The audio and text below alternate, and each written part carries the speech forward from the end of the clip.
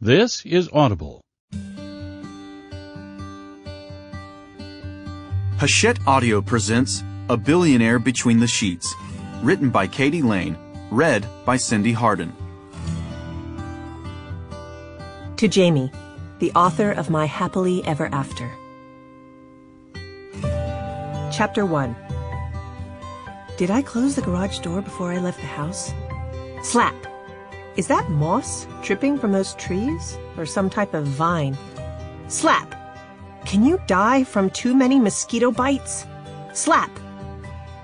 Olivia Harrington reached around the side pocket of her backpack and pulled out the bug repellent. Not that it seemed to help. The bloodsuckers didn't even wait for the mist to settle before they were back to biting. Got to eat. She glanced at the man behind her. He stood in the back of the pirogue, the sinewy muscles in his saggy-skinned arms flexing as he used a long pole to propel the boat through the murky water.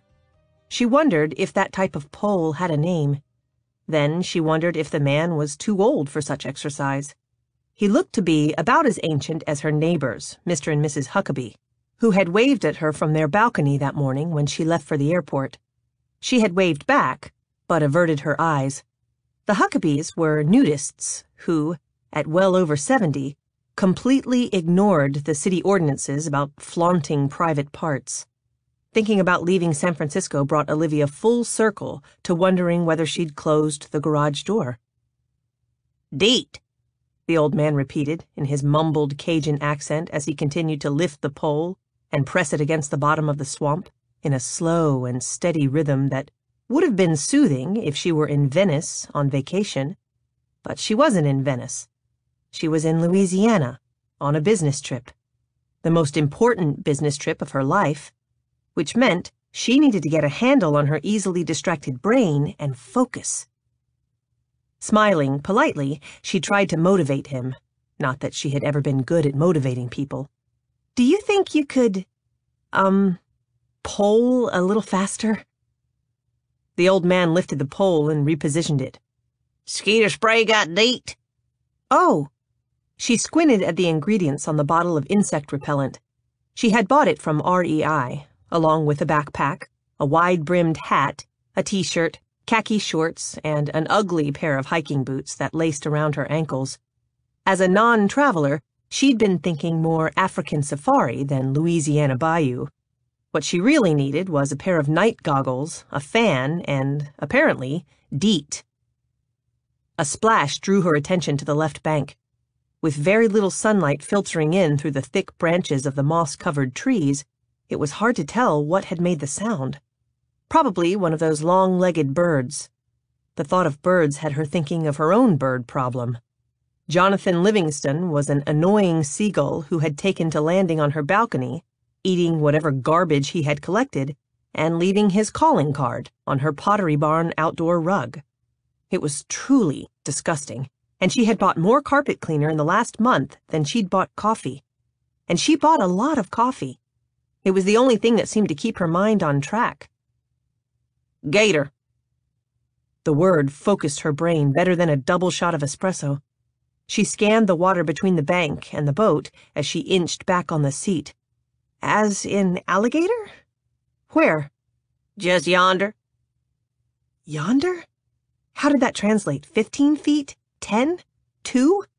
Olivia tried to stay composed, but it was hard to be composed when you were traveling in gator-infested waters in a banana peel of a boat. "Can they jump?" she asked. The man kept lifting and pushing, taking his sweet time in answering. Figuring that his nonchalant demeanor was a good sign, she relaxed her shoulders. Her calm was short-lived when the man spoke. "Up until last year, would have said no." Lift, push. Lift, push. "Damn gator knocked Cousin Pip right out of the boat and death rolled him." Death roll? What's a thump had the boat wobbling and her composure completely deserting her. "Oh, my God!" She jumped to her feet and attempted to join the man in the back of the boat. Unfortunately, she was more agile in high heels than in awkward hiking boots. She stumbled and fell head first over the side. The water was colder than she'd thought it would be. Or maybe it was just cold in comparison to the hot, humid air. Air she now struggled to find. Being a Northern California girl, she wasn't that good a swimmer to begin with, and the heavy backpack didn't help matters. It weighed her down like a pair of cement shoes, quickly taking her to the mushy bottom. As much as she wanted to hang on to the backpack and her dreams, she realized she would have to make a choice. She had just slipped off one strap when strong jaws clamped her waist and pulled her through the murky water like a rag doll. She kicked and fought against the death roll, but it was no use. It took her breaking the surface of the water and air rushing into her empty lungs for her to realize that she wasn't locked in an alligator's grip as much as a man's. At first she thought that it was the old man she'd paid to bring her into the swamp, and she marveled at his strength and agility. But then a deep voice spoke next to her ear that sounded nothing like the pirogue gondolier's. This voice was silky Southern and used pronouns. "You need to be still, or I'll leave you to the gator." Olivia stopped struggling and relaxed in his hold, and with just a few strong kicks, he had her on the bank. Exhausted, she lay in the thick grass, too weak to even push her slime-coated hair from her face. With the backpack still attached, she no doubt looked like a beached turtle as she listened to the conversation between the men. "What were you thinking, bringing a little bit of a helpless girl out here, coon?" the man who'd saved her asked. Olivia bristled at the demeaning reference. She might not be able to reach the top items on a grocery shelf, but she was not helpless. But before she could defend herself, Coon spoke. "Deliver my granny to the devil for $100. $100? She paid you $100? Another long pause. "Yep." There was a creak of wood and the swish of displaced water. "Coon, you are not leaving her here," the man said with authority. His statement was quickly followed by an exasperated, "Shit." It took a moment for Olivia to realize what was happening. By the time she sat up and swiped the hair from her face, the pirogue was already heading back the way it had come. "Wait!" She wobbled to her feet, weaving like her mother after one of her social events. "I gave you $100 to take me to the Beaumonts." Coon lifted the pole and pushed, then did it again before answering. "Done it." Surprised, she glanced back at the man who stood on the bank not more than 10 feet away. He looked like some kind of hairy swamp creature. Lichen slime streaked his dark, shoulder-length hair and his thick beard. Even with the beard and the passage of 16 years, Olivia had no trouble recognizing the oldest Beaumont brother, although Deacon Valentino had filled out since she'd last seen him. His shoulders were broader, and the muscles of his chest more defined. But he still had the same arrogant stance and hard features. "Who are you?" he demanded. Suddenly, alligators weren't the only threats in the swamp. But having grown up with the owner of the most successful lingerie company in the world, she had learned how to show no fear, even to intimidating men who studied her with an intensity that was as palpable as the humidity. Holding Deacon's direct gaze, she squished her way closer and held out a hand. "You probably don't remember me, but I'm—" A strange tingling sensation had her slapping at her neck. But instead of a mosquito, she encountered a glob of goo. "What in the world?" "Leech." Her tough businesswoman act vanished, and she released a high-pitched squeal that had birds taking flight. She clawed at her neck, but the plump, slimy leech held tight, which turned her squeal into more of a hysterical scream. "Get it off me!" She slapped and spun in circles. "Stand still," he ordered, and grabbed her arm. Her squeals lowered to breathy whimpers as he tipped up her chin and examined her neck. She felt the scrape of his nail against her skin before he tossed something over his shoulder, and it plopped into the swamp. Then he ran his fingers along the collar of her shirt, behind her ears and through her hair. And she had to admire his competent thoroughness and the heat of his skin. After the cold dip in the swamp, the contrast took her breath away, as did his eyes.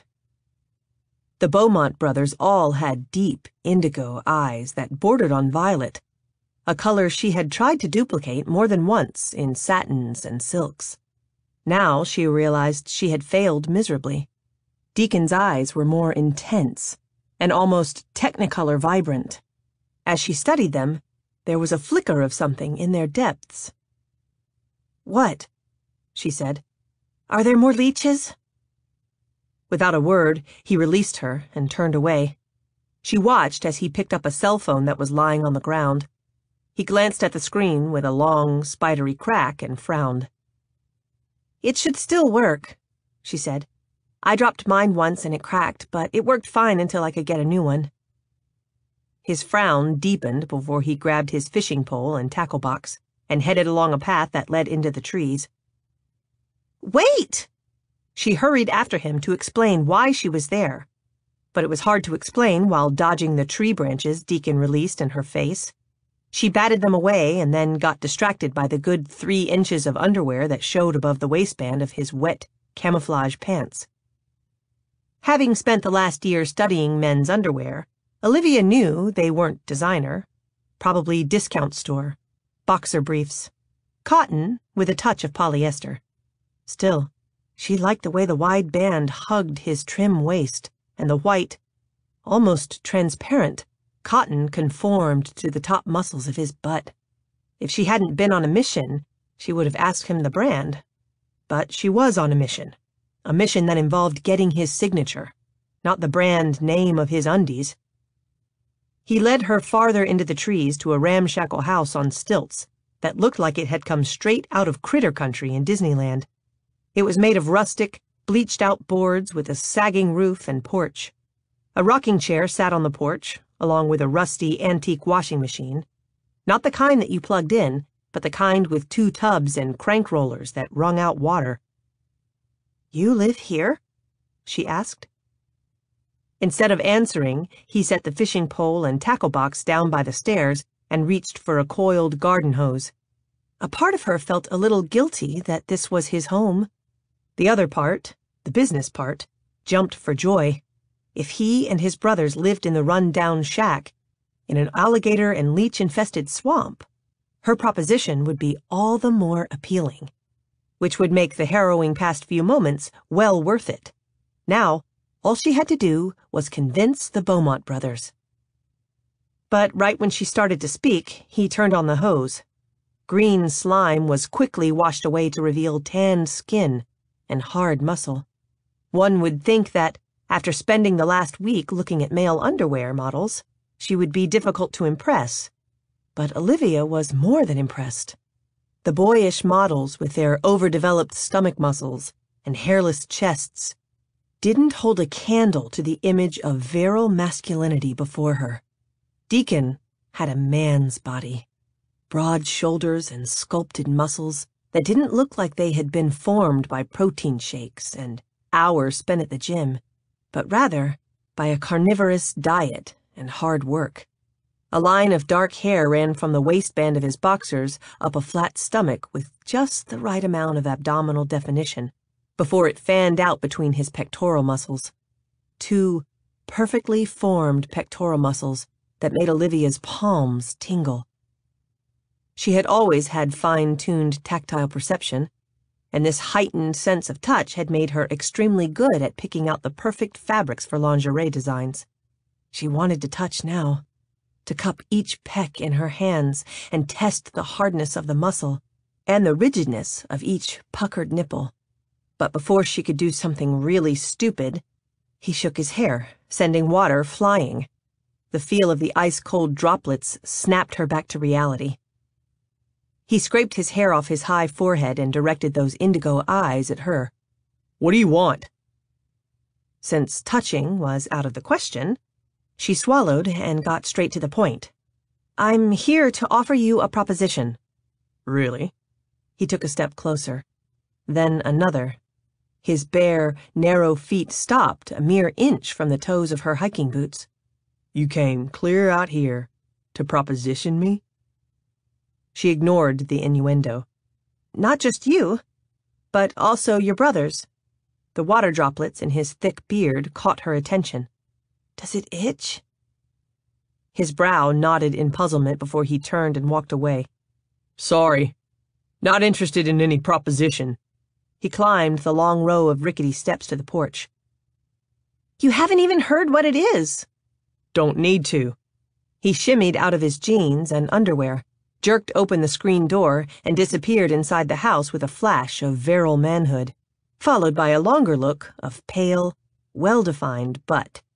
A well-defined butt that would look great in an underwear ad. But as great as his ass was, his penis was the thing that held her attention long after the screen door slammed. She'd thought that cold water caused shrinkage, but he hadn't looked shrunk. And if his penis was that big after a dousing in cold water, what would it look like fully aroused? Usually it took plenty of foreplay to get her aroused, and even then an orgasm wasn't a given. Yet with just a flash of flesh, this Beaumont brother had her primed and ready. Obviously, the stress of the last 6 months was causing weird bodily reactions. Taking 2 deep breaths, she climbed the stairs, stopping to remove her muddy boots and socks before she stepped inside. She expected a typical bachelor's pad: clutter, dirty dishes in the sink, empty bottles of beer and pizza boxes. But although the furniture was old, the inside was neat and clean. The main room had a fireplace, a dilapidated couch with a rolled-up sleeping bag and pillows stacked on one end, a card table with a laptop and 4 nylon-strapped aluminum lawn chairs around it, and a small kitchenette with a refrigerator and stove as ancient as the washing machine on the porch. Deacon was nowhere in sight, but there were 3 closed doors off the main room that she didn't hesitate to open. The first room held a neatly made bed, a nightstand with a stack of books and magazines, and a scarred dresser. The second room was much messier.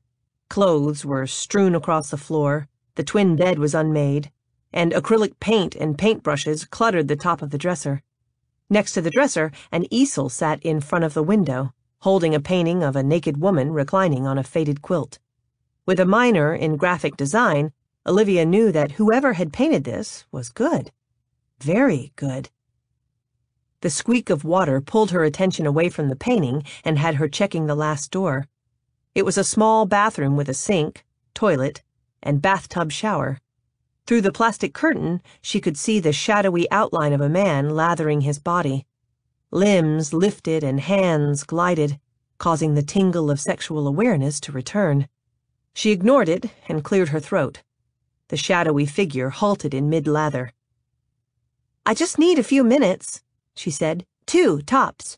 And believe me, it will be well worth your while. After only a second, the infuriating man started to sing Barry Manilow's Copacabana in a loud baritone. Olivia groaned in exasperation and turned to the mirror over the sink. Talk about a swamp creature. She looked like she'd been slimed by the kids on Nickelodeon. Her normally shiny blonde hair was tinted green with bits of bark and whatever else lived in the bayou. Besides the leech suction mark on her neck, she had numerous mosquito bites on her arms, and her clothes were just plain disgusting. For a brief moment, she considered hopping in the shower with Deacon, clothes and all, and joining in on the chorus. Instead, she took off her backpack and reached for the bar of Dial soap on the side of the sink. She had just finished washing her hands and face when the screen door slammed, the sound followed by the loud clomp of boots and unidentifiable clicks. By the time she'd dried with a towel on the rack, 2 bearded men and a big dog had appeared in the doorway. The dog gave one deep-throated woof. Olivia might have been scared if the animal with the droopy face hadn't had the most soulful eyes she'd ever seen. "Don't mind Blue," the taller of the 2 men said in a southern drawl that slipped from his lips, like the finest satin. "That's just his way of saying hello. He loves the ladies." He flashed a lazy smile that, even disguised by a full beard, dripped with sex appeal. "Nash Beaumont, at your service, ma'am." The water shut off, and the plastic shower curtain jerked back so hard that it tore from 2 of the metal hooks. Standing there with water cascading down his naked body, Deacon looked at his brother. "No need to introduce yourself, Nash. You and Grayson should remember Uncle Michael's brat. Chapter 2. Deacon Beaumont had pictured his second meeting with Olivia Harrington much differently. In his fantasies, he was always dressed in an expensive designer suit and either helping a supermodel out of his brand-new Maserati or sitting behind a massive desk in his penthouse office. Olivia was always dressed in hand-me-downs and begging for money and mercy. Of course, in the fantasy, he gave her neither. Money and mercy were for people who deserved them. And as far as he was concerned, Olivia didn't deserve anything but his strong dislike. His hatred was reserved for her stepfather. Nash took a towel off the rack and handed it to him. I'm going to make a guess and say that you and our cousin decided to take a swim. And while I would love to hear the story, I think it can wait until after we show Olivia some southern hospitality and let her get out of those wet clothes. Olivia's clothes were soaked. Her white t-shirt was completely transparent, showing every detail of the lacy bra beneath. And when Nash's gaze lowered, Deacon had to squelch the desire to wrap the towel around her. Fortunately, his brother had never been much of a gawker, and quickly averted his gaze. Grayson, on the other hand, was out-and-out gawking. He had always had an almost reverent fixation on women. He had trouble talking to them, but he loved to look at them and paint them. It didn't matter if they were beautiful or plain, skinny or fat, young or old, or covered in bug bites and lichen. If you were a woman, Grayson wanted you as one of his subjects. For some reason, his brother's pretty boy good looks or his innocent blushes, women didn't mind posing for him, usually with their clothes off. Well, it wasn't happening with Olivia. She wasn't staying long enough for Grayson to paint her, or for Nash to show off his southern hospitality.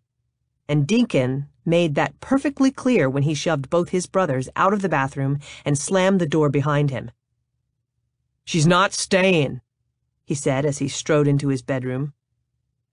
Nash and Blue followed, Nash flopping down on the bed Deacon had painstakingly made that morning, and Blue dropping to the floor in a puddle of loose bloodhound skin.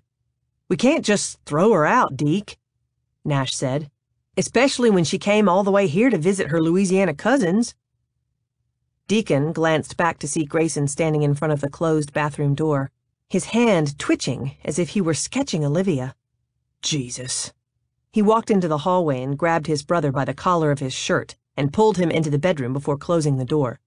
"There is no way prissy Miss Olivia Harrington trekked from California just for a visit, especially after the way she treated us the first time we met. And we're not her cousins. Her gold-digging mother just happened to marry our filthy rich asshole of an uncle. I don't remember being treated that badly." Nash stretched out on the bed and tucked a pillow behind his head. "If Donnie John had shown up at my California mansion begging for money with his 3 urchin sons in tow, I would have called the cops too." Deacon pointed a finger at him. "Get your dirty boots off my bed." After Nash rolled his eyes and complied, Deacon pulled open the top dresser drawer and took a clean pair of boxers from the neatly folded stack. No. Instead, good-hearted Uncle Michael took pity on his poor hillbilly relatives and invited us to stay the night before kicking us out the following morning. "Only after you molested his stepdaughter." Grayson finally pulled his head out of the clouds and entered the conversation. Deacon slammed the drawer. "I did not molest Olivia." Grayson raised his hands. "I believe you, Deke. But you have to admit that the evidence was pretty damning." "Damning evidence seems to be the bane of the Beaumont brothers," Nash said dryly. And if anyone knew about damning evidence, it was Nash. He had spent months in jail after being falsely accused of a crime. Olivia hadn't accused Deacon, but she hadn't spoken up for him either. She had just stood on the balcony like a spoiled Juliet and watched as the neighborhood security officers escorted him and his family off the property. Now she wanted to offer him and his brothers some kind of proposition. Well, as far as he was concerned, she'd had her chance to talk. "One of you can take her back to town." He pulled on the boxers. "I need to head out to the work site." "What work site?" Nash asked. I thought you couldn't break ground until you reeled in a new investor. Did you find one? Deacon had. Unfortunately, the one investor he had on the line was the one he didn't want to reel in. Francesca Devereaux had made it very clear what she wanted from the deal. And it wasn't a return on her investment. She wanted a cougar cub. A man she could parade around her social events like her frou-frou pet poodle. Deacon had never been pet material. But he wasn't the type of guy to give up, either. The project had taken him years to pull together, and he was convinced the lakeside condos would make money. If he had to prove it by becoming some rich woman's arm candy, then so be it. He pulled open another drawer. Speaking of catching, you need to catch a job, Nash, instead of living here for free. Free? I cook all the meals, and I believe Grandpa willed this house to all of us. Besides, I'm working on an idea that can make us filthy rich. Is that what you've been doing on your laptop? And here I thought you'd been playing games. Nash grinned. Maybe a few. But I'm telling you, big brother, that apps are the wave of the future. And I have this idea for a great app that will work in conjunction with all the new electronic sensors they have out. With just a tap of your phone, you can dim your lights, turn on music, and start up your gas logs. Dim your lights, turn on music, and start a fire? Are we talking business or seduction, Nash? Nash laughed. Why can't we talk both? And I don't need an app to seduce women, Deke. It was the truth. Nash didn't need anything to seduce women. There was something in his DNA that made women do things they would never do with another man. And when will this app be ready to make money? Nash got to his feet. Unfortunately, I find myself in the same boat as you're in. In order to start making money, I'll need an investor. Great. Maybe Francesca wouldn't mind 3 pet poodles. Grayson, on the other hand, wasn't thinking about needing money or making it. As if he were sleepwalking, he opened the bedroom door and moved out into the hallway. I need to paint her, now, while the afternoon light is still good. Nash laughed. I don't blame you, baby brother. Despite the bug bites, she looked pretty hot in that wet t-shirt. Of course, I'm interested in doing something other than painting her. Now, while the light is good. He glanced at Deacon. Or would that be considered incestuous? She's not our damned cousin, Deacon snapped just as the door to the bathroom opened and Olivia's head peeked out. She looked much cleaner, almost squeaky clean with her wet hair and steam-flushed skin. Her eyes were as green as he remembered them and still seemed to cover half her face. Do you think I could get something to wear until my clothes dry? She asked. A robe? Or a t-shirt, perhaps? Her gaze drifted over to Deacon and then sizzled down his bare chest to his boxers. Ah, I was right. Cotton boxer briefs mid-cut. She tipped her head to the side and the door cracked open a little more, revealing a naked shoulder. Nice fit in the butt, although they're a little too snug in the crotch area. Before those innocent eyes could make his crotch area even snugger, Deacon grabbed a pair of jeans from the drawer and held them in front of himself. Grayson, find Olivia something to wear. While Grayson went to do his bidding, her gaze finally lifted to Deacon's eyes. You're right. I'm not your flesh-and-blood cousin. She looked at Nash, who now stood next to Deacon. But, alas, I still can't have sex with you, Nash. I'm in a relationship. Grayson returned with a stack of clothes, and she gave him a soft smile as she took them. And yes, you may paint me, but only if you bring me a comb. With that, she pulled her head in and closed the door. While Deacon's features hardened, Nash laughed. I think I like her better now that she's all grown up. Deacon had always thought of California girls as having long, straight, bleach-blonde hair and tanned, leathery skin. Olivia had neither. Her hair was shoulder-length, but a deep golden wheat color and wavy, and her skin was pale and smooth. She wasn't what he would call a stunner, especially in the baggy t-shirt and jeans Grayson had loaned her, which didn't explain why he couldn't seem to look away. Thank you, she said, as Nash handed her a glass of sweet tea before sitting down at the table across from her. Grayson sat on the couch, flicking a nubby piece of charcoal over his sketch pad. Deacon preferred to stand. He leaned against the old stove with his arms crossed, trying to look bored and uninterested. It was difficult when every cell in his body seemed to be on high alert. The shower had helped Olivia's hair, but only agitated the leech hickey on her neck and the bug bites on her arms. Deacon didn't doubt for a second that they itched like hell, or that she was sweating her butt off in the humid heat. But Olivia showed no signs of discomfort. She sat with a placid smile on her face as she took a sip of her tea. "So, the reason I'm here is because—" "Don't move," Grayson said, as his hand flew over the sketch pad. "Stay right where you are for just a second." "I apologize for my baby brother," Nash said. "He's so busy thinking with the right side of his brain that he doesn't know how to socialize." "Because we all know which brain you think with, Nash," Deacon cut in. "Now, if you'll excuse me, I'm going to work." He took a step toward the door, but she stopped him. "Please, Deacon, just give me 5 minutes." The please had him taking his cell phone from his back pocket and glancing at the time. With the crack running down the center, it wasn't easy to read. "You've got 2. Taking another sip of her tea, Olivia cleared her throat as if preparing for a long speech. "I'm sure you were surprised by Uncle Michael's death and the details of his—" Nash cut her off before Deacon could get his mouth closed. "Uncle Michael is dead?" Her eyes widened in surprise. "Michael's lawyers haven't contacted you?" She glanced around and then answered the question herself. "I guess it makes sense, seeing how hard it was for me to find you." She looked back at Nash, and tears flooded her eyes. "I'm sorry. Michael died 2 weeks ago after a severe stroke had hospitalized him." Deacon waited to feel something. Hurt, pain, but all he felt was disappointment.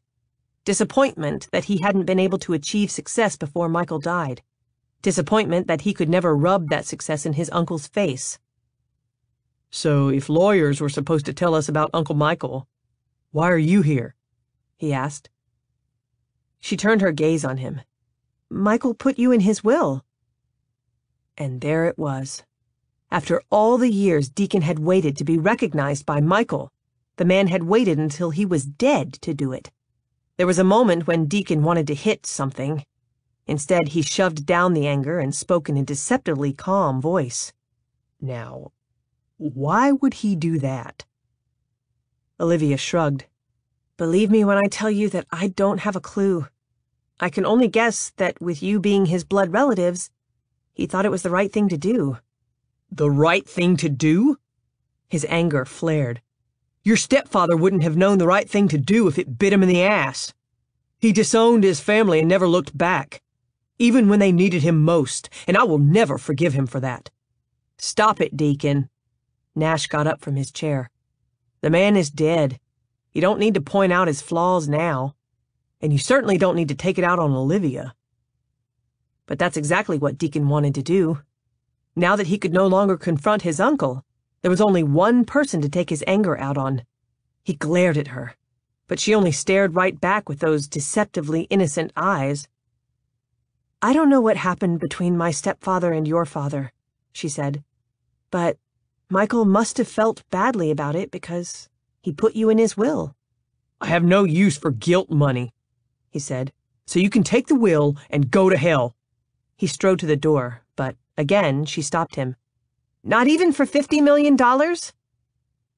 Olivia's words had his hand freezing on the worn wood of the screen door. He slowly turned. $50 million? Uncle Michael willed me $50 million? She shook her head. "Not just you, but your brothers as well. And he didn't will you money. He willed you shares of his lingerie company." "How does that equate to $50 million? Instead of answering, she reached for the backpack by her feet, the same one that had been strapped to her back when he'd pulled her from the swamp. It was soaked, so it took her a while to get it unzipped. Once she had it open, she pulled out a damp file folder. She unhooked the loop and opened it, taking out a stack of legal papers that were surprisingly dry. "I'm willing to offer you and your brothers $50 million each for your shares." She set the stack of papers on the table before pulling out a pen. "All you have to do is sign these contracts, and then once the will goes through probate and the shares transfer, I'll give you the money." $50 million? Nash's chair creaked as he sat back. This is a joke, right? He glanced around. There has to be a hidden camera somewhere around here. "It's no joke." Olivia held out the pen. "With a simple signature, you could be a millionaire." "So, what's the catch?" Deacon asked. "No catch." Her innocent eyes stared back at him. "I want your shares of the company." It was rumored that the Beaumont men had an uncanny ability to read women's minds. Deacon didn't believe in such hocus-pocus. He believed in General Patton's theory of knowing your enemies. He'd done his research on Michael and Olivia. In numerous interviews, she had made no bones about the fact that she ate, slept, and breathed her job. She loved the company, loved it enough that she wouldn't want 3 men who knew nothing about the lingerie business having any kind of control over it. He should be elated. This was what he'd dreamed of, wasn't it? To make his first million before he turned 35? And even with Francesca's backing, it was unlikely that he would achieve the goal in 3 years. Now, $50 million had landed on his doorstep. It was just unfortunate that the windfall had come from the same family he wanted nothing from. He glanced at the contracts. "I'll need to read through it and then talk to my brothers before we sign anything." She nodded and got up, picking up her glass of tea. "I'll be on the front porch." She paused on her way out the door and looked at Deacon. "Do you think I could use your cell phone? Mine got wet and isn't working." Deacon took the phone from his pocket, swiped the touchscreen, and tapped in his passcode before handing it to her. Then, because he couldn't seem to help himself, he held open the screen door. She stopped on her way out, so close that he could smell the scent of his shampoo that she'd used and see the splash of gold that lined the pupils of her green eyes. "I know you don't like me, Deacon," she said, "but please don't let that keep you from getting money you obviously need." The word need annoyed the hell out of him. He didn't need anything from Olivia, but he kept his cool and waited for her to walk out onto the porch before he let the screen door slam and closed the heavy wood door with a decisive click. When he turned, he found his brothers staring at the legitimate-looking documents on the table, as if they were a pot of gold at the end of a life that had been anything but rainbows. Unfortunately, Deacon didn't believe in pots of gold, rainbows, or women with innocent green eyes. He believed that you worked for everything you got, and life was a bitch and then you died. Walking over, he picked up the contracts and handed one to each of his brothers. "Let's not count our chickens before they hatch." Chapter 3.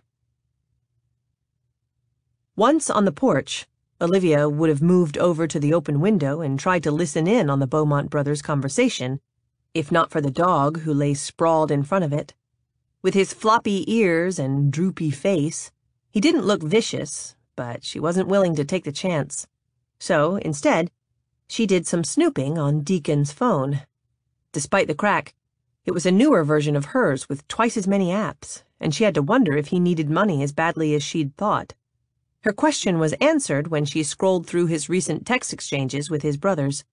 It appeared that Deacon did need money, and was having trouble getting it. Numerous banks had turned him down for a loan. Relieved, Olivia started to close the message screen when she noticed a woman's name in the list. The name Francesca brought with it an image of a lush, full-figured woman who enjoyed stomping grapes with her bare feet and seducing men with her deep-throated laugh. It turned out that the mental image wasn't too far off.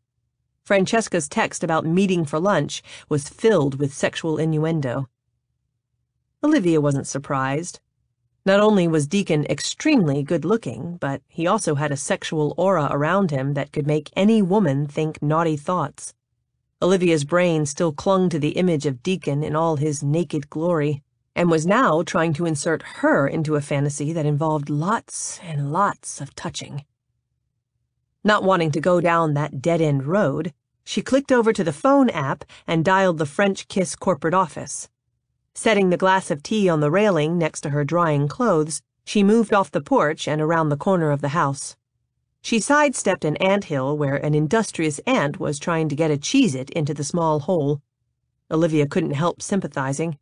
Since Michael's stroke, she'd felt like she carried the weight of saving the company on her shoulders, and the window of opportunity was getting smaller and smaller. 3 trucks were parked at the side of the house, one older and mud-splattered, one dinged up and splotched with gray primer, and the last, newer and sparkling clean.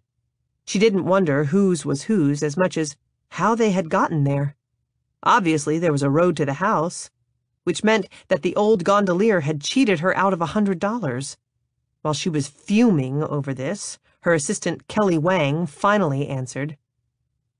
Okay, so I'll have sex with you, but don't think that it's going to lead to anything permanent. I'm way too young to be tied down to one man, or one penis. And no kinky stuff. Well, maybe a little kinky is okay, but I'm not dressing up like your mother or letting you lick my shoes. Once again, Olivia wished she'd hired the gray-haired, Nazi-looking woman instead of a 22-year-old nympho who thought that working at French Kiss would get her free lingerie and a wider selection of sexual partners. Of course, the gray-haired lady had been scary, while the plump, talkative young woman had seemed more willing to take orders from a non-confrontational boss. Boy, had Olivia been wrong. Kelly spent her days reading Cosmo and talking inappropriately to the male employees. "It's me, Kelly," Olivia said. Miss Harrington? I thought you were doing a spa day with your mom. Olivia didn't like lying to her assistant, but Kelly was a notorious gossip, and Olivia didn't want anyone finding out about Michael's will or her plans to buy the Beaumonts' shares until things were settled. "I just called to check in," she said, "and to let you know that my cell phone got wet, so you can't reach me by that number." What happened? Did you drop it in one of those sea salt soaks? I dropped my cell phone once when I was in the bathtub. It scared the shit out of me. I thought I was either going to be electrocuted or start reading women's thoughts like Mel Gibson in that movie. What was the title? I don't know. I really don't have time to watch movies. You don't have time for anything. All you do is work, work, work. Which makes absolutely no sense to me, especially when you're the boss. If I were you, I'd be going to the spa twice a week, and not with my mother. I'd be taking my hot boyfriend for one of those couples massages. And speaking of hot boyfriends, Mr. Calloway came by looking for you and seemed kinda annoyed when I told him you weren't here. Olivia was shocked that Kelly knew about her relationship with Parker. Not that she would call it a relationship. They were more FWOB, friends with occasional benefits. Still, she didn't want anyone from work knowing about it. It's probably not any of my business, Kelly continued. But you need to be careful with clingy guys. I mean, this isn't the Dark Ages or 50 Shades. If you want to spend the day with your mom at the spa or with some other guy, then that shouldn't be any of his... Olivia cut her off. If Mr. Calloway should come back by, would you please tell him that I'll call him later? And if there's nothing else...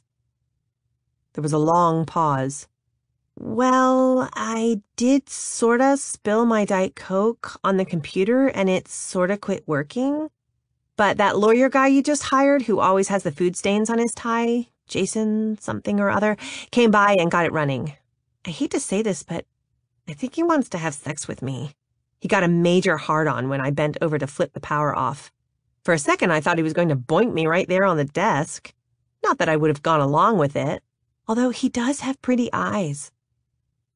Olivia massaged her temples. Okay, then, if there's not anything else, I'll talk to you when I get back. Sure. Don't do anything I wouldn't do. Olivia felt that left things wide open. I'll try not to. As soon as she hung up with Kelly, she called her mother.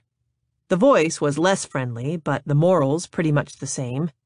Deirdre Beaumont looked at sex as a way to a man's heart. And his wallet. And for her, it had been true.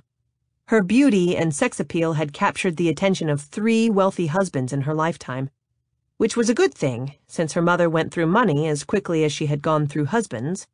Michael had been the one exception, the one man her mother had actually loved. When Michael met her, Deirdre had been in her late 40s, well past her gold-digging prime. Her last husband, Olivia's father, had disappeared without a trace after bankrupting his company. With no prospect of a rich husband in sight, she and Olivia had been living off credit cards and close friends. Michael had arrived like a knight in shining armor, something Olivia would always be grateful for. "Hello, Mother," Olivia said. Olivia? Whose phone are you calling from? Deirdre didn't even wait for an answer before she started in. I cannot tell you the hell I've been in since you left. That Frenchwoman you convinced me to invite into my home is nothing but a foul-mouthed gutter snipe who will no doubt kill me and the entire staff in our sleep. "Stop being dramatic, Mother.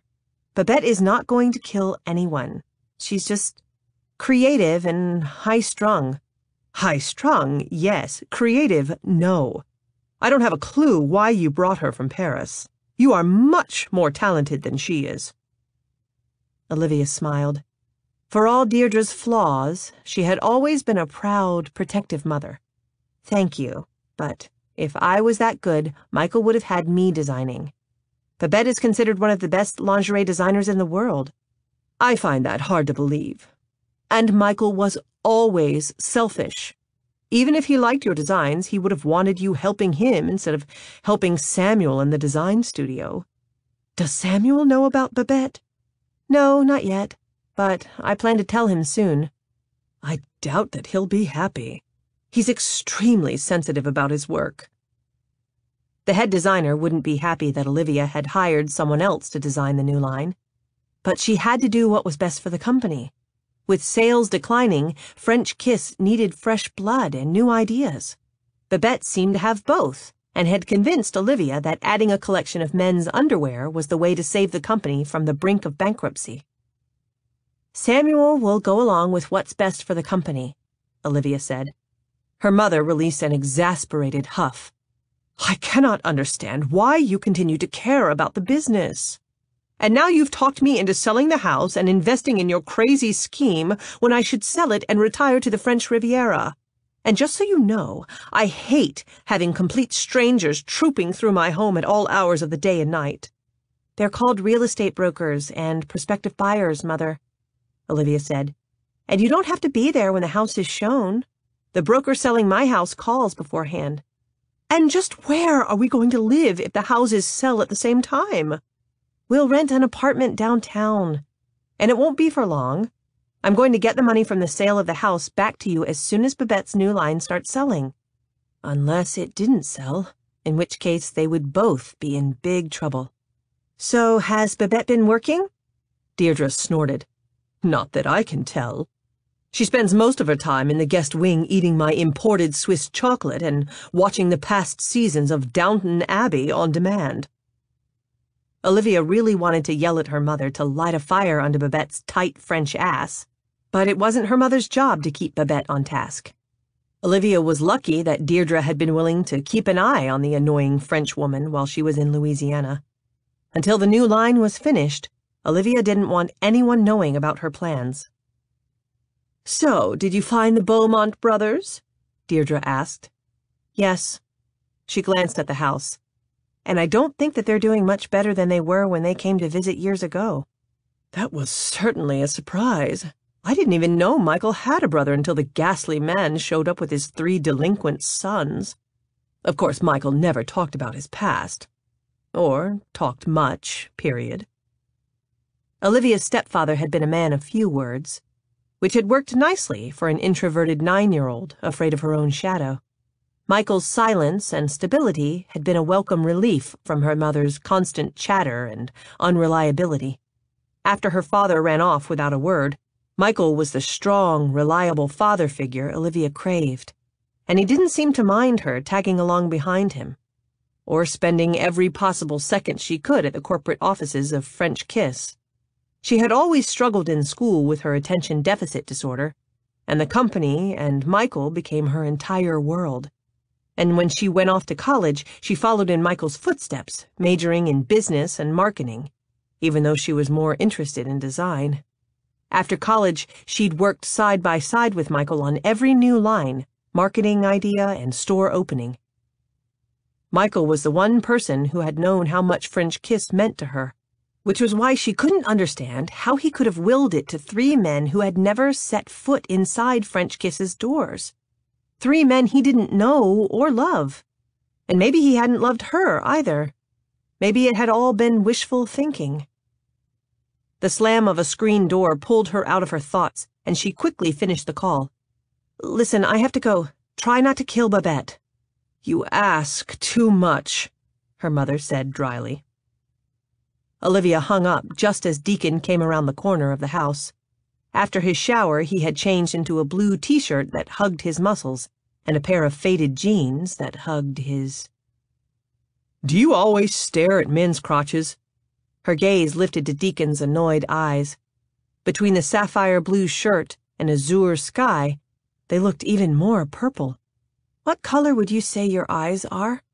He squinted. "Is something wrong with you? Do you have a hearing problem? I ask you if you always stare at men's crotches, and you answer by talking about the color of my eyes." "I'd say indigo. Somewhere between a deep blue and dark purple." She pulled her gaze away from his eyes and looked down. "And me looking at your crotch is strictly business. I'm planning on starting a new line of men's underwear." "Right." He held out his hand. "I'm assuming you're done with my phone?" She handed him the phone. "It's slimmer than mine. Did you just buy it?" "Let me guess. You thought my cell phone would be the size of a sneaker." He slipped the phone into his back pocket. "Obviously, you're still the same stuck-up little rich girl you were at 14. She had never been stuck up. Just terrified and jealous of the 3 brothers who had shown up on her doorstep. They had come into Michael's mansion like a whirlwind of burping, roughhousing, cussing testosterone, and Olivia had been completely unprepared. Like her mother, she hadn't known that Michael had family. She'd thought she was the only child in his life, the only one vying for his attention. Suddenly, there were 3 boys who shared his blood, and no matter how hard she'd tried to be a perfect little stepdaughter, she couldn't compete with that. Her fear of losing Michael's love had kept her from being a good hostess. She'd tried to avoid the Beaumonts until, the one afternoon she'd discovered Deacon in the garden. His resemblance to Michael surprised her and made her even more jealous, which led to her doing something completely out of character. Now, all she could hope was that Deacon wouldn't hold the incident against her. "So, did you read the contract?" she asked. "Most of it." "And?" Instead of answering, he headed back to the house, leaving her no choice but to follow. Once on the porch, he sat down in the rocker and scratched the dog's ears, rocking slowly back and forth. It was a stall tactic, if ever there was one, and she tried to push down her apprehension and act like it didn't matter. Climbing the steps, she checked to see if her clothes were drying. She had just lifted her panties from the railing when he spoke. "I'm assuming those are from French Kiss's latest collection?" When she turned, he was looking at the panties she held in her hand, with a hot-eyed intensity that made her feel all flushed and needy. Since flushed and needy wouldn't get her what she wanted, she set the panties back on the railing. "Actually, they're last year's. Since Michael's stroke, we haven't produced a new collection." He picked up her glass of sweet tea and took a long drink from the same spot her lips had been only moments before. When he was finished, he set it back on the railing. "That doesn't seem very smart." It wasn't, and she hated his pointing it out. Her eyes zeroed in on the droplet of sweet tea that clung to his beard just below his full bottom lip. "So, are you going to sign the contract or not?" He studied her with his intense eyes, allowing the seconds to tick by while sweat beaded at her temples. Finally, he got up from the chair and answered. "Only an idiot wouldn't." Olivia's shoulders relaxed. "You won't be sorry. It's a good deal for everyone involved." Without thought, she reached out and brushed the droplet of tea from his beard, her finger grazing his lip. As quick as a snake's strike, he grabbed her wrist, his fingers curling around her thumping pulse. His gaze locked with hers, and all the oxygen seemed to evaporate from the humid air as he tugged her closer. So close, she could feel the heat of his words against her lips when he spoke. "Don't screw with me, Olivia." He released her and walked into the house. As the screen door slammed behind him, one thought paraded through Olivia's mind. His beard had been soft. As soft as Deacon was hard. Chapter 4. Sometimes you are such an ass, Deke, Nash said. Grayson and I would have taken Olivia back to her rental car so she wouldn't have had to call a car service. It's the least we could do for $50 million. Deacon stood at the window watching the SUV bounce down the dirt road. He waited until the last of the dust had settled before he released the curtain and turned to his brothers. Nash was sprawled out on the couch, tossing darts at the dartboard above the fireplace, while Grayson sketched on his sketchpad. The Beaumont brothers aren't chauffeurs. Besides, the deal isn't final yet. You're so skeptical, Deke, Grayson said. It will go through. I trust Olivia. You don't even know Olivia. I don't have to know her. Honesty is etched in the lines of her face. Grayson continued to draw. Damn, I wish I could have painted her. Once you have millions, you can hire any woman you want to be your model. Nash threw a dart, and it hit the bullseye, dead center. Grayson stopped sketching and smiled. I can, can't I? And while you're at it, you might want to buy some whiskers to fill in that sparse beard of yours. Nash changed his aim. The sharp point of the next dart stuck in the back of Grayson's sketchpad with a soft thunk. Grayson hopped to his feet. What the fuck, Nash? You could have put my eye out. Nash laughed. Not likely. I always hit what I aim at. To prove it, he tossed another dart. This one whizzed past Deacon's cheek and embedded in the window frame. Deacon lifted an eyebrow. It seems that you've been away from home a little too long, Nash. You've forgotten the order of the food chain. Maybe I'm just challenging it. Nash got to his feet. You think you're ready for that? Only one way to find out. He grinned. Beaumont test? While most brothers' test of strength consists of a little playful wrestling, the Beaumont brothers tested their prowess in the boxing ring. For some reason, their father thought boxing a gentleman's sport. Where he had gotten the idea, Deacon didn't know. Probably from the same place he'd gotten the idea that it was a man's duty to pleasure the woman of the world. And while Deacon had refused to follow in his father's womanizing footsteps, he had always enjoyed fighting, either in the ring or in a barroom brawl. There was something cathartic about the feel of a fist hitting flesh and bone. Not that he and his brothers ever punched each other with the intent to permanently damage, although there had been a few accidental broken noses and knockouts. Being the oldest, Deacon probably should have put an end to the idea, but since Olivia arrived, he'd been filled with a restless energy that needed an outlet, and punching his brothers in the face seemed like as good an outlet as any.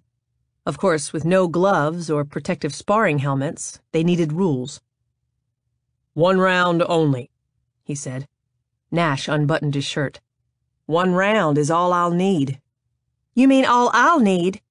Grayson jerked off his shirt. The youngest Beaumont would have started swinging if Deacon hadn't stopped him. Outside. I'm not going to have Grandpa's house busted up. Nash smiled. You sound just like Mom when we started roughhousing. You're as persnickety as a girl. Then you should be able to win easily. He led his brothers out the door and around to the side of the house, where he traced a ring in the dirt with the heel of his boot.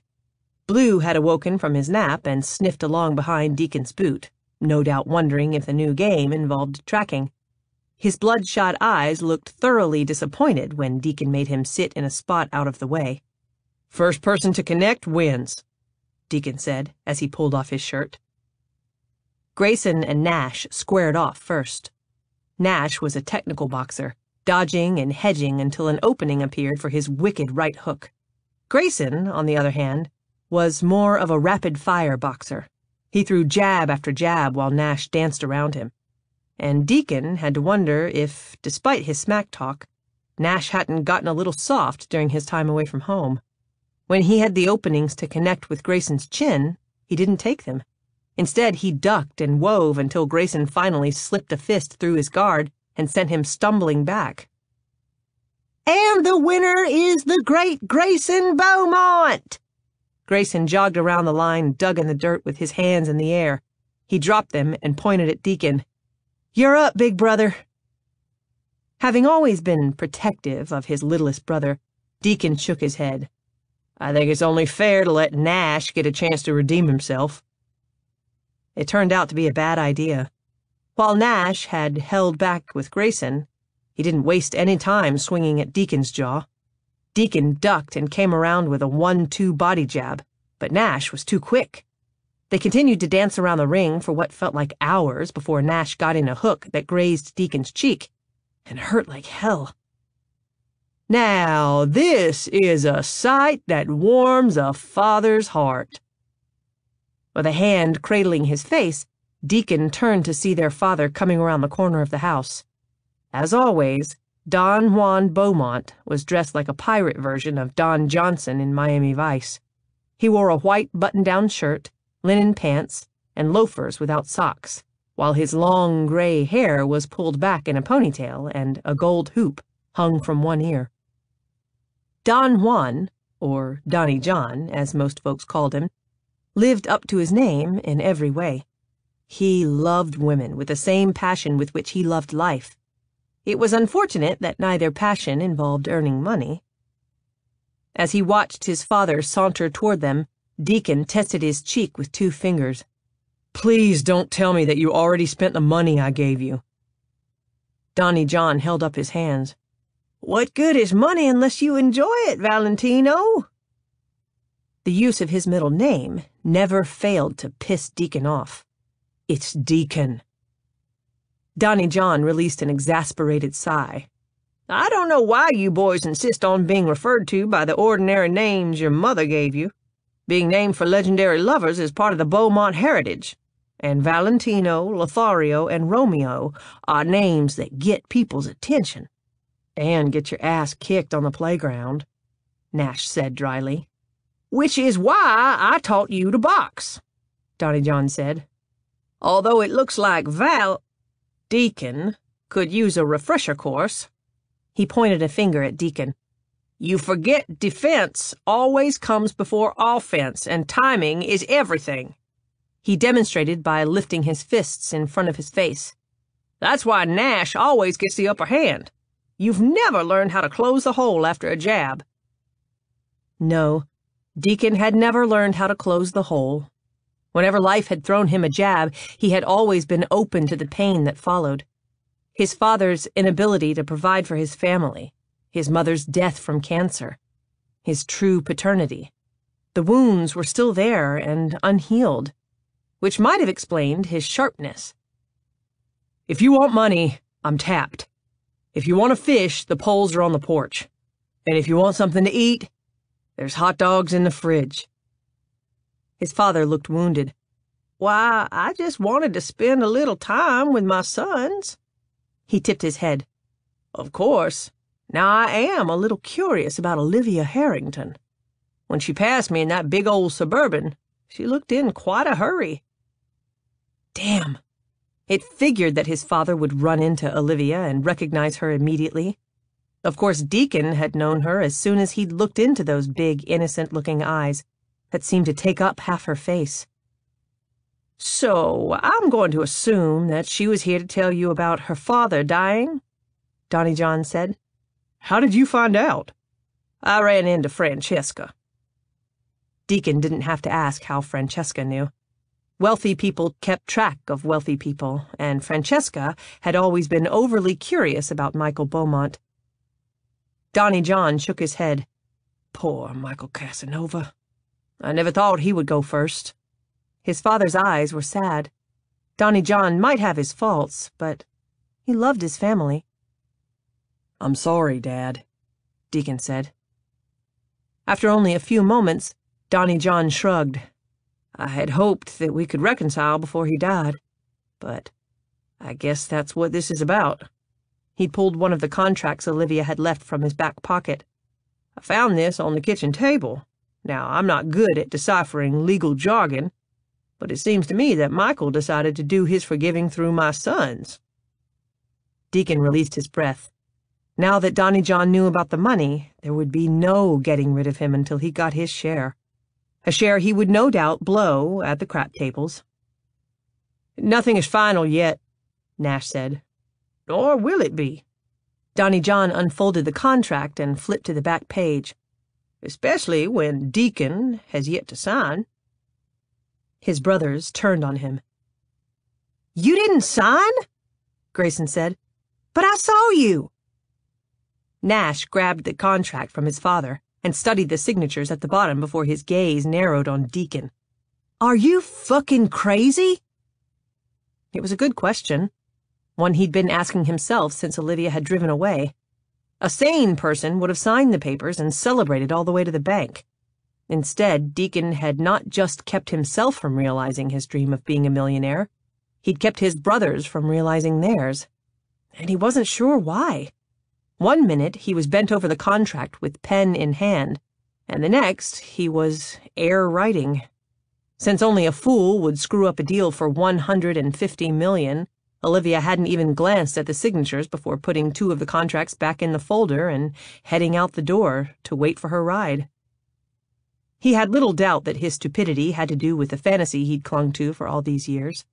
When he met Olivia again, he'd wanted to be a self-made man with all the power. Instead, Olivia was still the powerful one, handing out charity to the hillbilly Beaumonts. And it just hadn't sat well. Not well at all.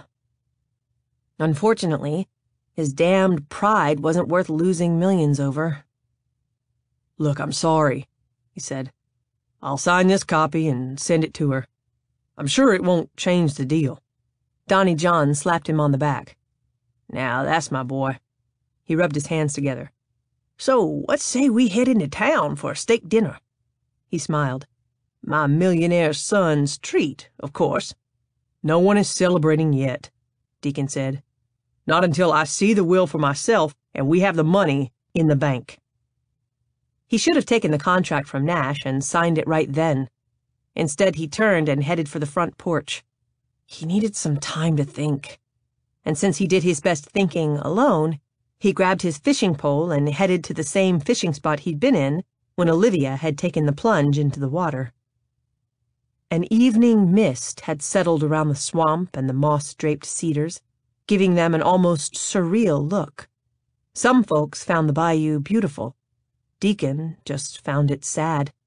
After his mother died, Donnie John had moved them here to live with their grandfather, and Deacon had spent many an afternoon in the secluded spot, grieving for the woman who had been the center of his universe. Althea Beaumont had been a beautiful, vivacious woman who saw the best in everyone and everything. While Donnie John had been taught that boys didn't need hugs, Althea handed them out freely to her sons, along with kisses on each cheek. An amazing seamstress, she had been the main breadwinner in the family. She made choir robes for churches, ballet recital costumes for dance studios, and cheerleading uniforms for high schools. But regardless of how much sewing she had to do, she would always make time for her boys. She played catch with them, read to them, tickled them, and tucked them in each night. They had all adored her, but none more than Deacon. She was everything to him, and when she died, it was like all the joy in the world died with her. Gone were the hugs, the 2-cheek kisses, and the love. All that was left was a father who seemed as lost as his sons. Donnie John lost his job, lost their house, and lost his desire to be a father to 3 boys with eyes just like their mother's. So, at 13, Deacon took charge. He worked at odd jobs to help his grandfather with the bills and budgeted the money so there was enough for food and school supplies. When Donnie John had finally come out of his grieving, he hadn't gotten a job. Instead, he'd dragged his sons to California to get a handout from his big brother. Donnie John had been convinced that Michael would help them, and had been oblivious to how pathetic they had looked standing in Michael's huge entryway, like the poor hillbillies they were. But at 16, Deacon had been very aware. He'd been aware of the look of disgust on the face of the butler who answered the door, the look of shock on Olivia's mother's face when she learned they were relatives. and the look of resignation on his uncle's face when he offered them the guest rooms. But even from their first meeting, Olivia's face had given nothing away. Not when his uncle had asked her to show them around the large house, and not when Grayson and Nash had raced down the hallways, whooping with delight. Deacon hadn't raced around or whooped with delight. Not wanting to show his embarrassment over his brother's reaction, he'd stood with his arms crossed over his chest and glared with pure teenage belligerence. In fact, he'd held on to the belligerence the entire next day, refusing to enjoy the huge game and media rooms. Instead, he borrowed a best-selling thriller from the shelf in the library and headed for the garden. That was where Olivia found him. "Michael doesn't want you here." Startled, Deacon dropped the book. He turned to see her standing there in a prim and proper sundress. She had a pimple on her chin, and braces puffed out her full lips. "Who cares what your uncle wants?" he said, as he picked up the book and went back to reading. But her hurtful words made it impossible. As much as he tried to act like he didn't care what his uncle thought, he did. He cared more than anyone would ever know. "Then why did you come?" She moved closer, the heels of her sandals clicking on the paving stones. "I overheard my mother say that you came for money." He jumped to his feet. "I don't want shit from you or your stepfather. I think he's an arrogant ass." "Is not," she snapped. "Michael's a kind, caring man." "Who makes his money off selling cheap, sleazy underwear." Her eyes turned hard and angry. "They are not cheap or sleazy." To his surprise, she jerked up her dress. Not just to her waist, but all the way over her head. And she was right. The lacy bra and panties didn't look cheap or sleazy. Barely covering her petite body with its small breasts, they looked hot, especially to a 16-year-old who got a boner just by climbing a rope in gym class. His penis came to full attention, something his uncle couldn't help but notice when he arrived on the scene. "Deacon!" Deacon snapped out of his daydream to see his little brother barreling down the path through the trees like the hounds of hell were chasing him. Deacon got to his feet. "What happened?" Grayson took a moment to catch his breath. "Some guys in a black SUV arrived." "Shit." He left his fishing pole and tackle box and started toward the cabin. "Who are they? Federal agents who have come to arrest Donnie John for illegal gambling? Or did Nash get himself in trouble again?" "Neither." Grayson followed behind him. "They aren't feds or cops. They're lawyers." He stopped and turned. "Lawyers?" Grayson nodded, grinning from ear to ear. "Olivia was telling the truth. Uncle Michael left us shares in the company. We're millionaires, Deke." He slapped him on the arm. "At least we will be as soon as you sign Olivia's contract. And I figure since they're Uncle Michael's lawyers, they can take the contract back to her." Deacon should have been overjoyed. His dream was about to come true.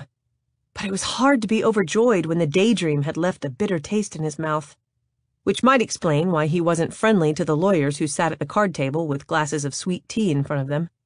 Both got to their feet as soon as he entered the cabin, but it was the older of the two who spoke. "Deacon Valentino Beaumont." When Deacon merely nodded, he continued the introduction. "I'm Jeffrey Connors, a lawyer for the late Michael Casanova Beaumont." He nodded at the younger man, who looked like he was about to faint from heat stroke. "This is my colleague, Dave Johnson." Both men held out hands, and Deacon shook them before heading to the refrigerator. He pulled out a bottle of beer, twisted off the cap, and took a deep drink before finally speaking. "So Michael put me and my brothers in his will." It was a statement rather than a question, but Mr. Connors answered it anyway. "Yes." He sat back down and removed some papers from his briefcase. "We would have had these to you sooner, but it wasn't easy locating you and your brothers." He smiled. "Although I understand. Just this past year I went salmon fishing with my brothers in a remote spot in Canada. Most enjoyable 2 weeks I've had in a long time."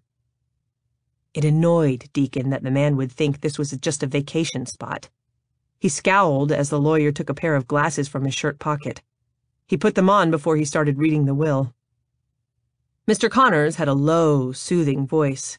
one that would have put Deacon to sleep if the stakes hadn't been so high. He, his brothers, and Donnie John all listened intently as the man read. It wasn't until he reached the details of the shares Uncle Michael had left them that Deacon interrupted. "Excuse me, did you say controlling shares?" Mr. Connors glanced up. "I did. Controlling as in majority shareholders?" The lawyer smiled. "Correct. Your uncle left you all of his shares." Nash got up from the couch. "Does that mean what I think it means, Deacon?" Since Deacon couldn't seem to find his voice, Mr. Connors answered the question for him. "It means that you and your brothers are now the owners of French Kiss, Incorporated." Chapter 5. Olivia was running late. Again. No matter how early she got up, she just couldn't seem to keep from being late. This morning she'd been distracted by the pretty hummingbird that fluttered by her kitchen window, Mr. Huckabee watering his flowers in the nude, and her trash and recycling bin sitting by the curb. Not that there was anything unusual about her trash bins being out, especially on trash day. At least there wouldn't have been if she had been the one to roll them out to the curb. But until she saw them, she'd forgotten that it was trash day, which meant that someone else had put her trash and recycling bins out, just as they had the week before, and the week before that. Late or not, she couldn't help opening the balcony doors and calling to Mr. Huckabee, whose dangling parts were thankfully covered by the large watering can he held. "Good morning, Mr. Huckabee." He squinted over at her. "Is that you, Brittany?" Brittany had been the former owner of Olivia's house, and even after 5 years, Mr. Huckabee still thought she lived there. Olivia had corrected him numerous times, and had finally given up. "I wanted to thank you for putting out my trash," she said. "I didn't. And you left your garage door open again." Mr. Huckabee lifted the can to water his geraniums, displaying his private parts. She averted her eyes. "Yes, I know. I guess I need to tie a string on my finger." With a heated face, she backed toward the doors. "Well, have a good day." On her way inside, she noticed Jonathan Livingston's seagull standing in the corner of her balcony, eating what looked like a piece of moldy banana peel. "Shoo!" she yelled, and waved her arms. The bird stared her down with a beady-eyed look before he picked up the banana peel and took flight, leaving his calling card on her rug. She usually took the trolley to work, but after cleaning up Jonathan's mess, she was running too late to wait for public transportation. So she decided to take the Porsche Michael had given her for her 30th birthday. It was a nice car, fast, sleek, and a pretty French Kiss silver, which didn't explain why she felt so uncomfortable driving it. Backing out of her garage, she ground the gears and almost ran over her trash bins. The sight of them at the curb had her glancing around to see if any neighbors were waiting to be thanked for putting out her trash. But the only person she saw was the guy who sold lemon juicers to the tourists on Fisherman's Wharf. He hurried down the street, pulling his roller suitcase of juicers behind him. He had to live somewhere close by because she saw him almost every day, although she couldn't see him making enough on lemon juicers to afford to live in the wealthy neighborhood. She would think he was a street person if not for the quality of his coats and pants. Even his Nikes looked new. When she drove past and waved, he ducked his head and ignored her. She should really buy a juicer from him. Maybe she would get one for her mother as well. Deirdre loved kitchen gadgets. Thinking of her mother, Olivia tapped the screen on the dashboard. After a few trilling rings, her mother's voice came through the Bose speakers. "When are you coming to get this woman?" "Today." Olivia stifled a yawn. Her sleep the last 2 nights had been plagued by nightmares. Not about being eaten alive by mosquitoes or death-rolled by an alligator, but about showing her panties to Deacon Beaumont and him laughing hysterically. Of course, the nightmares weren't any worse than the daydreams that kept popping up since she left Louisiana. Daydreams about Deacon's body. Even now, it was hard to blink the image of his manly muscles and lightly furred chest away. "So, how is Babette this morning?" Olivia asked. "Has she gotten any work done?" "It appears so. She spent all day yesterday scribbling on some design or another. That's great! Olivia passed a Starbucks and struggled with the strong desire to turn in. But since she was already late, her caffeine hit would have to wait until she got to work. Tell her I'll send a car to pick her up this afternoon. And as soon as I call a board meeting and present her designs, she can start working with the designers at French Kiss. As if the woman can work with anyone, her mother said. And instead of sending a car for her, why don't you come and pick her up yourself? I'd like to see you. I'd love to, Mother, but now that the Beaumonts have signed over their shares of the company, there's just too much to get done. What about if we have lunch this weekend? Fine. And afterwards, you can help me go through some of Michael's things. If the house sells quickly, we'll need to have it done. Although it's a shame to sell the house when it would be a perfect home for you to start a family. The comment took Olivia completely by surprise. A family? Don't act like you don't know what a family is, Olivia. Yours wasn't conventional, what with your father running off and you having a workaholic stepfather who ran the largest lingerie company in the world. But you certainly don't want to end up like Regina Longley's daughter, who has to hire men to escort her to social events. You need a husband, even if for nothing more than arm decoration. I have a boyfriend, Mother. That young man who works at French Kiss. Does he have money? I don't have a clue. I don't plan to marry for money. In fact, Olivia didn't plan to marry at all. She had enough complications in her life. Don't be ridiculous, Olivia Harrington. I won't have you marrying some yuppie businessman with nothing more than a 401k. Do you know anything about this Parker's family? Olivia opened her mouth and then closed it when she realized that she didn't know anything about Parker's family. Not one thing. She didn't know if his parents were living, if he had siblings, or even a dog. A faint stream of French words came through the speakers before her mother spoke. I think you owe me more than lunch for putting up with this French tyrant. Her mouth moved away from the receiver. Yes, I hear you, Marie Antoinette. And your chocolate chip crepes are coming. She lowered her voice. Along with a little arsenic. Olivia laughed. Hang tough, Mother. She'll be gone by this afternoon. After ending the call, Olivia concentrated on taking the fastest route to work. But due to heavy traffic and a missed turn caused by admiring the haircut of the woman in the car next to her, she still arrived late. French Kiss's corporate headquarters were located in a high-rise office building just a block away from the flagship store on Union Square. Michael had spared no expense in remodeling the historic building. While the outside kept its Gothic look, the inside had been totally gutted and refurbished, using plenty of French Kiss's trademark colors, lavender and silver.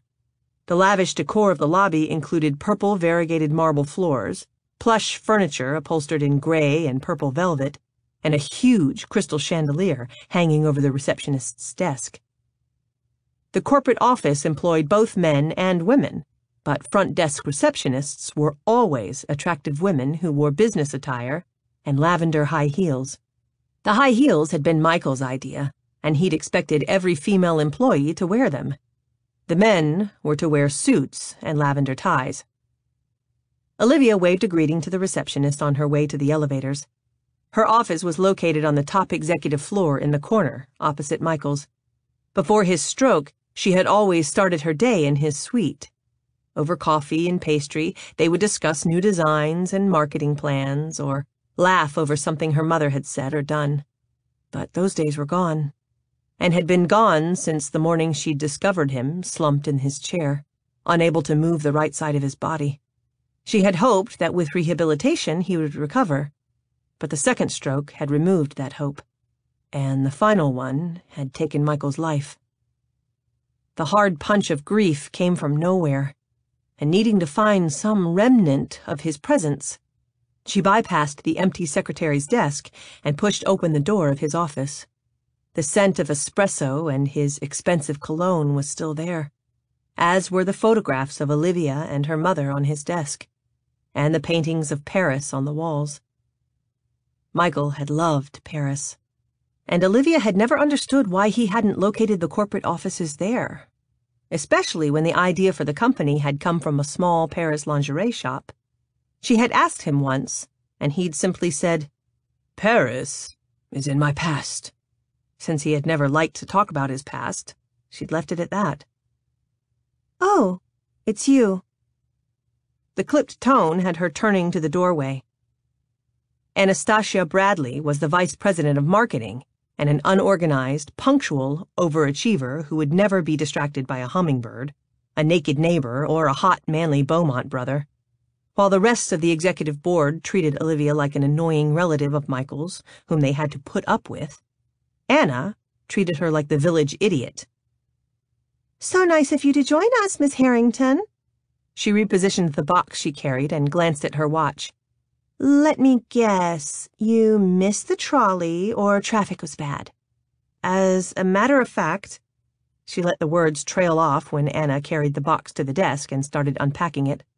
"What are you doing?" "I think it's pretty obvious. I'm moving into Michael's office." "By whose authority?" Anastasia turned and sent her a Wicked Witch smile. "Imagine the board's surprise when we learned that Michael hadn't left you the company after all.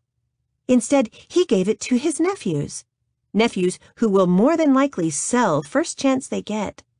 But until they do, I think I have just as much right to this office as anyone, especially since you already have a big office." Olivia wanted to take the contracts out of her briefcase and wave them in front of Anna's broad nose, along with a big nanny boo-boo. Two things stopped her. The will had yet to be probated, and, bitch or not, Anna was good at her job. If Olivia was going to keep French Kiss from going bankrupt, she needed all the help she could get. "Fine," she said. "You may use the office for now." She tipped up her chin and swept from the room, then almost ran over Parker in the hallway. He was as meticulously groomed as he always was, shoes polished, suit pressed, purple tie perfectly knotted in a Windsor, and not one blonde highlighted hair out of place. But what Olivia noticed more than anything was his clean-shaven face, probably because she'd spent the entire weekend thinking about a bearded one. "Where have you been?" he asked. "I tried calling you, but you didn't answer one of my texts or messages." "I'm sorry, my phone broke." "And you couldn't have used another phone and called me?" She had thought about it, but then hadn't wanted a Louisiana area code showing up on his cell phone, which was weird. If she was dating Parker, she should trust him and know a little more about him. "Do you have a dog?" she asked. His mouth opened in mute surprise, drawing Olivia's gaze to his jaw. It was not just clean-shaven, but baby smooth, and she had to wonder if he could even grow a beard. "No," he said. "I don't have a dog." "A sister or a brother? And are your parents alive?" He looked confused. "Are you okay? Did the doctor prescribe tranquilizers after Michael died?" She shook her head. "No, I was curious. We don't get to talk much about our life outside of work." "Because we don't have a life outside of work. And I thought that we were both quite happy with that." "Right." She backed away. "I'll call you later."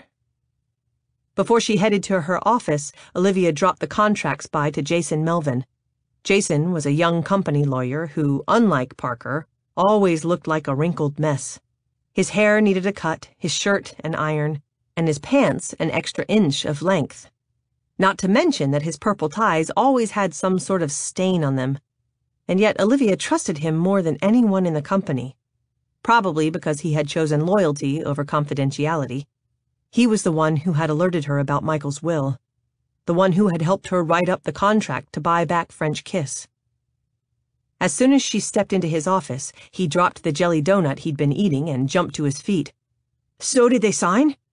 Before she could answer, he continued, "Of course, why wouldn't they? That's a lot of money." She set her briefcase on the desk and opened it. "It wasn't as easy as I thought. Deacon Beaumont gave me a little trouble."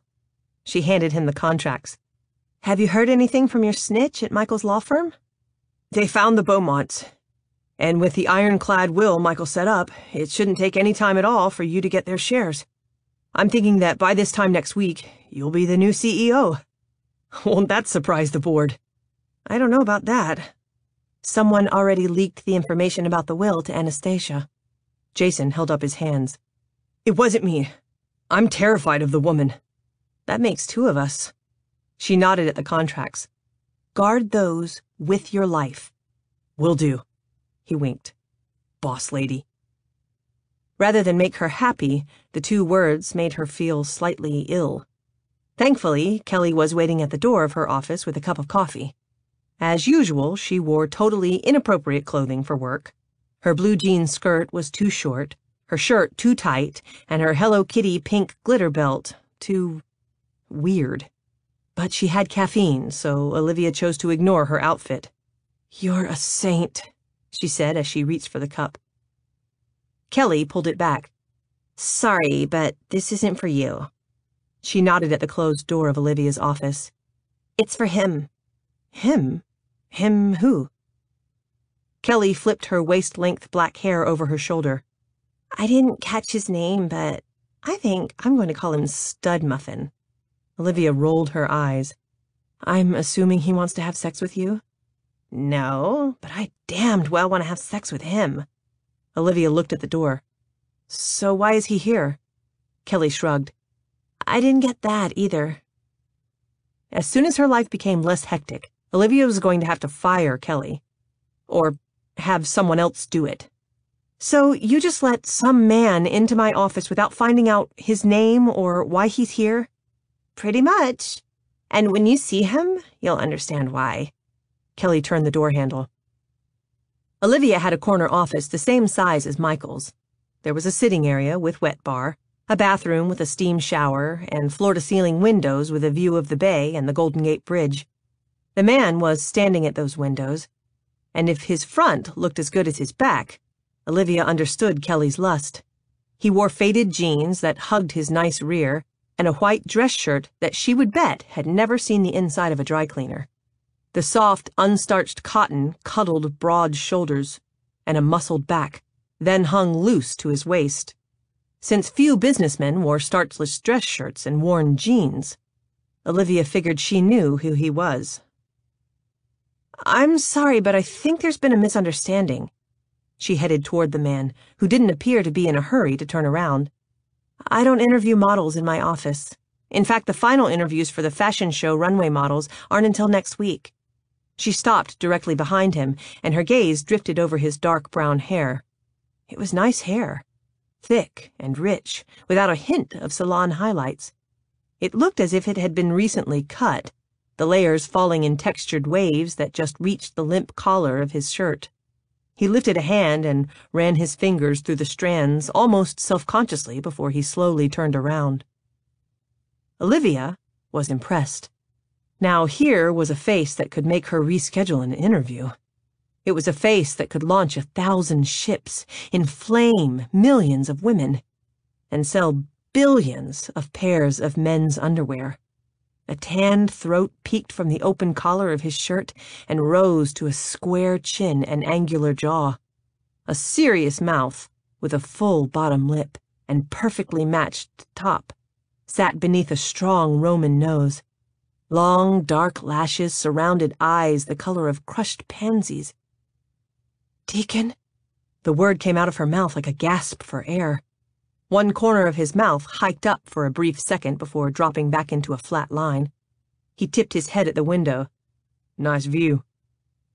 She blinked a couple of times and then stared at his face like a kid who had discovered a man in the gorilla exhibit at the zoo.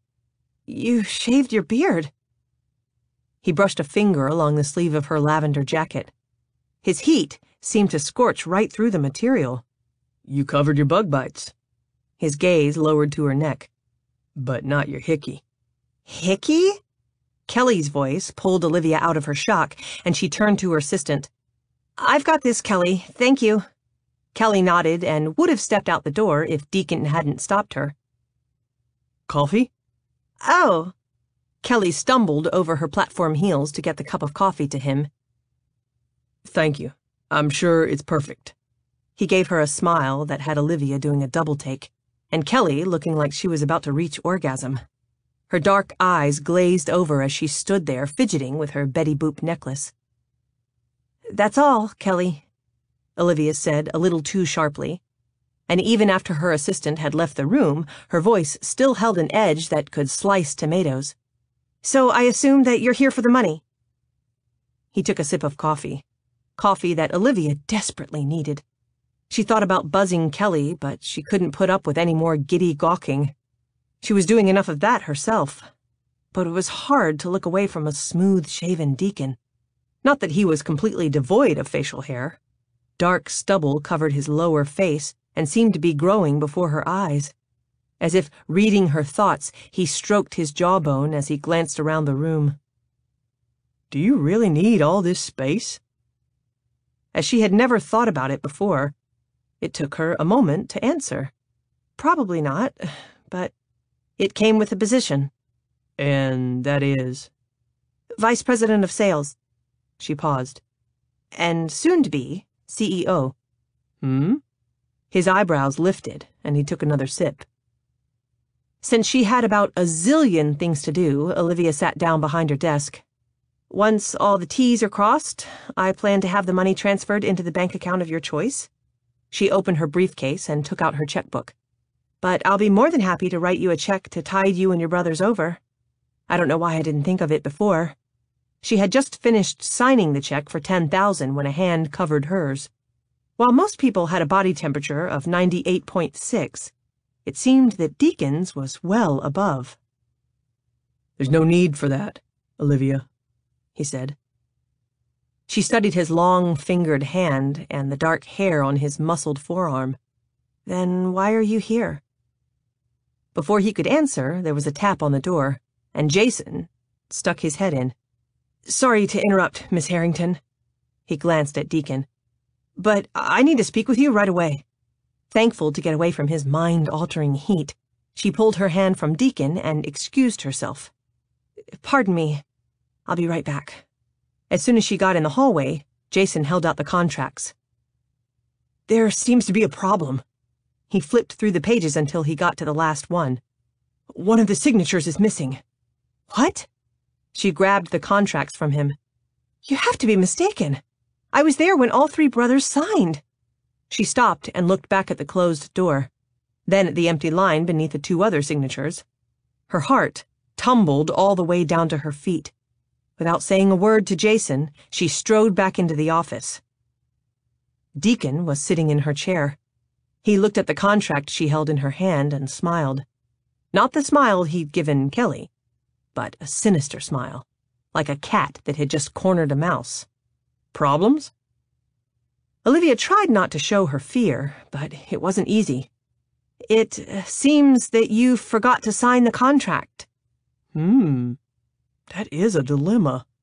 He picked up the pen she'd been using to write the check. "Of course, it's easily solved." She'd been in the business world long enough to know when she was being toyed with. She stepped closer to the desk and placed the contract on the top. "But you aren't going to sign it, are you?" He twirled the pen through his fingers a few times before he spoke. "The Beaumonts have done their share of begging, don't you think? Now it's your turn, Olivia."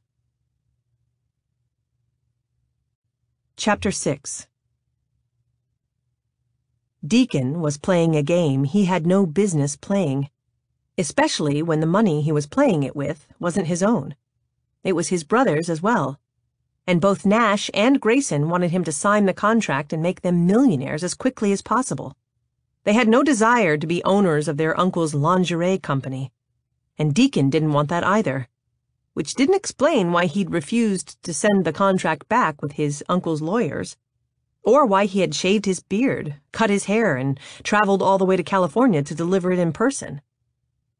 Obviously, something had gone a little haywire in his brain, something that had gotten even worse when he'd seen Olivia's opulent office, stood looking at the spectacular view, and finally turned to find a spoiled executive in a suit that probably cost more than his entire wardrobe. And now, whether he had a right or not, he wasn't through making Olivia sweat. Although she didn't appear to be sweating too much. "So I guess you want me to beg?" she said. When he didn't reply, she shrugged. Okay. You want me on my knees, or will a couple of pretty pleases do? He stopped twirling the pen through his fingers and called her bluff. Knees would be nice. He expected her to tell him to go to hell. Instead, she walked around the desk and, without the slightest hesitation, lifted her sexy-as-hell skirt just enough to flash him a peek of pretty pink garter belt fasteners and thigh-high stockings before kneeling in front of him. Her piercing green eyes pinned him as she spoke in a voice that was anything but humble.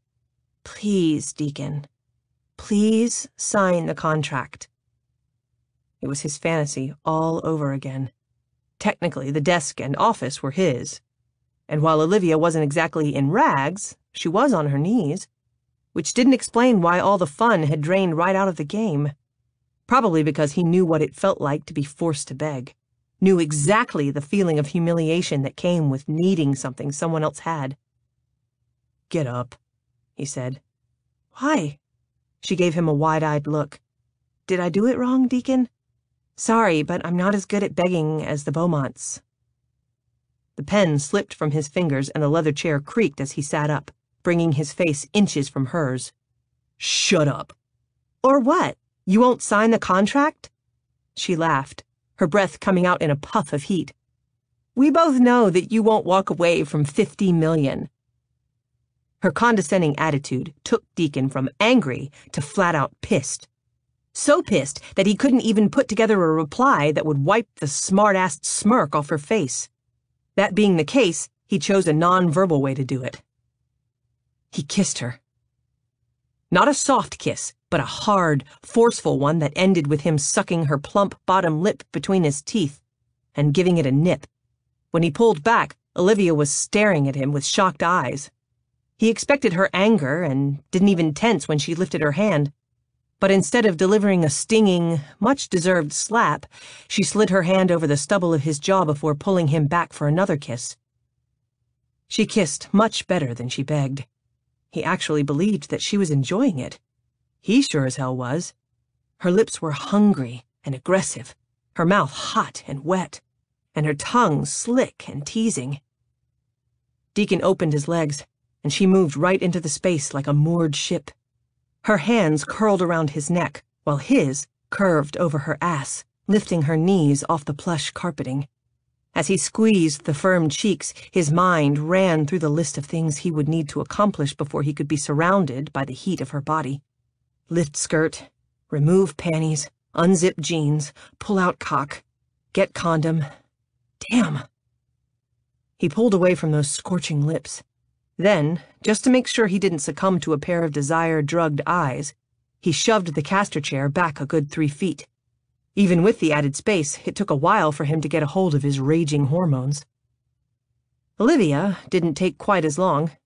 After only a few blinks, she got to her feet, took 2 wobbly steps toward him, then hauled off and gave him the stinging slap he'd expected earlier. By the time his ears stopped ringing, she had the pen and contract in hand. I did what you asked, she said through gritted teeth. Now you sign. It was difficult to keep up the smiling asshole part with a hard-on that could easily have been used as a battering ram. But he did his best. I didn't force you to beg. I merely asked. And you deserved it when you weren't exactly honest about how many shares Uncle Michael left us. The number of shares was in the contract. True. But you didn't explain that we owned the company. You don't own it. You own controlling interest. Which we both know is the same thing. He glanced around. So this would be my office? Her eyes narrowed as she enunciated every word. This is my office. Now that he was back in control, he asked the questions that had been circling his brain. So what horrible thing did you do to get cut out of Uncle Michael's will completely? Forget to put your napkin on your lap? Burp at a dinner party? Get caught showing someone your panties? The look that entered her eyes was a combination of anger and hurt. I didn't do anything, and I wasn't cut out completely. Deacon already knew this. After his father had gotten the lawyers high on the moonshine he always carried in his trunk, they had become loose-lipped. He knew exactly what his uncle had left Olivia and her mother. According to the lawyers, the value of the estate was the same amount she was willing to give Deacon and his brothers. He studied her. Sorry, but I just don't get it. If you were Uncle Michael's beloved stepdaughter, why wouldn't he just leave you the shares in the company? Didn't he know how much you love French Kiss? She turned away. He knew. A buzzer went off, and Olivia reached out and pressed a button on the phone. Yes? Sorry to interrupt. Kelly's voice came through the speaker. But your mother is on line 1 and says that it's an emergency. Olivia's shoulders tightened. Thank you, Kelly. She glanced back at Deacon. Do you mind getting out of my chair? Not at all. He got up and slid the chair over. If looks could kill, he would be 6 feet under, which made his smile even broader. He liked this feisty Olivia much better than he liked the poised businesswoman. Or maybe he just liked knowing that he could get under her skin. He moved to the sitting area and sat down on the couch. It was as hard and uncomfortable as it looked. He picked up a French Kiss catalog from the coffee table and thumbed through it. It wasn't the first time. He was on their mailing list, under an alias, of course. An exasperated grunt had him looking up from the hot model in a lacy bra and panties to the ticked-off woman in a business suit. It didn't sit well that he found Olivia almost as hot. So I guess you're not leaving? She said. He shrugged. I don't have anywhere to go. This poor Beaumont only had enough money for the plane ticket. It was an out-and-out lie. He might not have had enough money to build his condos, but he had enough to cover a plane ticket and hotel.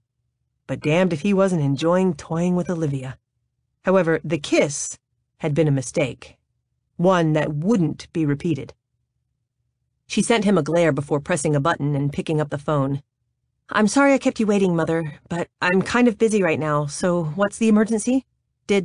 Her gaze met his before she swiveled the chair around and lowered her voice. Did she throw another temper tantrum? She paused for only a second before speaking in a voice at least 3 octaves higher. Jail? She's in jail? Although he continued to thumb through the catalog, Deacon was all ears. What happened? Oh, good Lord! With the phone cradled to her ear, Olivia swiveled back around and placed her checkbook in the briefcase. No, we can't leave her there, Mother. Another pause. No, I don't have a clue how to bail someone out of jail, but I'm sure I'll figure it out.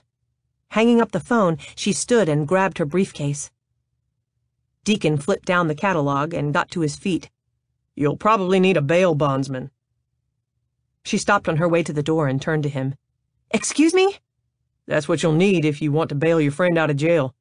Oh, she nodded. Thank you. He flashed her a smile. Anytime. She studied him for a long moment before heading for the door.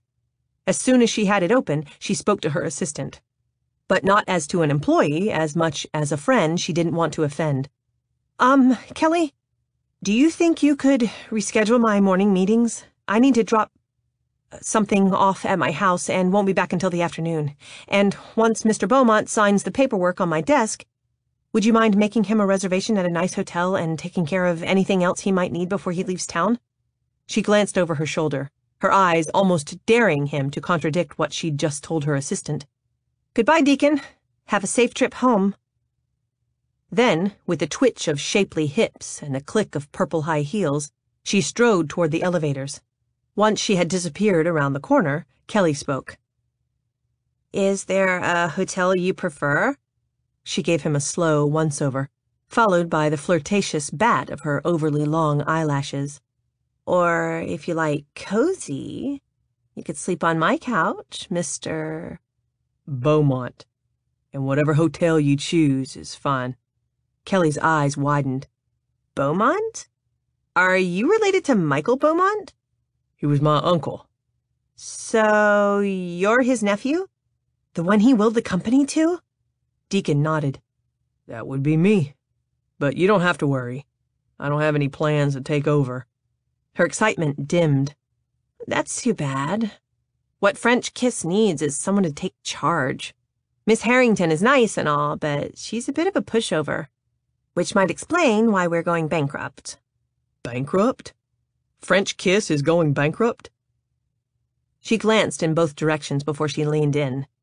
Since I've only worked here a few months, I don't have all the details, but rumor has it that once you find out about the company's problems, you're going to sell it to the highest bidder, which is going to suck for me since my roommate moved out with her rat bastard of a boyfriend and left me with a lease.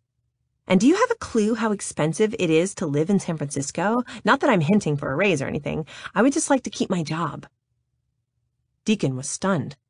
Last he'd heard, French Kiss was pulling in billions a year. Now it was going bankrupt? It didn't make sense. And why would Olivia spend all her money on a company that was going under?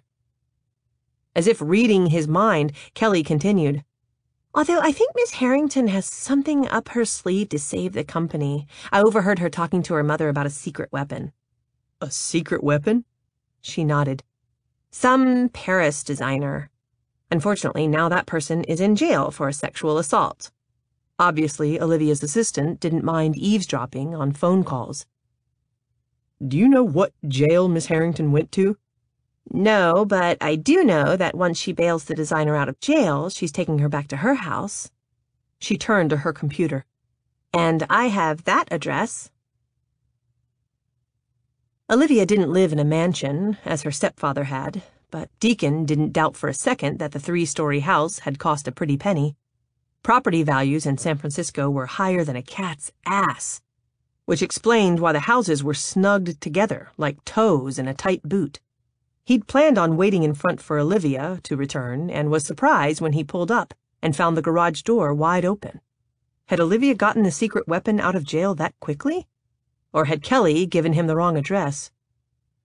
He got out of the rental car and slammed the door, taking note of the for sale sign stuck in a huge flower pot of bright red geraniums by the steps that led to the front door. Olivia was selling her house? You there! What's your business? Deacon glanced up to see a bare-chested old guy on the balcony of the house next door, pointing a watering pot at him. I'm looking for my cousin, he called up. Is this Olivia Harrington's house? The man called back over his shoulder. Doris! Is it the young girl next door named Brittany? There's a guy looking for Olivia. A woman's voice came out the open sliding glass door. Good grief, Hammond! That was the woman who lived there 5 years ago. This one is Olivia. Well, whatever her name is, the old guy said, she left her garage door open again, and there's a man lurking around who claims he's her cousin. An old woman's head appeared above the balcony, followed by a pair of saggy, wrinkled breasts. You're Olivia's cousin? Deacon lowered his gaze to the geraniums and tried to clear the image from his brain. Yes, ma'am. You don't look like her. We're step-cousins. Remember my step-cousin, Doris? The man said. Unbelievable chef. The meanest bastard I ever had the misfortune of knowing. Hush up, Hammond. He doesn't want to hear your life story. She spoke to Deacon. I guess it's okay for you to go in when she's not home, but be warned that we're going to get your license plate number. He thought she pointed a finger, but he refused to look up to be sure. And if anything is missing, she continued, we'll know where to send the police. Yes, ma'am. It was a relief to walk into the garage. The inside of the garage looked like a girl's. No toolboxes, athletic equipment, or grease. Just a bicycle with a silly basket on the front, a pair of purple galoshes, and 2 cases of bottled water. He wiped his feet on the mat before he pushed open the door. The lower level of the house had a bedroom and ensuite bath, no doubt a guest room since there were no signs of inhabitants. On the second level, he found 2 more bedrooms. One was as neat as the one downstairs, and the other held an unmade bed and enough high heels spread across the thick carpet to start a shoe store, if the buyers liked purple. 4 half-empty coffee mugs were on the nightstand, along with a stack of fashion magazines, some colored pencils, and a sketch pad. He lifted the sketch pad and flipped through the pages. They were all lingerie designs, and damned sexy ones. Obviously, Olivia was in the right business. After replacing the sketch pad, he climbed the stairs to the 3rd level. The living space was decorated in a contemporary style. A white leather sofa and aqua chairs were positioned around a modern gas fireplace. A breakfast bar divided the space from a kitchen with gray granite counters and high-end stainless steel appliances. It was a unique floor plan, one he found himself envisioning for his condos.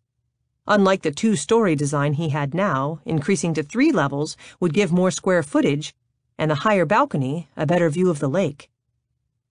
Once the will went through, he could start work on the condos. Of course, first he had to sign the contract, something he'd forgotten to do in his haste to discover Olivia's secret weapon. But there was time, and since the only thing he'd eaten that day was the bagel he'd grabbed at the airport, he walked into the kitchen and opened the refrigerator. Besides the jars of condiments and bottles of water, there was a withered-looking apple, an expired carton of orange juice, and some bad-smelling yellow broccoli. He tossed the broccoli in the trash, then went to the cupboards, where he found a jar of all-natural almond butter and a bag of flaxseed tortilla chips. After grabbing a bottle of water, he opened up the accordion glass door that led to the balcony. A seagull greeted him. The good-sized bird was snacking on the remnants of a burrito. Rather than shoo it away, Deacon took a seat on the lounge sofa and dipped the chips in the almond butter while he had a stare-down with the bird. After a few minutes, he started tossing it chips. The audacious bird came within inches of Deacon's boots before it took a crap on the rug and, in a loud flap of wings, flew away. After he was gone, Deacon stretched out on the couch and closed his eyes. Since his flight had left at the crack of dawn, it wasn't surprising that he nodded off.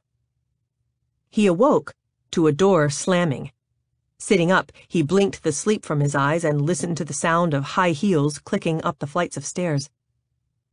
"You weren't supposed to leave my mother's house, Babette," Olivia said. "That was part of the deal. Until I get control of the company, you were to stay out of sight." "Creativity cannot be held prisoner," a woman said in a thick French accent, "especially with a tyrant who refused to meet my creative needs." "She took the television remote away, Babette."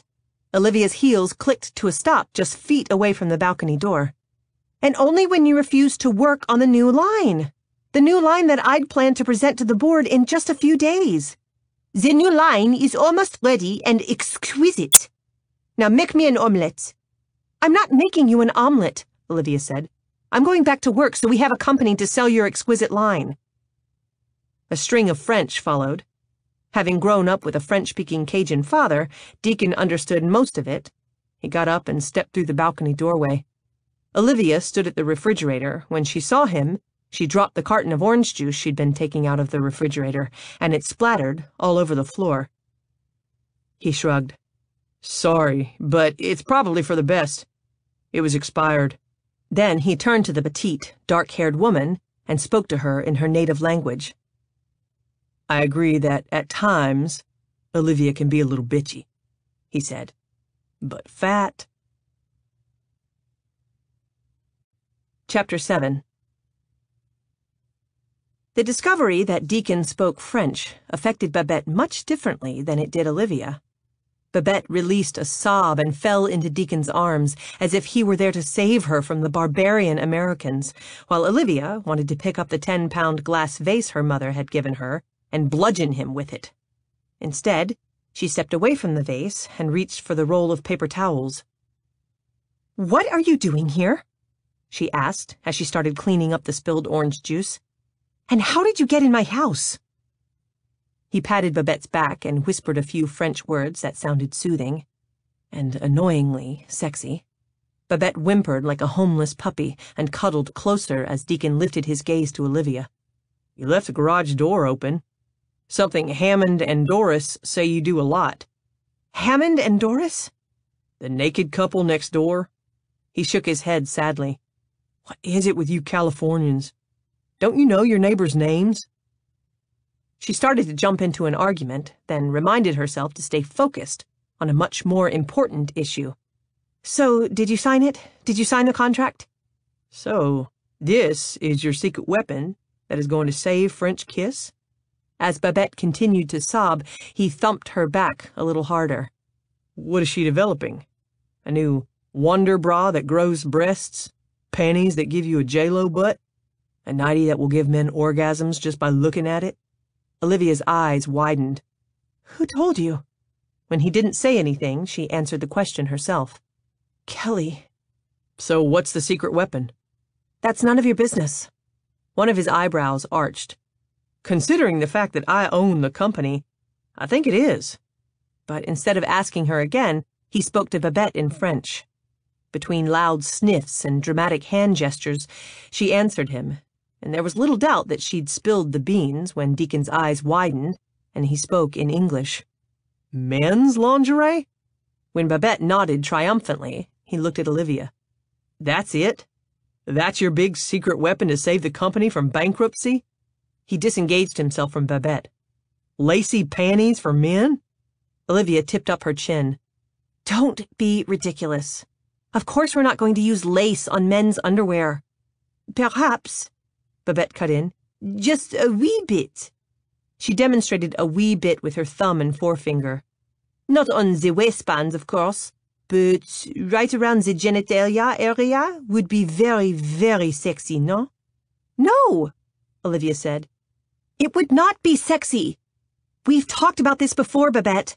I'll go along with the vibrant colors, but you can't put lace on men's... Just on the thongs. Babette picked up her tote bag and pulled out a stack of designs.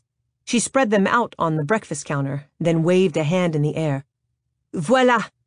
These are my masterpieces. Olivia looked at the drawings and felt her stomach drop to her feet. These weren't the designs she'd gone over with Babette.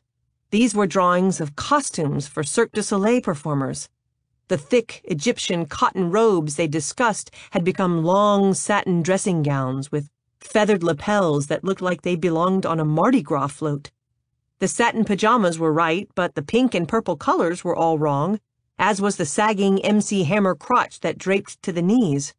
The spandex blend, tummy-tucking T-shirts had been replaced with racerback tanks made of flimsy silk that wouldn't hold in a cube of Jell-O, let alone a beer belly. Instead of boxer briefs made in the new, soft, laser-sculpted fabric their engineers had developed, the briefs were made with see-through mesh that showed all the manly bits and pieces. And from the drawings, it looked like Babette knew her manly bits and pieces extremely well. The final straw was the drawings of thong underwear in hot pink, lime green, and bright purple. Each page was divided in half, showing both bulging frontal view and bare-butted rear.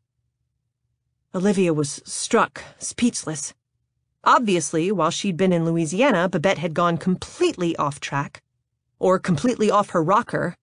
Even now, the French designer looked a little wild-eyed as she pulled rhinestone-studded thongs from her tote. Magnificent, no? She stretched them around Deacon's manly bits and pieces.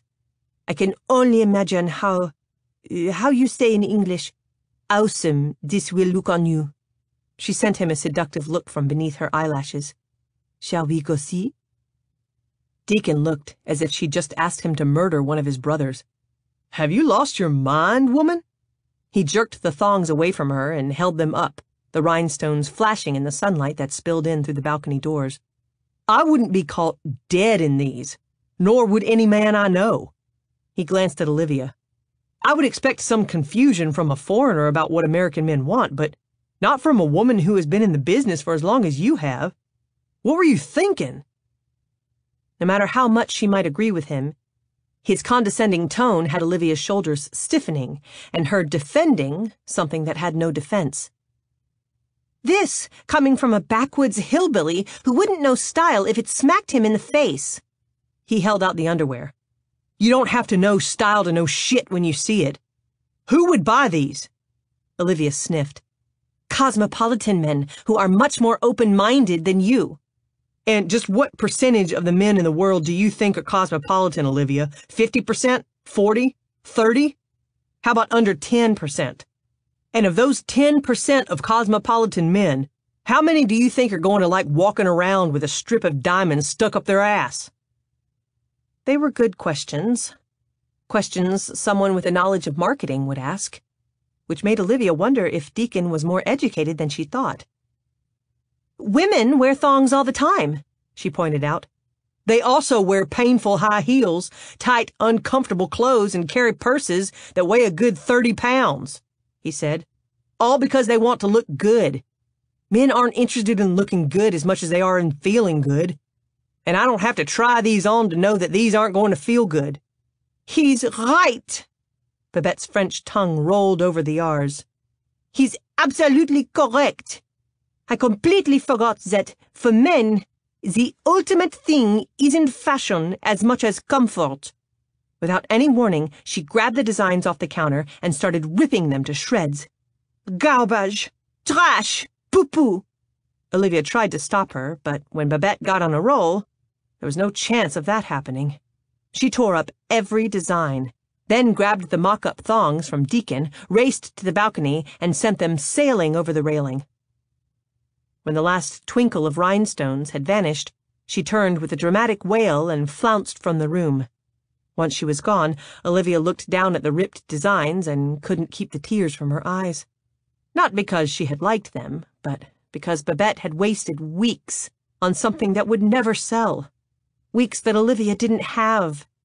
In less than 2 days, she had a board meeting at which she'd promised to present a new line that would pull French Kiss out of bankruptcy. And now she had nothing but a pile of ripped-up drawings. She flopped down at the breakfast bar and cradled her head in her hands. A handkerchief appeared in front of her. "If you're going to start crying, use this," Deacon said, as he pulled out the chair next to hers. "My shirt can't take any more tears." Olivia wanted to do more than cry. She wanted to put her head down on the breakfast bar and sob her eyes out. She just refused to do it in front of this man. She stared at the handkerchief and willed her tears into submission. "You carry around a flower-embroidered hanky?" "It was my mother's." Feeling guilty for being so rude, she lifted her head and looked into eyes that were the same color as the flowers. "It's very pretty." He studied the handkerchief. "She loved purple flowers. She put them on handkerchiefs, pillowcases, our mailbox." He carefully folded the hanky, then shifted closer as he placed it in the back pocket of his jeans. So close that his face was only inches away. Olivia had spent the better part of the drive to get Babette out of jail, trying to forget the kiss they'd shared in the office. Now, suddenly, it came flooding back. The possessive slide of his lips against hers, the heated pull of his mouth, the teasing swirl of his tongue. "Olivia?" Her gaze lifted from his mouth to his questioning eyes. "Where do you go?" he asked. "Go?" She blinked his face into focus. "You mean you don't realize that you drift off when people are talking with you?" She slipped off the stool and walked over to the cupboard to see if she could locate anything that would help her focus. And not on Deacon. "I realize it." "Attention deficit?" "Probably. I was never tested for it. My father just thought I had a creative mind. I just think it's screwed up. Which would explain why I put my faith in Babette." "So where did you find her, anyway?" "Never mind. Stupid question.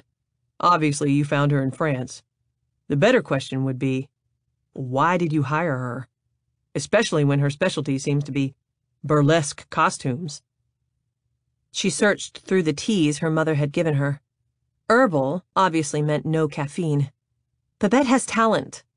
Some of her lingerie designs are amazing.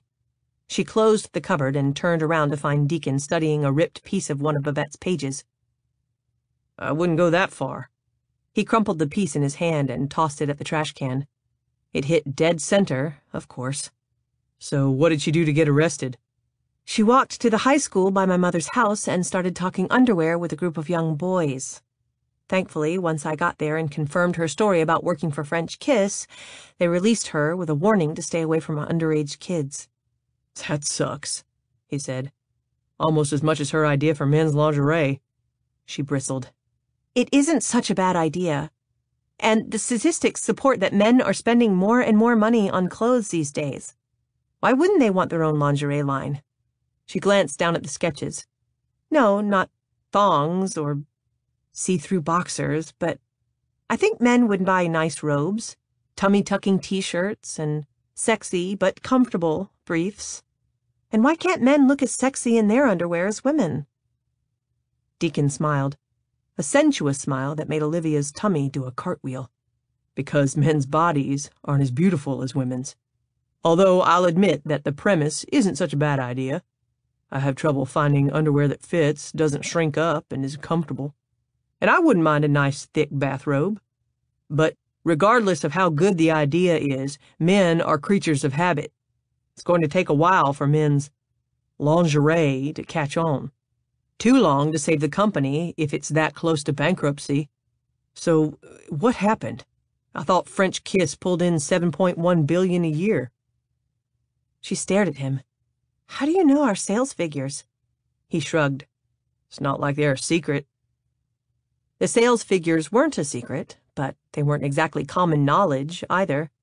A person would have to do some research to find out the exact amounts. And she was surprised that Deacon had been interested enough to look them up, especially when he acted like he couldn't care less about his uncle's business. What does it matter to you? She asked. All you have to do is sign the contract to get your money. Then you never have to worry about French Kiss again. Speaking of which, do you have the signed contract with you? I'm afraid not. I left it at the office. Signed? Before he could answer, Mr. Huckabee's voice came through the open balcony doors. Doris, get out here! Brittany's house guest just jumped off the roof! While Olivia tried to process the words, Deacon headed for the balcony doors. His "holy shit" had her hurrying after him. When she got outside, she saw what had caused his disbelief. Babette dangled from the roof by a rope of daisy-chained thong underwear. It looked like she had tried to fashion a noose, but instead of putting the lime green thong around her neck, she'd put it around her waist, which was par for the course with the dramatic woman. My life is over, she wailed. I don't deserve to live. Not when no man will ever wear my creations. Deacon looked at Olivia. You want me to get her or let her swing for a while? After all the trouble Babette had put her through, Olivia really wanted to let her swing. But the sound of ripping stitches changed her mind. Go get her, please. While Deacon headed for the stairs that led to the roof, Olivia leaned over the railing. Hang on, Babette. Help is on the way. I don't want help. I don't want to live. A loud tearing sound finally got Babette's attention. What was that? She looked up. The material is tearing. Help! Help me, please, someone help me! Deacon appeared, and within seconds, Babette was in his arms, sobbing a mixture of French and English. So is your house guest tripping, Brittany? Olivia glanced at the house next door and saw Mr. Huckabee standing on the balcony, wearing nothing but gardening gloves. Mrs. Huckabee stood next to him, sporting a wide-brimmed visor. She jabbed her husband with her elbow, causing her unfettered breasts to swing. It's Olivia, Hammond. She looked at Olivia. So what's she on, dear? LSD? Quaaludes? Magic brownies? Olivia tried to keep her eyes off the Huckabee's dangling parts. Actually, she's just a little overdramatic. But thank you so much for alerting us. She paused. And for the pot of beautiful geraniums by the front door. I didn't give you geraniums. Doris looked at her husband. Did you, Hammond? No. Maybe her cousin did. He seems like a helpful fellow. He directed his next comment at Olivia. I hope you don't sell your house to old farts who have a problem with loud rock and roll. It would be nice to have a couple living next door who are up for a little swinging. The mental picture that popped into Olivia's head had her cringing. I'll try to keep that in mind, she said. Well, thanks again. Now I better get inside and check on Babette. She turned for the door, only to stop when she saw Jonathan Livingston standing on the back of her chair. Scat! She flung out her arms, but this time the bird didn't take flight. Instead, he hopped to the table and picked up a flaxseed tortilla chip and ate it whole. And since Olivia had lost all control over her life, she let him. Chapter 8. What the hell are you doing, Deke? Nash's voice came through the phone receiver before Deacon could even say hello. And don't give me the crap you gave Grayson and Dad about wanting to make sure the contract got to Olivia. We both know that Michael's lawyers could have easily handled that. Suddenly, exhausted, Deacon put his brother on speaker before placing the cell phone on the hotel nightstand and lying back on the king-size bed. Kelly had done a good job of picking out a hotel. The mattress was pillow top and the bedding plush. It was too bad that his brother had to ruin his relaxing evening in the nice room by pointing out his stupidity. Something didn't feel right, Nash, and I couldn't sign until I found out what that something was. So don't keep me in suspense. Deacon ran a hand through his hair and released his breath. French Kiss is on the brink of bankruptcy. According to what I could get out of Olivia's assistant and the Parisian designer, the company was struggling even before Michael's stroke. He was surprised by how disappointed he felt. As much as he might have hated Michael Beaumont, there was a part of Deacon that had also admired him.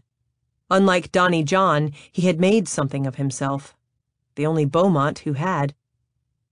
Well, damn, Nash said. Does that mean that Olivia withdrew her offer? No, the offer still stands. So, what's the holdup? Sign the contract before Olivia changes her mind. She's not going to change her mind. She's got some harebrained idea about saving the company by selling men's lingerie. Men's what? Deacon snorted. Exactly. You should have seen the pair of rhinestone thongs.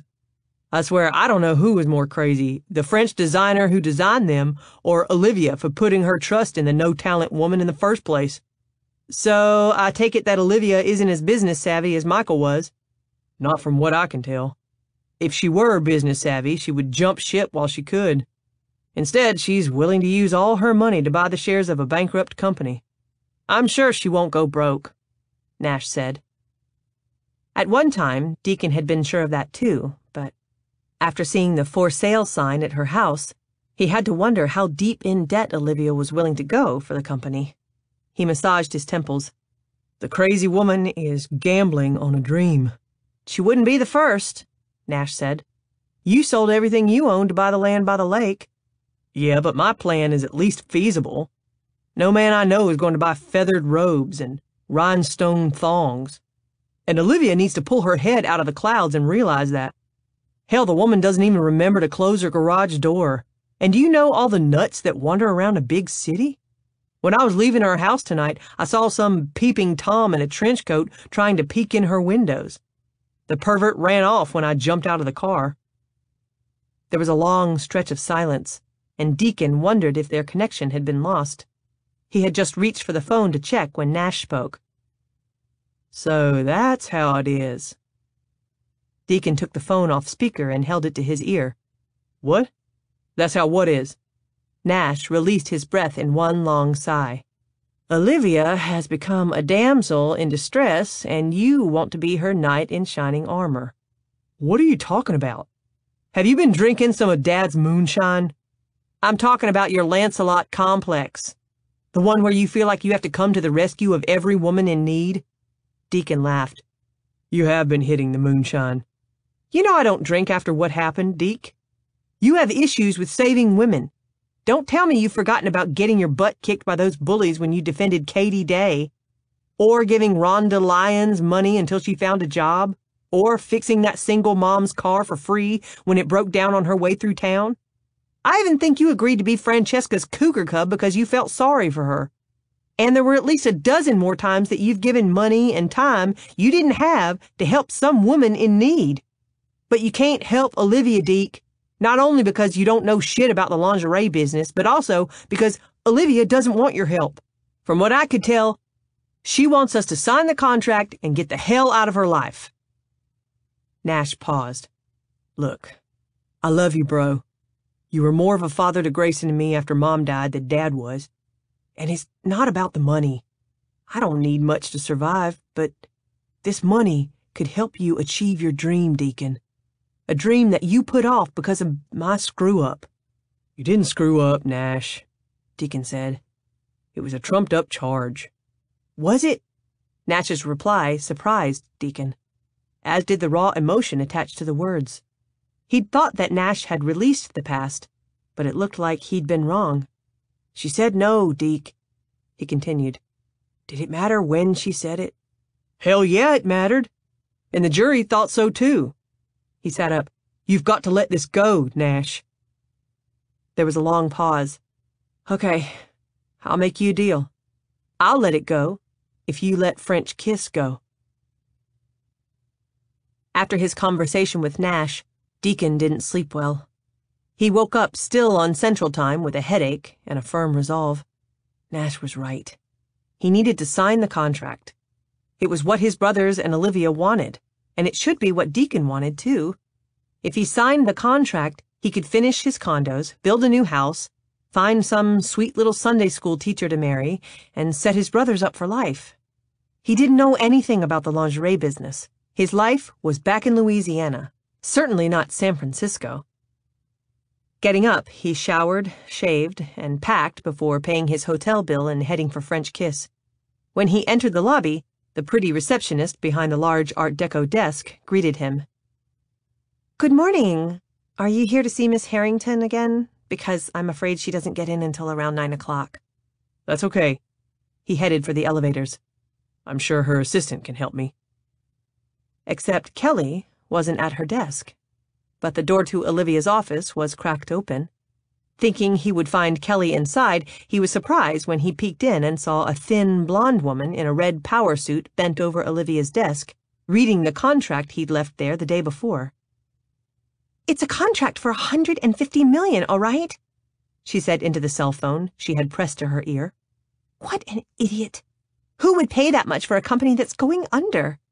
So now what? You promised me the position of CEO if I helped you ruin French Kiss. I did everything I could on this end, including overlooking the money that was skimmed. The woman straightened.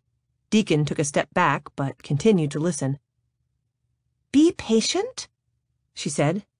I have been patient, but I'm starting to get the feeling that you're playing me for a fool, and I'm no fool. Good morning.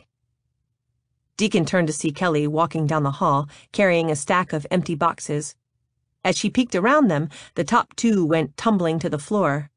He hurried over to help her, but kept his eyes on Olivia's office. Sure enough, while he was bent over, the skinny blonde slipped out and moved around Kelly's desk.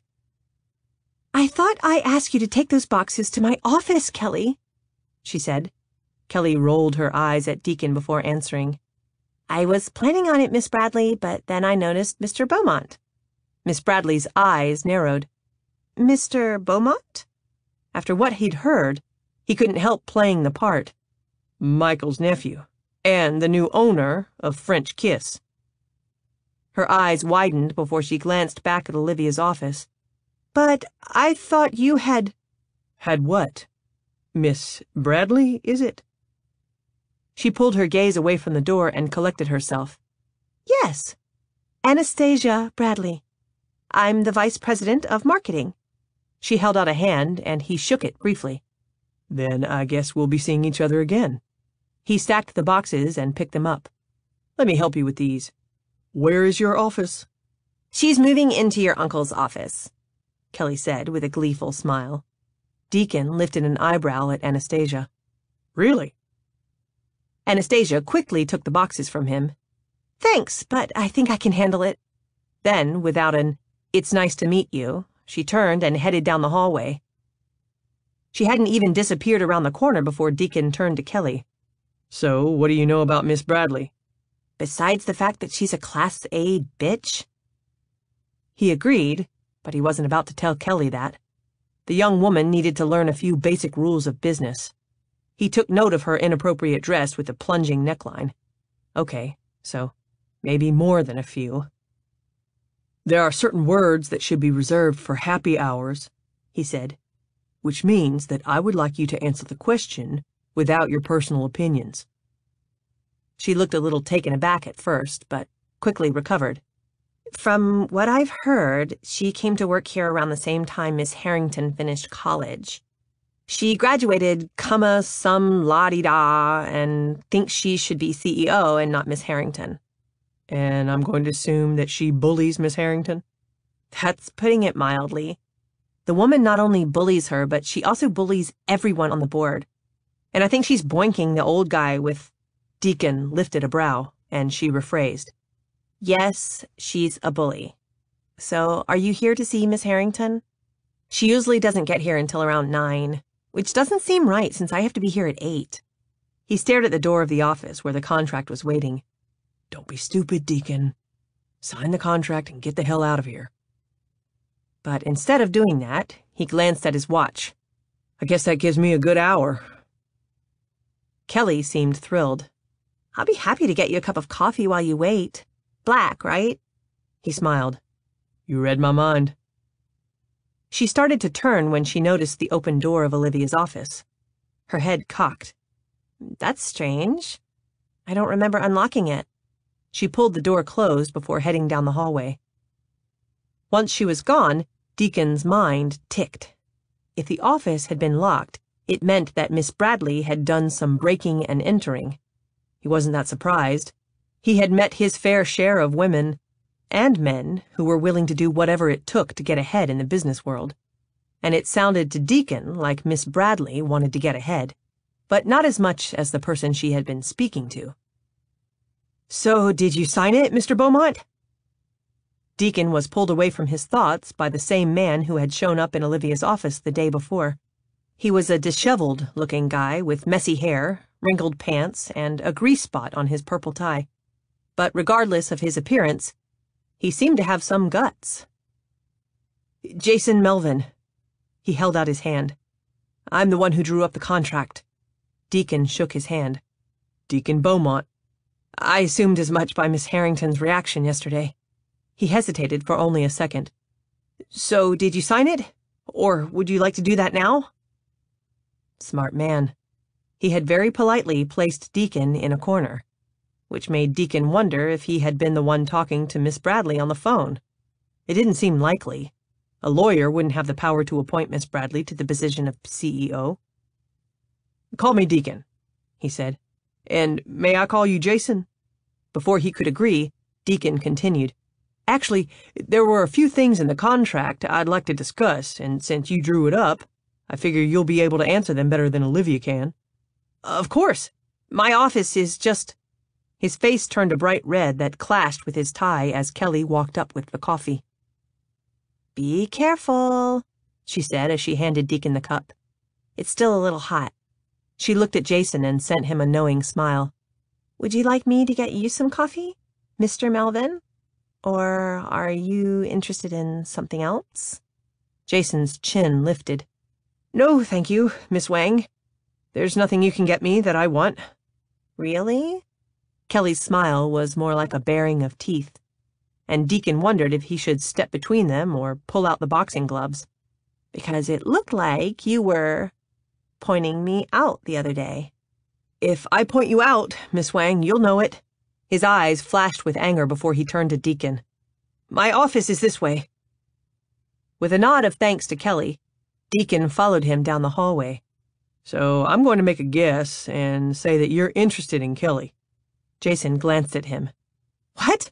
That overconfident nympho? Not hardly. She's probably screwed half the guys in San Francisco. Doubtful. Jason stopped and studied him. What do you mean? I mean that I've met very few women who are true nymphos and addicted to sex.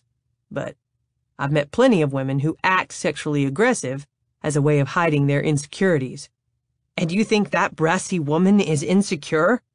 Deacon shrugged. It's probable. Kelly is the new kid on the block in a business filled with beautiful lingerie models. Jason thought for a moment before he cleared his throat. Well, it doesn't matter. I'm not interested. He turned and led Deacon into a small office that was messier than Grayson's room. The desk was cluttered with stacks of papers and fast food cups, the trash can filled with empty snack cake boxes, and the windowsill crammed with dying potted plants. The only thing remotely organized was the shelf behind the desk. Sports memorabilia filled each level. It was an impressive collection. Looks like you're quite the sports enthusiast. Deacon studied the signatures on a baseball. Did you play? Jason took a seat behind the desk. No, I just collect. To my father's dismay, I pretty much suck at all sports. But I would imagine that you played and were no doubt the star high school quarterback. Actually, I didn't have time to play sports. I was too busy trying to make money. He picked up the framed picture next to the ball. It was a picture of Jason and Olivia with a baseball field behind them.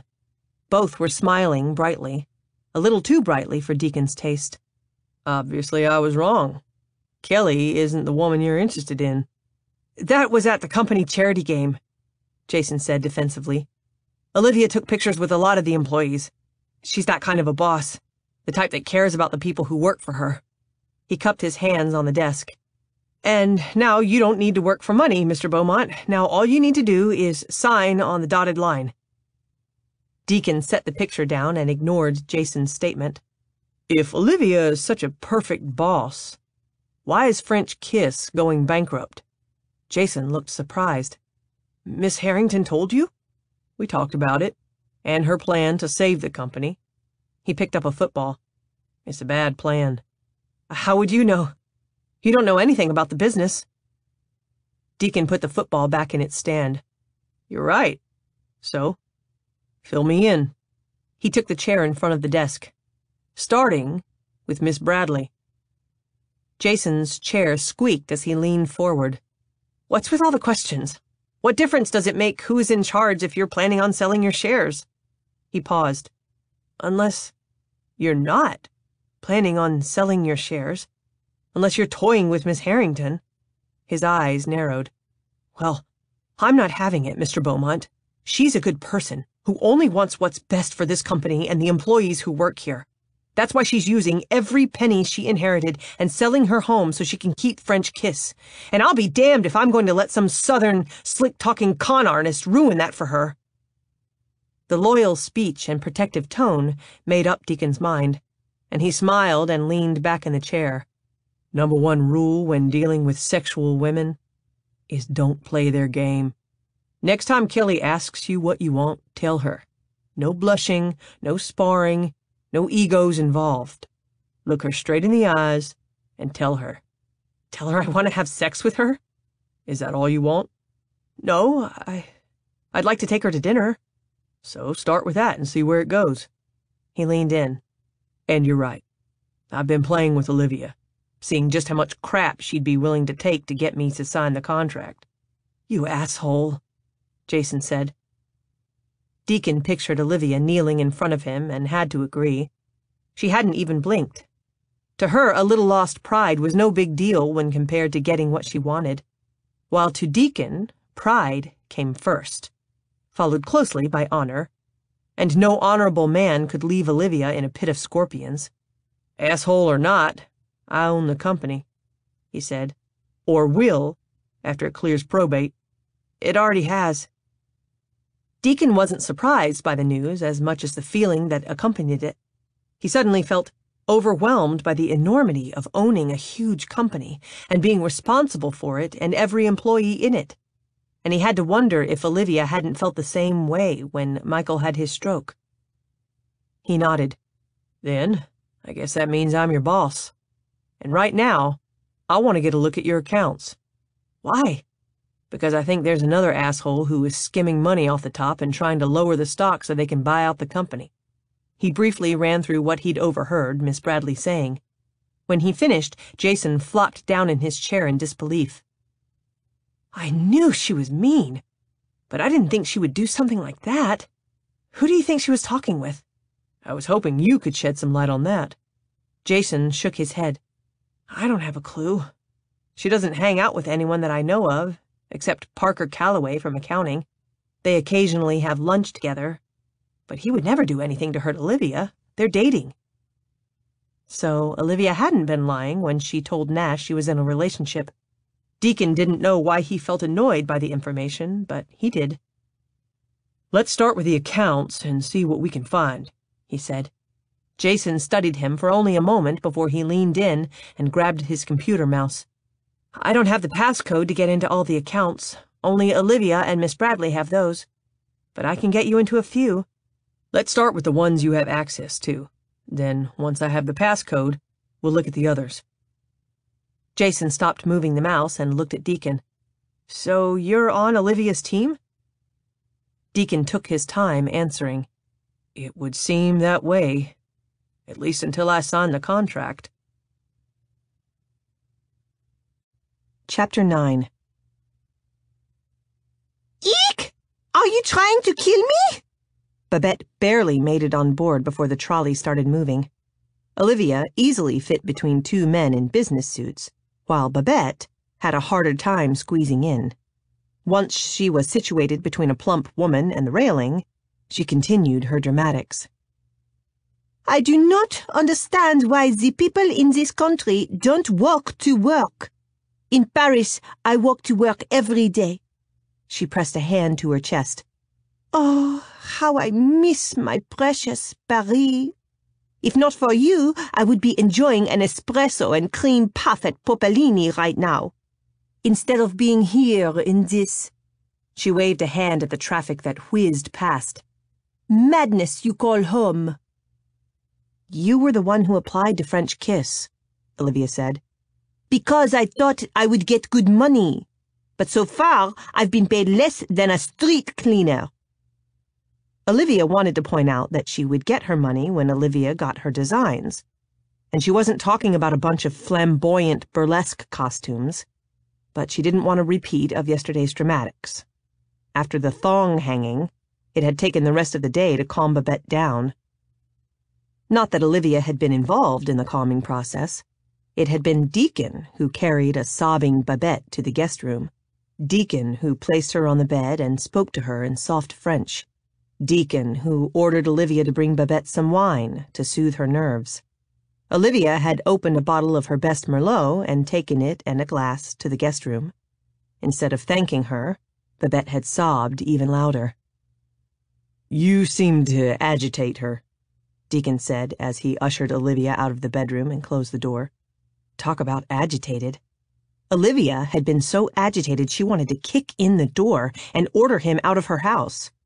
The only thing that kept her from it was the unsigned contract and the thought of having to deal with Babette by herself.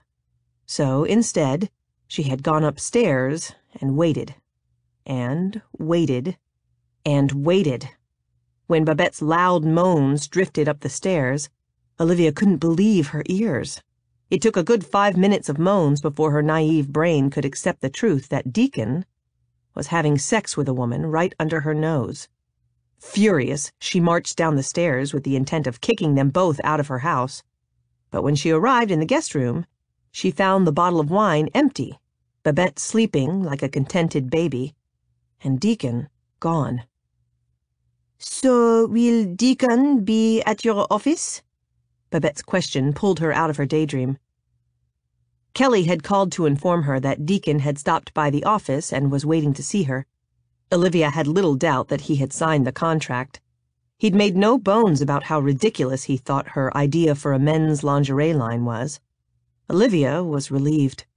And also terrified. Deacon had some valid points that had her second-guessing the idea. But there was no going back now, especially when she didn't have another plan. She glanced over at Babette and tried to give her the brightest smile she could. I know we've had a little communication problem, Babette, but starting today, that's all going to change. I'm going to listen to you, and you're going to listen to me. And together, we're going to produce a great line. She pumped her fist in the air.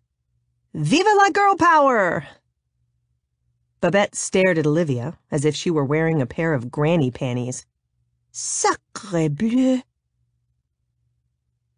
By the time they reached the office, Olivia had a plan. Or something of a plan. What time is the board meeting tomorrow, Kelly? She asked as she strode past Kelly's desk with Babette in tow. She wanted to reschedule the meeting for later in the week, or even next week, but she knew that would only cause panic, which meant that she and Babette had exactly 24 hours to come up with new designs for their men's line. 24 hours to save Olivia from looking like the ditzy adopted stepchild. 9 o'clock, Kelly said as she stared at Babette. This is Miss Fontaine. Olivia made the introduction. She's the Paris designer who is helping me with the new line. Should I get you a coffee, Miss Fontaine? Kelly asked. Or would you prefer French fries? Babette lifted her nose and strode into the office. Your American humor escapes me. Olivia had started to follow her when a thought struck her. Where is Mr. Beaumont? I thought he was waiting to see me. He was, but then Mr. Melvin showed up and they went to his office. That made things a lot easier. Jason would take care of getting the contract, and Olivia wouldn't have to see Deacon again. The tinge of disappointment that settled in her stomach was easily explained by lack of caffeine. Could you get me some coffee, please, Kelly? In fact, bring an entire pot. I think I'm going to need it. It turned out that not even an entire pot of coffee was enough to help Olivia deal with Babette. The inspired, innovative designer from Paris had turned into a whiny prima donna who couldn't seem to draw anything that didn't look like it belonged in a drag queen's closet. And after 7 hours of neon jockstraps, leather briefs, and see-through pajamas, Olivia was ready to admit that Viva la Girl Power couldn't generate enough power to turn on a light bulb, let alone save an entire company. And when someone tapped on the door, Olivia was relieved to take a break from the madness. Hey. Parker peeked his head in. His gaze took in Babette, who was sprawled out on the couch, sobbing, then returned to Olivia. If you're busy, I can come back later. Babette stopped sobbing and sat up. After giving him the once-over, she sent Parker a weak smile and proceeded to speak to him in French. When he only stared at her in confusion, she flopped back on the couch. Barbarians! Olivia wanted to show her barbarians. She wanted to slap the snot out of her. Instead, she walked over to her desk and buzzed Kelly. Could you take Miss Fontaine shopping? I'm sure she would love the break, and you can charge anything she wants to my account. Babette perked up immediately, but didn't offer one word of gratitude as she got to her feet and walked to the door. I'm sure I won't find anything, but it's better than being held prisoner. Be back in 2 hours, Olivia said as Kelly came to the door and escorted Babette out. When they were gone, Parker spoke. Bad day? You could say that. She walked to the coffee table and collected the designs. Parker didn't know about the men's underwear idea, and after Deacon's brutal comments, she didn't want him to, especially when it looked as if it was a complete failure. She took the designs to her desk and slipped them in the top drawer with the ones she'd been working on before Michael's death. She had just worked on them for fun. She wasn't a designer. She wasn't even a good CEO. I tried calling you last night. Parker moved to the desk. With the Babette drama, she hadn't had time to get a new phone or go to the grocery store for much-needed coffee. Sorry, I'm getting a new phone today. She noticed the wilting plant on the bookcase. Grabbing her empty coffee mug, she went into the ensuite bathroom to get it some water. Parker was standing in the doorway when she turned around. For the first time, she noticed that his shirt was heavily starched. Almost too heavily starched. Olivia, would you look at me? She pulled her attention away from his shirt sleeves and up to his eyes. I am looking at you. No, you're not. So what's going on? Do you want to call it quits? It? The word seemed as vague as their relationship, and she wondered if it was time to call it quits. But before she could answer, his hands encircled her waist and pulled her close. I care about you, Olivia. And maybe you're right. Maybe we do need to spend more time away from the office. He dipped his head and kissed her neck. More time doing a little stress relief. His lips traveled up her neck to her ear, which he gave a very wet lick that caused a shiver to run down Olivia's spine, and not in a good way. She placed her hands on his shoulders. Now's not a good time, Parker. I think now is a perfect time. He kissed her.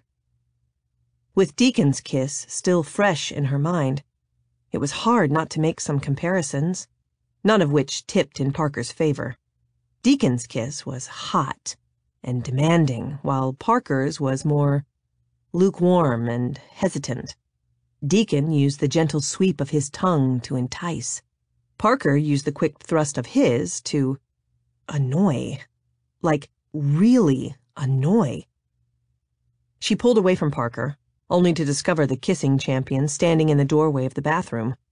Or more like, leaning. Deacon rested his shoulder on the door jamb, his arms crossed over the front of his soft-looking chambray shirt.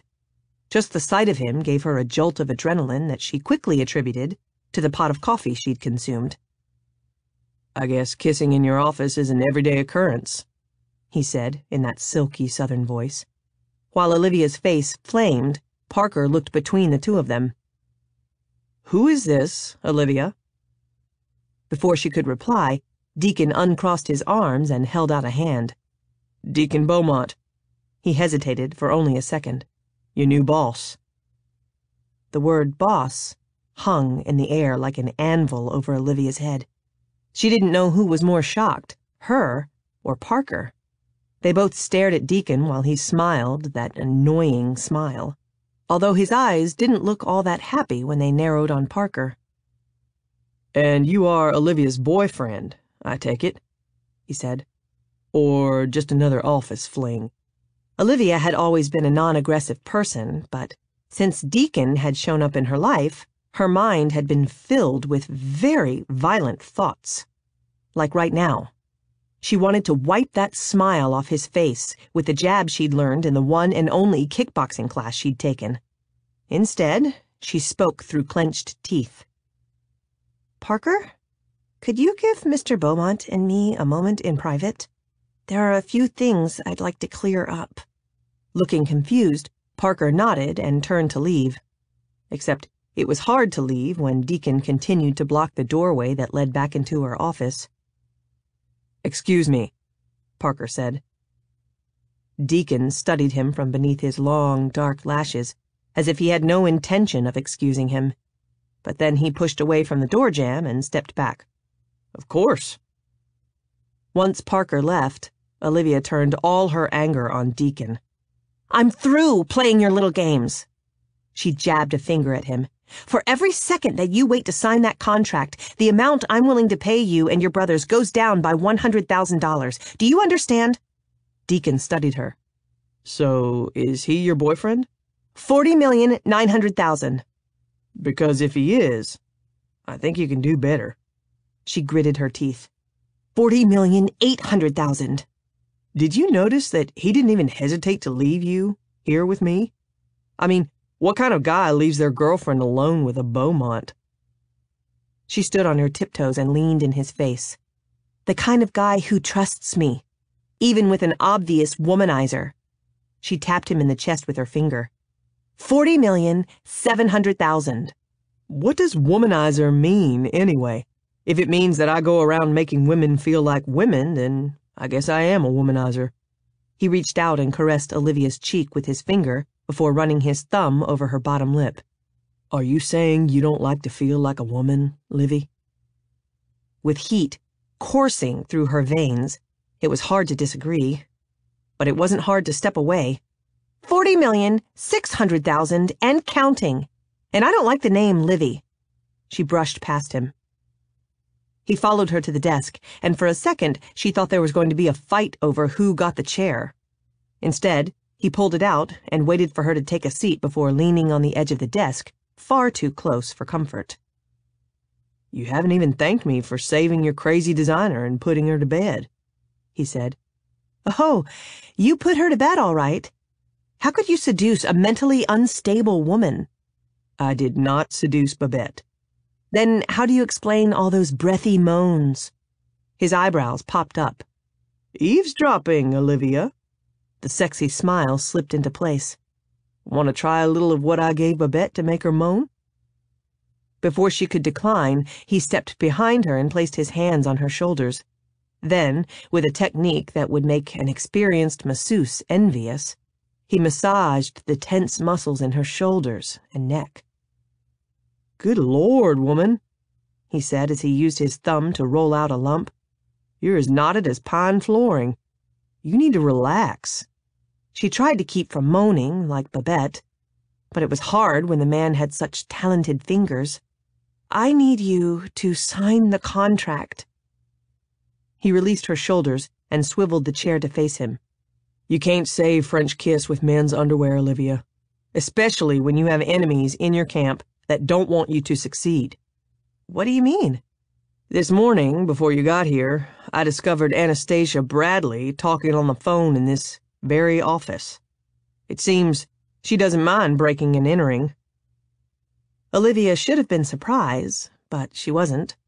She wouldn't put anything past Anastasia. I guess I'll have to fire her, she said. You guess? Okay. She lifted her chin. So I need to fire her. You can't. Deacon leaned on the desk, so close that if Olivia moved an inch, her knee would be brushing his. Didn't the man have any spatial boundaries? She's working with someone, and you won't be able to find out who it is if you fire her. Olivia pulled her gaze away from the faded fly of his jeans and looked in his serious eyes. She's working with someone? What do you mean? There was a tap on the door before Jason peeked his head in. Upon seeing them, he entered the office and closed the door. I'm glad you're both here. Rather than hand the printouts he carried to Olivia, he handed them to Deacon. You were right. Someone is skimming money. But I won't know how much or where it's going until I have the passcodes. Skimming money? Olivia felt as if she were in a bad Wall Street movie. Except Deacon and Jason weren't acting. Deacon studied the sheets as Jason leaned over his shoulder and used his pencil as a pointer. Here's the discrepancy. Here it is again, and again. He pointed out a few more places on the sheets. So I talked with her this afternoon at lunch and did what you said. I looked her straight in the eyes and told her that I wanted to take her to dinner. Olivia sat there, stunned. Not only because someone was taking money from her company, but also because Jason was talking to Deacon as if they were best friends. So, what did she say? Deacon asked, as he continued to scan the sheets. That she wouldn't go to dinner with me, but she'd have sex with me. Not at the office, though, because you might fire her. The phone rang, and Deacon reached down and pressed the speaker button. Deacon Beaumont speaking. Oh, Mr. Beaumont. Kelly's voice came through the speaker.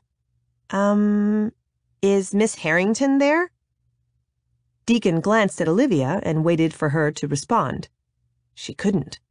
Someone was stealing money from her company? No wonder they were going under. After only a moment, Deacon answered Kelly. Miss Harrington is a little indisposed right now. What's up? Miss Fontaine is wanting to purchase a diamond necklace, and I didn't think Miss Harrington wanted me to charge that kind of money.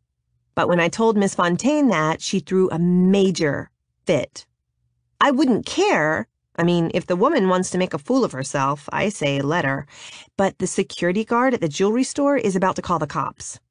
Put Babette on, Deacon said, and only a second later was speaking fluent French in the soothing tone he'd used before.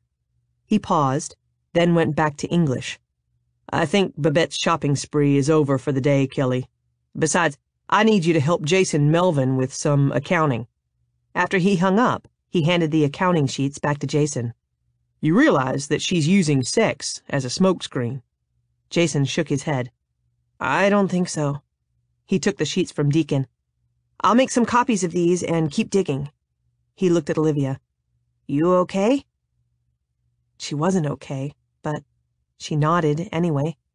When Jason was gone, Deacon walked over to the minibar and pulled out a bottle of bourbon. He splashed some in a glass and brought it to Olivia. Here, drink this. She downed it in one swallow, the alcohol burning just enough to make her realize that she wasn't in a movie or a dream. I'm going to lose French Kiss, aren't I? She whispered. It looks that way. He took the glass from her and refilled it before handing it back. And I have to wonder why you care. If you like the lingerie business so much, why didn't you just take the money Uncle Michael left you and start your own company? Why did you want to keep this dinosaur? Taking the glass with her, she got up and walked to the window. Fog had rolled in. In the distance, thick layers of cotton shrouded the Golden Gate Bridge, giving it the look of some heavenly kingdom rising up from the clouds. She took a sip of the bourbon and enjoyed the burn, then downed the entire glass. She was halfway through the third glass Deacon had poured her when she finally released some of her pain. Michael used to love to walk in the fog. He said on foggy days, he could almost imagine that he was back in Paris walking along the Seine. For my 11th birthday, he had the French kiss designers make me a purple rain slicker with matching boots so I could go with him on those walks. I loved that slicker, but I loved what it represented even more. It meant that I wasn't just a third wheel he'd gotten in the marriage to my mom. Michael actually liked having me around. I'm sure he did. I'm not. She took another sip. I'm not sure of anything anymore. I thought he was grooming me to take over French Kiss. I thought he wanted me to continue the legacy. It's a lingerie company, Livy. Nothing more. Livy had always been her father's nickname for her. Coming from Deacon, it felt wrong. And at the same time, so right. She turned. He leaned against the desk, and in the overcast light coming in the window, his eyes looked deep purple. A French kiss purple. You don't understand, she whispered. This isn't just a lingerie company. It's my life. Chapter 10. Deacon was used to working late. In high school, he'd worked late cleaning offices. In college, he'd stocked shelves at a grocery store. And recently, he'd be the last person to leave his land development offices each day. With no one there to interrupt, the hours after everyone had gone home were always the most productive. And this evening had been no exception. He'd spent his time researching French Kiss's financial situation, and now knew the extent of Olivia's problems. They weren't going to be fixed by a new line of men's underwear. The company had been losing money for the last 5 years, and not from corporate fraud. The skimmed money Jason had found was only a drop in the bucket compared to the money being lost through mismanagement and lost sales. Returns and customer complaints were up, along with employee dissatisfaction. The last, Deacon had witnessed firsthand when Kelly had taken him on a tour of the corporate offices. Everyone seemed jumpy and distracted. No doubt they were worried about Michael's death and what it would mean to their jobs. They were waiting for someone to take charge, and somehow, Deacon couldn't see Olivia doing that. He swiveled the chair and glanced at her diplomas hanging on the wall. For a woman who had a master's degree in business, she wasn't much of a leader. And after hearing the story about the purple raincoat and galoshes, he had to wonder if she'd chosen her major based on her interests or her love for Michael. Deacon released his breath and scraped the hair off his forehead. What was he doing? What kind of an idiot would hold up a deal for millions because of some story about a kid's raincoat? And maybe it wasn't the story as much as the way Olivia had told it. Like a walk in the fog with Michael had been some monumental, life-changing moment. If that was the case, then her life had sucked much worse than Deacon's.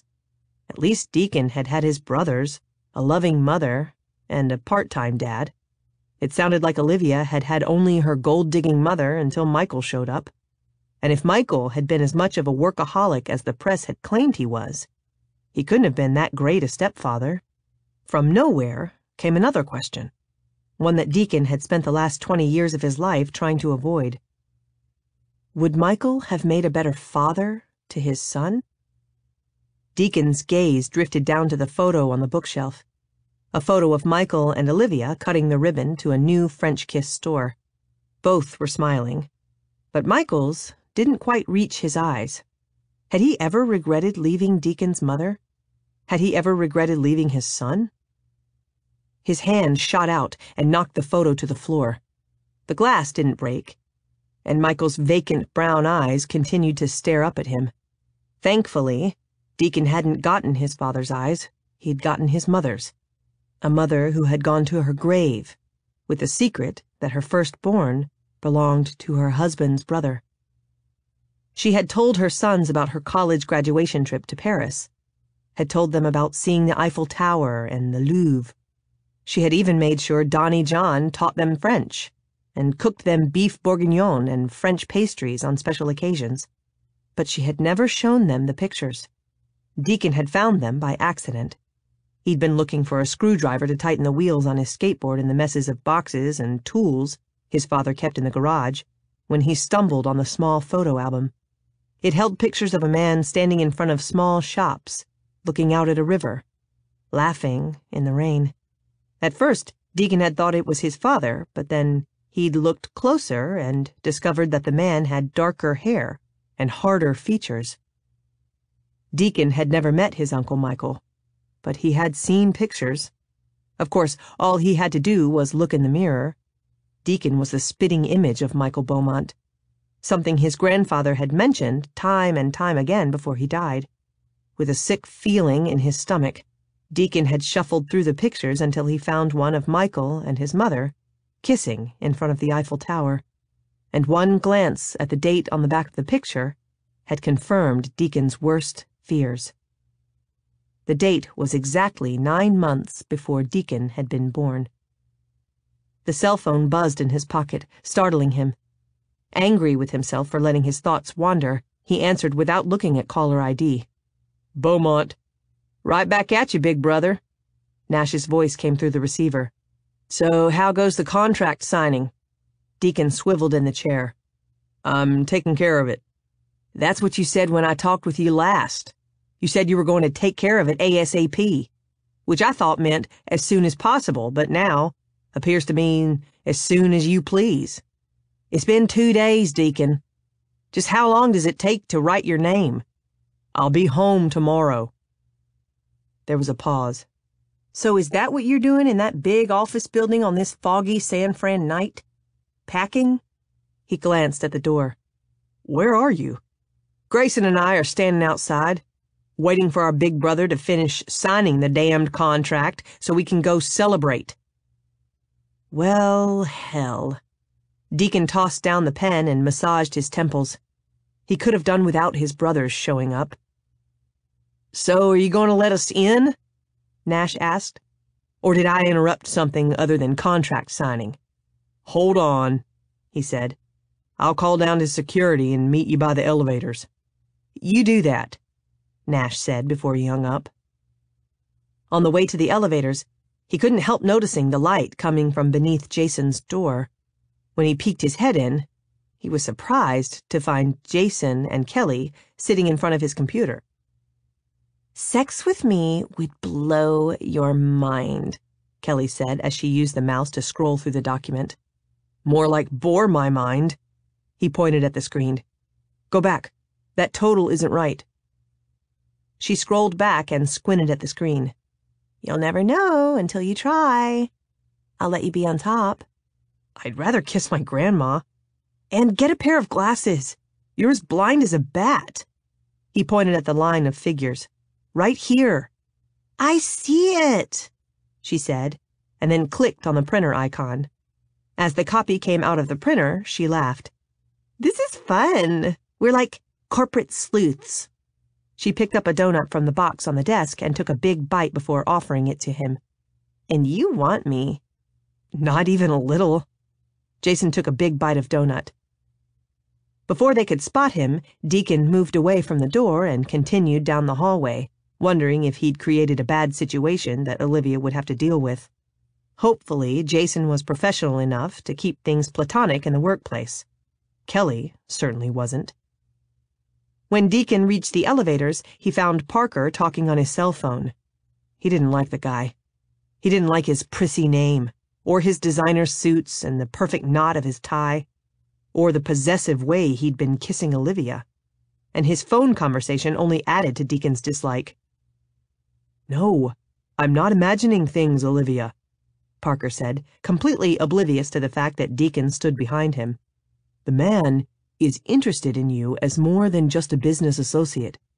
Deacon leaned closer and whispered, But as the boss, isn't it my job to be interested? Parker jumped, and the phone slipped out of his hand. He turned and stared at Deacon with a look that went from surprise to annoyance. Mr. Beaumont, I didn't realize that you were still here. He picked up the phone. I'll have to call you back, sweetheart. Stifling the urge to grab him by the front of his starched shirt and shake him the way his mother used to shake the dust mop, Deacon waited until he hung up before asking, "So, what has you working so late, Mr. Calloway? I had some last-minute sales reports to check." So, do you have access to all the accounts?" "What do you mean?"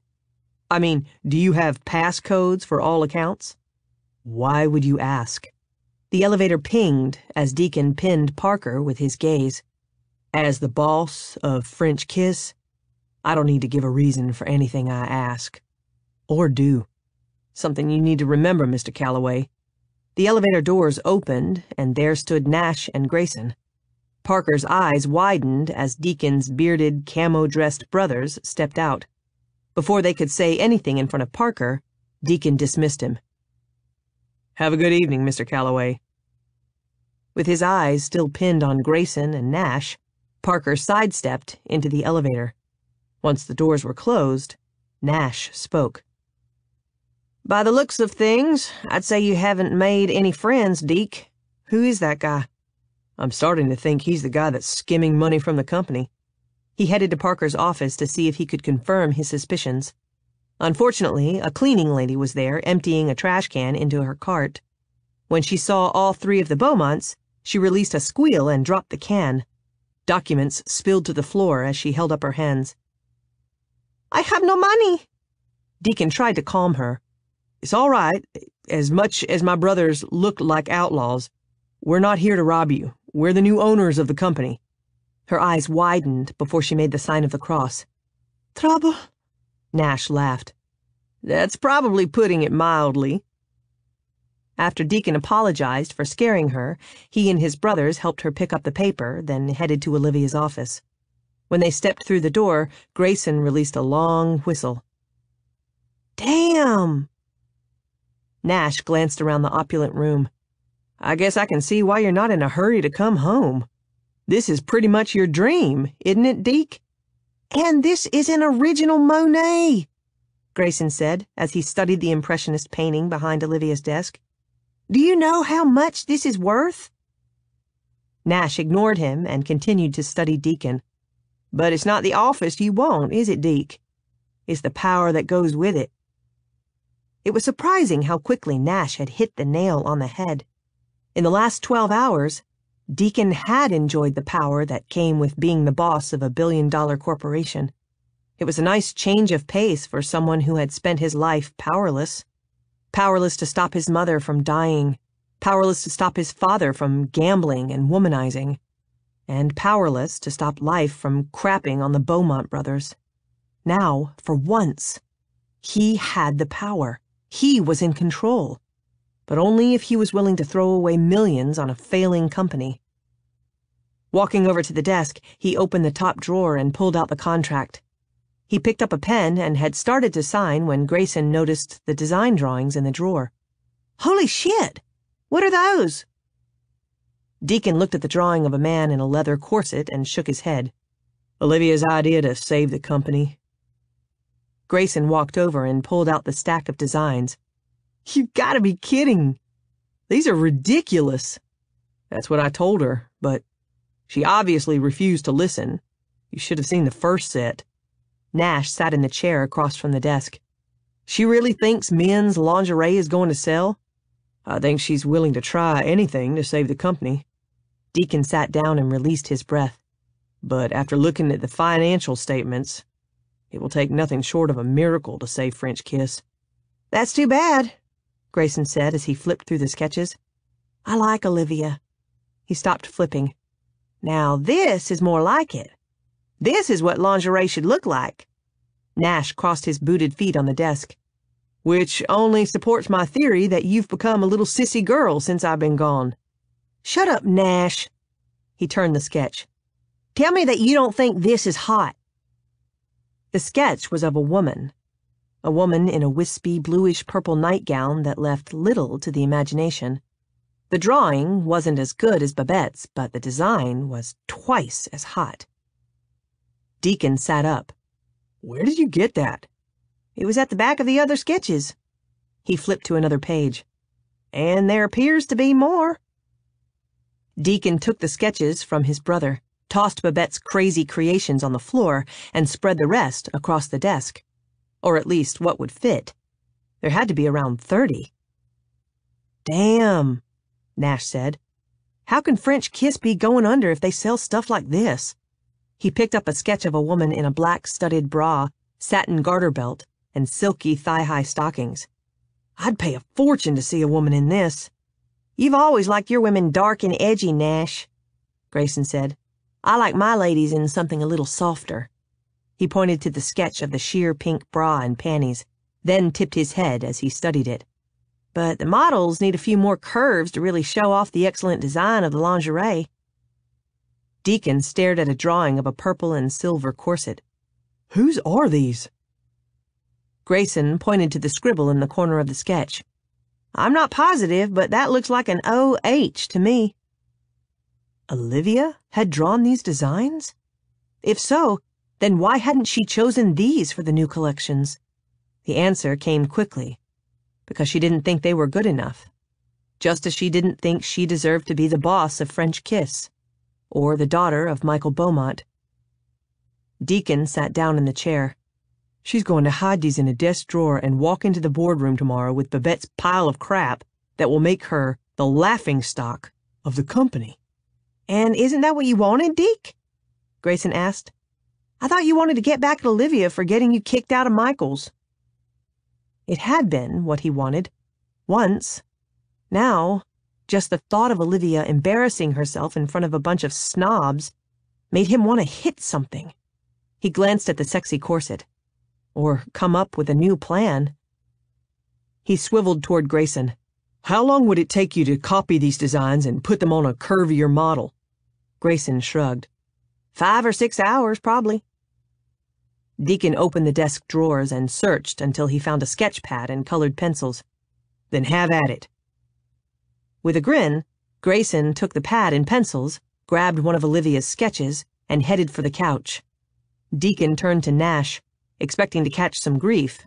Instead, his brother was putting the sketches into groups.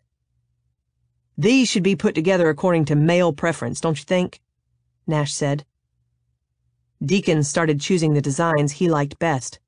"So you aren't going to give me shit about my hero complex?" Nash glanced up.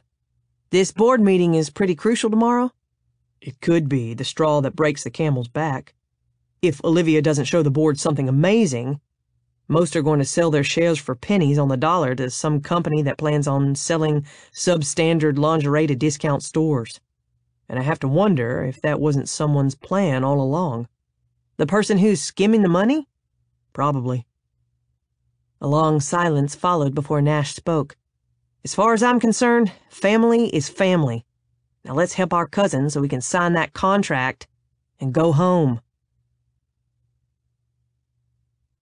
Chapter 11. For once in her life, Olivia woke up on time and stayed focused. She showered, dried her hair, and pulled it into a French twist, applied her makeup, and then dressed in her most powerful gray suit without once getting distracted by something outside her window, a pimple on her nose, or a random thought. All her thoughts centered around one thing.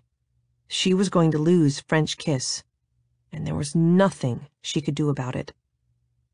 After a sleepless night, she had finally accepted this truth, and today she intended to walk into the board meeting and lay everything out on the table. Someone was taking money from the company. She had no new line, and she had been totally wrong to think she could fill her stepfather's shoes. Once that happened, there was little doubt that the board members would vote to sell the company to the highest bidder. With no other plan, she would vote with them. That was if Deacon had signed the contract. Of course, why wouldn't he?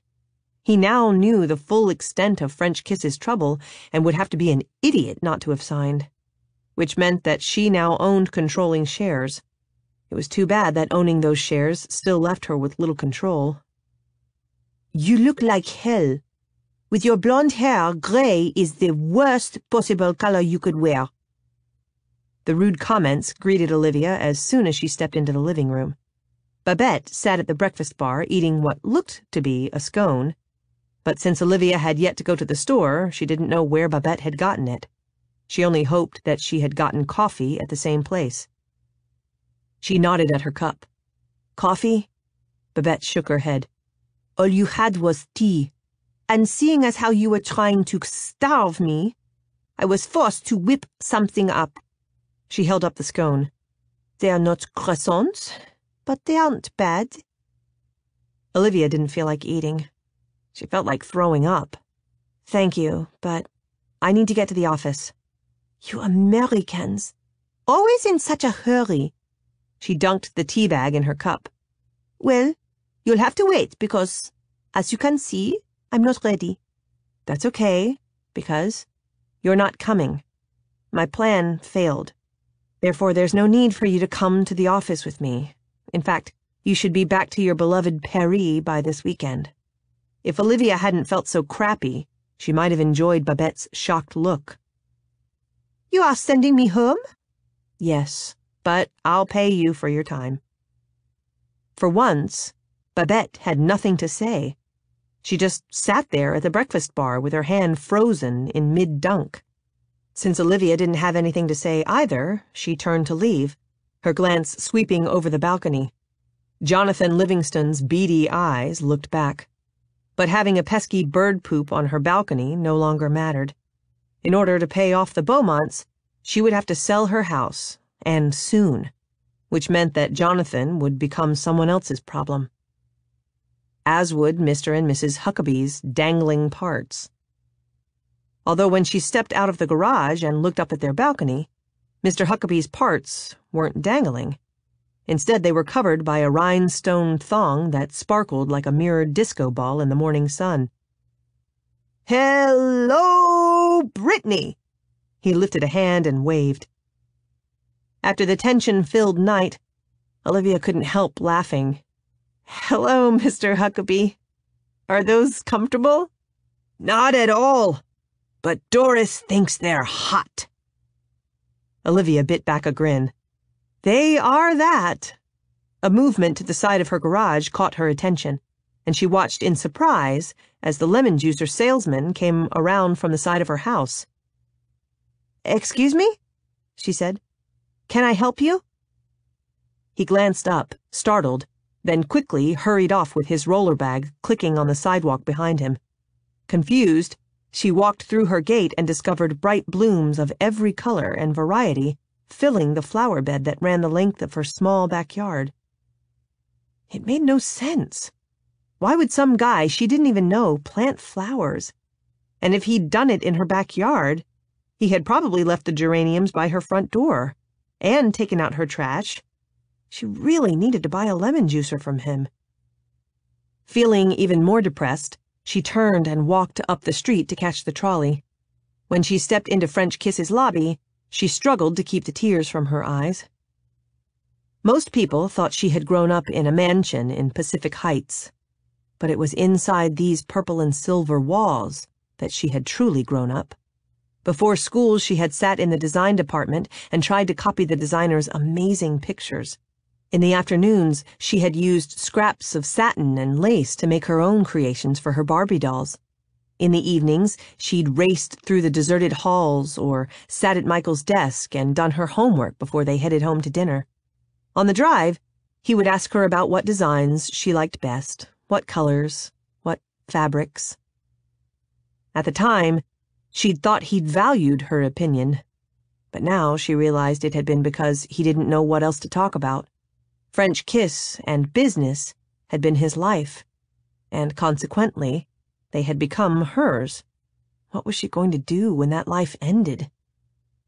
Kelly wasn't at her desk, which meant there was no one to send for coffee.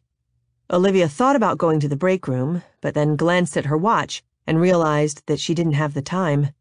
Since she wouldn't need her briefcase, she decided to leave it in her office. Surprisingly, the door was unlocked. Or not so surprisingly, since Deacon had been the last one there. Even now, she blushed at the memory of sharing the raincoat story with him. He probably thought she was a pathetic nut. She set her briefcase on the desk and glanced at the contract. Even though she knew what she'd find, She couldn't help walking over and picking it up. As she'd expected, on the last page were 3 signatures in the left-hand corner.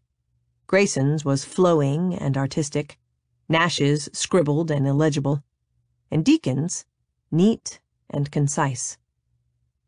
Deacon Valentino Beaumont was now a millionaire, while Olivia Juliana Harrington was penniless. Somewhere the gods of fate were laughing. Deciding that she needed coffee more than she needed to be on time, she headed to the break room. By the time she got a cup of coffee and arrived at the boardroom, she wasn't surprised to find the majority of the chairs filled. No one would want to miss this, especially Anastasia, who sat as close to the front as she could get. As she walked past, Olivia had a hard time not punching the woman right in the face. How dare she break into Olivia's office? How dare she consort with someone else to steal money? And how dare she sit there smiling as if she hadn't had a hand in French Kiss's demise? Pushing down her anger, Olivia sat down in Michael's chair. The reminder of Michael was painful, but not as painful as what she was about to do. She set her coffee cup on the table in front of her, keeping her hands curled around it. The cup appeared to be emitting the only warmth in the room. Everyone's expression was cool and expectant. She cleared her throat. "Good morning." There was a chorus of good mornings, followed by a heavy silence. Taking a deep breath, she continued, "I was hoping to come here today and offer up a bright new future for French Kiss. Unfortunately, I was unable to." The door opened, and Deacon came striding in as if he owned the place and everyone in it. He looked like he did. He wore a gray designer suit, pressed button-down shirt, and purple tie. His hair had been combed back from his forehead, and only a hint of dark stubble shadowed his square jaw. Sorry I'm late. He walked to the front and stopped next to Olivia's chair, and she was embarrassed to realize that in their gray suits, they looked like a match set.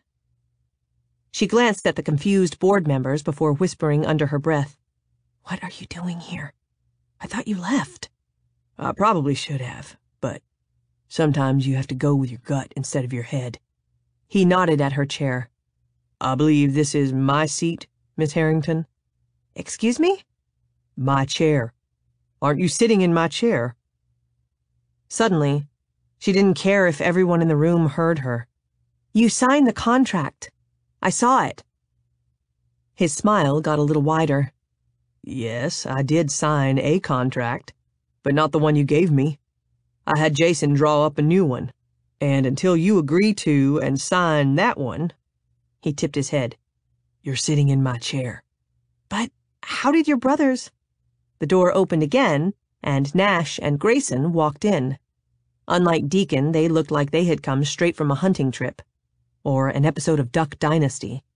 They wore camouflage pants and worn T-shirts that matched perfectly with their scruffy hair and beards. Grayson's only slightly thicker than before. Nash took the first seat he came to and reached for one of the pastries in the center of the table. After a big bite, he nodded at Olivia. "Hi, cuz." She sent him an annoyed look before turning to Grayson, who gave her an encouraging smile as he sat down next to his brother. Every eye turned to her for some kind of explanation, but before she could speak, Deacon cleared his throat. "Anytime this week, Miss Harrington." Shooting him daggers, she got up and moved to the chair on his right. Once Deacon was seated, he wasted no time with introductions. "I'm Deacon Beaumont." He held out a hand. "And these are my brothers Nash and Grayson. As you may have heard, our dear uncle willed us controlling shares of this fine company." A mumble of surprise ran through the board, and Anastasia spoke first.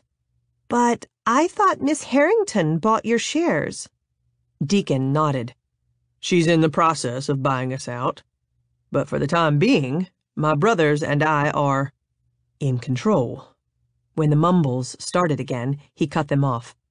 "Now, I'm sure you have some concerns, and I'll be happy to address those after Miss Harrington's presentation." Olivia felt her stomach drop. What was Deacon doing? Wasn't it enough that her beloved company was failing?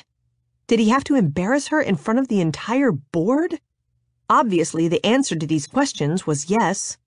But unwilling to give him the satisfaction of humiliating her, she tipped up her chin. I'm afraid that I don't have. Kelly came hurrying in the door with a laptop. Sorry it took so long, but I have the PowerPoint presentation all set up, Miss Harrington. She set the laptop in front of Olivia and handed her a remote before pushing the button on the wall that lowered the projector screen. Deacon got up and motioned to his chair. It might be better if you sit here after all.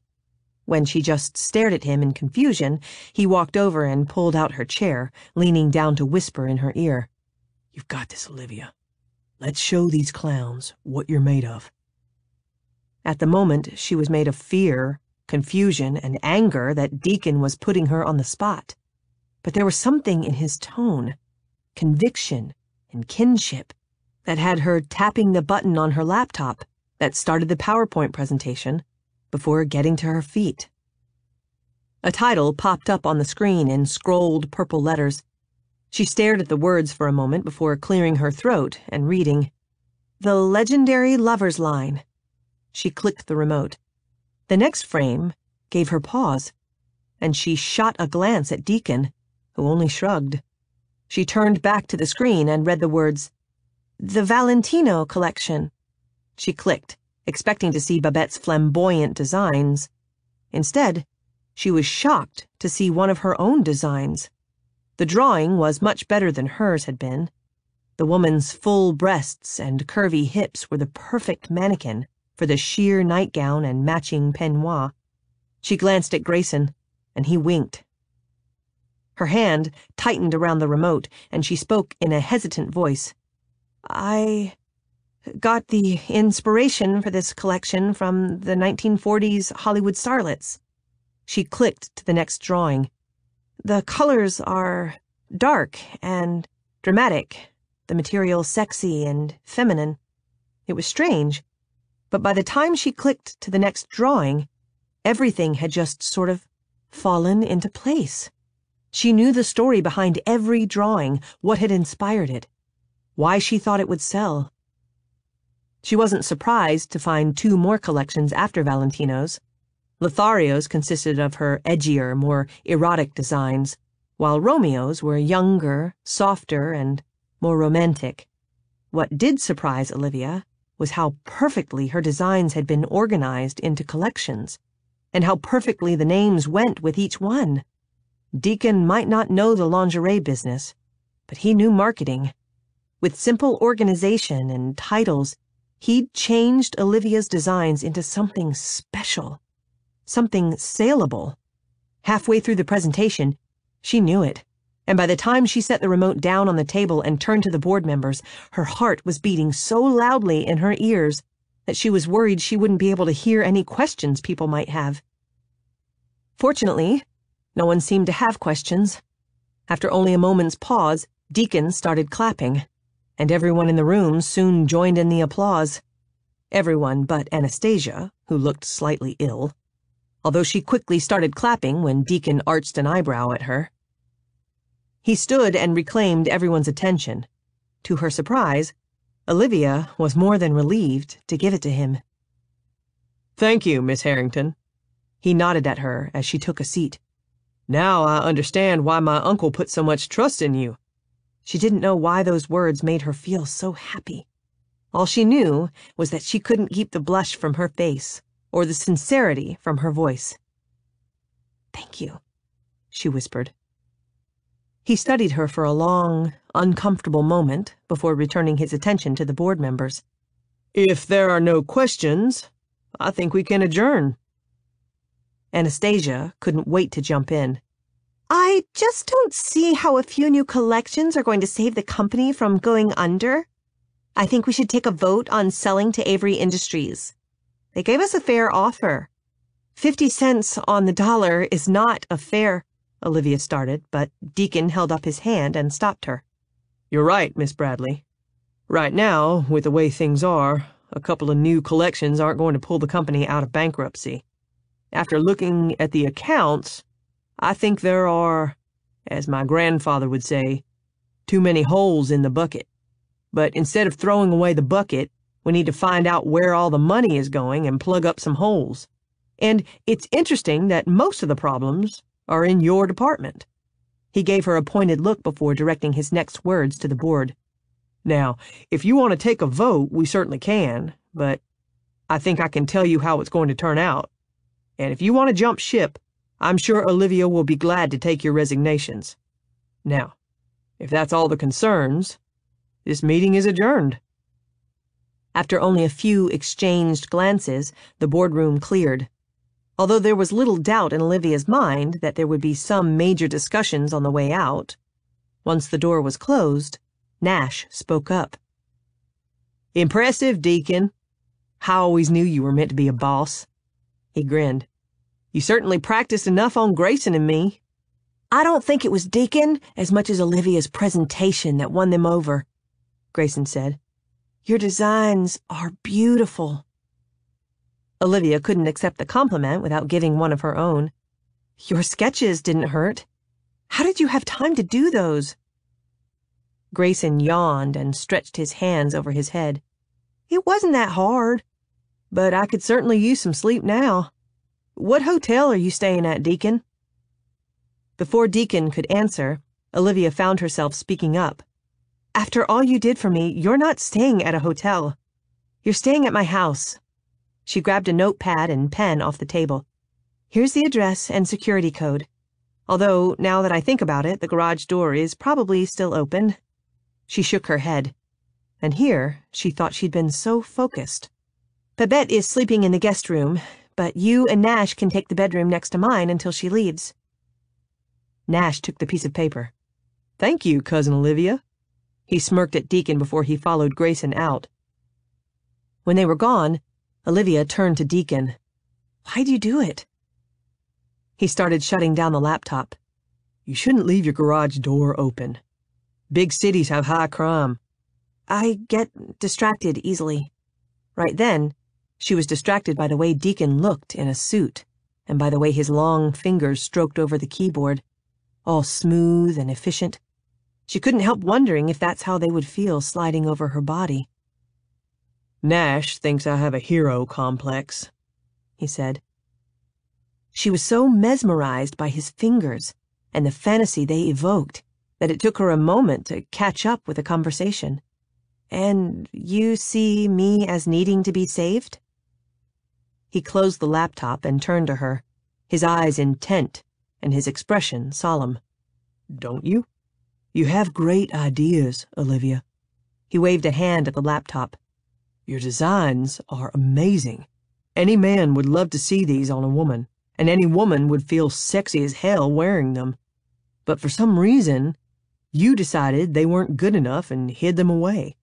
Then you came up with some bizarre plan to design men's lingerie with a kook from Paris." "I still think a line of men's underwear and pajamas will work." Deacon took a step closer. "Then why don't you design them? Not Babette, but you. I'll tell you why. Because you don't think you're good enough. You don't think you're good enough to design men's underwear or women's lingerie. And you don't think you're good enough to be in charge of French Kiss." Her temper surfaced. "I'm good enough. I spent most of my life around the lingerie business, and regardless of what the board members think, Michael didn't hand me anything. I've worked my ass off for every promotion I've gotten." "That's not why the board members don't trust you, Olivia. It's not because you're the boss's daughter, and it's certainly not because you're not smart or talented enough. It's because you don't believe in yourself. And if you don't believe in yourself, no one else will." Olivia tried to pretend that the truth didn't hurt, but it hurt. It hurt so much that she couldn't reply without busting into tears. Even though she didn't speak, one single tear slipped out and trickled down her cheek. She ducked her head and tried to hide it, but it was too late. "Hey." Deacon stepped closer and tipped up her chin, catching the tear with his thumb. "I didn't mean to make you cry. I just want you to realize that you have everything you need to save this company." She shook her head. "No, I don't. I could never do what you did today. Not only am I flighty and, unorganized. I'm non-confrontational. His eyebrows lifted. You seem to have no problem confronting me. Only because you can be a real jerk sometimes. He laughed. Only sometimes? I must be moving up in Olivia's world. Although you've yet to invite me to stay at your house. And technically, while my brothers helped, I was the one who saved your ass. And I have little doubt that you're going to make me pay. His gaze lowered to her mouth. Oh, you're going to pay, Olivia. Now lift up that skirt and show me your panties. Chapter 12. The words were out of Deacon's mouth before he could stop them. Not that he didn't know where they came from. The moment Olivia had started clicking through Grayson's drawings, Deacon's mind had stripped off Olivia's gray power suit and dressed her in each article of lingerie, from the sheer, sexy nightgowns to the hot leather corsets. And it didn't help that Grayson had put Olivia's features on the model in each drawing. It didn't help at all. Olivia blinked. Excuse me? He could have teased his way out of it, but he discovered he didn't want to. Your panties, he repeated. I want to see them. He watched a blush stain her cheeks, and her breasts lift in a quick inhalation of breath. But why? Let's just say that your designs intrigued me, and I've been wondering what style you chose as your own. She released a breath, and the moist heat brushed over his face and relocated beneath the fly of his jeans. She glanced at the door and then whispered, Someone could walk in. The fact that she was even considering it excited him even more. He smoothed back the wisp of hair that had come loose from the clip at the back of her head. Don't tell me you're too bashful. Not when you showed me your panties before. I was 14. It was still hot. Her eyes widened. You thought I was hot? Yes. So are you going to show them to me, or make me guess? When she only stared back at him with those pretty green eyes, he continued. Let's see. You have on a gray suit, so I'm going to go with purple satin panties with the little ribbon bows. She shook her head. The white see-through thong with a lace? Another shake, and her hair came unclipped, falling around her face in golden waves. He lifted a strand and held it to his nose. It smelled as he thought sunshine would. Clean, fresh, and hot. Please don't disappoint me and tell me you've got on a pair of panties that are big enough to dry my 2-ton truck after the car wash, he teased.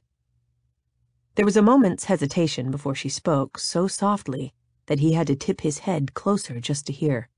What with everything, I haven't had a chance to do laundry. She swallowed and blushed even brighter. So... Her words trailed off, taking all the oxygen in the air with them. He felt lightheaded and woozy. Or maybe his condition had more to do with all the blood rushing to his dick. Whatever the cause, he couldn't think past one thing. Olivia wasn't wearing any panties, and hadn't been wearing panties the entire time she'd been doing the PowerPoint presentation. What had started out as an attempt to get a little peek escalated to an overwhelming desire to touch. In under a second, he had her pinned against the wall, one hand cradling her jaw as his lips claimed hers, and the other reaching for the edge of her skirt. And sure enough, above the tops of the sheer, silky, thigh-high stockings was nothing but sweet, warm, welcoming flesh. Damn, he mumbled against her mouth as he dipped 2 fingers into her heat. The hot, wet sheath had him almost ejaculating right then and there like some horny, inexperienced kid. For a man who had always prided himself on being different from his father, on having complete control over his lust, his body's reaction was scary as hell. He dropped his hands and moved away as if Olivia were a match and he a stick of dynamite. Look, I apologize. I had no business. Before he could finish the thought, Olivia became the aggressor. In 2 steps, she had his hair gripped in her fingers and his mouth scorched by her lips and tongue. Unprepared for her forward assault, he stumbled back and tripped over the leg of a chair, sitting down hard on the boardroom table. And damned if the woman didn't crawl right on top of him. Between the hot kisses and the sweet center riding the hard ridge of his fly, control seemed like a petty thing to pride himself on. So he let the flame catch and the fuse sizzle toward explosion, which is exactly what would have happened if the door hadn't opened. He pulled away to find Nash peeking in. "Sorry," his brother said with a smirk a mile wide. "I was just going to see if you were coming." His eyebrows waggled. "But I guess the answer to that would be yes." "Get the fuck out," Deacon growled. "Yes, sir, boss," Nash said. "But don't be surprised if someone else comes a-knocking, someone who isn't as friendly. That metrosexual dude that was hanging out by the elevators last night isn't real happy that you and Olivia are still having a meeting." "Parker?" "That would be the one." He flashed another grin before closing the door. "Oh, my God," Olivia breathed, grabbing his attention. She looked sexy as hell with her blonde hair all wild around her face and her skirt hiked up to show off the tops of her thigh-highs.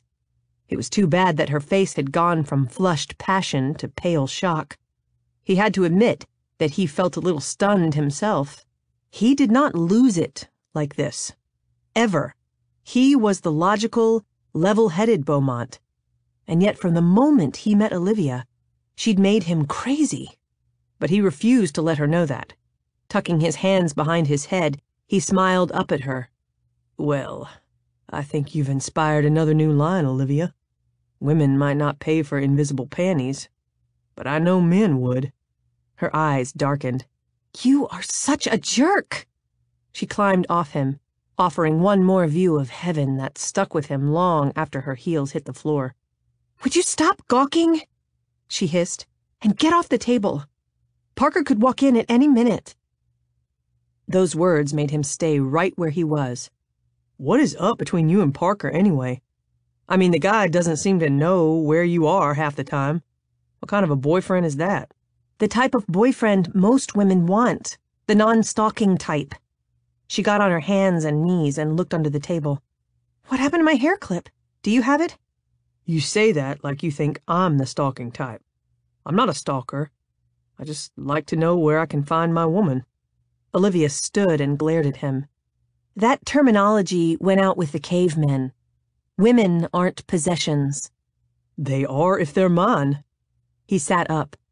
"And if you're my woman, I don't mind you calling me your man." Her eyes flickered, as if she'd just thought of something. "And are you someone's man?" "If I were, I wouldn't be looking at other women's underwear. Or non-underwear. Just like if you were truly Parker's woman, you wouldn't have let me." I... He lifted an eyebrow and waited for her to continue. Instead, she released an exasperated grunt and headed for the door, taking a moment to smooth her hair in her skirt before she opened it.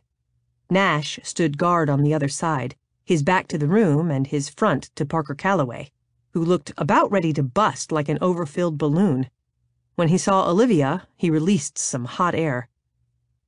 "This cretin," he pointed a finger at Nash, who had stepped out of the way, "refused to let me in the boardroom. He said that you were still having a meeting." He glared at Deacon, but spoke to Olivia. "What is going on, Olivia?" While Olivia struggled to explain, Deacon hopped up from the table. "This cretin happens to be my brother." He spied Olivia's hairclip under a chair and leaned down to pick it up. "Which means he's your superior. So I'd be careful if I were you."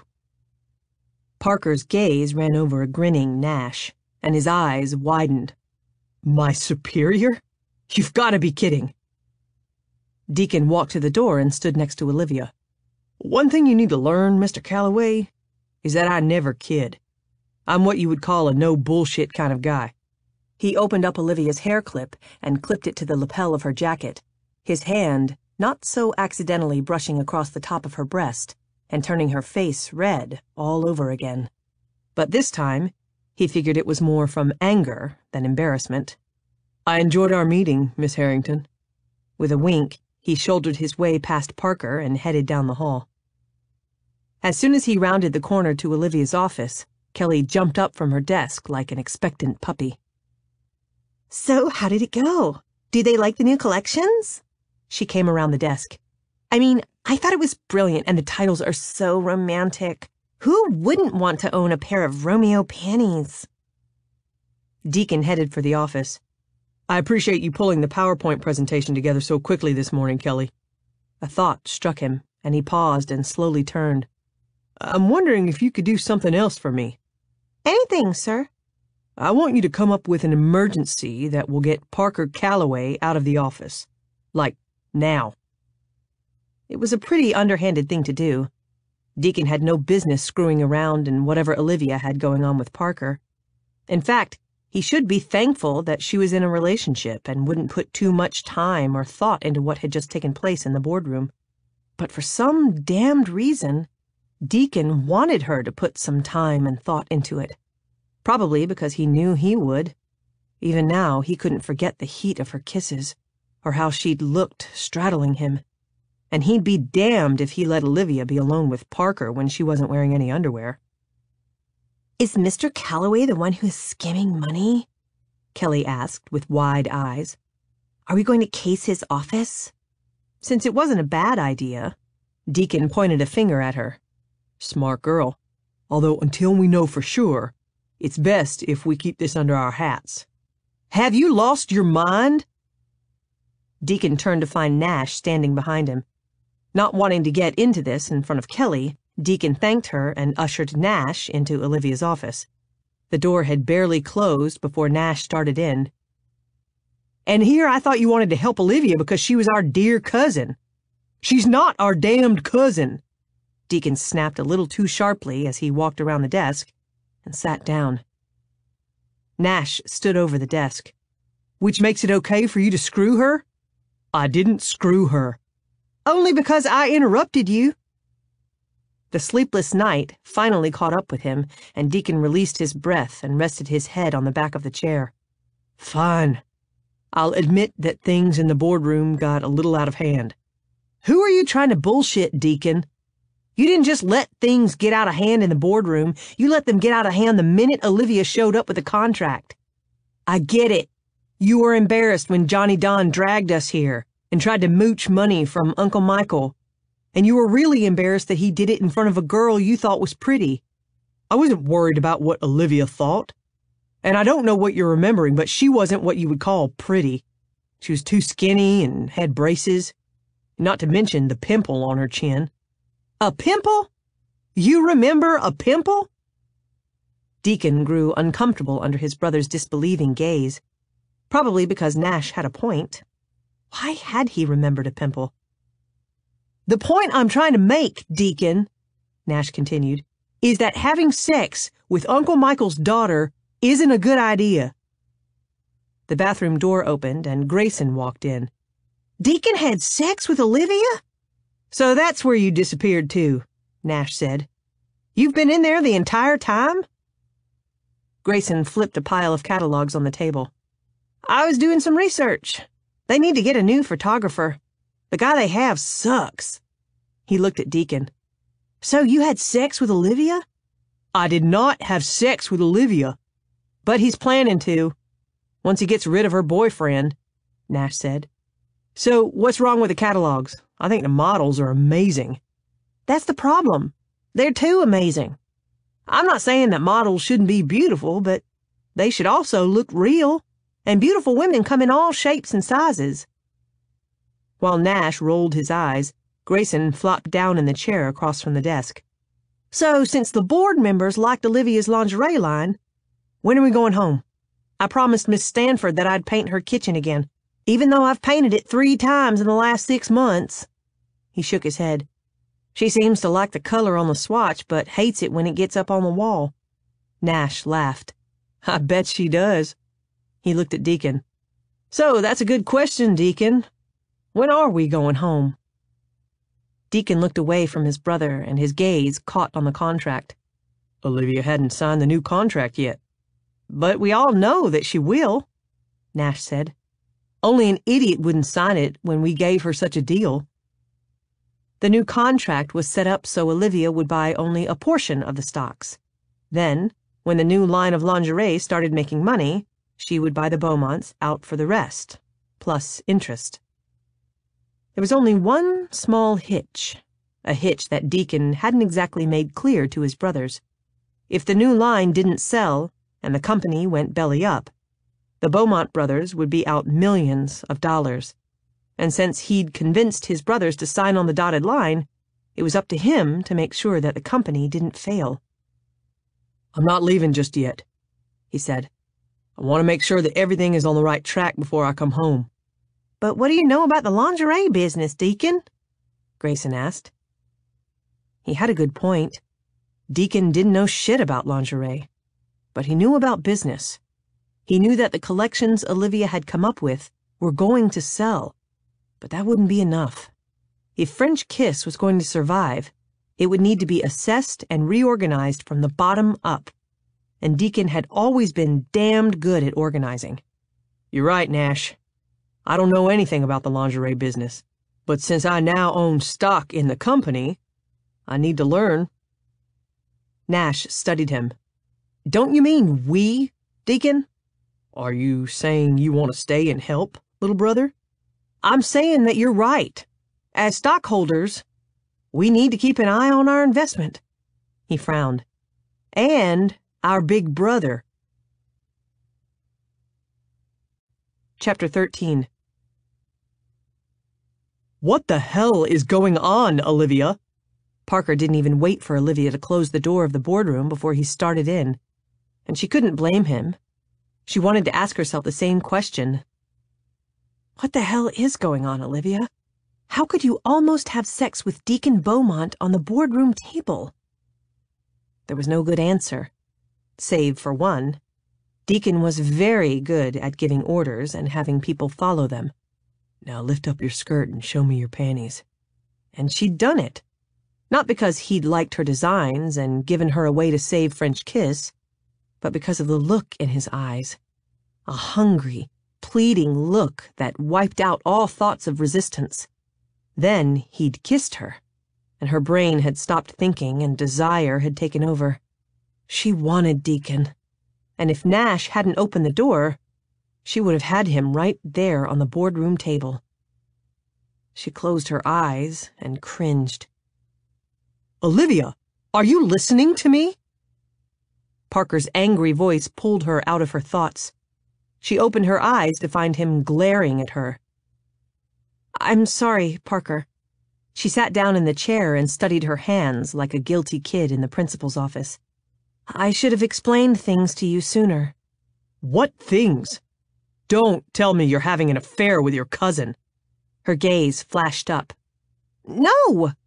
Of course I'm not having an affair with Deacon. Certainly 2 kisses didn't constitute an affair. And he's my step-cousin. He's a jackass. Parker stood over her. A jackass you need to get rid of ASAP. It wasn't what he said, as much as how he said it, that took Olivia by surprise. He wasn't offering advice. He was issuing an order. Something that he had never done before, not even in the bedroom. Since he had caught her and Deacon in a compromising position, and was no doubt allowing jealousy to control his decision-making, she tried to ignore his tone. I can't fire him, Parker. Michael left him and his brothers the majority of stock in the company, which means they own French Kiss. So I heard. And I also heard that you were going to buy them out. So do it, and get the Beaumonts out of here. At one time, she'd thought the same way. She couldn't wait to have the Beaumont brothers sign the contracts and go home. But things had changed with just one PowerPoint presentation. What had made Deacon do it? Why had he taken the time when he could have easily walked out the door with $50 million and left all the problems to her? I hope you realize that you won't have a company if you let those hillbillies run it, Parker said. I won't have a company if I don't. The words came out before she could even think about them. But she quickly recognized them as the truth. She might not like Deacon, but she needed him. The presentation had been good, and Grayson's sketches amazing. But there was little doubt in her mind that Deacon's strong, commanding personality was what had sealed the deal. Parker knelt in front of her and took her hands. "And maybe that's not a bad thing, Olivia. Maybe it's time to let go of French kiss and move on. I deal with our accounts daily, and French kiss isn't going to make it, especially with those cretins running it. So let's forget about French kiss and start our own lingerie company. I've put a little money aside, and with your money, we could make a real go of it." His eyes got a funny gleam in them. "In fact, why don't we get married?" Olivia felt like she'd been punched hard in the stomach and had all the wind knocked out of her.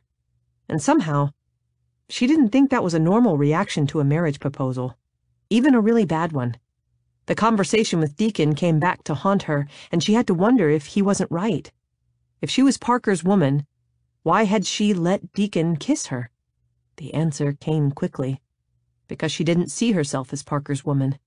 She saw them as two business associates who occasionally had dinner and sex, and not even very good sex. "Thank you," she said as humbly as possible. "But I can't marry you, Parker. We don't even know each other. I've never met your parents, and you've never met my mother. I don't even know if you have a pet, and you know nothing about Jonathan." Not that the seagull was a pet, but now that she thought about it, he was the closest she'd come to owning one. After only a moment's hesitation, Parker released her hands and stood up. "Deacon seduced you, didn't he? Maybe you haven't had sex, but you want to." Olivia couldn't help the heat that filled her face. "Great!" He threw up his hands and turned away.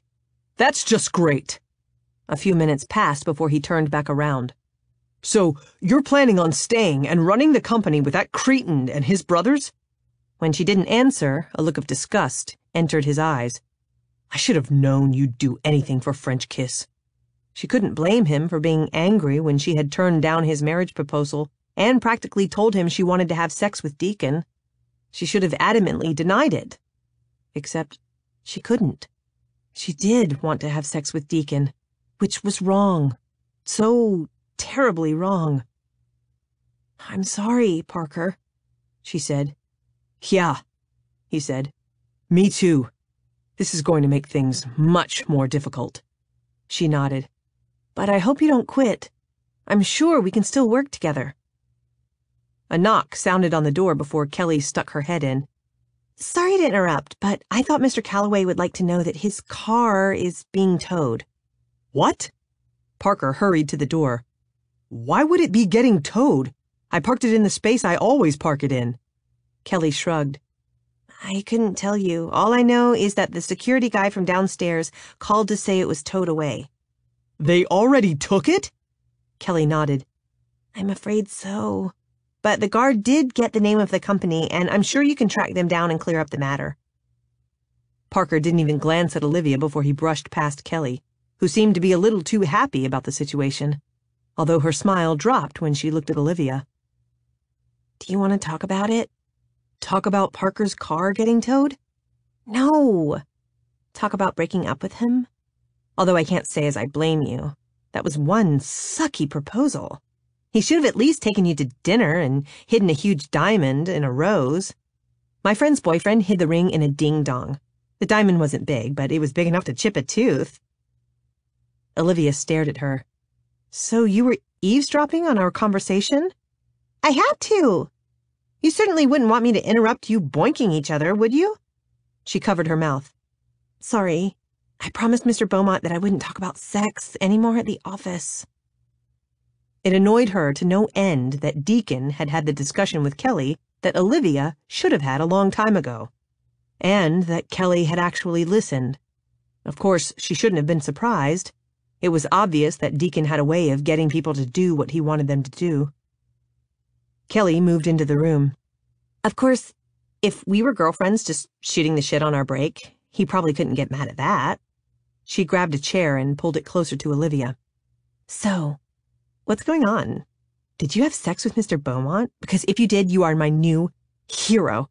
I mean, the man is a god. A walking, talking sex god. And any woman who gets to worship at his altar should consider herself lucky. I did not have sex with Mr. Beaumont. Kelly didn't look fazed. But you're going to, right? Because anyone can see that the guy would like to bend you over his desk and... Kelly, she said. Kelly held up her hands. Fine. But I think you could use a good boinking to relieve all that stress you carry around with you. Sex is a great stress reliever, and Mr. Beaumont looks like a man who knows his way around the bedroom. I'm not worried about getting around a bedroom with Mr. Beaumont, Olivia said. I'm worried about getting the new designs made in time for the fashion show, which means that you'll need to set up a meeting with the designers for this afternoon so we can start... Kelly cut her off. I'm sorry, but I can't. Mr. Beaumont has a list a mile long of things I need to do for him. Olivia bristled. Mr. Beaumont is not your boss. I am. Kelly held up her hands again. Then you need to explain that to him. I'm only trying to do my job. Olivia's anger boiled as she started down the hall to her office. If the man thought he was going to take her assistant, he had another thing coming.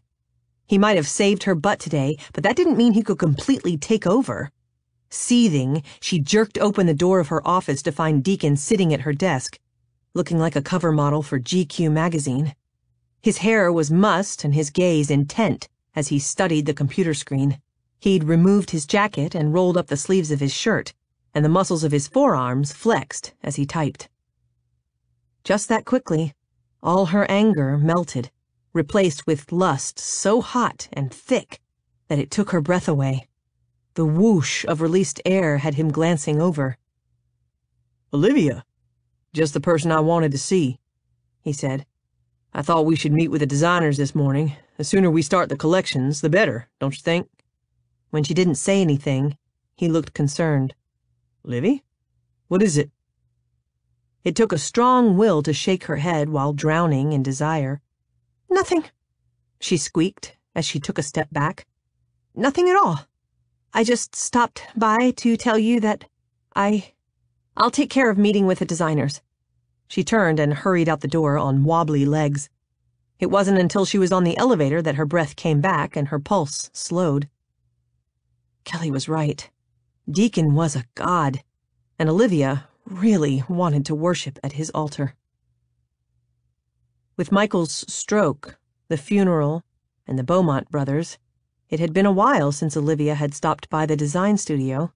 It was a huge, airy room that covered one side of the 10th floor, with full-length windows facing the bay and the Golden Gate Bridge.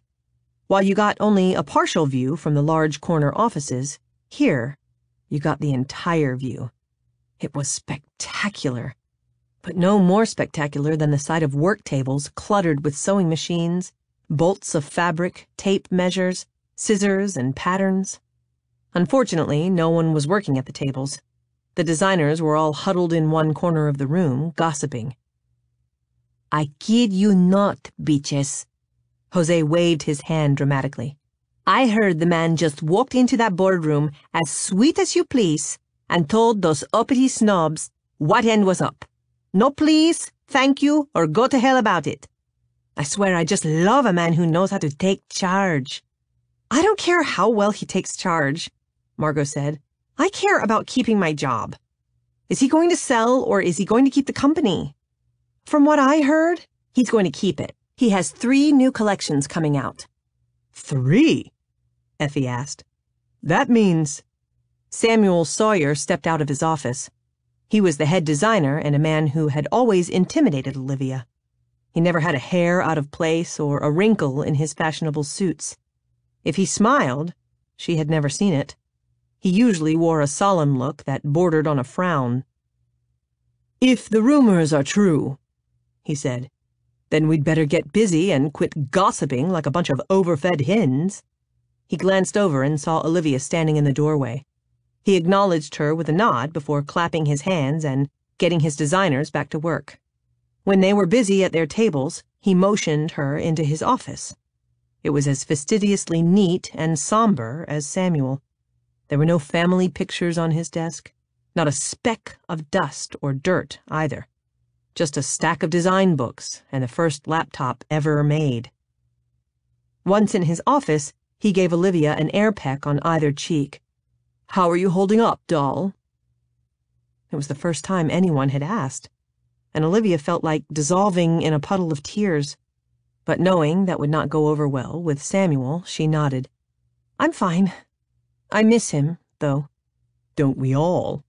he said, with no emotion on his face whatsoever. "Now, what brings you here today? I'm assuming this has to do with the new owners." "Have you met them?"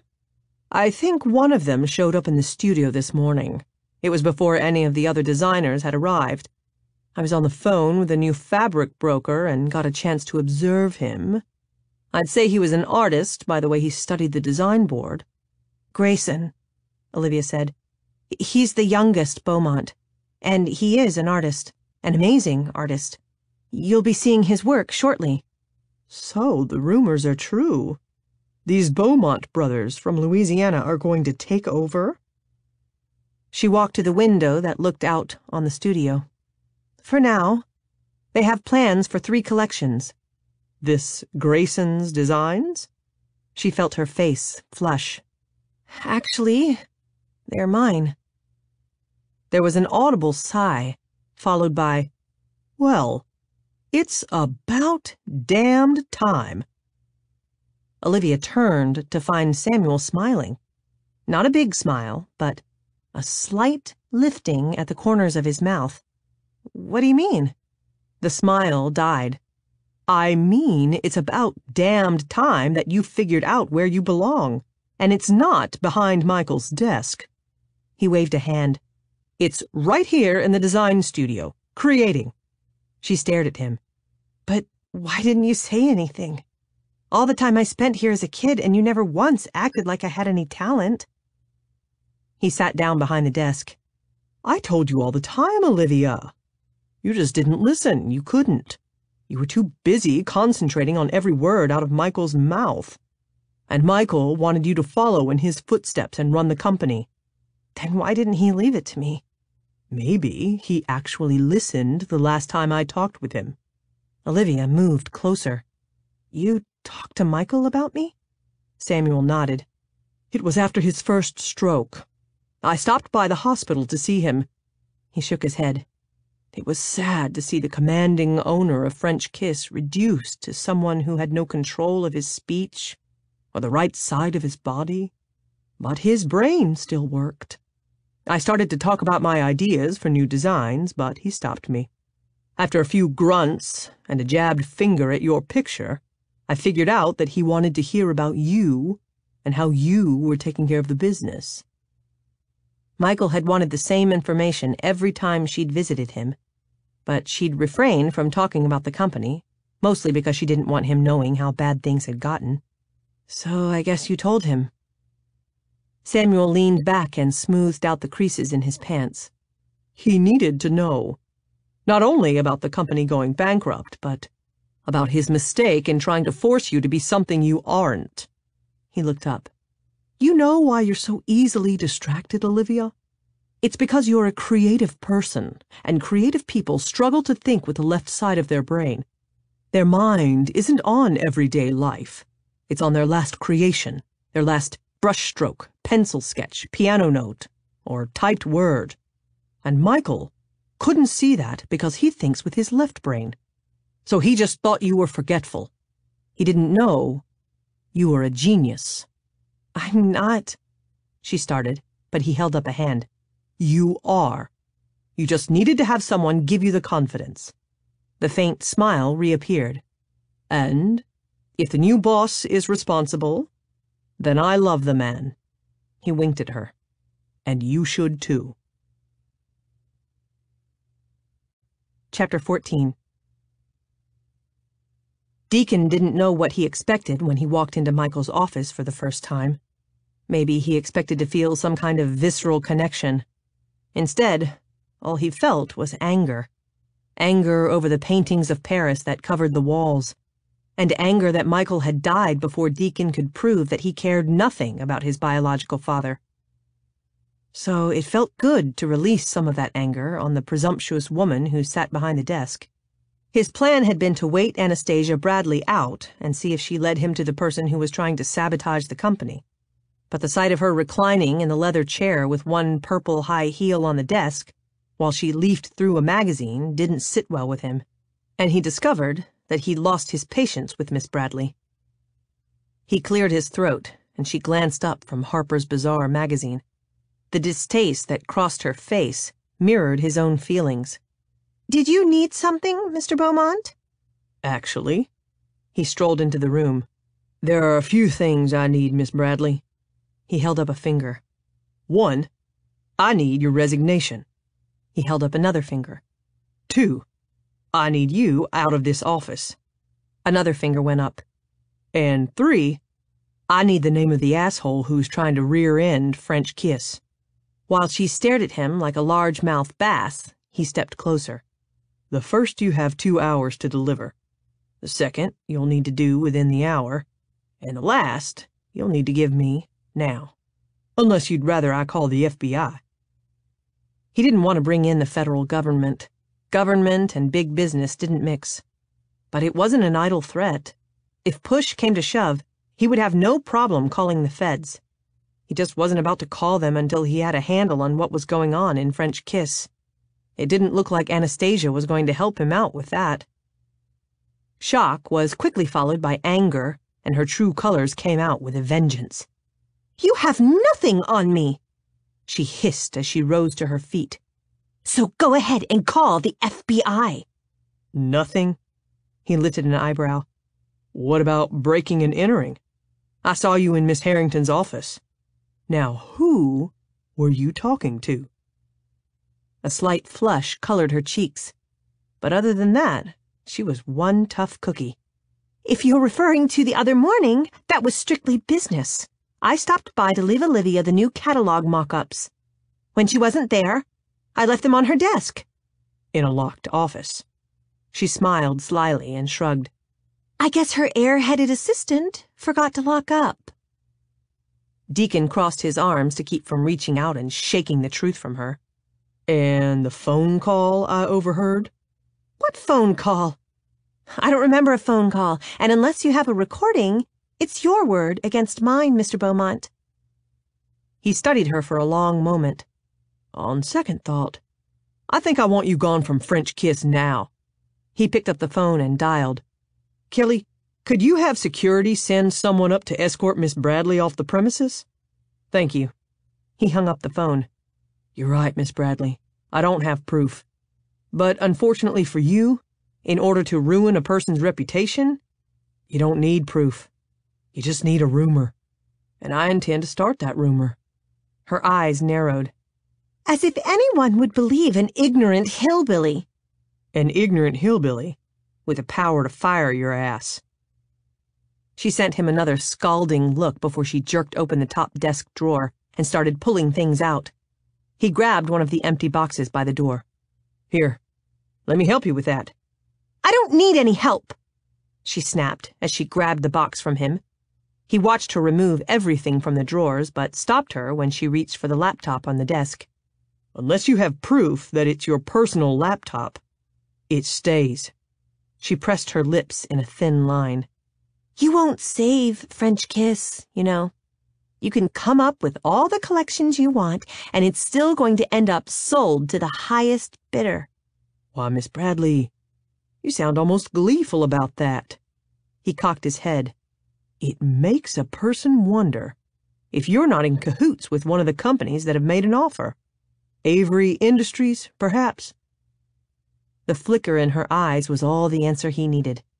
Not that he could prove it, but it was nice to know. The guard showed up and then stepped back as Anastasia strode out the door with her box. I don't need an escort, she growled. I know my way out. When the witch was gone, Deacon was left with the ghost. A ghost that had haunted him for years and refused to let up. Unlike Olivia's office, Michael's had a masculine feel. The shelving and desk were dark wood. The furniture brown leather and overstuffed. The only splashes of color were the paintings.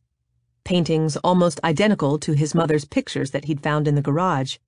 There was the same bridge over the Seine, the same angle of the Eiffel Tower, the same quaint cafe, and the same small lingerie shop. Deacon had always thought Michael had left his mother after finding out she was pregnant. But looking at the paintings, he started to have his doubts. Why would a man want to be reminded of a woman he didn't love? It made no sense. But if it had been his mother who broke it off, why would Michael surround himself with painful memories? So you fired her? Kelly peeked her head in, and when Deacon nodded, she walked in and closed the door behind her. I could kiss you for getting rid of that bitch. Before he could open his mouth, she held up a hand. Not sexually, just as an appreciative employee. She sent him a heavy-lidded look and toyed with her necklace. Unless you want more than appreciation. Kelly, he warned. Her shoulders slumped. Fine. You can't blame a girl for trying. She looked around. Isn't this a great office? Don't you just love Paris? Not really, he said dryly. She pulled a phone from between her breasts and typed with her thumbs. Get rid of Paris pictures from Mr. Beaumont's office. This isn't my office. Why not? You are the boss. Besides, I think Miss Harrington is ready for you to get out of hers. She walked over and took the painting of the cafe down and leaned it against the wall. It was funny, but Deacon seemed to breathe easier. Where is Olivia? He asked. She called and said she'd be in the design studio for the rest of the day. Is Parker with her? Nope, Kelly said.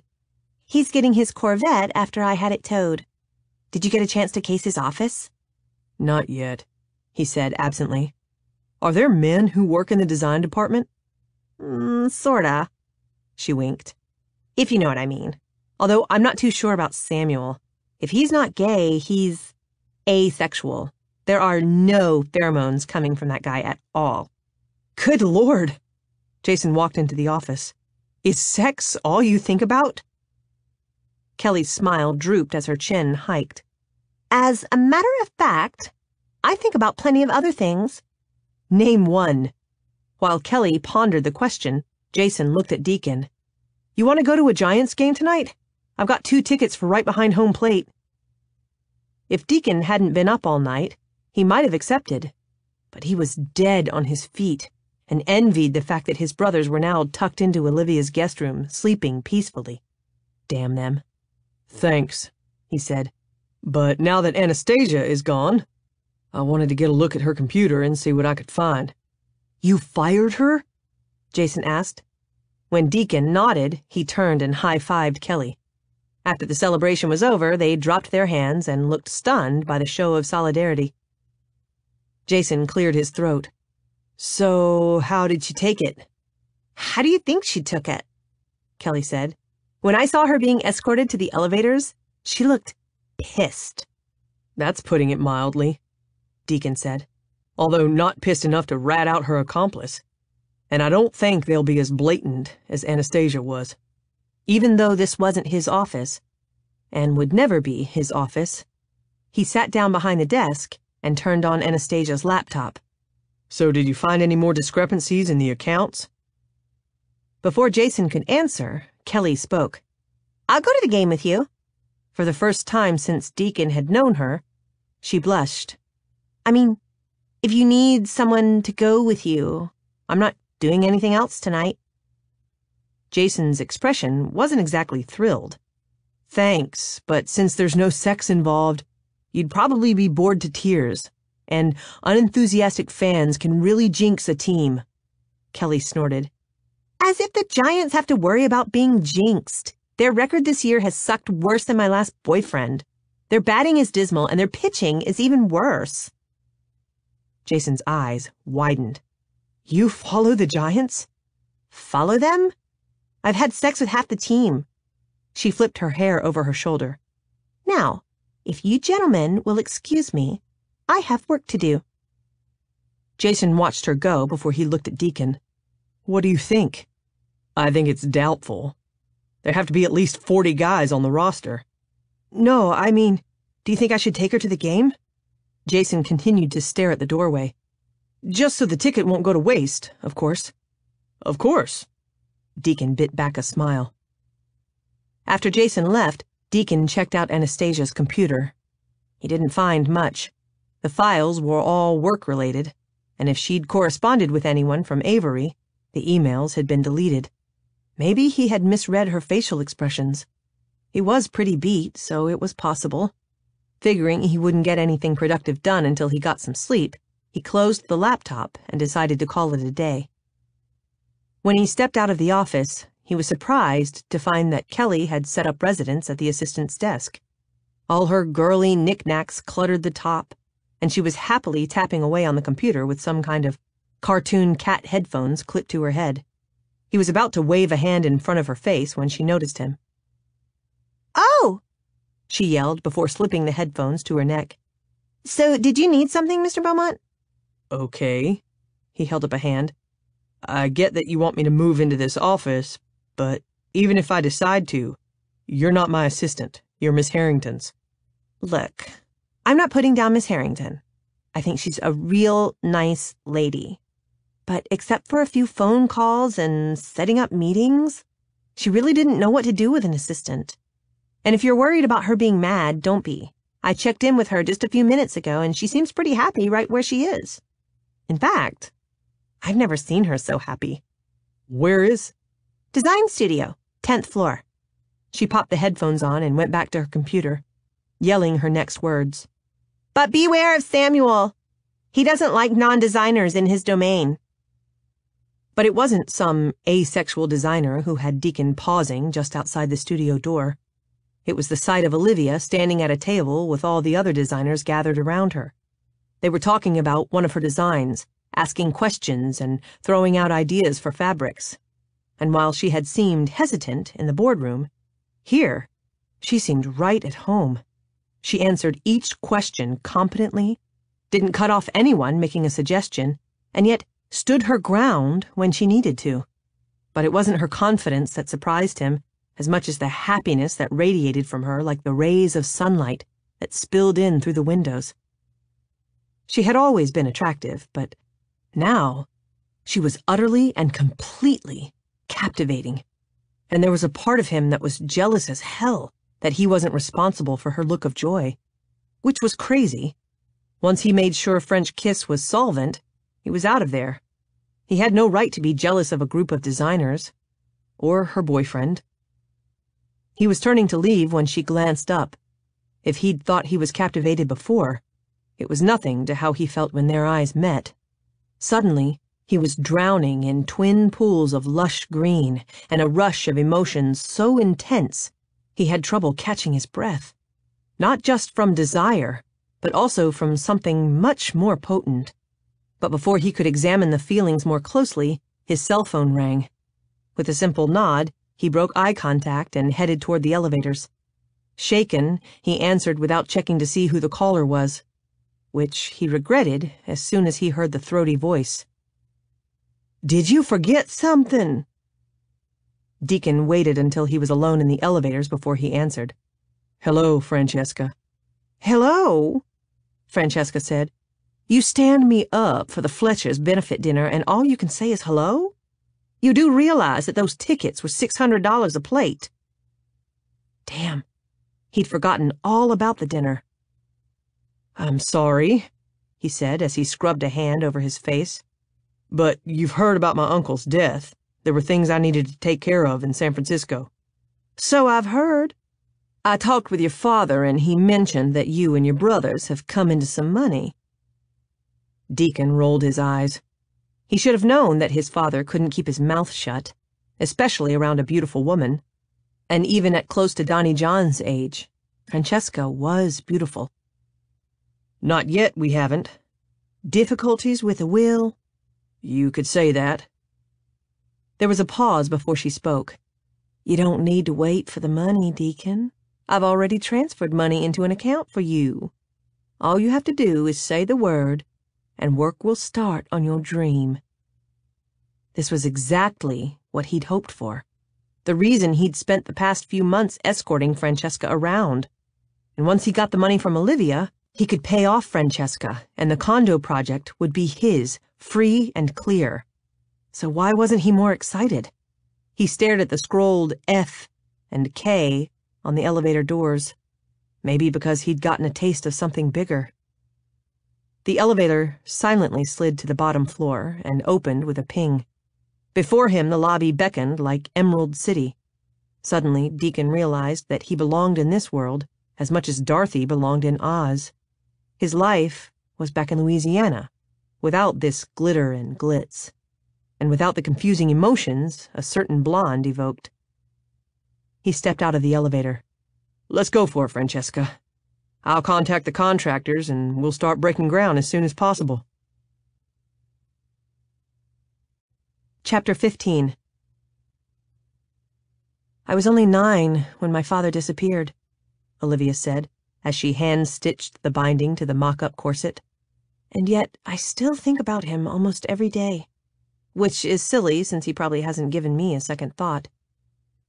Grayson's gaze lifted from his sketch pad. They were the same color as Deacon's and Nash's, but Grayson's eyes held an innocent compassion that would make anyone want to share their deepest hurts, which made Olivia continue to babble. "I wanted to blame my mother. I thought if she hadn't been so wrapped up in money, my father wouldn't have left after his company went bankrupt." She re-threaded her needle and went back to work on the deep purple corset, fitted to the dress form. It was one from the Valentino collection, a sexy confection of velvet and ribbon lacing. "Then, when I became a self-conscious adolescent," she said, "I blamed myself. I thought if I'd been cuter, smarter, more lovable, it would have been enough to make him stay. It was Michael who finally made me realize how wrong I was." She pushed up her glasses. "Not because of anything he said, but because of his actions. He had faith in me." She paused. "Then I went and almost bankrupted his company." Grayson skillfully wielded the charcoal pencil. "From what Deacon says, French Kiss was on its way to bankruptcy long before Uncle Michael died. And he was right to have faith in you." He stopped sketching and looked around the large design studio. "All these works of art are yours." Olivia followed his gaze. Sunlight streamed in through the tall windows, gilding the dress forms draped in their colorful satins and silks, as if they were princesses in a fairy tale ballroom. Each designer danced around their princess, their attention completely focused on the design. She understood how they felt. While she struggled to remain on task with everything else in her life, she had no problem remaining focused here. In the past week, she'd completed her own pieces for the new collections, including the dark purple corset with its silver binding and lavender ribbon laces. And she was starting to believe Samuel and Grayson. She was an artist. For a long while, she and Grayson worked on their own creations without saying a word. The silence would have been uncomfortable with any other man, but with Grayson, it just seemed right. There was something so soothing about the glide and pull of the needle and thread, accompanied by the wisps of Grayson's pencil as it softly stroked the paper. "What are you drawing?" she finally asked. "Just a few ideas I have for the next catalog. Can I see them?" He turned the sketch pad. It was a drawing of Olivia, her expression intent as she worked on the corset. There was nothing sexual about what she was doing. It was just a woman in skinny jeans and a button-up blouse, sewing. And yet the entire undertone of the drawing was sexual. She should have felt embarrassed that Grayson had pictured her like that. She didn't.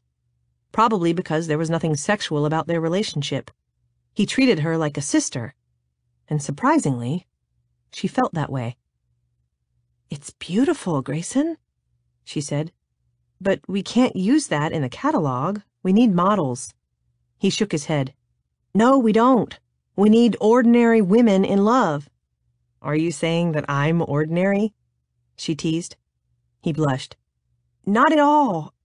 I'm saying that even beautiful women are more beautiful when they're doing something they love. You're in love with design, and it shows in every movement, in every emotion that plays across your face." Before she could even begin to marvel at his perception, a voice broke the silence. "Here you two are!" She pulled her attention from the sketch to watch as Nash wove his way through the tables. At least she thought it was Nash. The camouflage pants and t-shirt had been replaced with dove gray pants and a light lavender dress shirt. But his new clothes weren't as startling as his clean-shaven face, a face that was so handsome that she understood why the women and men of the design staff had stopped work and were now staring in open-mouthed lust. While the attention would have had most men puffing up with pride, Nash behaved as he always did. He stopped to admire each designer's work, said something that had them laughing, and then slapped them on the back before he continued on his way. This easy-going friendliness had endeared him to Olivia, and after only a week, she felt as if she'd known him all her life. He flashed her a blinding smile before his gaze rested on the corset. "Nice. Is that part of my collection?" Nash did have a corset in his collection, but with its black leather and studs, it was much edgier than this one. Although Olivia had yet to see the edgy side of Nash, he just seemed like a good old country boy to her. "No," she said. "I have my designers working on yours and Grayson's." His eyes sharpened and then twinkled. "So, Deacon is all yours?" She blushed. Until now, she hadn't given it much thought, but Nash made her realize that she had taken all the designs Deacon liked, something she didn't want to acknowledge. "So, what happened to the grizzly bear that made me breakfast this morning?" she asked in an attempt to change the subject. Nash was an excellent cook and had made the most amazing brioche French toast that morning. It had sent Babette into fits of French praise. Babette was still living with her.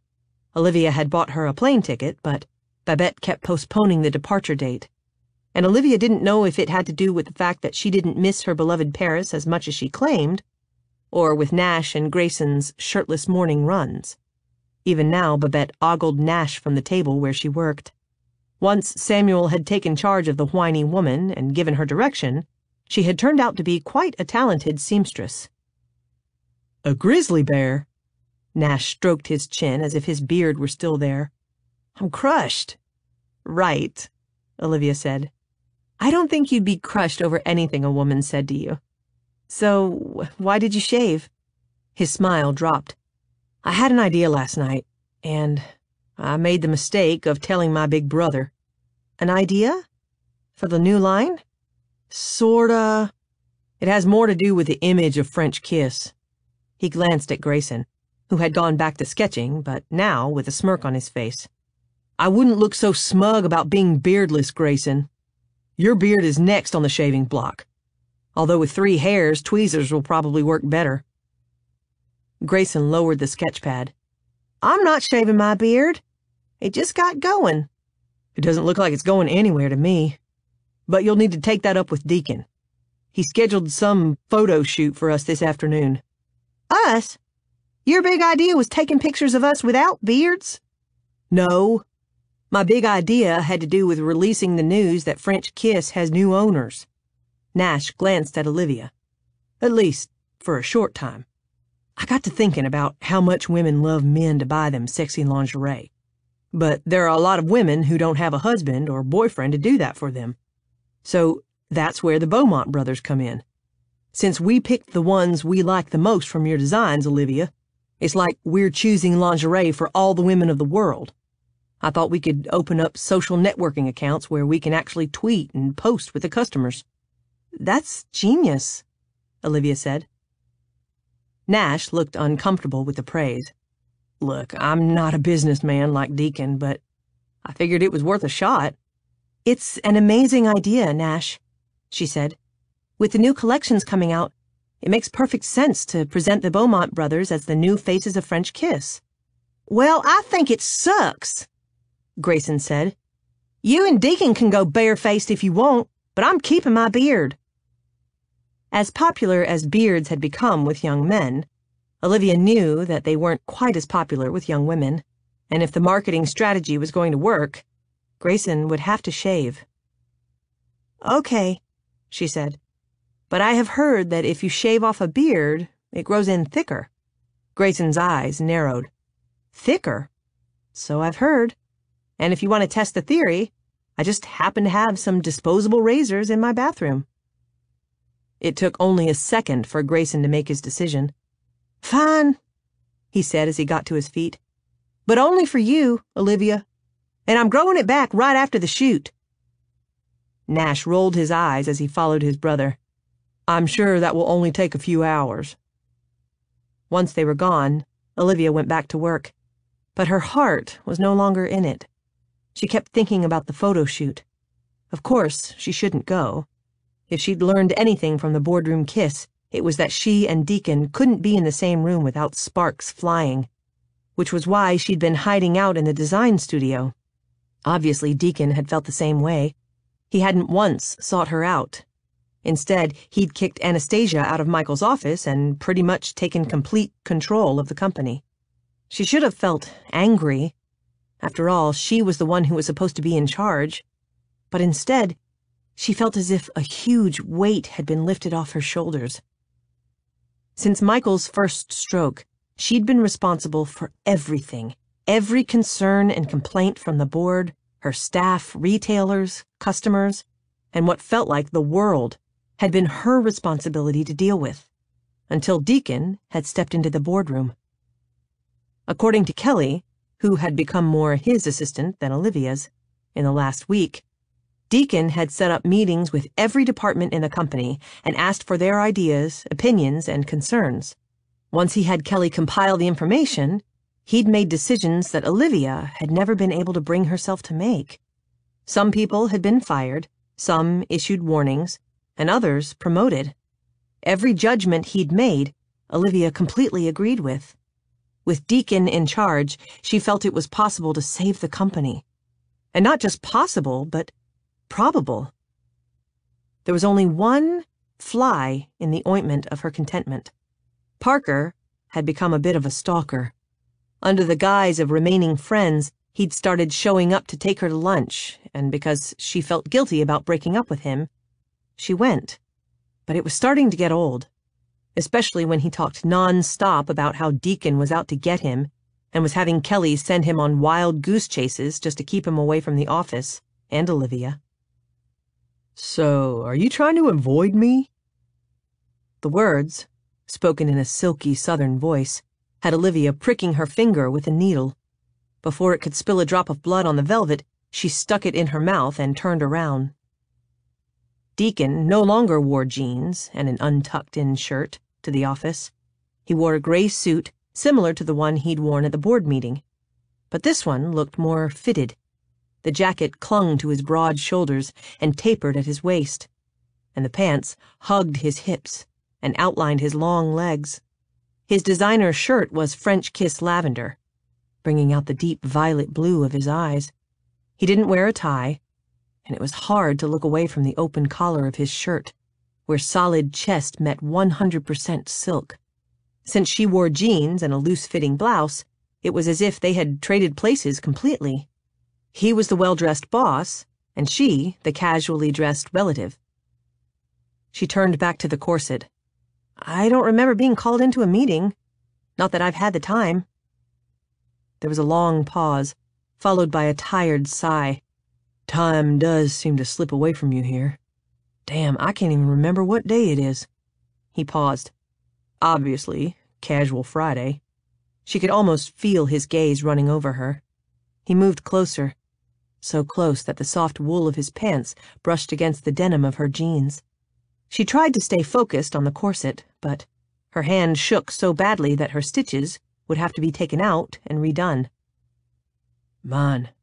He reached out, and his fingers entwined in the ribbon she'd yet to tie, sliding down the satin in a slow caress that took all the oxygen from the room.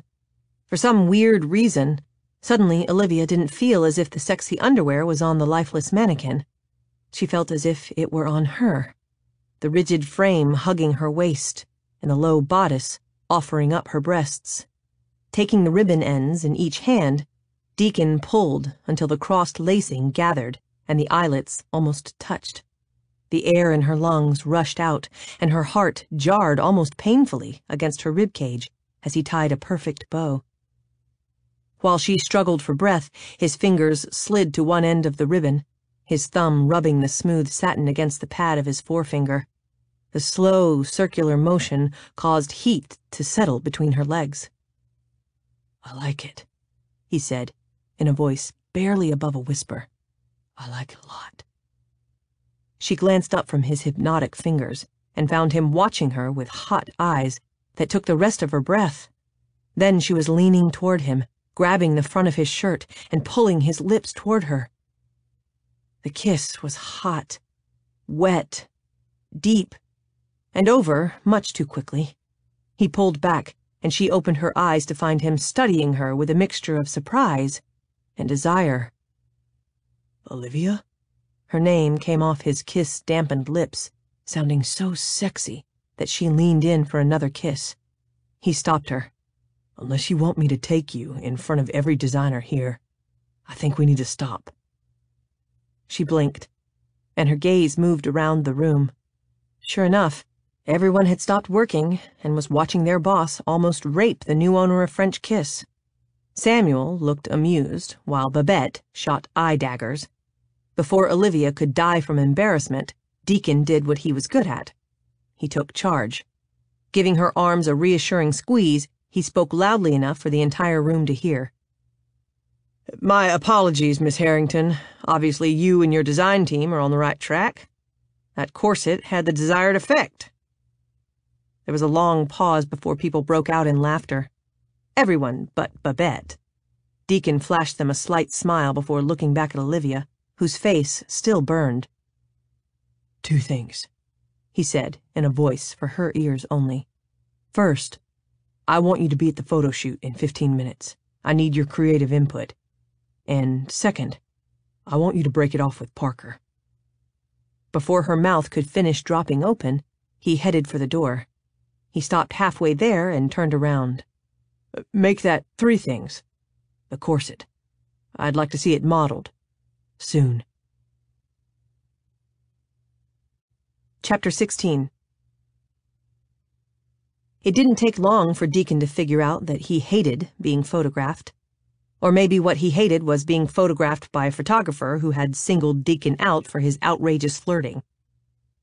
"No, gorgeous."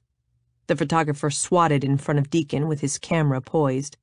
"When I said I wanted a seductive smile, I didn't mean a badass glare that would start a barroom brawl. Why don't you try going to your happy place, sweetheart?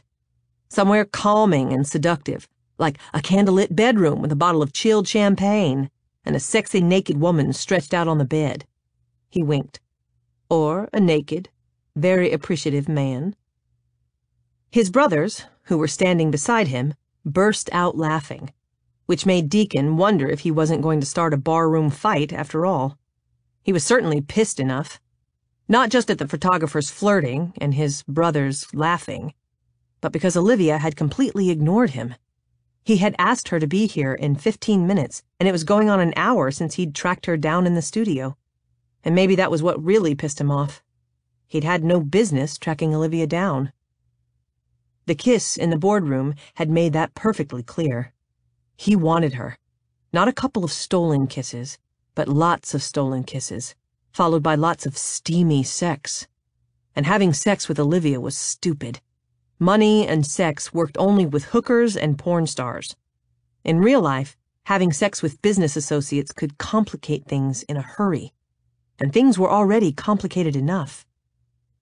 Deacon was enjoying being the boss a little too much. Or maybe what he was enjoying was the challenge of bringing French Kiss back from bankruptcy. It was a pipe dream.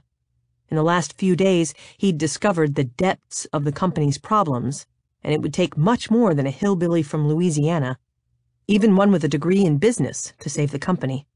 It would take a miracle, and he had never much believed in miracles. "I'm done."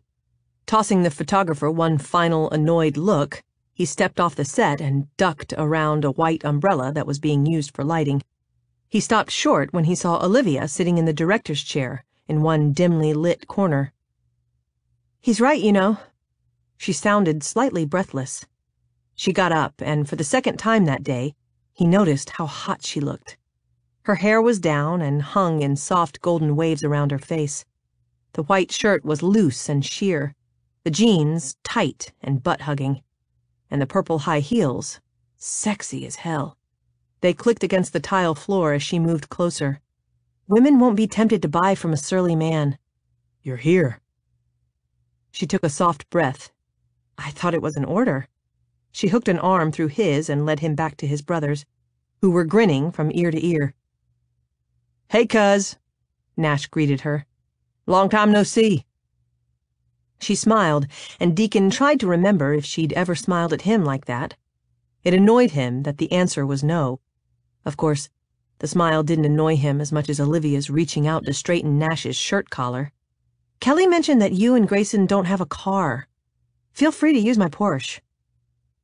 Deacon would have laughed at the thought of his tall brother being stuffed into Olivia's tiny Porsche, if he hadn't been so pissed at him for flirting. "How about if we drive home together?" Nash said with a wink. "I'll make you dinner, unless you've got a date with your boyfriend." Suddenly, Deacon's anger shifted from Nash to Olivia. No doubt she'd been having dinner every night with Parker while Deacon had been staying late and working his ass off. But her next words took all the starch right out of his anger. "Parker is no longer my boyfriend." As if she'd just commented on the weather, she moved over to Grayson. "I liked your beard, but I like you better without it." She unbuttoned the top button of his shirt. "There. That's perfect." She went to stand behind the photographer. "We're ready when you are, Miles." Miles studied Deacon. "Do you think you can get Mr. Sexy Pants to stop scowling?" Deacon ignored him and directed his questions to Olivia. "Why? Why did you break it off with Parker?" She glanced at the photographer.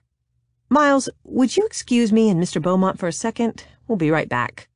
She headed to a dressing room in the far corner, and when he followed, he found her holding the door and breathing rather shallowly. "Are you okay?"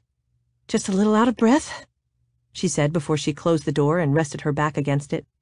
"I broke up with Parker because I wanted to, not because you ordered me to." "I didn't order you."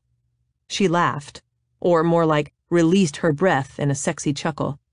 "You really need to learn the difference between asking and ordering, Mr. Beaumont. Asking means a person has the right to decline without penalty. Ordering means that they have a right to decline with one." "And exactly what penalty would I implement if you didn't follow my supposed orders?" She hesitated for only a second before answering. "You'd sell the company." The words, and her somber expression, broadsided him, and it took more than a second for him to reply. "You really think I'd do that? Especially after all the hours I've put in?" She studied him with her clear, direct eyes. "Why, Deacon? Why have you worked so hard to save a company that you don't even care about? And don't tell me it has to do with the money. You could have had the money without the work if you had just signed the contract." She was right. After a couple of sleepless nights, he'd figured out that it wasn't about the money, nor was it about the power and big office that came with the job.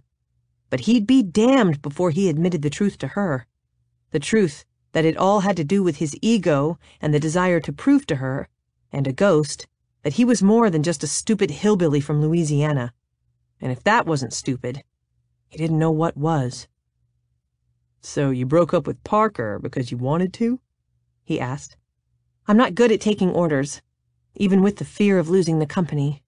I did all three things because I wanted to." Deacon's eyes widened. "3?" A smile tipped her mouth. "Yep." Before he could get his head around that, she opened the door and walked out of the dressing room, leaving Deacon too stunned to move. It took Miles hustling in to break through his daze. "Come on, lover boy," he said as he pulled Deacon back to the set. "Time is money." He smoothed Deacon's hair before tapping his nose. "Remember, sexy thoughts." Deacon didn't need the reminder. As soon as Miles moved out of the way, his gaze sought out Olivia. She stood to the side, just to the right of one of the umbrellas. The area she stood in was too shadowed for him to tell if she wore something beneath the white shirt. But Miles had no more than crouched down and aimed his camera than she pulled something from the opened neck of her blouse, and it didn't take more than an eye narrowing to see that it was a ribbon. A purple ribbon. "Perfect!" Miles yelled before his camera rapidly clicked. "Just keep those naughty thoughts coming, my sweet. Women are going to eat you up with a spoon." Deacon didn't want women. He wanted one. Deacon allowed the photo shoot to last much longer than he wanted, but only because it seemed to mean so much to Olivia. She stood right behind Miles, offering up suggestions and a multitude of praises when they hit a pose she liked. Occasionally, she would stop the shoot and hurry over to fix a shirt collar or straighten a piece of wayward hair. The ribbon had disappeared, but in the bright lights, he had no trouble seeing the outline of the corset through the white of her shirt. And when she smoothed his hair off his forehead, he couldn't help leaning down and whispering in her ear, "With or without panties?" She froze with her fingertips resting ever so softly against his temple and her breath falling in warm puffs against the skin of his neck. Her gaze lifted to his. "Without."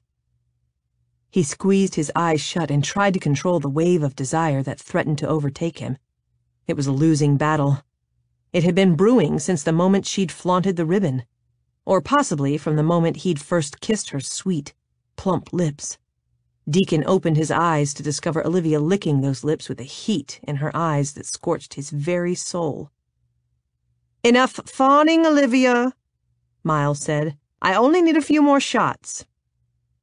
Without taking his eyes off her, Deacon spoke. "No more shots. Olivia and I have a meeting to attend." Then, without one thought for how it would look to the photographer, or his brothers, he took her hand and pulled her around the extension cords and lighting umbrellas, and out the door. "What are you doing?" she whispered as he led her to the elevator.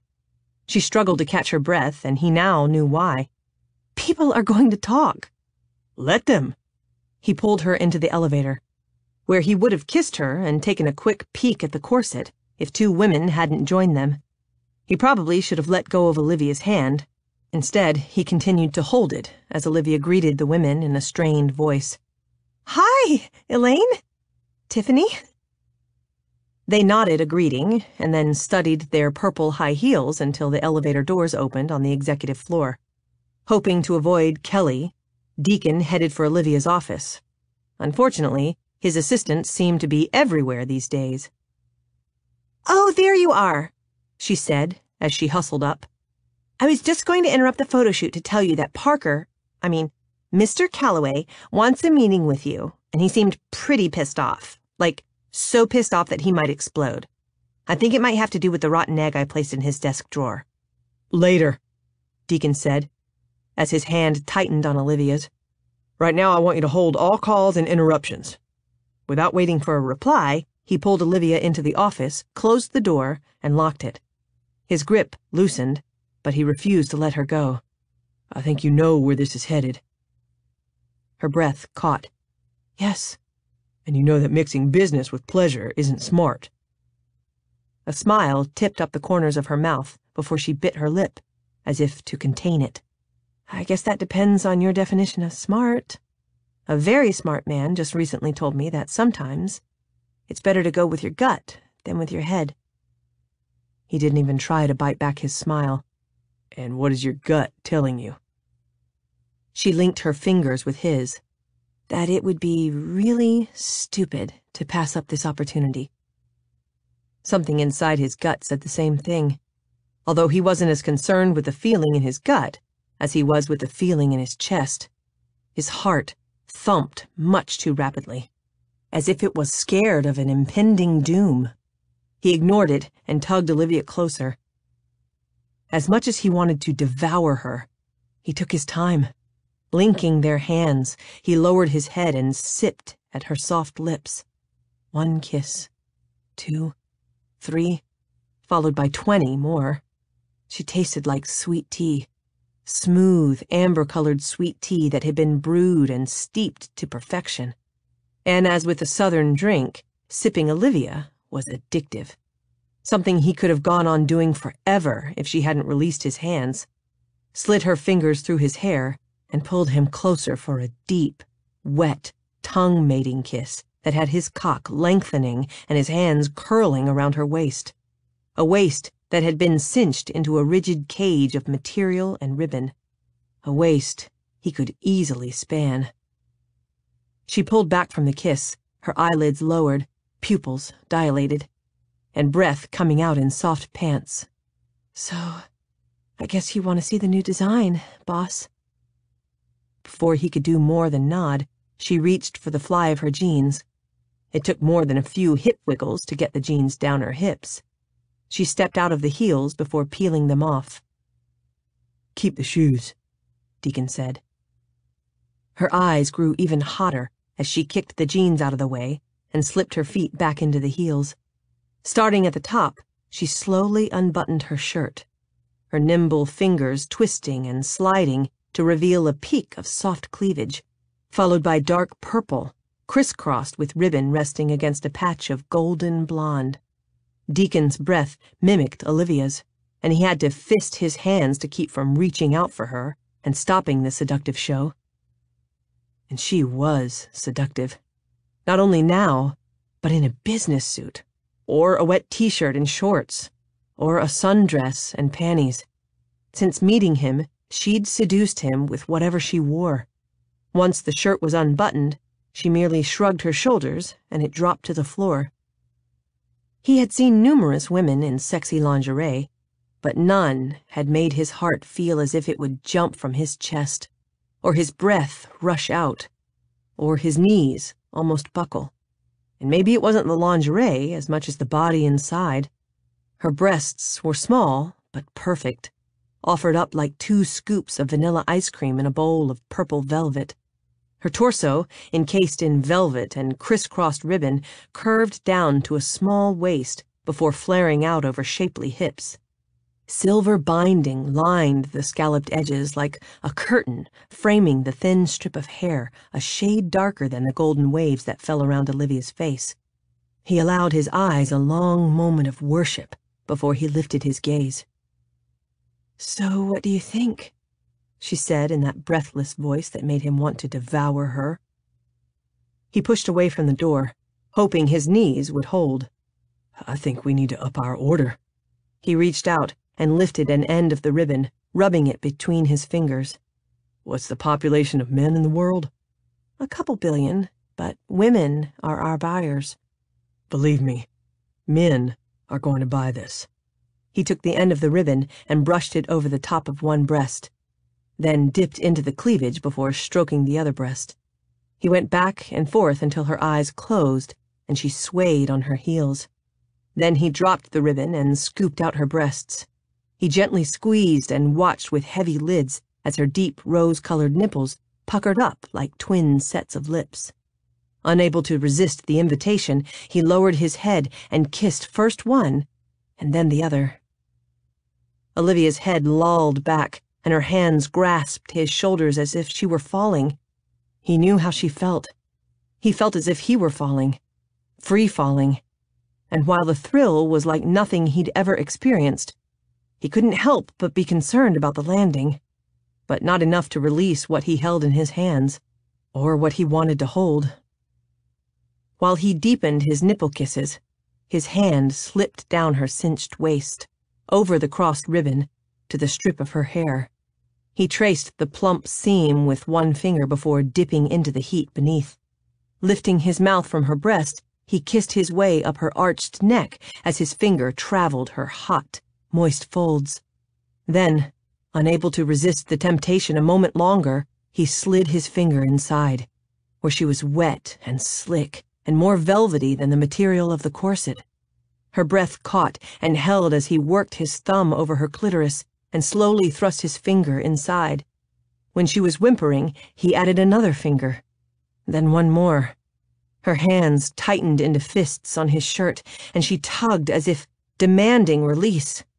He flicked his thumb faster until her body tightened, including the muscles around his fingers. The only sound she made when she hit orgasm was a startled puff of air. He waited for her to sag against him before he picked her up in his arms and carried her to the desk. He set her on the edge, then, with one swipe, cleared it off. He expected her to comment. Instead, she remained silent, the only sound her labored breathing. She watched with hooded eyes as he slipped off his shoes and unbuttoned his shirt. When he dropped the shirt to the floor and reached for his belt buckle, he realized that he'd never stripped for a woman before. They usually stripped him. It was exciting, and a little disconcerting. He'd never cared how a woman viewed his body, but damned if he didn't care now. And when he was completely naked, with the condom he'd taken from his wallet in hand, he was surprised how much he cared. Deacon stood before her like a green kid with a fragile ego, waiting for one word of praise. He didn't get it. Chapter 17. Olivia was struck speechless. She had seen Deacon's naked body before, but both times had been too brief for her to truly appreciate the splendor. His shoulders were broad, his biceps bunched, and his chest defined and sprinkled with dark hair that bisected a hard, flat stomach and ended in a display of virile manhood that left Olivia more breathless than her tightly laced corset. If she had thought his penis was big the first time she'd seen it, this was nothing compared to how it looked now. This time, it was fully erect and boldly jutted from his body. Just looking at it caused wet heat to flood the spot between her legs. So have you changed your mind? At Deacon's words, she glanced up and met his gaze. The uncertainty she saw there surprised her. She'd expected him to be as controlling in bed as he was in life. Instead, he seemed hesitant and vulnerable, which gave her confidence. She shook her head, then leaned back on the desk and slowly spread her legs. "Have you changed yours?" A growl came from deep in his chest, and in less than a second, he'd stepped between her legs and was kissing her hungrily. He tasted like the richest of coffee, dark, strong, and flavorful, and he affected her the same way. Adrenaline surged as her brain focused on every place he touched. The heat of his fingers in her hair, the slide of his tongue in her mouth, the strength of his thighs against the inside of hers, but mostly, she focused on the brush of his erect penis against her hot center. The nudge of smooth, moist tip had her hips lifting and her legs wrapping around his waist. There was a brief, heavenly breach of her womanhood before he groaned and pulled back. "Wait, baby," he breathed as he opened the condom. But before he could slip it on, she sat up and took it from him, fisting him in her hand as she slid it over the tip. She stroked his length until he moaned, then guided him home. With his eyes closed and sweat beading on his forehead, he took his time, easing in inch by stiff inch. But she didn't want restraint. She wanted Deacon unleashed. She wanted him hard, and she wanted him deep. Hooking her heels around his waist, she thrust her hips up and took him whole. Deeply embedded, he flung his head back and gave her exactly what she wanted. His next thrust was hard and deep, as was the one after, and the one after that. He gripped her hips and took control, and she let him, giving herself more freely than she had ever given herself before. When the orgasm hit, she felt like a bolt of satin being unfurled. She soared, billowed, then drifted down in shimmery waves. Above her, Deacon blurred, and the last thing she remembered before she lost consciousness was his passion-filled eyes. She blinked, awake, to find the passion replaced with concern as he tapped her cheek with his hand. "Breathe, Livy, breathe." She tried to obey, but she couldn't. There was no oxygen left in the air, just Deacon. Sexy, disheveled Deacon. She smiled and closed her eyes, but then opened them again when he jerked her to a sitting position. "Damn it, Olivia! How the hell do you get this thing off?" He fumbled with the ribbon on the corset. Finally, he gave up, jerked open the top drawer of the desk, pulled out a pair of scissors, and carefully, but efficiently, snipped it off her. The rush of air that filled her lungs was a relief. She sucked in a good 3 gulps before she noticed the ruined corset. Thinking about all the work she'd put into it, her heart sank. I guess it's too late to tell you that the actual laces are in the back. Jesus, he whispered before he pulled her into his arms. You scared the shit out of me. Okay, so maybe a ruined corset wasn't that big a deal. She smiled against his hard chest as he rubbed her back in soothing circles. Are you okay? Do I need to call an ambulance? Now that would set the office to gossiping. Not to mention the tabloids. She couldn't help but run her tongue over the nipple that topped his defined pectoral muscle. He tasted a little sweaty and a whole lot sexy. And when his nipple beaded, she took a little nibble. His hand stopped rubbing. You should know by now that I don't care what people think. She did know that. It was just another thing she liked about him. Once he'd made a decision, he went with it. To hell with what anyone thought, which pretty much explained what she was doing on his desk wearing nothing but purple high heels. For some reason, Deacon had decided that he wanted her, and she had easily fallen in with his plans. She waited for the guilt and self-condemnation to set in, but all she felt was happy, content, and extremely satisfied. A thought struck her, and she stopped brushing her lips over his nipple and pulled back. Did you come? His eyes looked desire-drugged and confused. What? Before I passed out, did you reach orgasm? He blinked. The way your mind works is truly confusing. Yes, I came. But it would have been better if the woman who gave me the amazing orgasm hadn't stopped breathing. The amazing made her feel lightheaded all over again. Amazing? He grinned. Damn amazing. Her gaze lowered. For a man who had just had an orgasm, he looked raring to go again. And just the sight of his hard, smooth length had her not far behind. Well, she said as she took him in hand, I guess we could try it again without the corset. One of the nice things about having sex with the boss was that you didn't have to worry about getting in trouble for missing work. Although once Olivia was completely sated by 3 orgasms, she couldn't help bringing work up. So, have Jason and Kelly discovered anything else odd about the accounts? I would ask Kelly, but she seems to have switched loyalties. Deacon adjusted a throw pillow under his head and then caught Olivia before the movement caused her to roll off the edge of the narrow couch. I hate this damned couch. We should have gone to my office. She giggled and cuddled closer. I don't know. It worked out kind of nicely just a few moments ago. Because you were on top. If your butt had been pressed against this hard-assed cushion, you would have changed your mind. I think I have bruises. He absently kissed the top of her head before answering her question. Yes, Kelly and Jason found a lot of inconsistencies. As of now, it looks like the total is going to be around $1 million. Olivia reared up so quickly that she fell off the couch and landed on the floor. Dollars? Someone has stolen $1 million from the company? It looks that way. He sat up and held out a hand, but she was too upset to take it.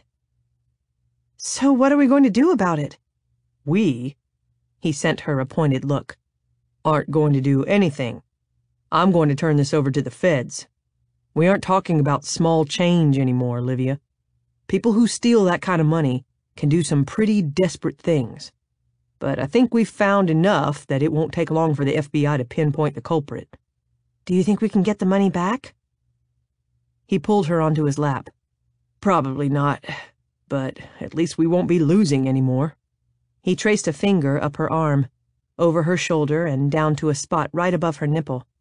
I like your mole. That is not a mole. She slapped at his hand. According to my mother, it's a beauty mark I've had since I was born. I didn't say it wasn't beautiful. He leaned down and kissed it, causing her nipple to tighten beneath the heat of his breath. Were 4 orgasms in a row even possible? Unfortunately, she didn't get to find out before Kelly tapped on the door.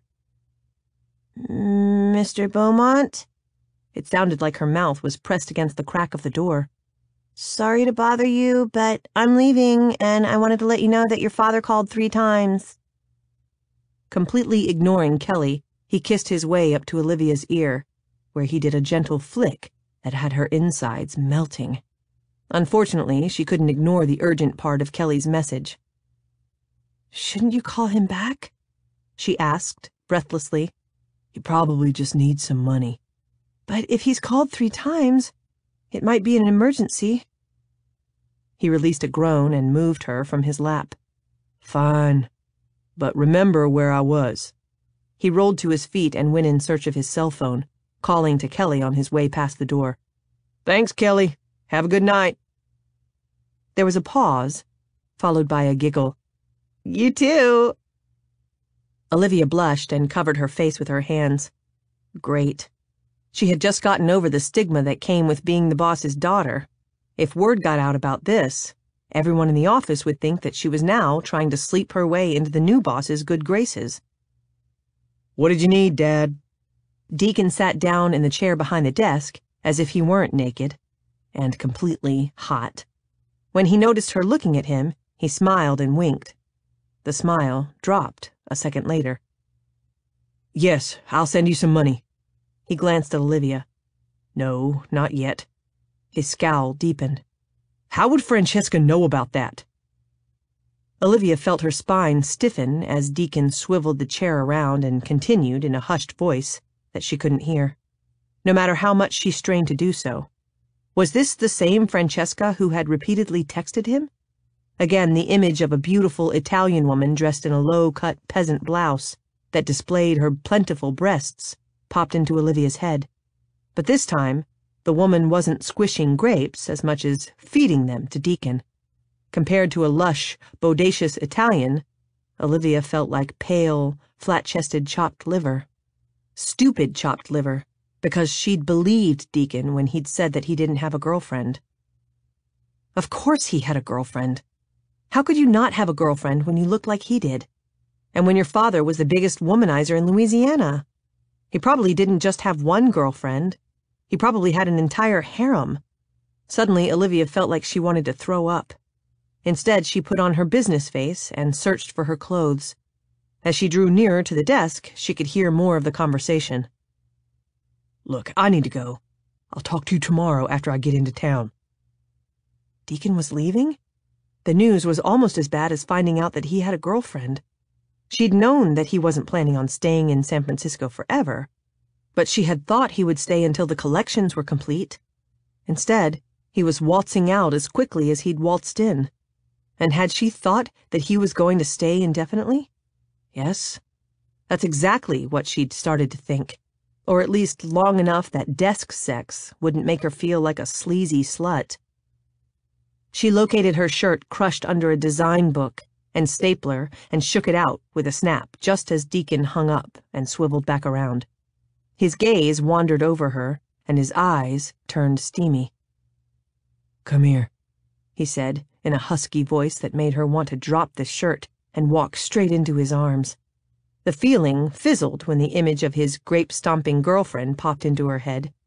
No doubt Francesca followed every order, but Olivia wasn't going to.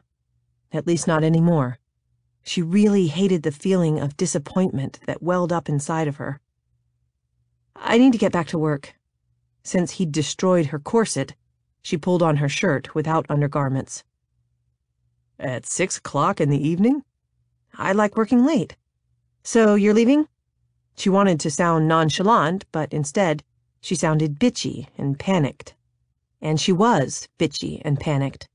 Bitchy because she felt like a cheap slut, and panicked because the company was about to become her sole responsibility again.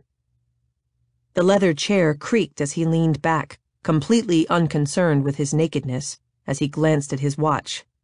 Actually, I was planning on leaving this evening, but since I missed the flight, I'll have to see if I can reschedule for the morning. Biting back the words she wanted to fling at him, she quickly buttoned her shirt and, in her haste, She did it all wrong. There was a good 6-inch disparity between one side and the other. Before she could fix things, the leather squeaked and suddenly Deacon stood in front of her. You want to tell me what happened in the last few seconds to have you in such a fluster? Brushing her hands away, he unbuttoned her shirt and buttoned it correctly. The man was like a space heater, his hot fingers branding her bare skin. Nothing happened, she said, as she tried to keep her gaze off his nakedness. It wasn't easy when his naked chest seemed to fill her entire vision. She would have looked down at her toes, but something else blocked that view. So she turned her head and looked out the window. I just need to get back to work. He turned her chin with his finger and tipped it up. There was a sparkle of humor in his eyes that really annoyed her. I'm going to make a guess and say that you heard the name Francesca and assumed the worst. I wasn't thinking any such thing, she lied through her teeth. It makes no difference to me if you have some Italian girlfriend at home. She pulled away from his heated finger. But don't expect the same from me.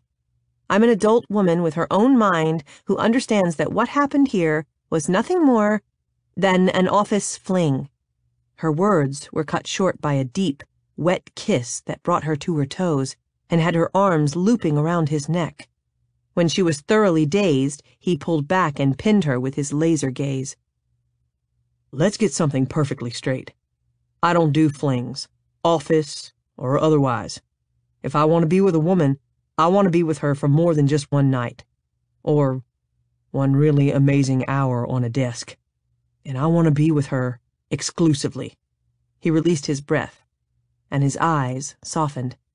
Now, I understand that getting naked with someone and sharing what we did can make a person feel a little insecure. After the comment you just made, I'm feeling that way myself. So, if you'd like to revise your statement, I'm listening. It was pathetic how much she wanted to believe him.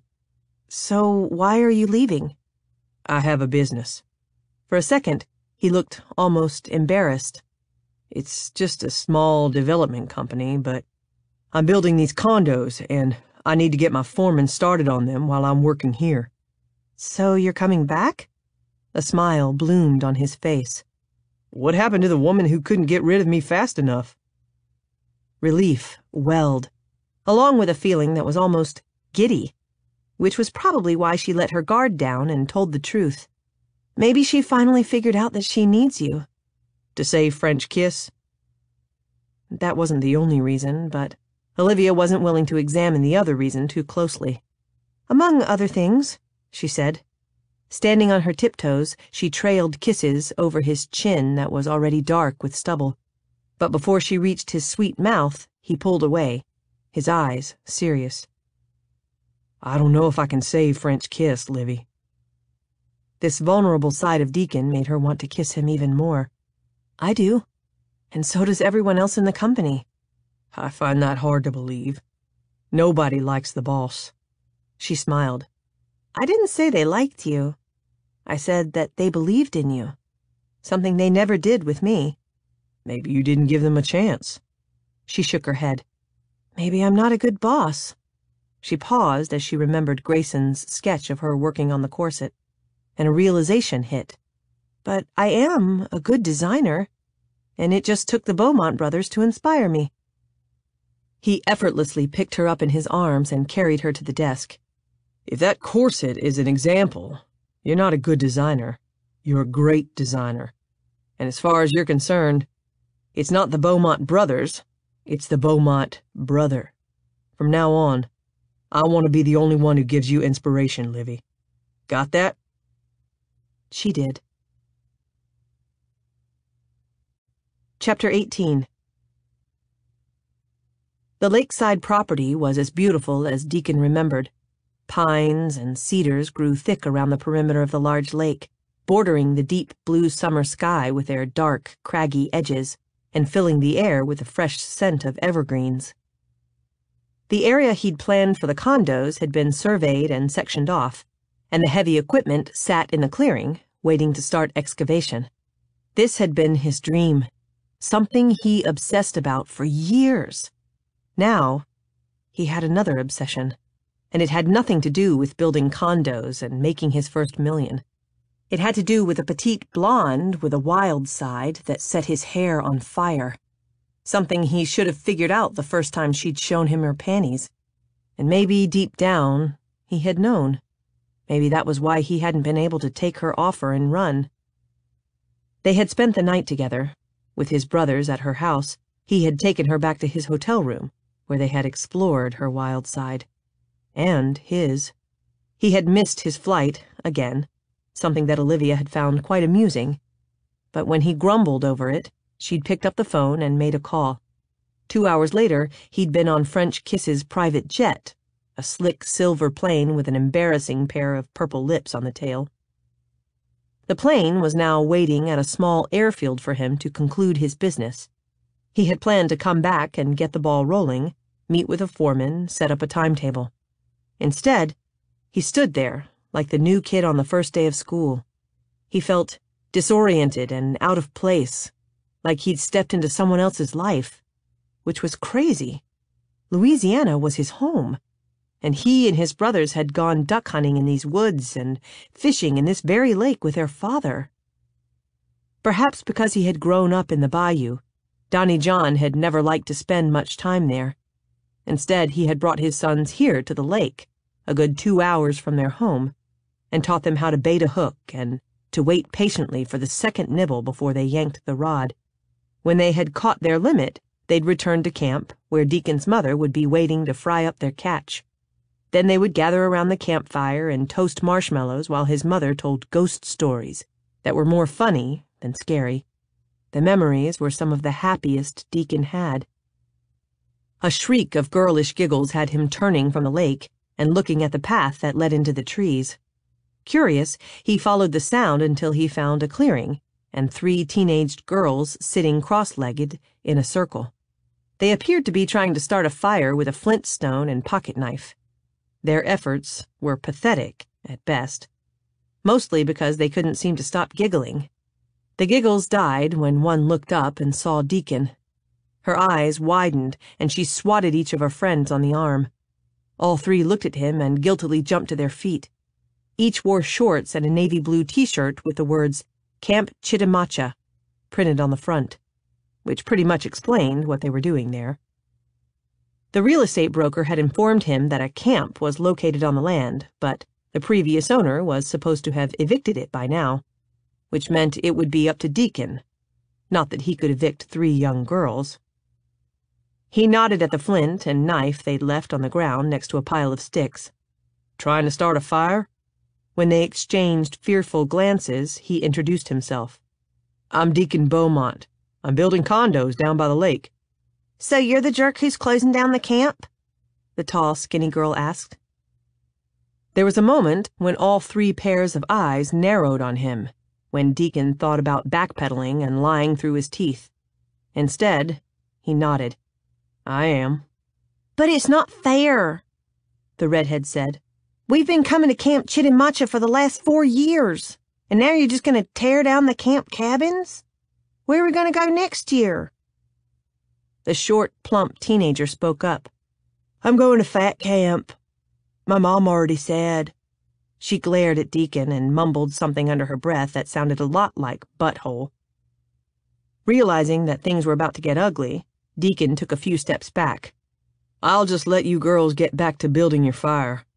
But you might want to make a tinder nest for the spark to catch."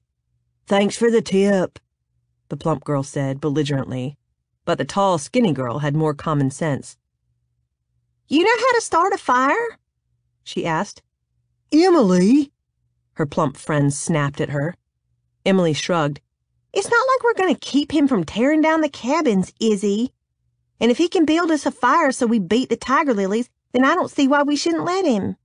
They've stomped us every summer for the last 4 years, and I'm getting tired of hearing Chelsea Watts brag about it." She looked at the redhead. "What do you think, Megan?" Megan studied Deacon for a long moment. "You sure you can do it? It's not as easy as it looks." Deacon grinned. "Of course I can do it.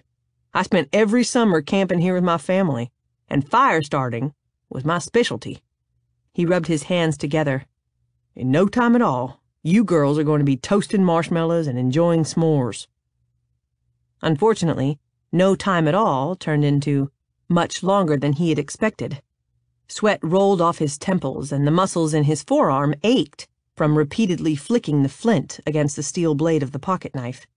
When a spark finally caught the bark he'd formed into a nest, he was too out of breath to blow on it, so it quickly fizzled. But he refused to give up, especially since the teenage girls had already lost faith in him. Emily picked at the polish on her big toe, while Megan drew in the dirt. Only Izzy continued to watch with a satisfied know-it-all smile. Finally, a spark caught, and he leaned down and blew until a flame leaped to life. "Get the kindling!" he yelled. The girls quickly handed him the twigs they'd collected, and soon they had a small fire going. "We did it!" Izzy did a couple of celebratory dance moves. "We have fire!" Her friends joined her, and pretty soon all three girls were dancing around Deacon as he smiled with a deep sense of accomplishment. Maybe one day he'd teach his own daughters how to start a fire. The thought surprised him. Since he'd spent most of his life taking care of his family, the idea of kids and more responsibility hadn't been appealing. But suddenly, his mind was filled with images of him camping with a couple of cute little girls. Had Olivia ever gone camping? Somehow he doubted it. She had been too wrapped up in French kiss and earning Michael's love. The thought saddened him.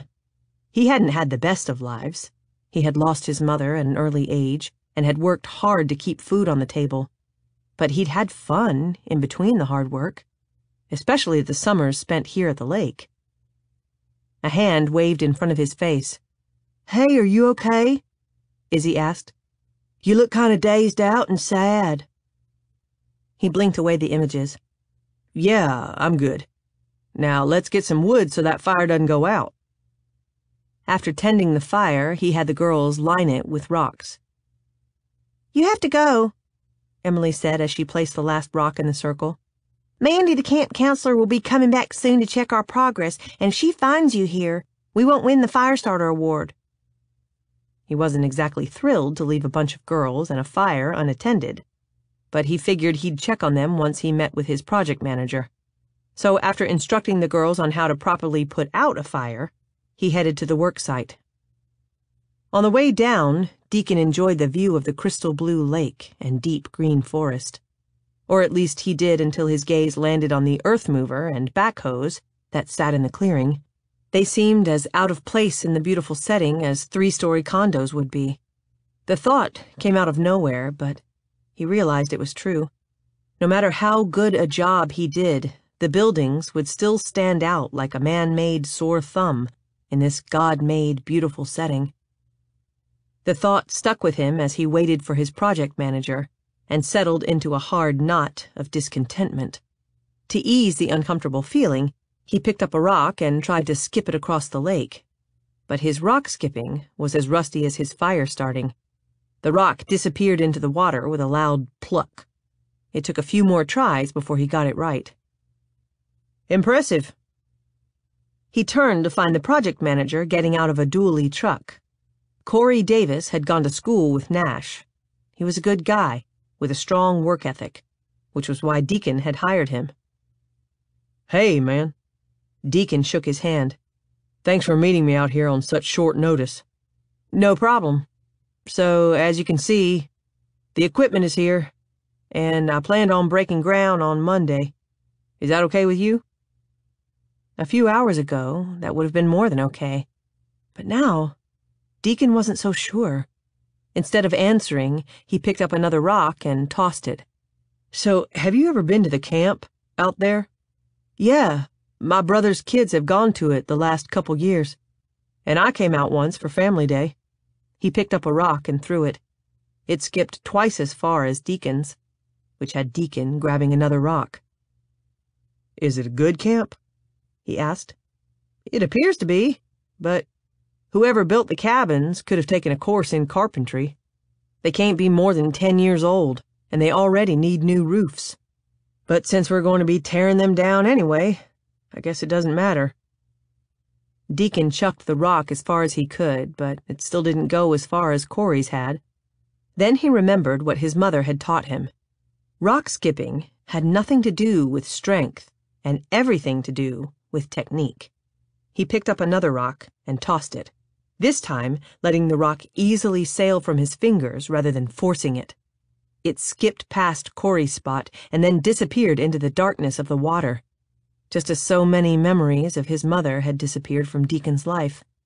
And suddenly, he couldn't stand the thought of one more disappearing. "So, do you want me to start Monday?" Corey asked. He turned to Corey. "I don't want you to start at all." Corey looked confused. "Look, Deke, if you're worried about moving the camp, you don't have to be. The camp could stay right where it is." "Yeah, but what good is a camp if there's a bunch of condos blocking your view?" Corey laughed. "You're sounding a little bit like Nash. He's the one who's always looking out for the underdog. I thought you were more about making money." It was true. Or at least it had been. Now he couldn't stop thinking about the young girls missing out on their camping summers, or the thought of his own daughters coming here to swim and fish and dance around fires. "People change," he said. Corey studied him for a second.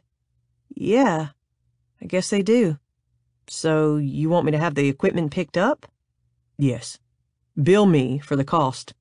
And I'd like you to do another job for me as soon as I get my finances settled." "More condos?" Deacon grinned. "I was thinking about fixing some cabins." Corey lifted his eyebrows. "And how's that going to make you money, Deke? Haven't you heard that money isn't everything?" Corey laughed. "Yeah, I've heard that. But never from Deacon Beaumont." After Corey left, Deacon hiked up to check on the girls. He was actually disappointed to find them gone. The fire was out, properly doused with water and covered with dirt. He checked for any live embers before he headed to his rental car. He wanted to get back to San Francisco and Olivia, but he'd never believed in putting off until tomorrow what you could do today. Now that he'd decided to scrap the condo project, he needed to talk with Francesca. Francesca came from old money, and her house reflected that. Built in the early 1800s by a French ancestor, the plantation style had towering columns and wide verandas. At one time, Deacon had been impressed by the grandeur of the house. Now it just looked old. It even smelled old. Once he was directed into the front sitting room by the maid, he couldn't help noticing the musty scent that seemed to come from the dark rugs and antique furniture. He had been in the room before on 2 separate occasions. Once to present his proposal for the condos and ask for money, and once to escort Francesca to one of her charity events. And both times, he felt as uncomfortable as he did now. Not wanting to sit, he walked to the fireplace and looked at the pictures on the mantel.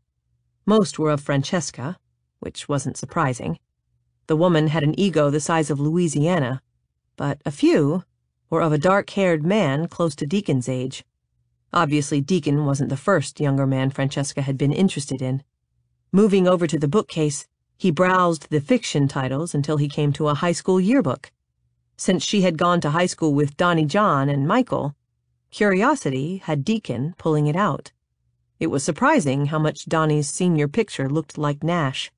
His smile was bright, and his eyes mischievous. Michael's picture, on the other hand, was like looking in the mirror. He didn't smile, but stared at the camera with a solemn intensity. "I hope you aren't looking at my picture. I never did take good school pictures." Deacon closed the book and turned to Francesca. She stood in the doorway with a slight smile on her lips. She was an attractive woman, her hair stylish and her makeup not overdone. She had a voluptuous figure, but didn't flaunt it. Her peach blouse and white skirt looked expensive, but demure. "Just looking up my uncle," he said. Her smile dropped, and she walked over and took the yearbook from him, sliding it back on the shelf. "It never does any good to talk about the past." When she turned, the smile was back. "You shaved." Her finger traced his jawline. "I like it. But I didn't mind the beard, either." It was quite a conversation piece among my friends. Speaking of which, I have a dinner tonight at Madeline Crowley's. I'd love for you to come." He removed the hand that cupped his face. "I'm afraid I can't, Francesca. I need to get back to San Francisco." She nodded slightly. "I see. And the condos? I won't trust my money to some construction foreman, Deacon. I thought I made that perfectly clear." "You don't have anything to worry about. Your money won't be entrusted to a construction foreman. In fact, your money won't be used at all." Her eyes flickered. "So Michael's daughter paid you for the shares?" Obviously, his father had talked too much. Deacon shook his head. "This has nothing to do with Michael's will. I've just decided not to build the condos." She studied him for a moment, as if trying to figure out if he was kidding. When she realized he wasn't, she released a loud, cynical laugh. "So French kiss lured you away just like it did your uncle? Why am I not surprised?" "Obviously cheap lingerie is the Beaumonts' weakness." Deacon smiled. "It would seem that way." With anger radiating from every pore, she walked to the door and called to her maid.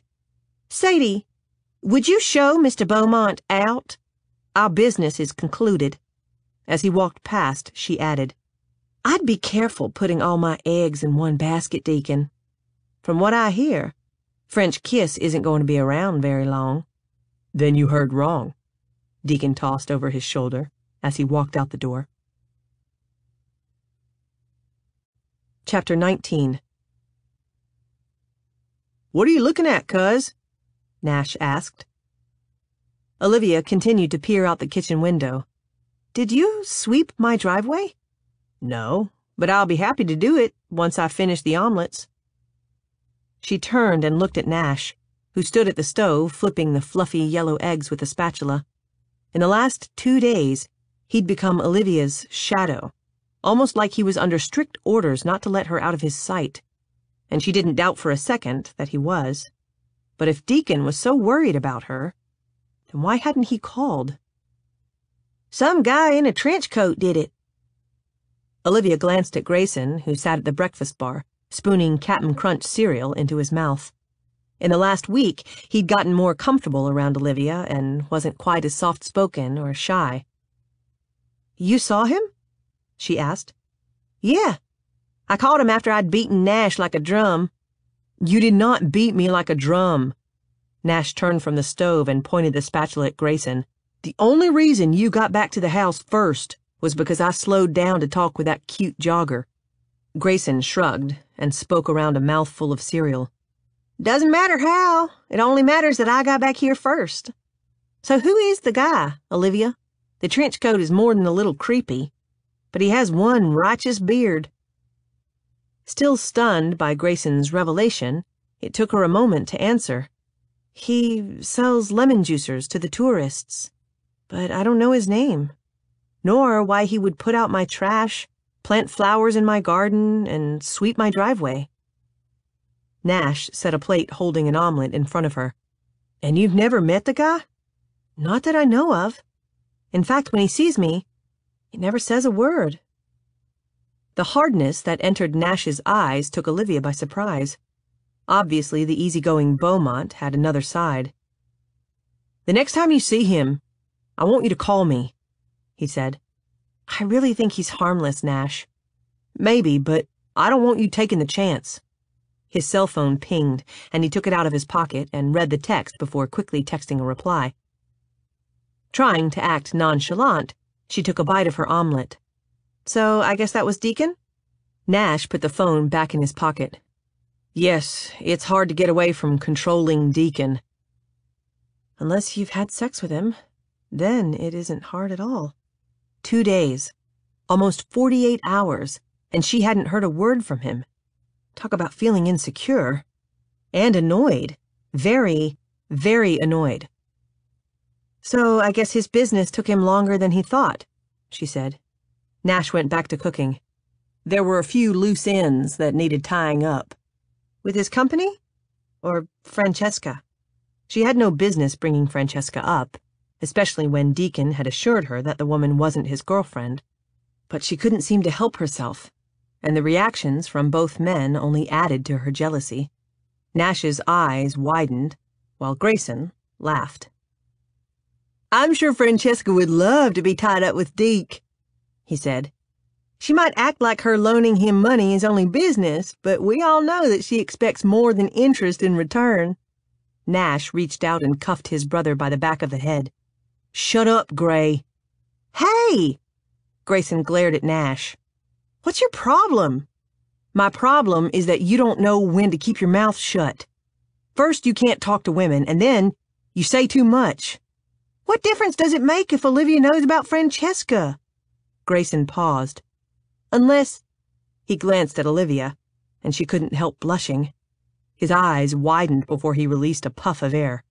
Well, shit. He ran a hand over his smooth jaw. I didn't realize it was serious. It's not, she said in a rush. We just work together. She didn't have a clue why tears filled her eyes. Seeing them, Nash nodded at Grayson.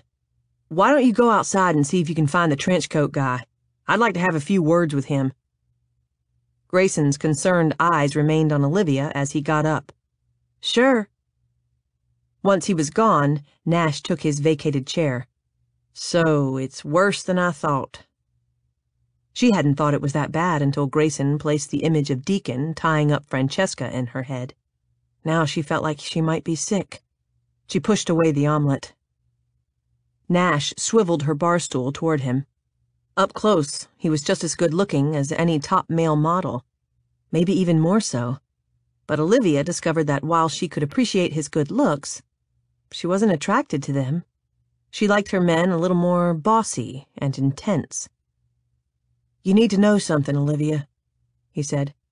We Beaumonts have a weakness for women, and as much as we might want to ignore the gene our daddy gave us, we can't help giving in to our need to paint, seduce, or save any female within a mile radius. And more times than not, this weakness leads to a broken heart. Are you worried that I'm going to break your brother's heart, Nash? His eyes turned soft. No, Olivia. I'm worried he's going to break yours. Since she couldn't talk around the lump in her throat, she just sat there, staring at her clasped hands in her lap. Nash had brought everything into perspective. She hadn't had sex with some random guy from the office. She'd had sex with a Beaumont. And after being around them, she knew they were different from most men. They were heartbreakers. Men whom women should steer clear of if they had any brains. Obviously, Olivia had none. And now it was too late. Her heart might not be broken, but after 2 days without hearing from Deacon, it definitely felt bruised. I'm not saying that Deacon would intentionally hurt you, Olivia, Nash continued. He's a good man. I'm just saying that you should take things slow. She had to wonder if having sex on a desk was taking things slow. That bird's back, Nash said. If you have a gun, I could take care of him for you. I'm not as good of a shot as Deacon, but from this distance, I'm pretty confident. I'm not. You couldn't hit the broad side of a barn at 10 paces. The smooth southern drawl had Olivia's heart doing a somersault in her chest. She glanced at the doorway to find Deacon standing there, looking extremely sexy in faded jeans and a white button-up shirt. He gave her a lazy smile, the kind that started slow and unfurled into something hot and primal. It made her feel primal, as if she wanted to pounce and devour him. Instead, she took an uneven breath and stated the obvious. You're back. The smile grew, displaying a dimple in one cheek. Deacon had a dimple? It figured. I'm back, he said. His gaze sizzled over her pink suit to the toes of her crossed purple heels before moving back to her face. You're headed to work? After wiping her mouth with a napkin, she got up and smoothed down her skirt. I was going to catch the trolley. Without taking his eyes off her, Deacon took the keys out of his pocket and tossed them at Nash.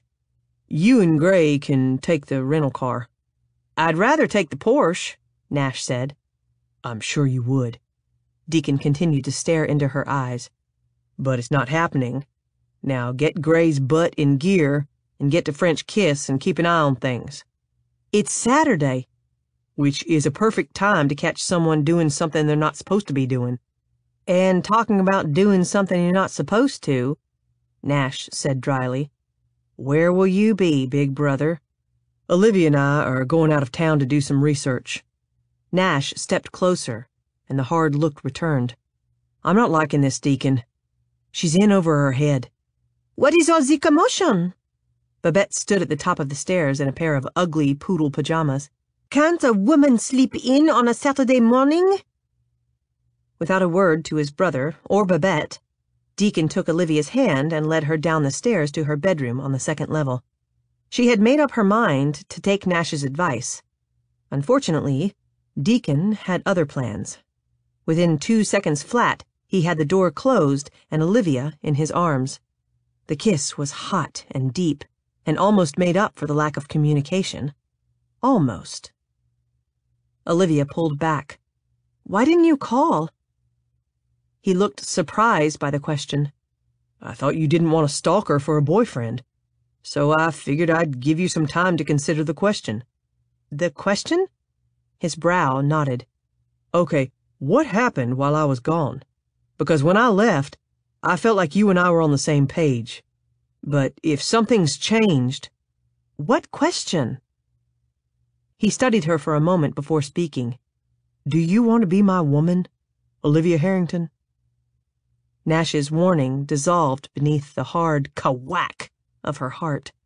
Trying to control her budding happiness, she adjusted the collar of his shirt. Oh, that question. She smiled. I guess so. He tipped up her chin. You guess so. A smile spread over her face. Okay, yes. I'll be your woman. The growl he gave was caveman possessive. He picked her up and spun her around until she giggled. Then he gave her another melting kiss before setting her on her feet. You'll need to pack an overnight bag. An overnight bag? Where are we going? That's for me to know, and you to find out. He swatted her on the bottom. Now hurry up, woman. We're on a schedule. Because in business and pleasure, timing is everything. This wasn't taking things slow. This was taking things fast and furious. But as Olivia packed, she discovered she didn't care. She wanted to be with Deacon, and if that meant she'd have to deal with a broken heart later, then so be it. Deacon drove the way he did everything. Fast, capably, and with a focus that Olivia envied. Not that she had trouble focusing. When Deacon was near, he became the center of her universe. She spent the ride completely captivated by the man in the aviators next to her.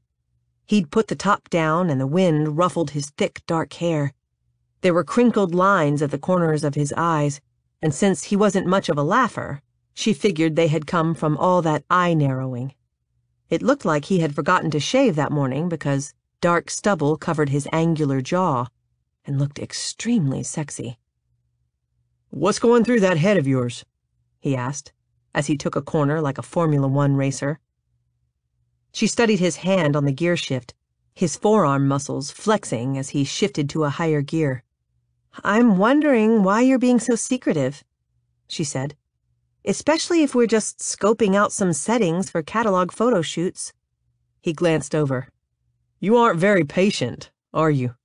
I bet you were one of those kids who tried to find their Christmas presents before their parents even got them wrapped. My parents didn't wrap presents. They had them wrapped. She grinned wickedly. Although I did unwrap a few one year. I thought I'd rewrapped them perfectly, but my dad figured it out. Michael? She shook her head. My biological father. She glanced out the window, searching for another topic of conversation. Before she could find one, Deacon reached out and took her hand, interlocking his fingers with hers. So, tell me about your dad. She shrugged. There's nothing much to tell. He and my mom got a divorce when I was 9, and he disappeared from my life. Disappeared? You mean you haven't seen him since you were 9? She shook her head. He had some kind of a mental breakdown and took off for parts unknown. If you know my mother, it's understandable. If it hadn't been for Michael, I would have run for the hills after I graduated from high school.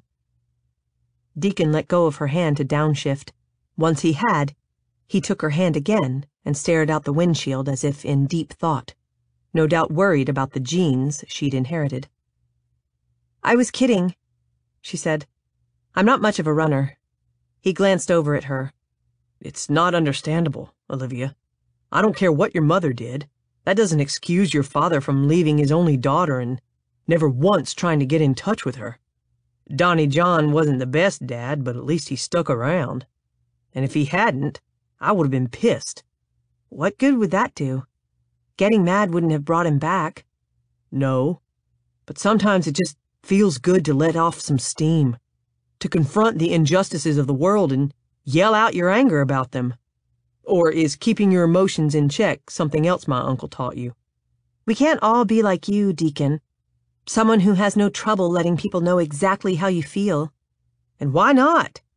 If you let someone know how you feel, then there are no surprises. Everything's out on the table." He pulled into a parking lot, and she realized they were at the private airport where they kept French Kiss's jet. He drove straight onto the tarmac, where a man was waiting to open Olivia's door. He helped her out with a smile, and then rounded the car to accept the keys from Deacon. "When can we expect you back, sir?" he asked as Deacon discreetly handed him a tip. "Not until Tuesday night." "Tuesday?" Olivia said. "I can't be gone that long. I have too much to do to get the collections ready for the fashion show." "I spoke with Samuel." Deacon handed their bags to another man, this one wearing a polo shirt. "He assured me that he has everything under control." He took her arm and led her up the stairs of the plane. Olivia started to argue the point, but was stopped by a smiling flight attendant in a purple skirt, starched white blouse, and neck scarf in a purple Kiss print. "Welcome aboard." She handed them each a flute of champagne before leading them into the luxurious cabin. Olivia had been in the plane numerous times since Michael had purchased it, so she barely noticed the fine leather seats, plush carpet, or wood-grain paneling. She was too distracted by being gone so long from work. But she waited until they were seated in facing seats, and the attendant had left before voicing her concerns. "Deacon, I really have a lot that I need to get done before—" The captain's voice came over the speaker. "Mr. Beaumont and Miss Harrington, I'm Captain Franks. If you'll fasten your seat belts, we'll be on our way. The flight to New York will take approximately 7 hours. We'll refuel, and given any unforeseen weather, we should be in Paris by morning." Olivia stared at Deacon. "Paris? We're going to Paris?" He smiled. "Where else would I take French Kiss's new designer?"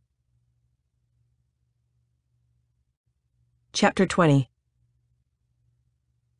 Paris. It was like a dream come true, and Olivia couldn't keep the tears from rolling down her cheeks. Deacon leaned in and took her hands. "I'm going to make a guess here and say that you're crying because you're happy. If that's not the case, tell me now, before the captain gets this bird in the air." She sniffed. "It's just that I've wanted to go to Paris ever since Michael told me the story of walking along the Seine." "And why didn't you, Livy? You had the money and a private jet at your disposal." She shrugged. "I don't know.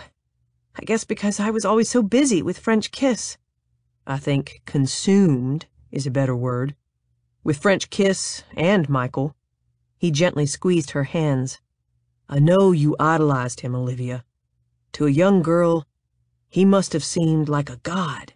But, like all men, he had his faults, and one of them was wanting you to be as consumed with French Kiss as he was, so consumed that you forgot that there is an entire world out there that has nothing to do with sales reports and bottom lines." Uncomfortable beneath his intense gaze, Olivia turned to the window. The plane taxied down the runway, gaining speed until the scenery became a blur, then lifted and fought against gravity and wind currents until it reached the right elevation and was able to level out. Olivia felt the same way. She felt like she had spent her entire life fighting against unknown forces just to find that space where she could finally enjoy the ride. She was brought out of her thoughts by the caress of Deacon's thumb on her knuckles. She turned from the deep blue of the skies to the deep purplish blue of Deacon's eyes, and suddenly, everything inside her leveled out. "So, tell me, Miss Harrington," he said with a slight tipping of his lips, "what else do you want besides a trip to Paris?" It was a good question. At one time, she could have easily answered it. Her father's return, Michael's love, French kisses, success. But now, her mind seemed empty of want, save for one thing. Unable to help herself, she leaned across and kissed him. His lips were as hot as the rest of him, and she moistened them with her tongue before hungrily taking advantage of their softness. He made to release the clasp on his seatbelt, no doubt so he could take control of the situation, but Olivia pulled back and shook her head. He sent her a quizzical look, but allowed her to take his hand from the clasp and rest it on the arm of the seat. After unbuckling her belt, she did the same with his other hand, curling his fingers around the soft leather of the arm. The flight attendant appeared, carrying a bottle of champagne. "Can I get you anything to eat, Mr. Beaumont, Miss Harrington?" "Maybe later," Olivia said with a smile. "Right now, Mr. Beaumont and I have some business to discuss." "Of course." The attendant placed the bottle of champagne in the holder on the minibar. "Just buzz if you need me." She pulled the pocket door closed behind her. Olivia turned to find Deacon watching her. "Please don't tell me we're going to spend the entire trip talking about business," he said. "What else would we do?" Slipping off her high heels, she got out of her seat and knelt in front of him. "Now, the key to any good business meeting is knowing when to take charge and when to keep your mouth shut." She smiled at him as she spread his legs and moved between them. "This time, I'm in charge, Mr. Beaumont. Got it?" One eyebrow arched, but he kept his mouth shut. Slowly, she slid her hands up his forearms. The muscles beneath flexed, and everything inside her melted like polyester beneath a hot iron. This was a man. She slipped her hands to his knotted biceps. A real, honest-to-goodness man. And for this moment, he was all hers. She caressed his body beneath the silk of his shirt, her hands gliding over his shoulders and along his collarbone until she reached the open collar.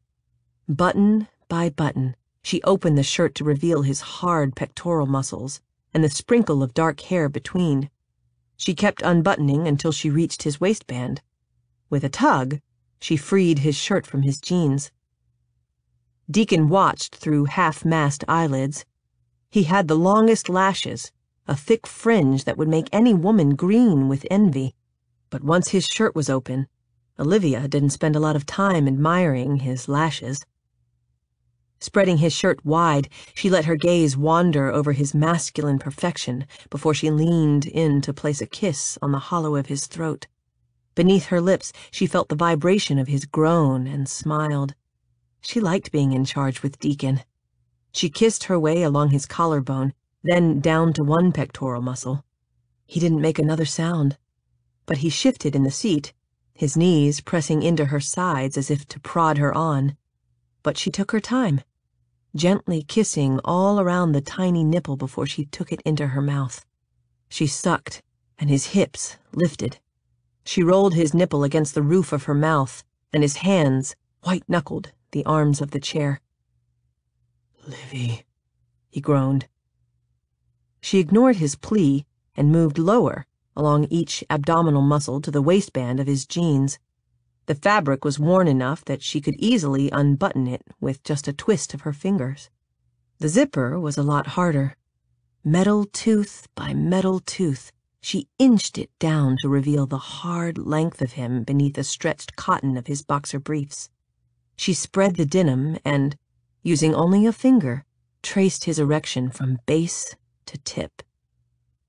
His hips lifted as far as they could beneath a seatbelt. "Livy," he hissed through clenched teeth. You're killing me, babe. A giddy feeling joined the desire that gripped her body, and wanting to make him lose it even more, she slid her hand into the opening of his boxers and freed him. She caressed the smooth skin along the shaft before rubbing a thumb over the moisture on the tip. The sound he released was a mixture of a groan and a moan. She lowered her head and took him into her mouth. But after only 3 strokes, his hands came off the armrests and tangled in her hair, gently tugging her away. Within seconds, he had his seatbelt off and Olivia on her feet with her skirt pulled up. When he saw that she didn't have on any underwear, his expression was priceless. Thank God, he breathed as he pulled her down to straddle him. After only a minor adjustment, he entered her with a hard thrust that had her moaning much louder than he had. Shh. He placed his lips against hers. We don't want to distract the crew. The funny part about it was that Olivia didn't care whom they distracted. She wanted Deacon, and she wanted him now. But having sex in a leather airplane seat wasn't as easy as she'd thought it would be. Her knees were pinned between the arms of the seat and Deacon's hips, and she couldn't get the leverage she needed to move. Fortunately, Deacon was through being a follower. With a firm grasp on her thighs, he got to his feet and carried her toward the bedroom at the back of the plane. Unfortunately, just then the plane hit a patch of turbulence that had Deacon stumbling and bumping her into the paneled wall. Are you okay? He asked with concern. No, I'm not okay. She grabbed his open shirt and tugged. Fuck me, Deacon. His eyes widened for a split second before he did just that. Tightening his hands on the back of her thighs, he pressed her against the wall and thrust hard and deep. The sensations that ricocheted through her body had her breath whooshing out. She sucked it back in when he thrust again. Olivia had never had sex standing up and was surprised by how naughty and excited it made her feel. Hooking her feet at his back, she used the leverage to meet each thrust. When the plane dipped again, it set off the most amazing climax she had ever had. Deacon's followed soon after, his body tightening and then slumping against hers. They rested like that for a moment, his head buried in her hair and hers buried in his shoulder. When he lifted his head, his eyes sparkled and his dimple winked. I think I'm going to like having business meetings with you, Livy. The 14-hour trip gave them plenty of time for numerous business meetings and plenty of sleep in between, which explained the lack of jet lag when they finally landed in Paris. In fact, Olivia just felt buoyant as they passed the Arc de Triomphe in the limo that had picked them up from the airport. Deacon laughed as she rolled down the glass and stuck her head out into the cool night air. Hello, Paris! It seemed even more of a fairy tale when they arrived at the hotel and were shown to their suite.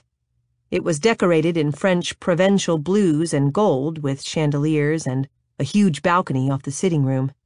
She didn't even wait for Deacon to finish tipping the bellman before she hurried over to the French doors. The sight that greeted her had her covering her mouth with her hand and fighting back tears. The lights of the Eiffel Tower sparkled right outside the thick glass, and the painting in Michael's office didn't even come close to depicting the breathtaking beauty of the monument. So caught up was she in the sight, Olivia barely noticed when Deacon slipped his arms around her waist. Breathtaking, he whispered against her ear. It is, isn't it? I wasn't talking about the tower as much as the woman looking at it. He nuzzled her neck and then rested his chin on her head. But you're right. Pictures don't do it justice, do they? They stood there for a long, silent moment before Deacon released her and opened up the doors. Shall we get a better look? A table had been set up on the stone balcony. The flickering light of the tapers gleamed off the crystal flutes and fine china settings, while Olivia gaped at the beautifully set table and the backdrop of the lit Eiffel Tower behind it. Deacon walked over and pulled out a chair. Mademoiselle? It was just too much, and Olivia released a squeal and flung herself at Deacon. Surprised, He stumbled back a few steps until he reached the balcony railing. I guess you like it. Oh, Deacon, I don't like it. I love it. She kissed his ear, his cheek, and the tip of his nose. And I love you. The words just sort of slipped out and hung there, causing both Deacon and Olivia to freeze. She felt her face heat as he pulled back and looked at her. She couldn't help but fidget beneath his intense gaze. What I meant was... She searched for an explanation, but before she could find one, Deacon pressed a finger to her lips. It's okay, Livy. You don't need to explain anything. He released her and pulled out the chair. Let's eat. Since it was so late, the dinner was light. Beneath the domed warming lids were a delicious French onion soup and a platter of crusty bread and cheeses. After her faux pas, Olivia thought the conversation would be stilted, but Deacon seemed to put the subject behind them as he poured her a glass of Chardonnay. So, tell me about your childhood, Livy, he said as he handed her the glass. She didn't know if it was the wine or the breathtaking backdrop, but she did tell him about her childhood, about how wonderful her father had been and how confused she'd felt when he left without a word. She told him about attending private school and how she had always felt like the odd man out because she had to struggle to stay focused. And she told him about French kiss and how much she loved designing. And when she realized that she was monopolizing the conversation, she started asking Deacon questions about his childhood. He wasn't quite as forthcoming, and she was forced to piece a picture together. It was of a high-energy little boy and a broken-hearted teen. I'm sorry, she said as she reached across the table to take his hand. It sounds like you adored your mother. Deacon turned her hand over and stroked the palm with his thumb. She was easy to adore. Even though she wasn't as outgoing as Donnie John and Nash, she was more quiet like Grayson. He paused. I guess a little like me, too. But she had this laugh that could just make you smile, even if you didn't know what she was laughing at.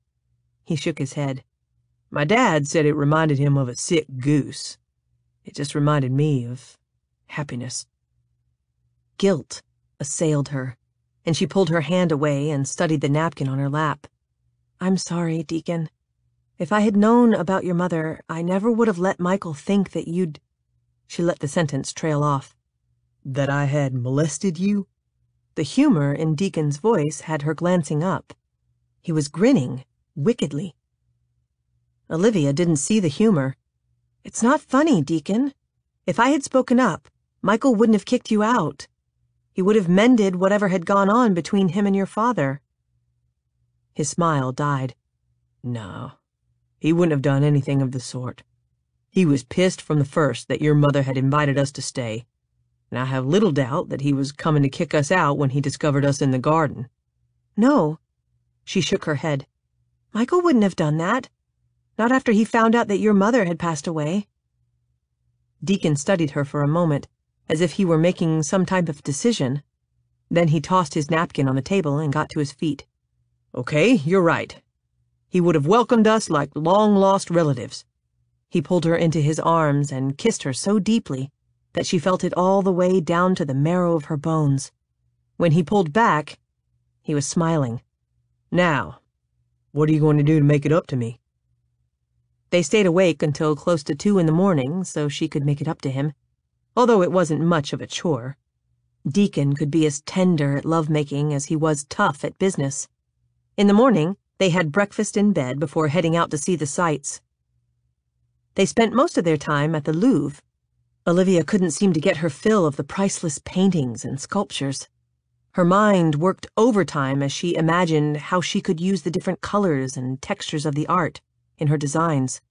That evening, they had dinner at a little cafe, the same cafe that had been in the painting in Michael's office. How did you know where to find it? She asked. The name was in the painting, he said absently. Olivia looked at him, noticing for the first time how intently he was studying the shop across the street. It was a touristy shop that sold souvenirs, but there was something so familiar about the bay window and the purple door. Oh my gosh! Do you think that could be the shop that inspired French Kiss? She asked. There's only one way to find out. The woman working behind the counter of the shop confirmed that it had indeed sold lingerie at one time. She pulled out a picture that was almost identical to Michael's painting. Olivia was thrilled and took numerous pictures of the shop. It's just like fate wanted us to find it, she said, as she stood in front clicking her phone camera. Deacon waited for her to finish before he took her hand and led her away from the quaint shop. Yes, he said. It must be fate. Chapter 21. Deacon stared out the French doors of the hotel suite at the Eiffel Tower, spearing the pre-dawn sky, and he had to wonder if fate didn't play a much bigger role in life than people thought. Too many twists and turns had taken place for Deacon's life to be all accidental. Michael and his mother meeting here, Michael getting her pregnant, and finally Deacon becoming partial owner and ending up right back where it had all started. Olivia thought he'd brought her here to make her happy, and part of him had, but the other part was purely selfish. For him, coming here had been a way to cleanse away the past and move on. But after only a day, he realized that the past was as much a part of you as the present. Everywhere they went, he couldn't help thinking about his mom. Had she been as excited as Olivia to be in the city? Had her eyes lit up when she saw the Eiffel Tower for the first time? Had she gasped with amazement when she walked into the Louvre? Had she giggled with sheer happiness as she sat at the cafe and grown excited when she noticed the quaint little lingerie shop across the street? The lingerie shop had been in more than one of his mother's photographs, and Deacon had to wonder if she had been the one to bring Michael's attention to the shop that had inspired his multi-billion-dollar company. It seemed likely. His mother had loved pretty things and would have enjoyed browsing through the frilly undergarments. Thinking of pretty things, Deacon glanced down at Olivia, who slept next to him with one arm and leg sprawled over him, possessively. The sight sent a wave of contentment washing over him. No, it was more than contentment. It was something deeper. He felt like he had finally come home. Not to a run-down shack on the Louisiana bayou, or a trendy condo by a crystal-clear lake, or a multi-million-dollar mansion on the California coast. His home had become a petite, easily distracted blonde with a pair of green eyes that melted his heart. He hadn't felt this happy since before his mother died, and he was in no hurry to get back to French Kiss, or his brothers, or his country. If Olivia wanted to stay in Paris for the rest of their lives, he would gladly do it for just one of her smiles. That night on the balcony, he hadn't been ready to echo her words of love. He was now, but he could wait until she was wide awake. Brushing a kiss on the top of her head, he smiled and closed his eyes. He had almost drifted off to sleep when his cell phone rang. He would have ignored it if he hadn't been worried about waking Olivia. She was clearly exhausted and needed the sleep. Carefully removing her arm and leg, he rolled toward the nightstand and answered in a whisper. Hello? Let me guess, Nash said. You decided to do the photo shoot of your collection at the library. Real funny. Actually, I'm in Paris.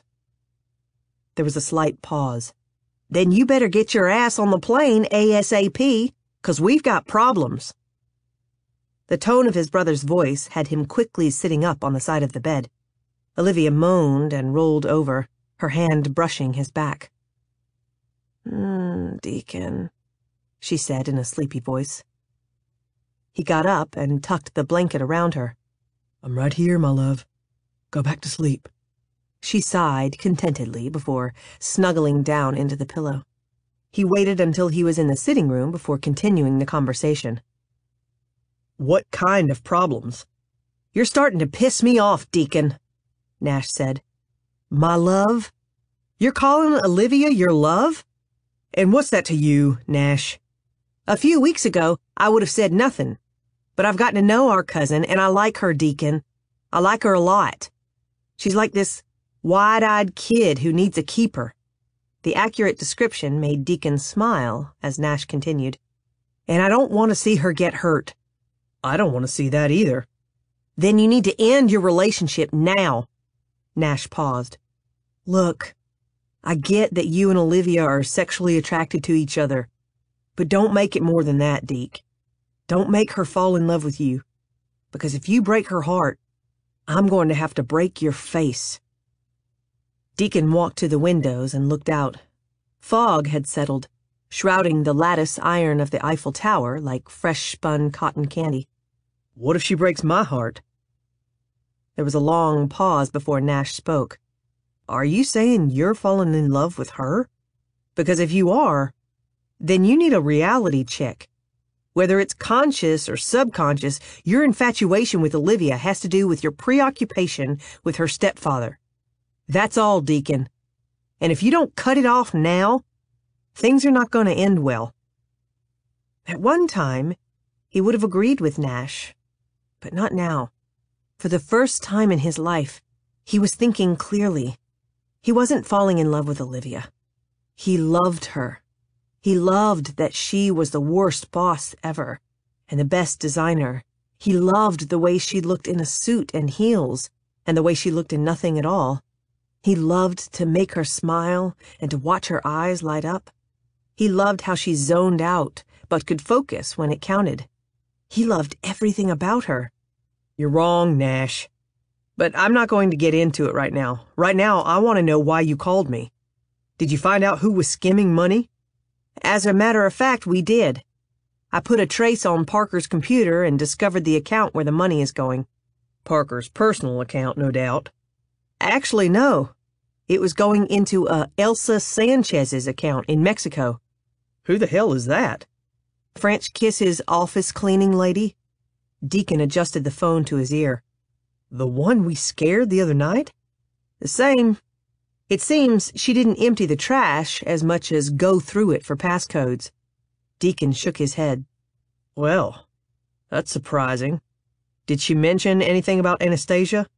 No, but we turned it over to the feds and they plan on questioning her about it. Good job, Nash. And now, since it's 5 o'clock in the morning here, I'd like to go back to sleep.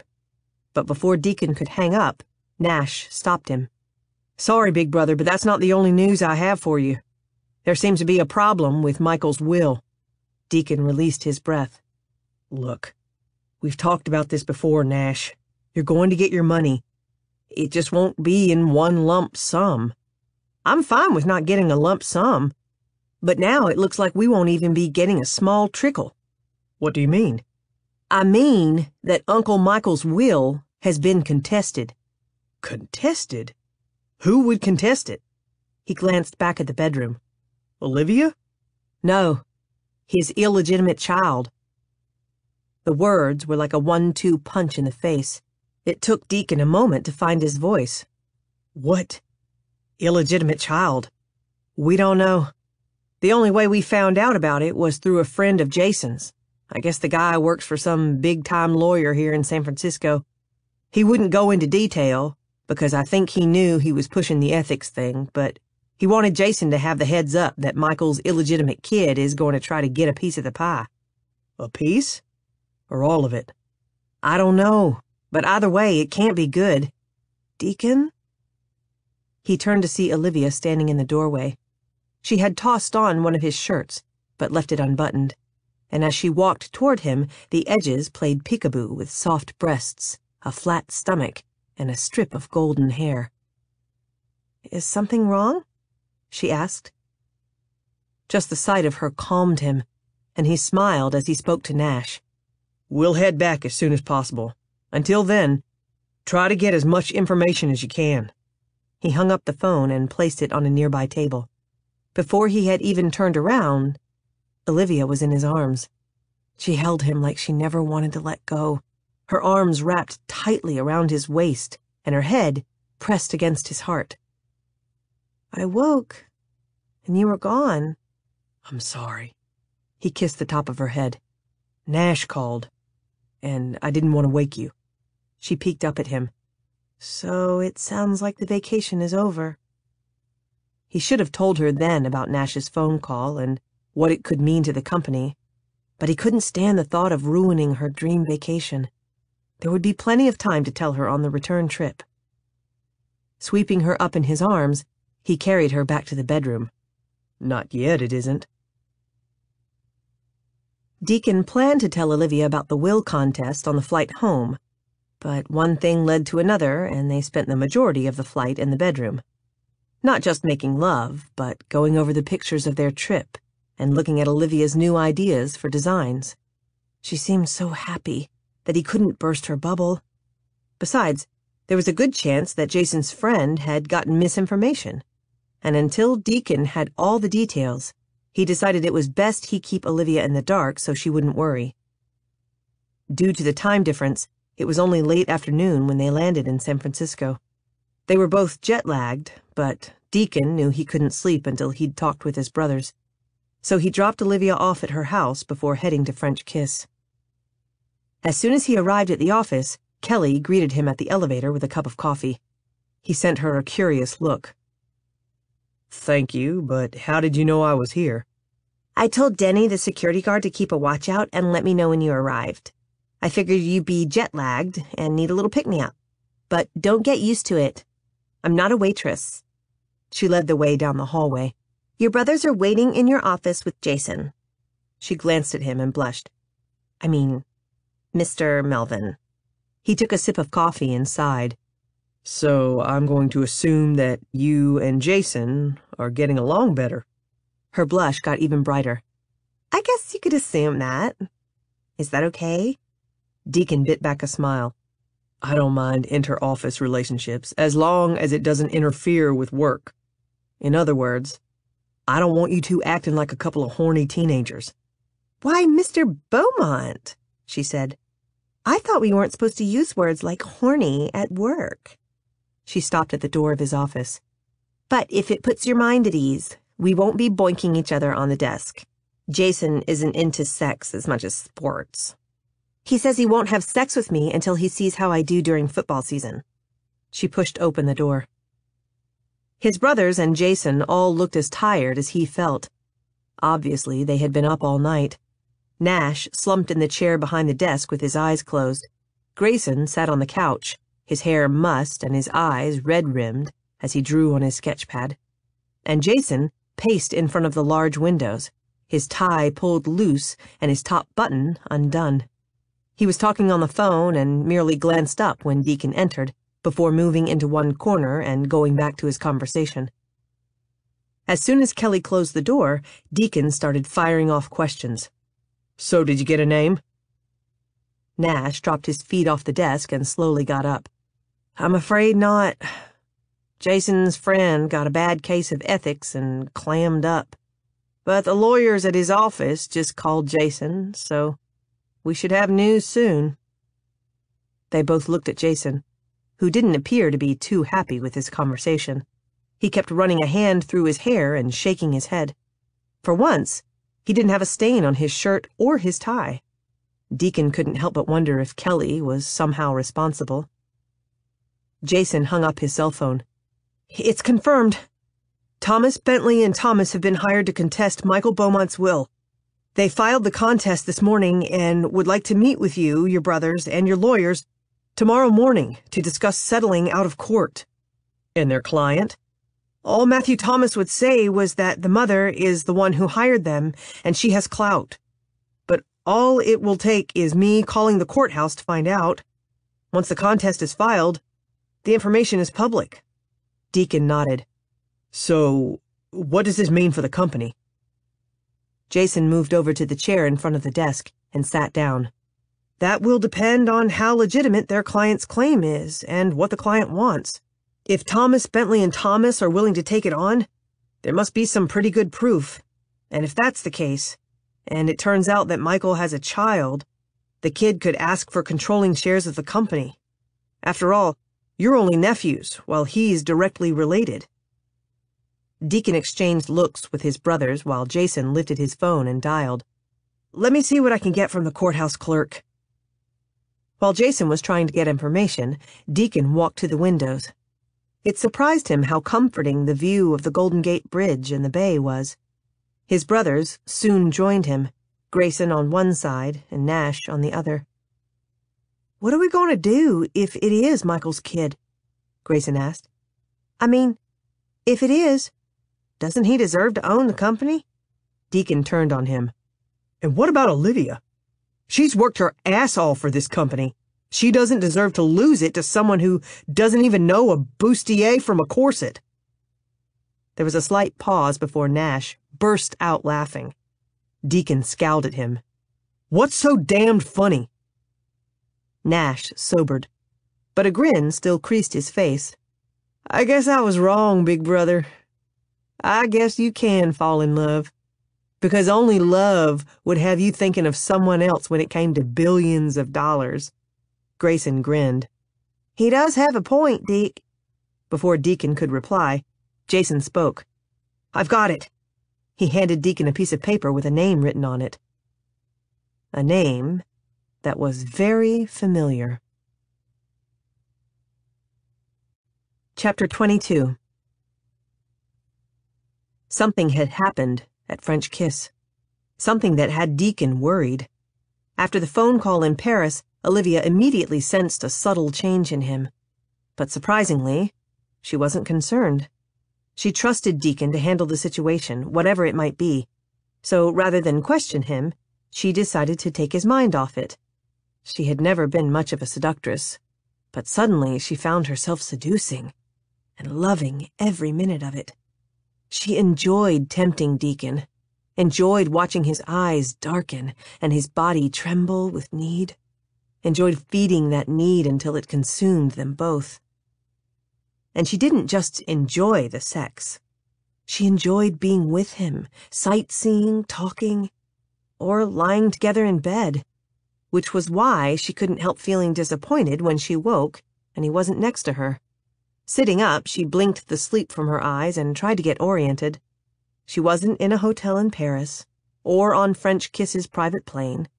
She was in her bedroom. An image of Deacon lifting her out of the Porsche and carrying her through the garage came back to her, and she smiled. He was probably in the bathroom, or better yet, in the kitchen making coffee. But when she crawled out of bed and shuffled to the bathroom, he wasn't there. Nor was he in the kitchen or in any other room of the house, and neither was anyone else. No Nash, no Grayson, and no Babette. Seeing that it wasn't yet 8 o'clock on a weekday morning, it didn't seem right. The brothers never went to work before a run and breakfast, usually no earlier than 9 o'clock. The thought of their morning run had her stepping out on the balcony and looking up and down the street. "Good morning, Brittany."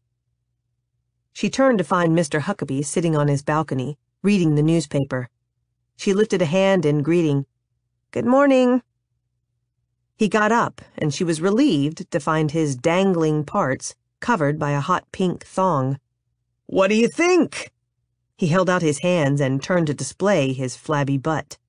"Your house guest gave them to me, and I must admit that they're more comfortable than the rhinestone ones. Doris loved the flash, but those stones irritated the hell out of my hemorrhoids." She cut him off before things could get grosser. Well, they look great, and I've heard that neon is making a comeback. He turned around and grinned. "Babette said the same thing. Once she came down from her LSD trip, she turned out to be a nice girl. I was sorry to hear she's moving out. Is she going back to Paris?" Babette wasn't going back to Paris. It seemed she liked America more than she'd let on, and despite her disastrous line of men's lingerie, she had done very well on Olivia's designs. Even Samuel thought so, and had hired her as a full-time seamstress. No, she yelled over to Mr. Huckabee. She's not going back to Paris. She's getting an apartment here in San Francisco. "Well, I'll miss her." Olivia would, too. At times, Babette had been annoying, but, like a hyperactive poodle, she had something lovable about her. You haven't seen her or my mail house guests this morning, have you? She asked. Babette headed for the trolley this morning, but I haven't seen the boys since yesterday. He moved to the railing. Now that Babette's leaving, I hope you're not thinking about having a little menage, because Doris and I tried that a few times and it never worked out. One person always feels like they got the short end of the stick. Now, orgies are a different story. In an orgy, there's always plenty of sticks to go around. She tried to keep the orgy visual out of her brain, but there it was, in a tangle of wrinkled limbs and limp body parts. She was relieved when her cell phone rang. "I'd better get that, Mr. Huckabee," she said before hurrying inside to answer the phone. Deacon had bought her a new phone in Paris, along with a cute little cover with the Eiffel Tower on the back. He said it was to remind her of their trip, but she didn't need a reminder. She would never forget Paris as long as she lived. "Olivia?" Her mother's voice startled Olivia out of her daydream. "Are you there?" "Sorry, Mom. I guess I forgot to say hello." There was an exasperated sigh. "You also forgot to come help me go through Michael's things.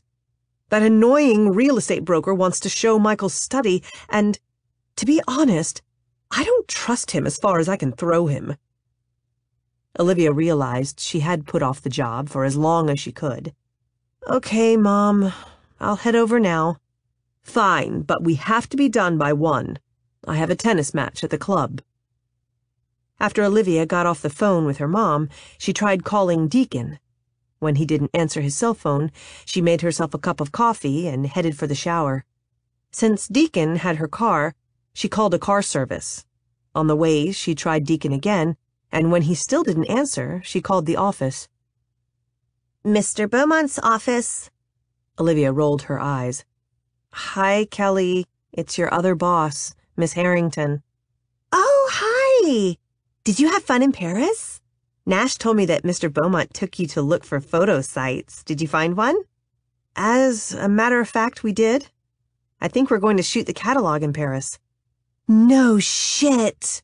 "Oops, sorry about that. But, Paris. That is way cool." Olivia couldn't contain her excitement. "It was amazing. Just amazing. I took pictures, and we'll tell you all about it when I get to the office. And Deacon, Mr. Beaumont, and I talked about it and think that you should come to Paris with us when we do the photo shoot." "OMG! Are you kidding? That would be amazeballs." Olivia laughed. "But first, we need to focus on the fashion show. There's about a zillion things I need to get done, and I'm thinking that since you and Mr. Beaumont get along so well, I might hire another assistant for me. How do you feel about that?" "Great! Then we can just be friends and you can tell me all about your trip to Paris and the sex you had with Mr. Beaumont." Olivia laughed. "Speaking of Mr. Beaumont, I've been trying to call him. Is he in his office?" "Yes, but he's in an important meeting and doesn't want to be disturbed." "What meeting?" Kelly's voice became hushed. "I didn't catch all of it, but it has to do with Mr. Beaumont having a mistress." Olivia felt her stomach clench. "Deacon has a mistress?" "No, not that Mr. Beaumont. The dead Mr. Beaumont." "You must be mistaken, Kelly," Olivia said. "Michael didn't have time for a mistress. He was too busy with French Kiss." "He might have been busy, but he wasn't too busy to knock a woman up and get an illegitimate kid. An illegitimate kid who is contesting the will." No more than 10 minutes later, Olivia stood in front of Michael's mansion, trying to steady her suddenly topsy-turvy world. Michael had an illegitimate child? It didn't make sense. Michael would have told her if he had a child. Of course, he hadn't told her about the will, and giving the company to his nephews, either. So what made her think that he would have shared this? A part of her wanted to head to French Kiss and bust into the meeting, but the other part knew that would do more damage than good. She felt too raw. So raw that she couldn't get a word out when her mother opened the door. Since Deirdre had a tennis match that afternoon, she wore a form-fitting lime green sports top and matching skirt, and her blonde hair had been pulled back into a chic ponytail. While she had never been an attentive mother, she'd always been a perceptive one. She took one look at Olivia and took charge. "Come inside. You look like you're about ready to throw up or pass out." She led Olivia into Michael's study and sat her down in a chair in front of the fireplace before heading to the minibar. Unlike his office at work, Michael's study didn't have one painting of quaint Parisian cafes. In fact, there were no paintings at all. On one wall were large windows that looked out over the garden, and the other walls were lined with walnut bookcases filled with business awards and books. Not that Michael had been an avid reader. When he took the time to read, he had preferred Forbes magazine. "Here, drink this." Deirdre handed her a glass of brandy. While Olivia took a sip, her mother picked up a box from the cluster by the door. "I know it's sad to have to pack up Michael's things, but we'll get through it. In case you haven't figured it out, the Harringtons are survivors." Olivia didn't feel like a survivor. She felt like a drowning victim. She cradled the glass in her hands and took deep sips as she watched her mother pack up some of the books. After the glass was empty, she felt less shaky, but not less deceived. She wanted to ask her mother about Michael, but of course she couldn't do that. Not when it could involve a mistress that her mom knew nothing about. Although if Kelly had overheard correctly, the information would be out soon enough. "So, did Michael ever talk about his past, Mom?" she asked. Deirdre closed the box of books. "Michael talked about 3 things. Paris, French kiss, and you." She looked up. "He loved you, Olivia. I don't know why he left the company to his nephews, but I do know that he loved you." She grabbed another box and moved to the fireplace, where she picked up one of the brass statues from the mantel. Olivia set down her glass. "I thought he loved me, but maybe he just kept me at French kiss because we were so alike." Deirdre turned to her. "Don't be ridiculous, Olivia. You're nothing like Michael. Michael got focused on one thing and you couldn't get him off it. You, on the other hand, are just like your father, distracted by anything and everything."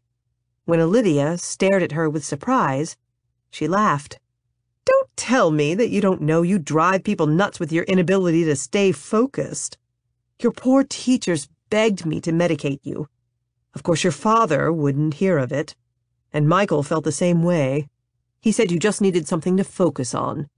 So he solved the problem by throwing money at your private schools and taking you to work with him. And you idolized him for including you when everyone else had tried to exclude you." It was true. She had idolized Michael for including her, and she wondered how he could have included her in his life and excluded his own child. It didn't make any sense. "I wonder if these are worth anything."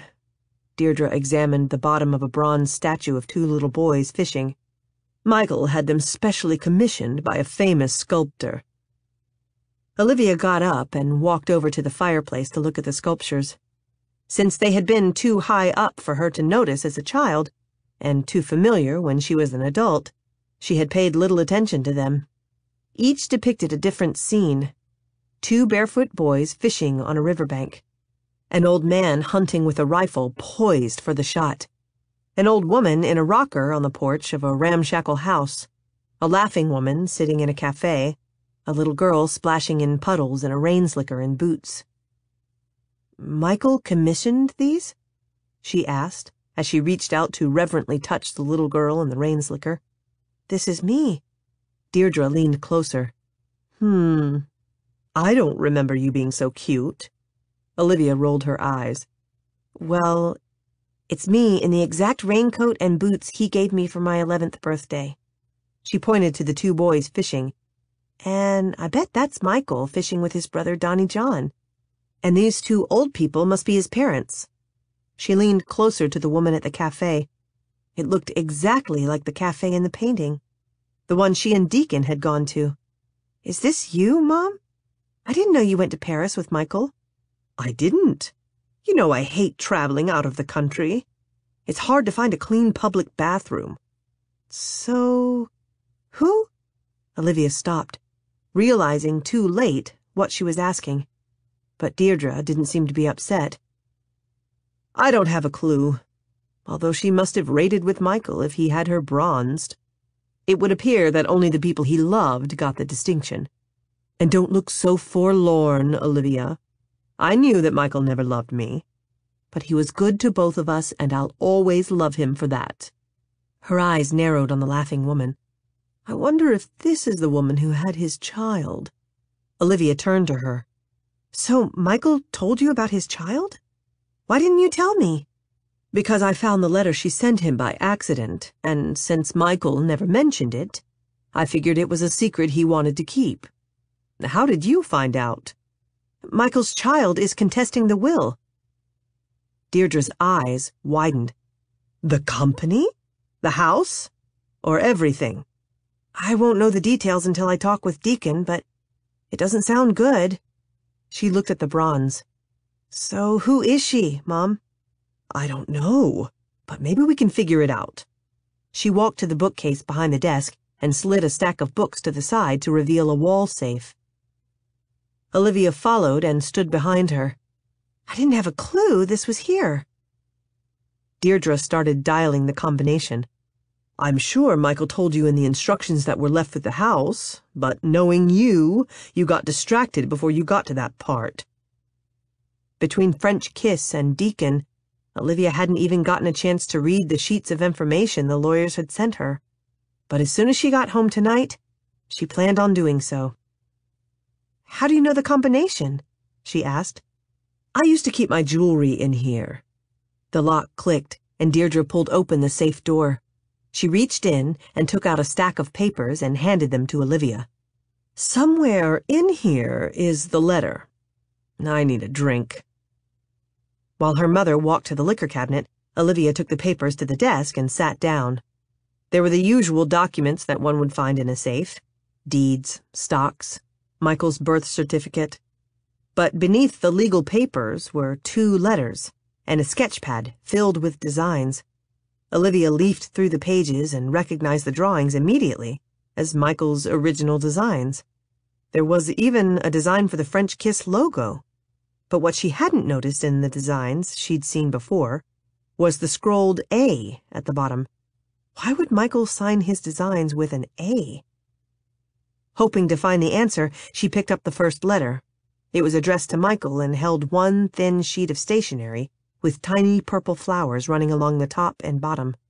The writing was artistic and beautiful. Dearest Michael, there are no words to express how sorry I am for the way things turned out, but I want you to know that it wasn't a lie. I'll always cherish the time we spent in Paris. I also want you to know that I gave birth to a son tonight. I'm hoping that he will be the one to mend your heart, the one who will make you understand the importance of family. Love, A. Olivia stared at the letter. So Michael does have a child? Maybe. Deirdre came over and took the chair across from the desk. And maybe she was just some weirdo trying to get money from a wealthy man. You remember that song Michael Jackson made popular? Although I always thought he protested too much about Billie Jean not being his lover and the kid not being his son. She took a drink of her gin and tonic and nodded at the other letter. What's that? It's another letter. Olivia put down the first and picked it up. It wasn't from the same woman. The handwriting was stronger, more masculine. She opened it and a picture fell out. She barely glanced at it before reading the words written on the piece of lined notebook paper. 5 harsh lines with no heading or signature. How could you do it? How could you love my mother and let her die without ever trying to help her? As far as I'm concerned, you're a piece of shit. And I want nothing from you. Nothing except for you to go straight to hell. So what does it say?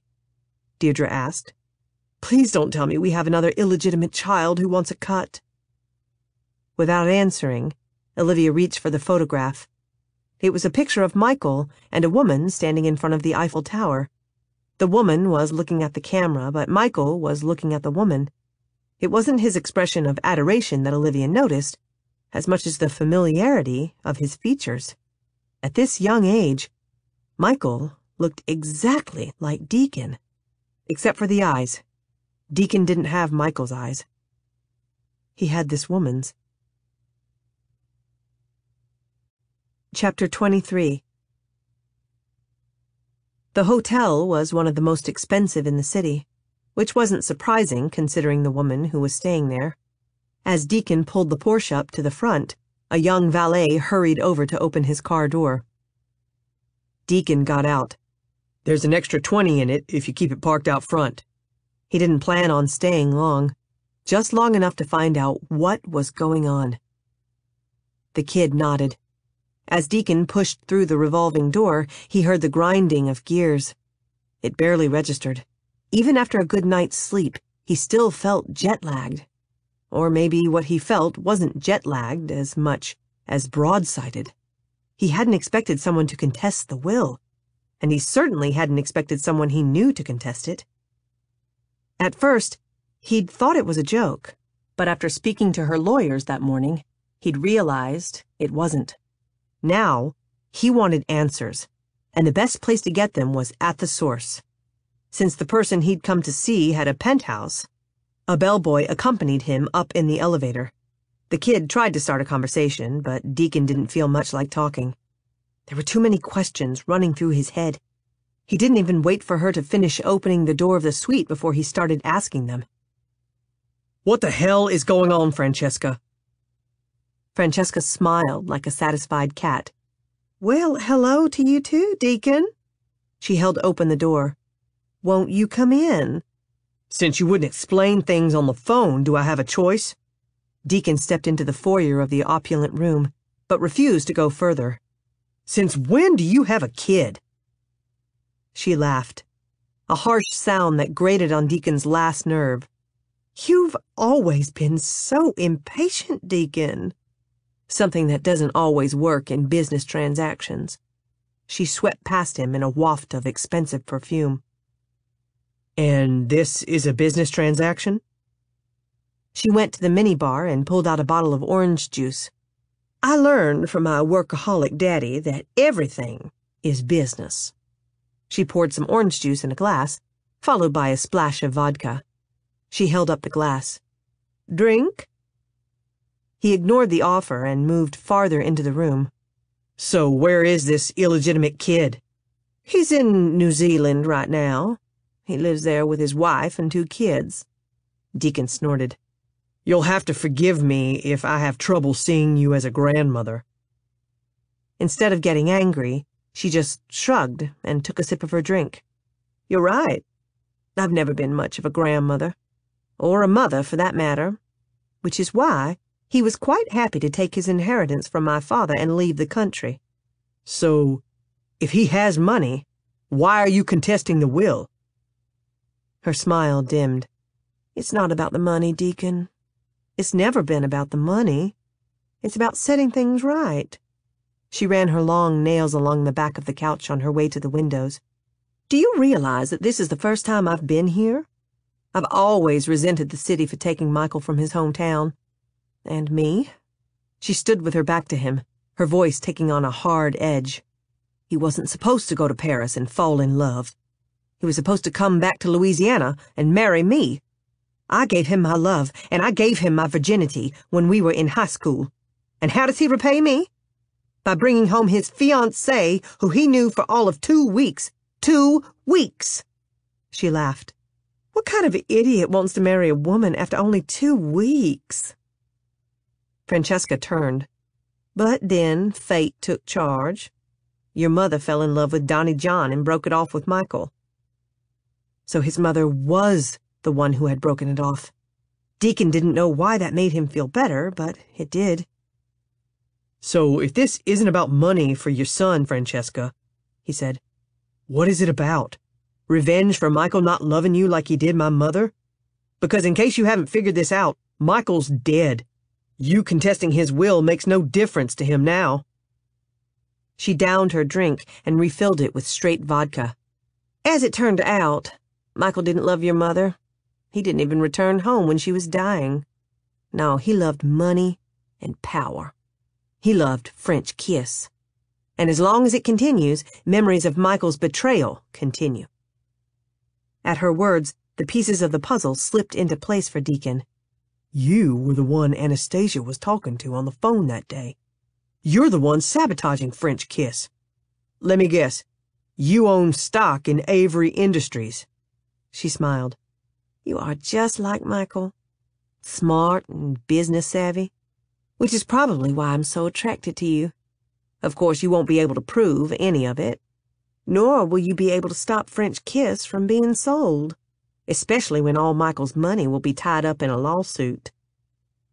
Deacon stepped closer. That's it, isn't it? This isn't about your son. You just want to tie up Michael's money long enough to buy French kiss for pennies on the dollar. Her smile died. This isn't your fight, Deacon. So why don't you just let it go and take the money Michael's wimpy stepdaughter offered you? We're not enemies. In fact, we could still be friends.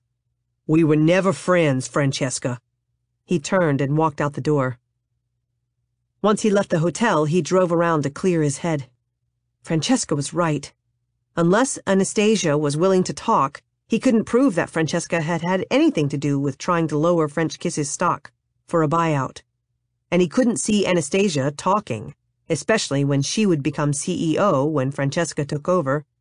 As for the will contest, given Francesca's connections and money, she could tie up Michael's assets long enough to cause major problems for French Kiss, especially with the expense of the new collections, which meant there was a good chance that French Kiss would be sold to the highest bidder. He needed to tell Olivia, something he should have done sooner. Since it was almost noon, he figured he knew where to find her. He headed straight to French Kiss and the design studio. He hoped to catch her working on one of the designs in his collection, something sexy that she could model for him later. Instead, the studio was empty, except for Grayson, who sat at Olivia's table, sketching. Is Olivia still at her house? He asked as he walked in. Grayson looked up. No. She was gone when Nash and I got back from our run this morning. She left the garage door open again. Deacon couldn't help smiling. She does that often. That's why Nash stayed there today. He had some plan to put sensors throughout her house and then connect them to an app on her cell phone so she'll get an alert if something is left open or on. Grayson shook his head. I guess our brother is smarter than he looks. So, did you meet with Francesca? Deacon nodded. And the woman is as crazy as a shithouse mouse. I gather she was in cahoots with Anastasia to sell the company to Avery. Grayson continued to draw as if Deacon hadn't just dropped a huge bomb. That doesn't surprise me. The woman has always been crazy, Deke. You were just too money-hungry to see it. Since there was more than a little truth to that, Deacon couldn't argue the point. So what about her son? Grayson asked. Do you believe he's Michael's? He could be. But I think it's more likely that this is all some grand scheme that Francesca cooked up to get back at Michael. Grayson stopped sketching and looked up. Isn't that what you wanted, Deke? Didn't you always want to get back at Uncle Michael? And not just for the way he treated us when Donnie took us there to beg for money, but even before that. You seemed resentful of him for making millions when Dad couldn't seem to make a dime. Grayson was right. Deacon had wanted revenge. Revenge for Michael ignoring him and his mother when she was dying. And revenge on Olivia for making him feel like a beggar. But not anymore.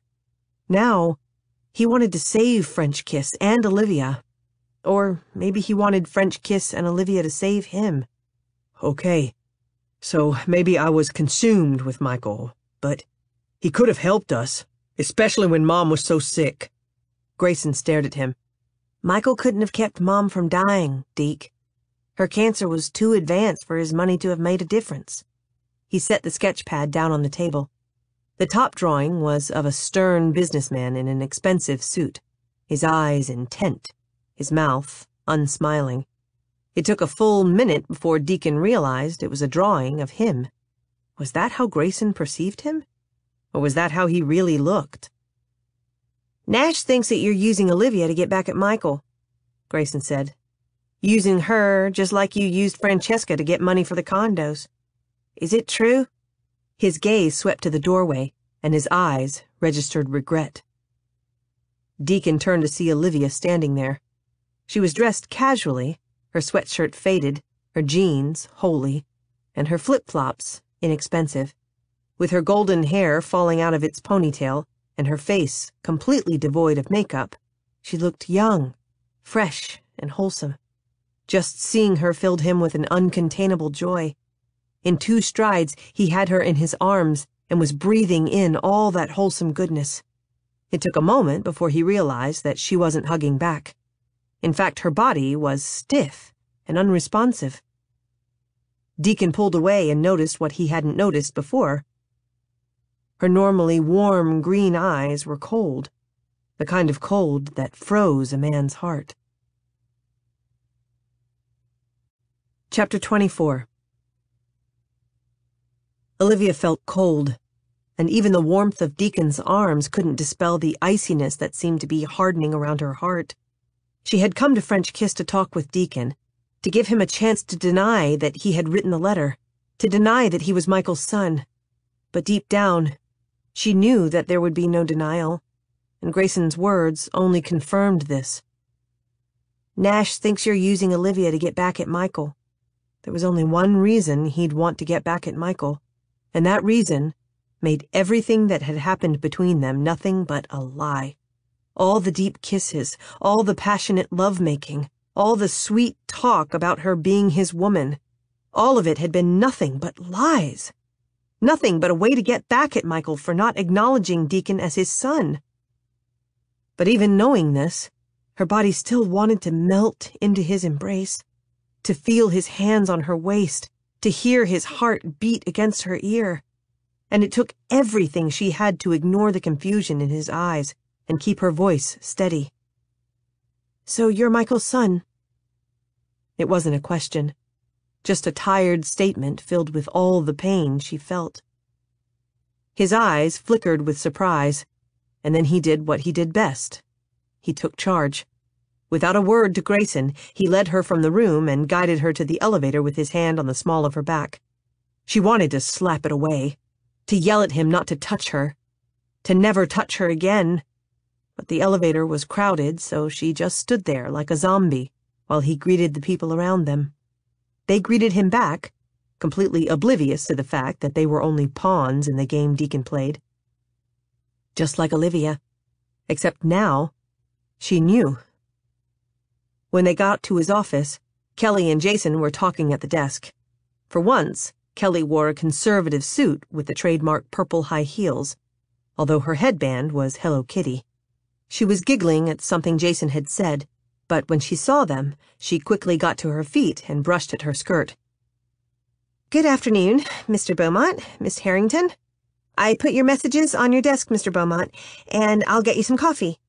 No thank you, Kelly, Deacon said. Just hold all calls, please.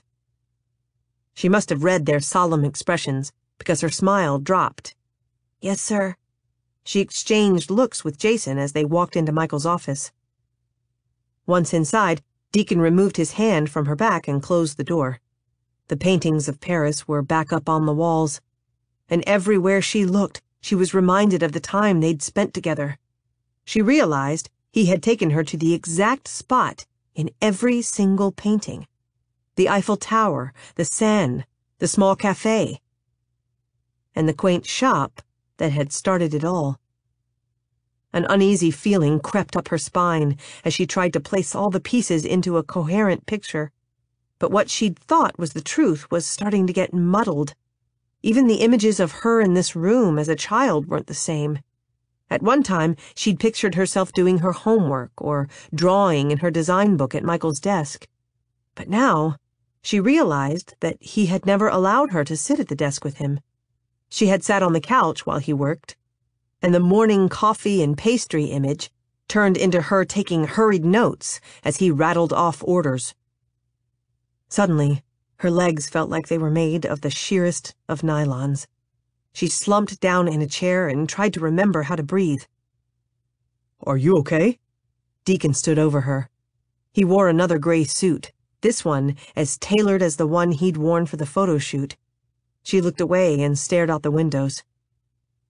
"Answer Grayson's question, Deacon," she said in a voice that didn't sound like her own. "Are you just using me to get back at your father?" Her mind knew the truth already, but her heart still held out hope for a quick denial. Instead, she got silence, followed by a question. How did you find out? With shaky hands, she unzipped her purse and pulled out the letters and sketch pad. "I found these when I went to the house to pack up Michael's things." Deacon took them cautiously, almost as if he was afraid to touch them. He glanced at the letter on top, and, hoping that she was somehow mistaken, that it was some kind of prank, she couldn't help asking, "Did you send that to Michael?" He nodded slowly. "Since he never replied, I thought he hadn't received it." The acknowledgement had Olivia's breath seeping out of her as if she were a punctured tire, and it took a moment for her to reel it back in. "And the other one? Did your mother write that one?" It took him a while to look at the other one. He seemed to be preoccupied with the first. She watched myriad emotions cross his face before it settled into the stern scowl he had worn when she'd first met him. At the time, she had thought his anger was directed at her. Now she realized that it was directed at Michael. She was just the scapegoat. He moved around the desk and sat down in the chair. She now understood why he looked so comfortable in Michael's office. Like father, like son. She watched as he opened the letter and read through it. Usually his face was hard to read. This time, it was easy. Pain, hurt, betrayal, anger. They all played across his features, and when he lifted his gaze, they shimmered in the bluish-purple depths of his eyes. Eyes that matched the French kiss emblem on the plaque behind the desk. Suddenly, Olivia realized that purple wasn't just a random color that Michael had chosen. The color had reminded him of Althea's eyes, and his son's. "Why, Deacon?" Olivia said. "Why didn't you tell me?" "Because until this moment, I didn't know for sure." All emotion seemed to drain from his face. "And what difference does it make? Michael didn't want a son, and I sure as hell didn't want him as a father." "Then why are you contesting the will?" "Me?" He stared at her in shock. "You think that I'm the one contesting the will? Why would I do that?" "Because you're Michael's son!" Regardless of her wobbly legs, she got up and moved to the windows. When she turned, he was studying the designs in the notepad with his steepled fingers pressed to his chin, as if in prayer. But Deacon wasn't the type to pray. He was a man of action, a man who created his own destiny, a man who took care of his own revenge. "So what's your plan, Deacon?" she asked. "Why are you contesting the will when French Kiss is yours? Or do you want it all? The mansions, the cars, the entire lifestyle? All so you can then have revenge on a father who never acknowledged you?" She hated the tears that sprang to her eyes, but she couldn't seem to stop them. "And did you just want to make me look like a fool because it pissed you off that I had Michael's love and his money?" In one fluid movement, he got up from the chair and slammed his fist on the desk. "You're damned right I'm pissed off. But not because of Michael's love or his money. I'm pissed off my mother's dead and he didn't once try to save her. Not fucking once! And I'm pissed that he couldn't even reply to his own son." He jerked up the letter and ripped it in two, with one twist. "But what pisses me off the most is that you still think he's some kind of a god. He wasn't a god, Olivia. He was a selfish bastard who didn't love anything but power and money." He moved closer and held up the sketch pad. "Do you realize what these are?" She did realize, which was why she'd brought them along. But she didn't say a word as he continued. "They're my mother's dreams." He waved a hand around the office. "This is my mother's dream. None of it was Michael's. Not one damned bit of it." He threw the sketchpad across the room, and it hit the wall, and pages scattered all over the floor. She cringed as Deacon laughed. I often wondered how a redneck from Louisiana could come up with an idea for a lingerie company. And now I know. He couldn't. So he had to steal them from a sweet little seamstress who fell in love with a lingerie shop in Paris and with his baby brother. With her last question answered, like a sleepwalker, Olivia moved over to the designs and started to collect them. Lifting first one and then another, she carefully placed them in a neat stack, as if they were made of the most fragile glass. As each design went back in the book, everything became crystal clear. Almost too clear. Michael's hatred for his brother and his brother's sons. His refusal to talk about the past. His almost rabid desire to see French Kiss succeed. It had nothing to do with his love of the company. It had to do with revenge on Deacon's mom.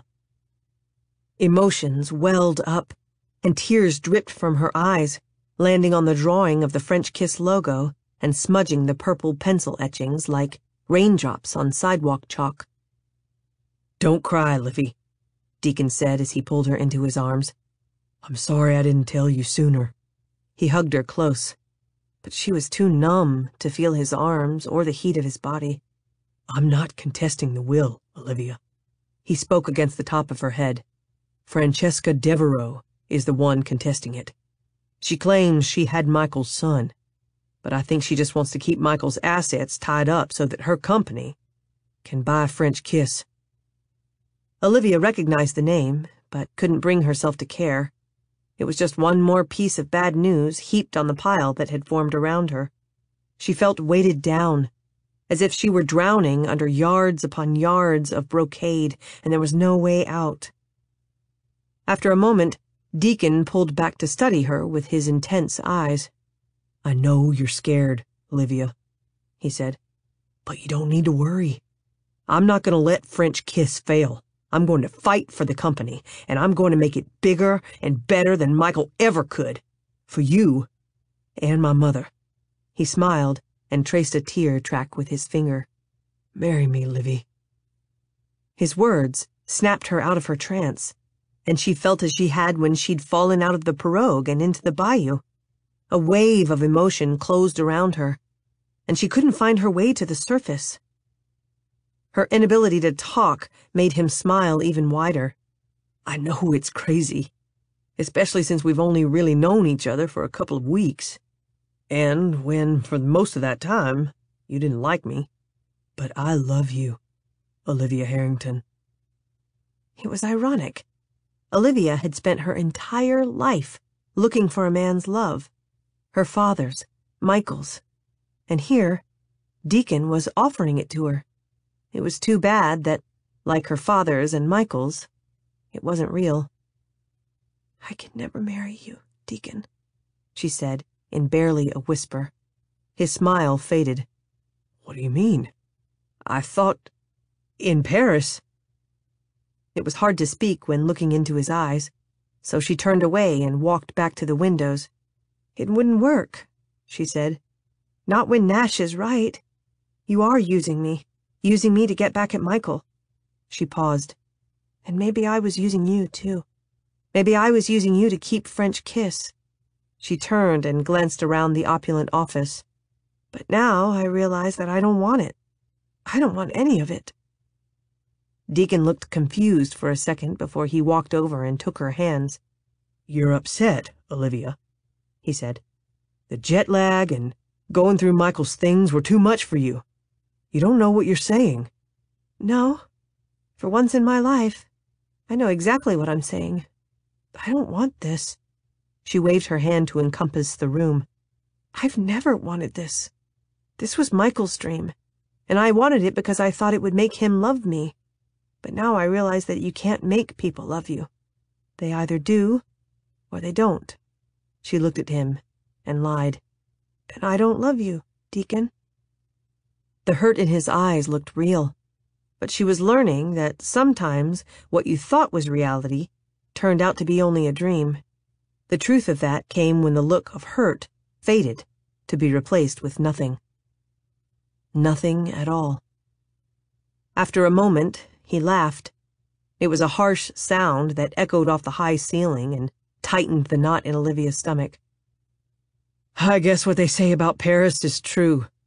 It does make you look at life through rose-colored glasses. Chapter 25. Deacon woke to a blast of frigid water. The spray forced his head back against the cold tile of the shower with a thump that resonated through his already throbbing head like a sonic boom. He might have cussed if he hadn't been drowning. He rolled to his side to avoid the frontal spray, choking on the water he'd already sucked into his lungs.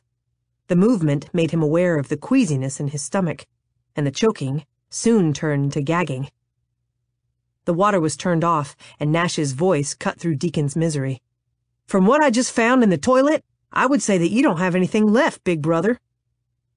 After a few minutes of trying to throw up, Deacon had to agree. He leaned back against the shower wall and took a deep breath before slowly opening his eyes. He was in the ensuite bathroom of his office. Nash sat on the lid of the toilet with a grin on his face, while Grayson stood by the sink with a more solemn look. So it looks like you had a serious go-around with a minibar, Nash said. His eyebrow lifted. And the minibar won. Very funny. Deacon massaged his temples. What time is it? A little after 9 o'clock in the morning. Deacon dropped his hands and stared at his brother, trying to figure out how he'd lost almost 24 hours. The answer came too quickly. Olivia. Just the name drove a knife through his heart and had his stomach clenching. He leaned up and gagged. A glass of seltzer water appeared, along with 3 aspirins. He accepted them from Grayson with a slight nod of thanks. His brother waited for him to down the aspirins before asking, So what happened, Deke? Nothing. Nothing happened. He got to his feet and leaned against the glass door for support. I just tied one on is all. I guess the pressure of running a big business got to be too much for me. A towel hit him hard in the face. He caught it and glared at Nash, who was no longer smiling. Cut the bullshit, Deke. You thrive on pressure. Nash got to his feet, blocking Deacon from getting out of the shower. So what happened with Olivia? You weren't kidding, were you? You really fell in love with her. He laughed and tried to ignore the pain in his head. Now who's full of shit? Move out of the way so I can get ready for the meeting with Francesca's lawyers. Not until you tell us what happened. It's none of your business. Now move, Nash, or I'm going to pound your ass. Not likely. If Deacon hadn't had the worst hangover on God's green earth, and a meeting only minutes away, he might have taken his brother up on the challenge. But as things were, his brother's pounding would have to wait. Rather than fight with Nash, he stripped out of his clothes and tossed them at him before pulling the shower door closed. The hot water soothed his muscles and the ache in his head, and by the time he'd finished showering, he felt a little better. The feeling dissipated when he stepped into his office and found Nash sitting at his desk, Grayson sketching on the couch, and Donnie John standing looking at the painting of the Paris lingerie shop, which had been slashed right down the middle. Dad? Donnie John didn't look away from the painting. It looks like you have something against Paris, Deacon. Deacon had a lot against Paris, and could vaguely remember taking a mail opener to the painting the night before. But right now, he wanted to know what his father was doing there. How did you get here, Dad? Donnie John finally turned to him. You look like shit, son. He waved a hand around the office. I would have thought that all this would keep you as happy as a preacher on Sunday. You always loved the finer things in life. Although I must say that I enjoyed my trip in that jet with a kiss on the ass end. With that cute little stewardess waiting on me hand and foot, I felt just like Hugh Hefner on the bunny plane. Since that didn't explain how he'd gotten there, Deacon looked at Nash. Don't look at me, he said. It was Grayson. Grayson stopped sketching and turned his direct gaze on Deacon. After what happened with Olivia, I think we need to have a family meeting. I'm not talking about Olivia. Deacon strode past Grayson and leaned over the desk to push the button on the phone. Kelly? There was a click before she replied. Yes, sir? Set the meeting with the lawyers up in the conference room, please, he said. And could you bring me a cup of coffee? Not more than 3 seconds later, the door opened and she waltzed in with a tray and cups. You are getting efficient, he said as he took a cup from the tray. She laughed. I was on my way in when you buzzed. She cocked her head. So I guess you're done tossing your cookies. Instead of commenting, he took a sip of coffee. Don't worry, she said. I've been there and done that. Just be glad you didn't wake up next to some guy with tattoos of Chip and Dale on his pecs. The sight of those little chipmunks nibbling on his... Deacon lifted an eyebrow, and she stopped in mid-sentence. Fine, she said. I'll save the story for my girlfriends. She moved over to Nash and handed him a cup of coffee. And speaking of girlfriends, Olivia didn't come in today. And when Jason stopped by to see her, he said her office was cleaned out. Is she moving into Samuel's office in the design studio? What the hell? Did everyone want to talk about Olivia? No, he said. She's not moving into Samuel's office. She's leaving French Kiss. Kelly froze in the process of handing his father a cup of coffee. But why? I don't know. You'll have to ask her. Now, if you'll excuse us. He waited for her to walk out the door before closing it behind her. When he turned, his brothers and father were studying him with suspicious looks. What? He said. Don't look at me like I'm responsible for her leaving. Olivia left because she finally figured out what she wanted. And it's not French Kiss or a bunch of rednecks from Louisiana. And I say good for her. He took a sip of coffee, enjoying the scalding of the hot liquid, which seemed to detract from the searing pain in his chest. And good for us. With her out of the way, we can concentrate on dealing with Francesca. You did something, Deke, Nash said. When she came back to the house last night, she didn't say more than 2 words to me before she closeted herself in her room. Later, Grayson heard her crying. Deacon had never liked for women to cry, especially Olivia. But this time, he felt more than a little satisfaction. He wanted her upset as he had felt, as he still felt. She made her choice. She made it perfectly clear that she doesn't want anything from us. From us? Or you? Nash got up and walked around the desk. And I've got to tell you that I'm getting a little sick of you calling all the shots, big brother. You wanted to come to San Fran. Okay, we came to San Fran. You wanted to help Olivia. We helped Olivia. Now you want us to forget Olivia and help you take the company away from Michael's only kid? Why? Because you got a little taste of power and can't let it go? Well, I'm not quite as power-hungry as you, Deacon. I say we give Francesca what she wants and sell whatever's left.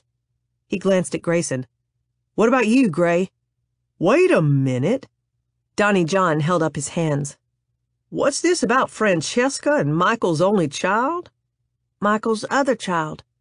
Everyone turned to Grayson, who had spoken the words in his usual calm voice. Deacon was surprised for about a second before he remembered that Grayson had been in the design studio when Olivia had shown up and asked him the question. What are you talking about, Grayson? Nash asked. Grayson went back to sketching.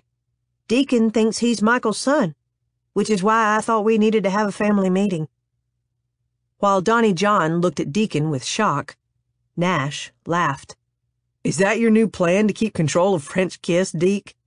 Because I've got to tell you that it's almost as ridiculous as Michael willing us shares in the first place. Deacon didn't want to hurt his brothers or his father, but now that the truth was out, there was no way around it. It's the truth, Nash, he said. Where would you get that crazy notion? Donnie John's expression confirmed Deacon's belief that he knew nothing about Althea's being pregnant when they got married. I found Mom's pictures in the garage. Pictures of her and Michael in Paris. I guess they knew each other before she met you. Of course they did, Donnie John said. Mikey was the one who introduced us. But what I don't understand is why those pictures made you think that you were his son because you never mentioned Michael and Mom dating, and because the date on the back of the pictures was 9 months from my birth," Deacon said. "And if that's not enough, just look at me. I look exactly like him, Dad. Hell, I even act like him. I've got a bad disposition and put money before everything else." The right hook that Donnie John delivered had Deacon stumbling against the desk and wondering if he might pass out. It took a couple of blinks to clear his vision, and a couple more to find his voice. "What the hell?" he said as he tested his jaw. "What the hell is right, Deacon Valentino Beaumont?" Donnie John pointed a finger at him. "How dare you think that your mother and I would keep such a secret from you? You were conceived on our wedding night, a good 2 weeks after Michael headed for California. And we couldn't help it if you decided to come early, Deacon." The pain in his jaw took a back seat to disbelief. "But she wrote him a letter, telling him about me. She did that in the hopes that he could forgive and forget, that a new nephew might heal his heart." He shook his head sadly. "But if she had asked me before she sent it, I would have stopped her. I knew our having a child would only upset him more." Deacon stared at him, having trouble believing what he was hearing. "But why didn't you tell us about Michael being in love with Mother? Then when I found the pictures, I wouldn't have been so surprised. That wasn't any of your business. What happened was between me, Michael, and your mother." Feeling a little woozy, Deacon sat down in the chair behind the desk. Donnie John motioned to Nash. "Get your brother a bag of ice and a stiff drink. Then you and Grayson leave. I need to talk to your brother alone." "I think he's already had the stiff drink," Nash said dryly. "And I'd like to hear this story, too." Donnie John pointed at the door. "Out." Nash scowled, but followed Grayson to the door. When they had gone, Donnie John went to the minibar and put some ice in a paper towel and brought it to Deacon. Deacon was still so stunned by Donnie John's revelation that it took him a moment to take it. "I should have known that Mom would never lie to me," he whispered as he placed the ice pack on his jaw. "No, she wouldn't." Donnie John walked to the window and looked out. "She hated hurting people, especially people she loved. It tore her up when we had to tell Michael that we'd fallen in love. Of course, it tore me up as well. The first woman my brother ever brought home, and I had to go and fall in love with her." He shook his head. "At first, Mikey just laughed as if I was playing some kind of joke on him. But when your mother and I didn't join in, he got this look in his eyes that I can't even describe. It was like I'd given him a right hook when he wasn't expecting it." He paused. "And I guess that's exactly what I did. That didn't give him the right to steal Mom's dream," Deacon said. Donnie John turned. "And why not?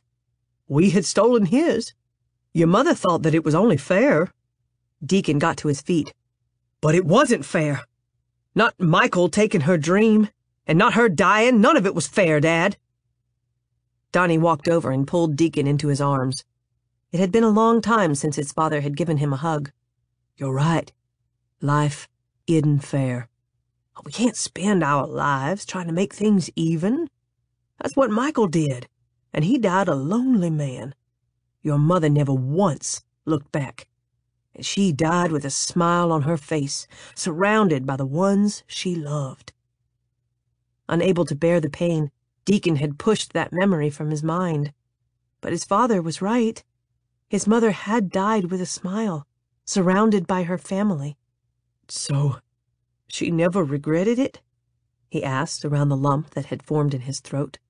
"She never regretted letting her dream go for Louisiana and a bunch of unappreciative boys?" Donnie John pulled back.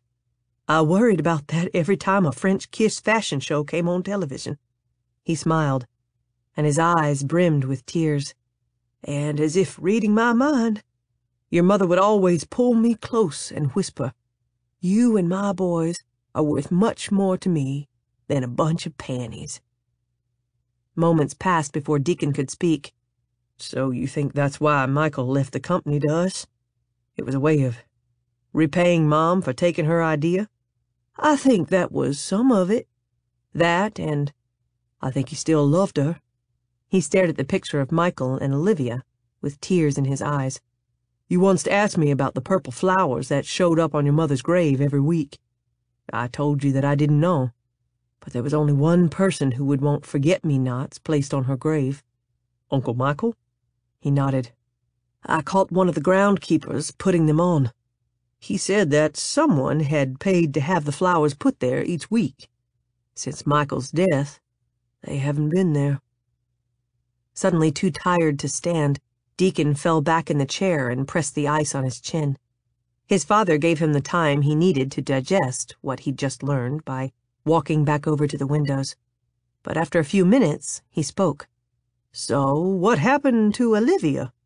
She realized that French kiss wasn't her dream. There was a long pause. Is it yours? It was a good question. A week ago, he would have said yes, but that was before Paris, before he'd started to dream about something else, someone else. I don't know, he answered, truthfully. His father glanced at the window. Can you fish in those waters? Deacon smiled, then flinched when pain shot through his jaw. Yes. Donnie John rubbed his hands together. Well, what say we grab your brothers and some fishing poles and see what we can catch? There was nothing Deacon wanted to do more. Fishing had always cleared his head. Unfortunately, he still had some business to take care of. He glanced at his watch. We'll have to do that later, Dad. Right now, I have a meeting I need to attend. He swiveled in the chair. Did you know that Francesca loved Michael? I wouldn't say love. That woman is like a spider. She doesn't love as much as feed on men. She got it in her head she wanted to snare Michael, and when he wasn't interested, she got spiteful. Why? What does she have to do with the meeting? Francesca claims her son is Michael's. Donnie John tipped back his head and laughed. Well, she can claim anything she likes, and Michael might have had sex with her. But I know for a fact that she didn't have his child. What makes you so sure? Because Michael was sterile. Chapter 26. Olivia was miserable, and whenever she was miserable, she became focused and extremely productive. She cleaned out every closet in her house, the flatware drawer, and the refrigerator and freezer, and then she went to Trader Joe's and stocked up on cheese and coffee, and she was now industriously working on the stained rug on the balcony. Jonathan Livingston Seagull watched her from his perch on the back of the rattan couch, with what appeared to be a slight smirk on his long beak. It's not funny, you know, she said as she brushed in the eco-friendly carpet cleaner. How would you like it if I used your nest as a toilet? You wouldn't be laughing then, now would you? He sidestepped to the arm of the couch and leaned closer to the open can of sardines she'd placed on the table. She didn't know if seagulls liked sardines. They were the only things she'd been able to think to buy at Trader Joe's. With 8 cans now in her well-organized cupboard, she was relieved when Jonathan reached out his beak and snatched one from the can. The others followed in short order. I shouldn't be rewarding you for bad behavior. She sprayed more carpet cleaner on the rug. In fact, I should have let Nash get rid of you when I had the chance. Now he's gone. She brushed in the cleaner. And so is Grayson. The Beaumont brothers had left that morning. She should have expected it. After all, they were Deacon's brothers, or at least half-brothers. But that didn't explain why she got so teary-eyed when they'd said their goodbyes. Of course, they'd said they would be back to visit, but she didn't believe it. Now that she wasn't part of Deacon's life anymore, she wouldn't be part of theirs. She would miss them. She would miss Nash's flirting and his bright smile, Miss Grayson's calming presence and inspiring talent. Now the house seemed so empty, so lonely.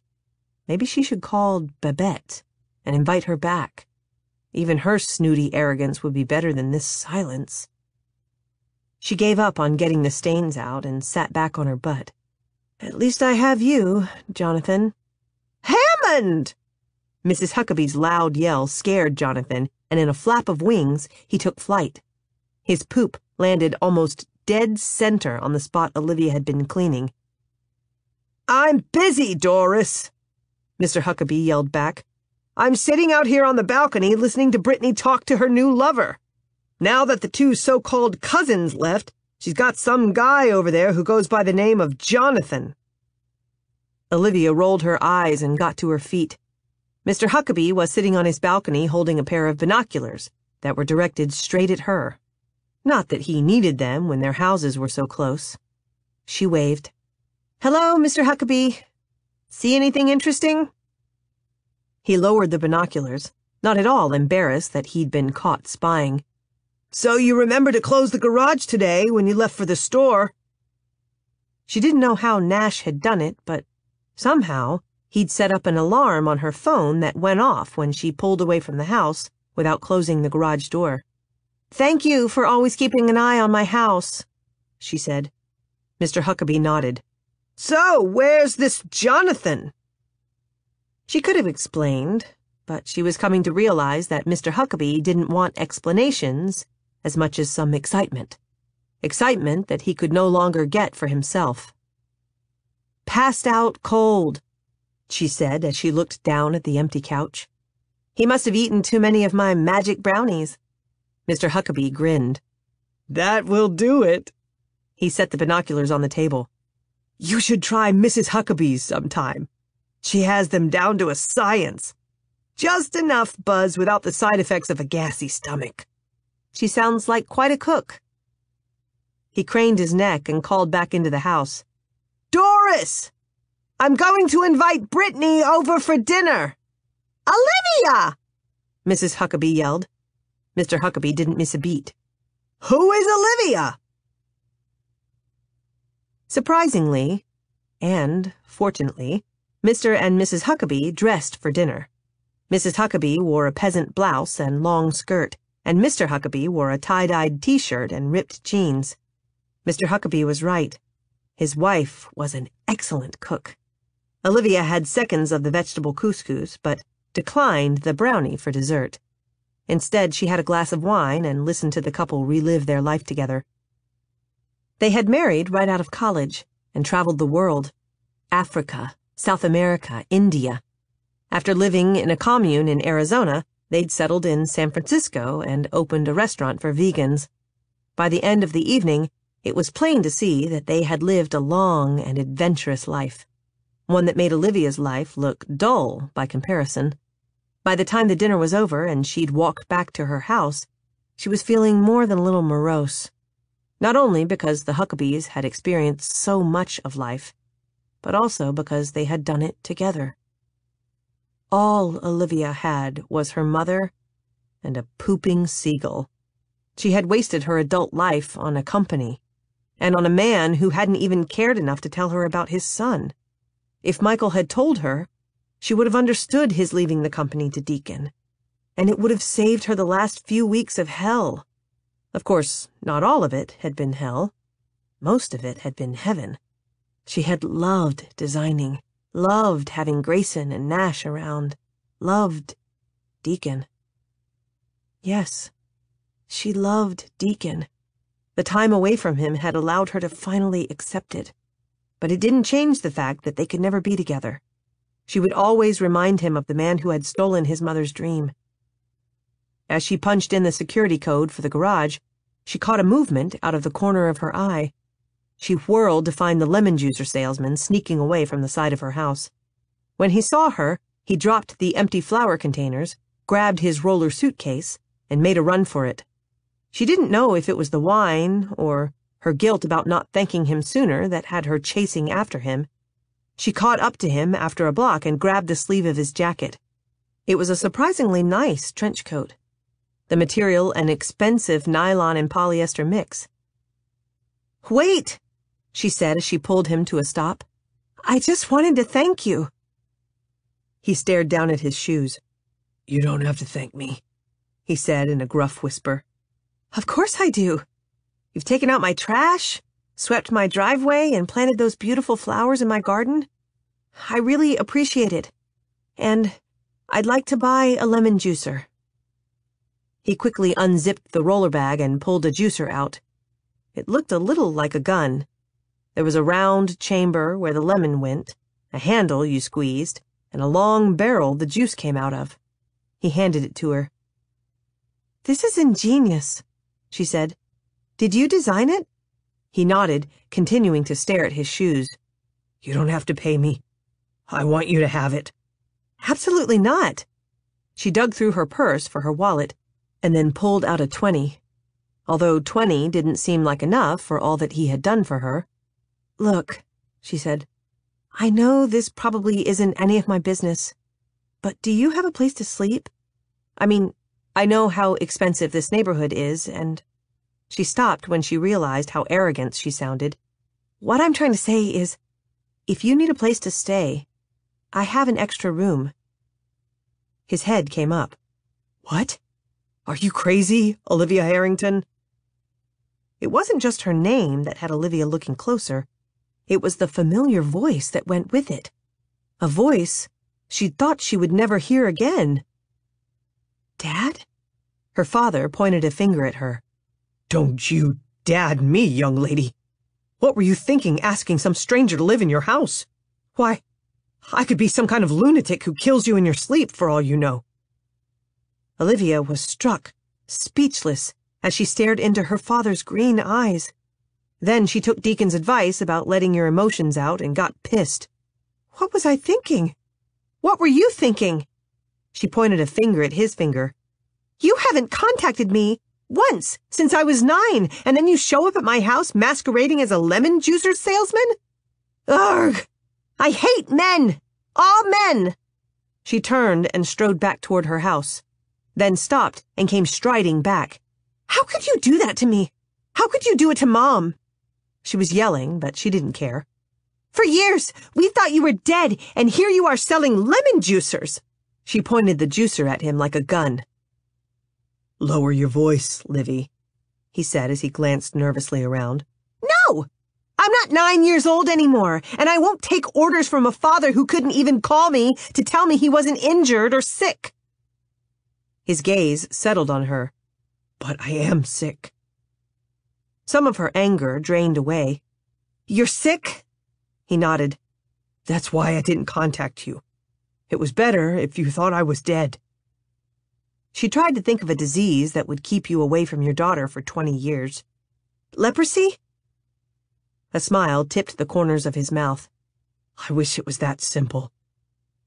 The front door of the house across the street opened, and an older woman in baggy pajamas and Ugg slippers stepped out. "Is that man bothering you?" she yelled. "Because if he is, I'll call the cops." Olivia pulled her gaze away from her father long enough to answer the woman. "No, he's not bothering me, ma'am, but thank you for checking." "Are you sure? Or is he making you say that?" The woman held up her smartphone as if taking a picture. Since Olivia didn't want to end up on Facebook or the front page, she took her father's arm and pulled him back toward her house. "Come on. I'll make you some coffee." She put in the code and the garage door opened, and she was halfway to the door when she realized her father wasn't following her. Instead, he stood in the driveway as if he couldn't bring himself to step over the line that divided the driveway from the garage. "What's wrong?" she asked. He paused before taking a hesitant step. "Nothing. Nothing at all." Once inside her house, he became even more fidgety and nervous. He refused to let her take his coat and sat perched like Jonathan Livingston on her kitchen bar stool, as if he were ready to take flight. "I don't drink coffee," he said. "It reacts badly with my medication." Since it was late, and she probably shouldn't have any either, she put the empty carafe back in the coffee maker and sat down across from him. She studied him and wondered why she hadn't recognized him sooner. Despite the beard and a few extra wrinkles around his eyes, he looked the same. No signs of decaying skin or flesh-eating disease. "So, why?" she asked. "Why did you leave? And why didn't you ever contact me?" He fidgeted with the buttonholes on his coat. I wish it was easy to explain. His gaze bounced around the room until it landed on a picture of her and Michael standing in front of a Christmas tree. I wanted to be there. His gaze returned to her. But it was better for you that I wasn't. Funny. It didn't feel better. I was devastated when you left. I thought it was my fault because I didn't do well in school, because I couldn't stay focused. No! He rose from the stool and shook his head. It was never you, Livy. He'd hit himself in the chest. It was me. I was the one who couldn't live a normal life, who couldn't be the father that you deserved. He started to pace back and forth in front of the breakfast bar. I wanted to be the perfect father. I did. But then the pressure at work became too much, and your mother and I weren't getting along, and I couldn't keep it together. He stopped and looked at her with sad eyes. Not even for my most precious daughter. His shoulders sagged in defeat beneath the trench coat. My condition isn't physical, Olivia. It's mental. One doctor thought I was schizophrenic, and another diagnosed me as bipolar, but none were exactly sure what caused my mental breakdown. After years of trying to figure it out, I think it boils down to one thing. Your father can't handle pressure of any kind without going nuts. It wasn't what she had been expecting. Not what she had been expecting at all. And all she could do was sit there while he continued to pace and fiddle with his buttonholes. Even now, I can't stand being surrounded by walls. They seem like they're closing in on me. He got a desperate look in his eyes. Like they're squeezing me from all sides.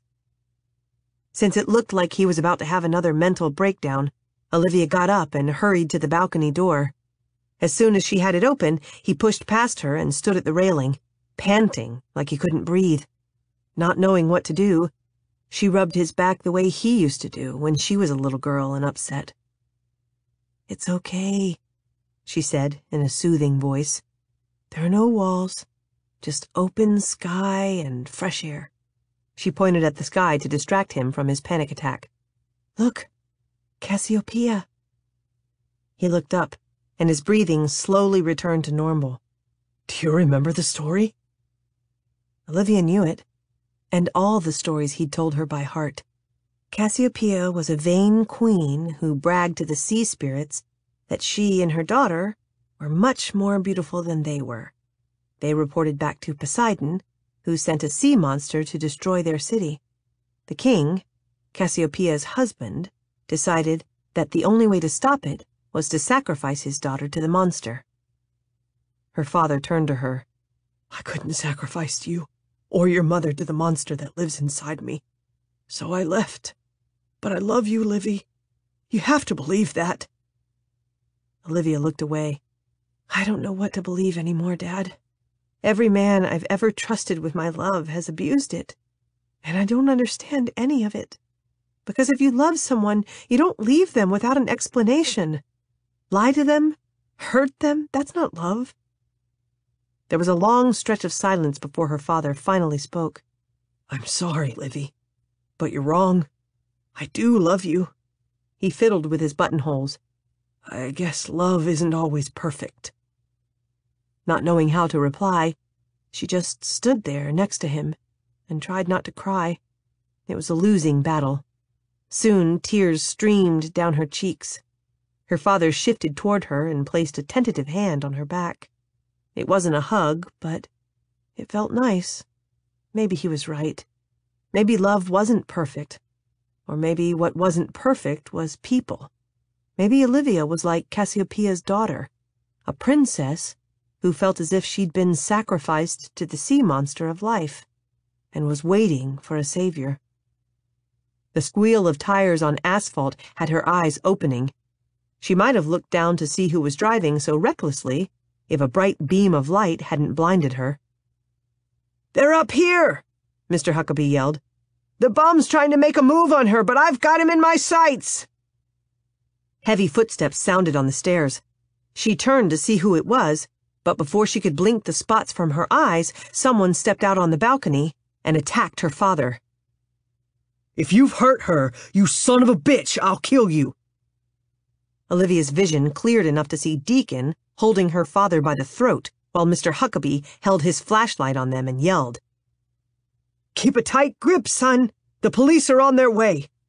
Olivia grabbed Deacon's arm. Let him go! Deacon squinted in the bright light before he called over to Mr. Huckabee. "Could you please turn that off?" The light clicked off, and Deacon turned to Olivia. "What's going on? Mr. Huckabee called me and said that the street bum had broken into your house and was accosting you on your balcony." "He wasn't accosting me. I invited him here." Deacon pointed a finger at her father. "So he didn't break in?" "No." "And you're not hurt?" "No." "Then what are these?" He reached out and touched her wet cheek with the pad of his finger. It amazed her how much heat the simple touch generated, and how much she wanted to fall into his arms and continue to cry. Instead, she took a quivery breath. I've had an emotional day. He studied her for a mere second before he spoke. "Haven't we all?" Then he tossed the keys to the Porsche on the coffee table and left. Before she could sort out all the thoughts and emotions that raced through her, Mr. Huckabee turned the flashlight on them. "I guess I'll call the police and tell them it was a false alarm. But, Brittany, I sure wish you'd mentioned having an affair with a street bum at dinner. It would have saved everyone a lot of grief." Chapter 27. "And here I thought all the Beaumont brothers were straight." Pulled out of his daydreams, Deacon turned to Samuel, who was dressed as impeccably as usual in a gray designer suit and lavender tie. "Excuse me?" Instead of answering, Samuel turned to Babette, who was crouched in front of a model and pinning her corset, the exact corset that Olivia had worn, which was what had prompted Deacon's daydreaming. He still couldn't look at it without all the memories flooding back, not to mention the pain. "Make sure the satin binding looks smooth, Babette," Samuel said, "and don't lace her up too tightly for the show. We don't want her passing out on stage." Babette sniffed. You act as if I have never stitched a stitch before. But I'll have you know that I could have designed this in my sleep. "Doubtful." Samuel leaned back with one finger pressed to his lips and studied the corset before he nodded his satisfaction. "Perfect. Absolutely perfect." He turned his attention to Deacon. "I said that I thought all the Beaumont brothers were straight, but it seems that I was wrong." Deacon's eyes narrowed. "You weren't wrong. Then explain why a heterosexual man, who was surrounded by half-naked supermodels, isn't smiling." He nodded over at Nash, who stood in one corner, grinning like a Cheshire cat high on catnip. Grayson stood next to him. He wasn't smiling as much as sketching furiously. "Your brothers seem to be enjoying themselves." He glanced at Donnie John, who was chatting up a model. "And your father?" "Because they don't realize how much is riding on this fashion show." Samuel studied him for another second before turning to the room full of designers and models and clapping his hands. "Okay, everyone. Let's see if we can finish up with the fittings before 9 tonight. I want everyone getting a good night's sleep because tomorrow is going to be a busy day." He glanced back at Deacon. "Would you please step into my office, Mr. Beaumont? There are some last-minute decisions I'd like your input on." Deacon nodded and followed him to the office. When the door was closed, he took a seat in front of the immaculate desk. "I've told you before that you can call me Deacon. I'm sure Michael had you call him by his first name." Samuel took the chair behind the desk. "Actually, the only one that got away with that was Olivia. It figures. The more I learn about my uncle, the more of a jackass he becomes. Michael Beaumont had his flaws just like the rest of us. One was his arrogance, and the other his love of money." Samuel hesitated. "Is that true of you too, Mr. Beaumont? Is that the only reason you're working as hard as you are? You want to make the fashion show a success so you can sell the company for more money?" Deacon had thought about it. He had spent the last 2 weeks thinking about it. And last night, he had finally come to a decision. "I'm not selling French Kiss." He got up and walked to the window that looked out on the design studio. I'm trying to save it for the one person who deserves it. I assume that we're not talking about Michael's illegitimate son." Presenting the doctor's records of Michael's football injury and consequent infertility to Francesca's lawyers had been the highlight of the past few weeks. Thomas, Bentley, and Thomas had immediately backed out of the will contest, and Deacon had yet to hear from Francesca. He hadn't heard from her even when the board voted to decline Avery's offer to buy French Kiss. "No," Deacon said. "he wasn't Michael's son. And are you?" He turned. "How did you know about that?" "I've talked with Olivia." Samuel leaned back in his chair. He was the only man Deacon knew who could lean back and still not look relaxed. "She calls me almost every day. She claims it's just a chat, but I think it's to keep track of what's happening here. So I'm going to assume that she's the one you're saving the company for." Deacon nodded. "She's worked hard all her life for French Kiss. She deserves to have it.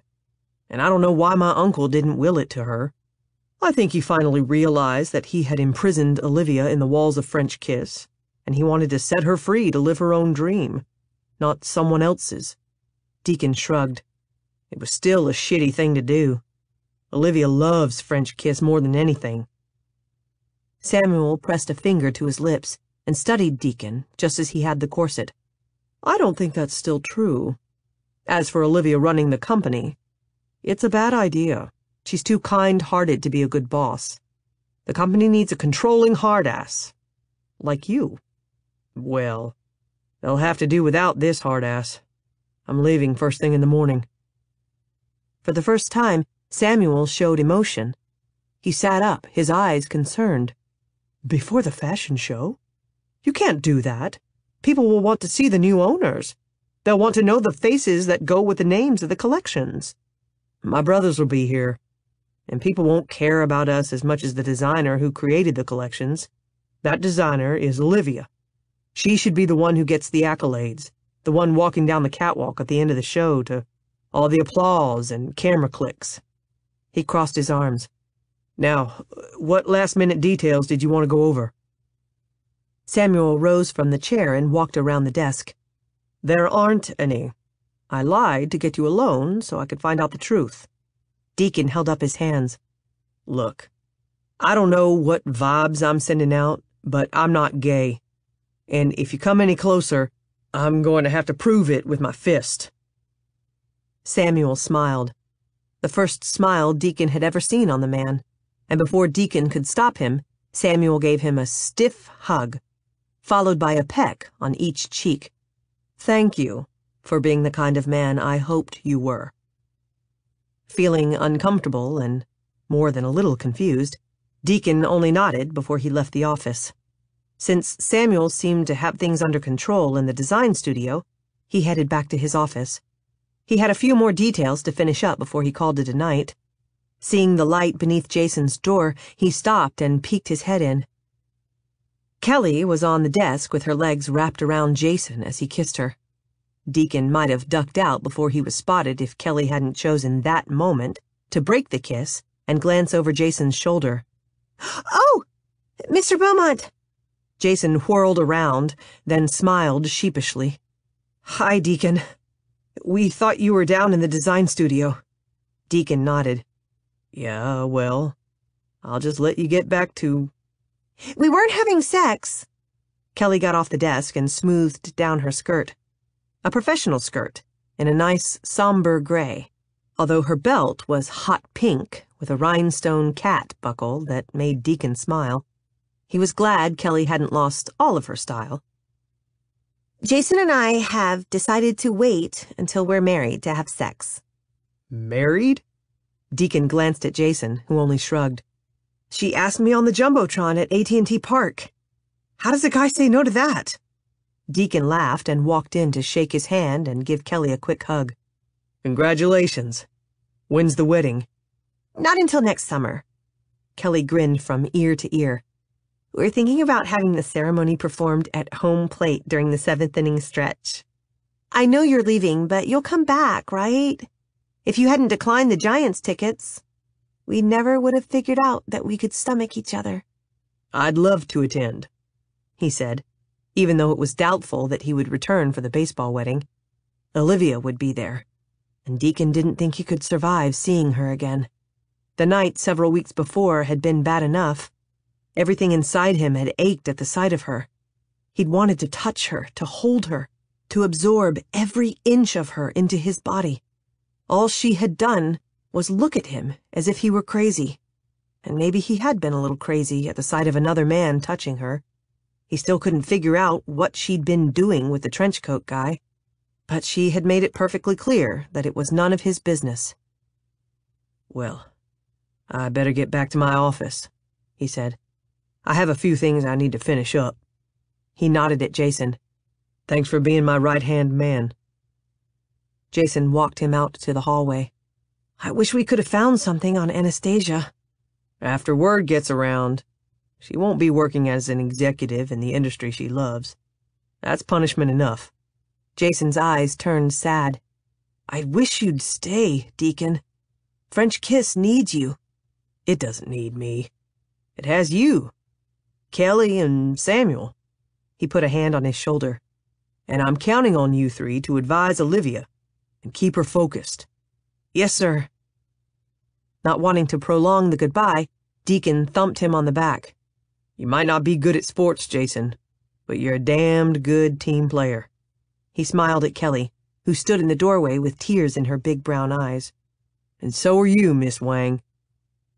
Once in his office, Deacon didn't feel much like working, so he wandered over to the window and stared out at the view. The night was as clear as a bell. The lights of the Golden Gate Bridge gleamed in the distance.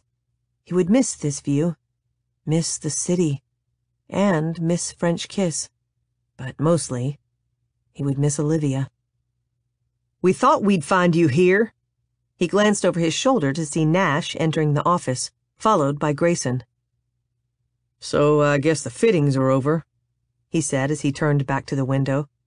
"Actually, they're still going on." Nash joined him. "And you two left?" "I think Donnie John is more than enough Beaumont for those poor models to have to deal with. He claims he's found nirvana." Nash looked out at the view. "And you have to wonder if he doesn't have a point. I've grown kind of attached to this view. Cool weather, hot women." Grayson stepped to the other side of Deacon. "It is funny how much it feels like home." They stood there, absorbing the view until Nash finally spoke. "So you're still leaving tomorrow?" 10:30 flight. "Does Olivia know?" "No. And she doesn't care. I told you how she reacted to me when I raced over there like an idiot." "You did drop everything when Mr. Huckabee called," Nash said. "It's the hero complex you've got going. And if anyone needs a hero, it's Olivia." Deacon stared out at the view. "She doesn't want a savior, Nash. Nor does she need one. She'll do fine without me, especially if you two stay to guide her." There was a long stretch of silence before Nash spoke. "We're not staying, Deke." "What?" He turned to Nash first, and then to Grayson, who smiled and lifted one shoulder. "We might not always get along, big brother, but we're family. If you go, we go." Chapter 28. In the past few days, Olivia had learned that life was full of twists and turns. She had thought she'd one day own French Kiss, but now she was jobless. She had also thought that she'd never have a father, and now she had one. He might live on the street and have a few psychological issues, but he was living proof that when life gave you lemons, you needed to make lemonade, and it was easier if you had a great lemon squeezer to do it with. Her father sold great lemon squeezers, which explained why he could afford to offer Olivia money to start a lingerie business. $2 million? Olivia's voice hit a high note as she helped him set up his sidewalk stand. "You made $2 million selling juicers on a street corner?" Her father glanced around. "Over, actually. And I don't just sell them on the street. I sell them on the internet. People seem to like a good product, and money accumulates quickly when you don't use it. There was a flap of wings, and Jonathan Livingston landed on his shoulder. Her father barely paid attention as he unloaded his lemons from his roller suitcase and placed them in a large Del Monte tomato can. Olivia shook her head. I still can't believe that Jonathan is your pet. He's not a pet. He's free to come and go as he pleases. It seemed this was very important to her father. He couldn't have ties that bound him to a house with walls, or to a person. He needed to be able to come and go as he pleased, which meant that he would probably disappear again. As hard as it might be, Olivia needed to accept that.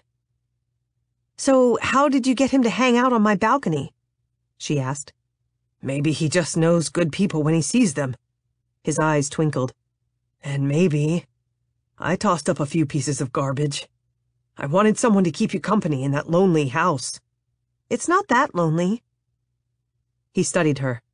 So tell me about the man that came rushing to your rescue the other night. He looks a lot like Michael Beaumont. You met Michael? I've been keeping an eye on you for a long time, Livy. And while I never personally met Michael, I did some research on him at the library. Although that didn't tell me whether or not he was a good stepfather. Was he? She had been giving that question a lot of thought lately.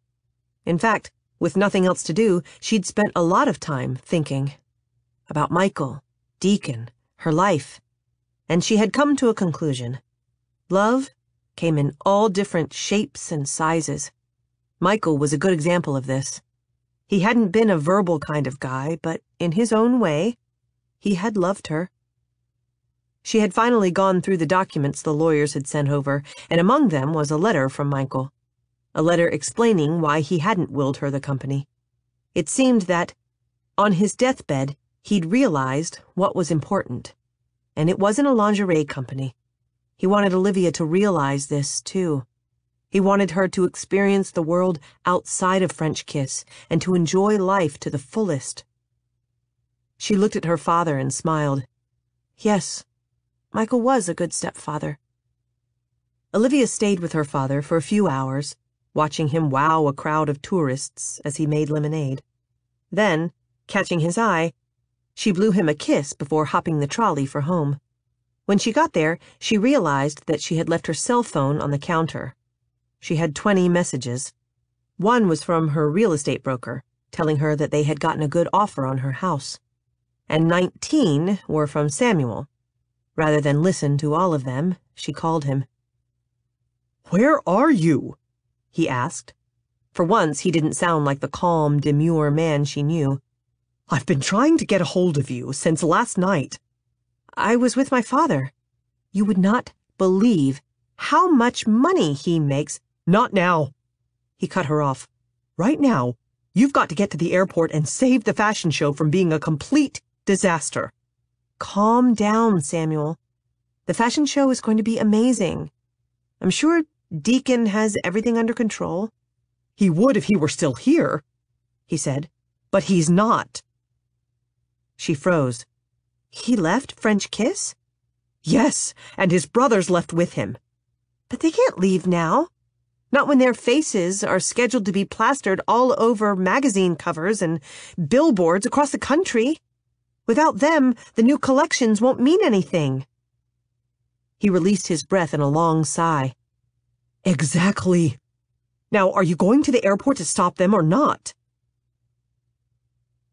Olivia drove to the airport faster than she had ever driven in her life. Not wanting to waste time on parking, she left the Porsche at the flight departure curb and got out. "Hey, you can't park there!" A young security guy came jogging over. "I know," she said as she grabbed her purse from the front seat. "But this is an emergency." She handed him all the cash she had in her wallet. "Please, I'll just be a few minutes." It took her more than a few minutes.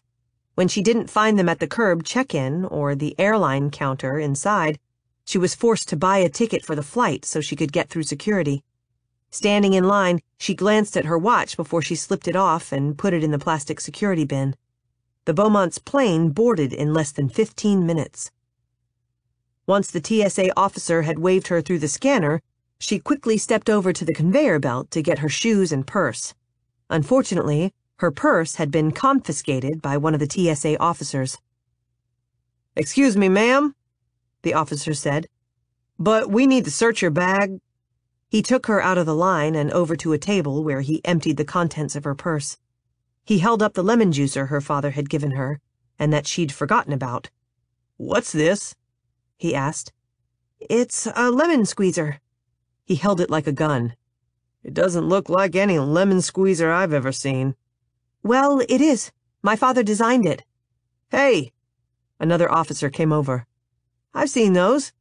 Some guy sells them on Pier 39. I got my wife one for her birthday. And at first, she wanted to beat me over the head with it for not getting her that charm bracelet she wanted. But then she used it to make her Aunt Martha's lemon cake. You know, the one I bring to work every Christmas? And now she thinks it's the best gift ever. She says it gets the juice out of the lemon like nobody's business." He took the squeezer and demonstrated how it worked. Olivia glanced at her watch as she put it back on. "Look, I really need to get to my plane before it leaves. You can keep the squeezer if you want to." The officer studied it for a second more before putting it back in her purse. "Fine. But next time, you should leave the squeezer at home." "Thank you." She grabbed her purse and hurried toward the gate. She arrived just as they were making the last call, which meant that she had to board the plane. She intended to walk down the aisle until she found them, and then, by any means possible, get them off the plane before it took off. She didn't plan on a large woman with an even larger suitcase stopping her. It seemed that the woman was planning an extended trip to Louisiana and had something against checking bags. The suitcase she was trying to shove into the overhead compartment didn't fit, but that didn't stop the woman from trying. She shoved, repositioned, and shoved again while the flight attendants were occupied elsewhere and didn't seem to realize the woman was blocking the aisle. "Maybe you should check it," Olivia said. The woman glared at her.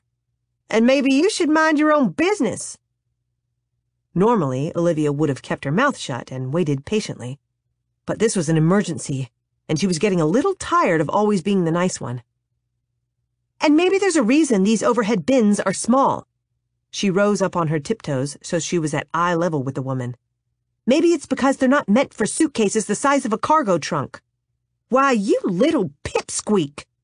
A flight attendant finally showed up. "Is there a problem?" The large woman gave her suitcase one last shove and closed the compartment with a slam.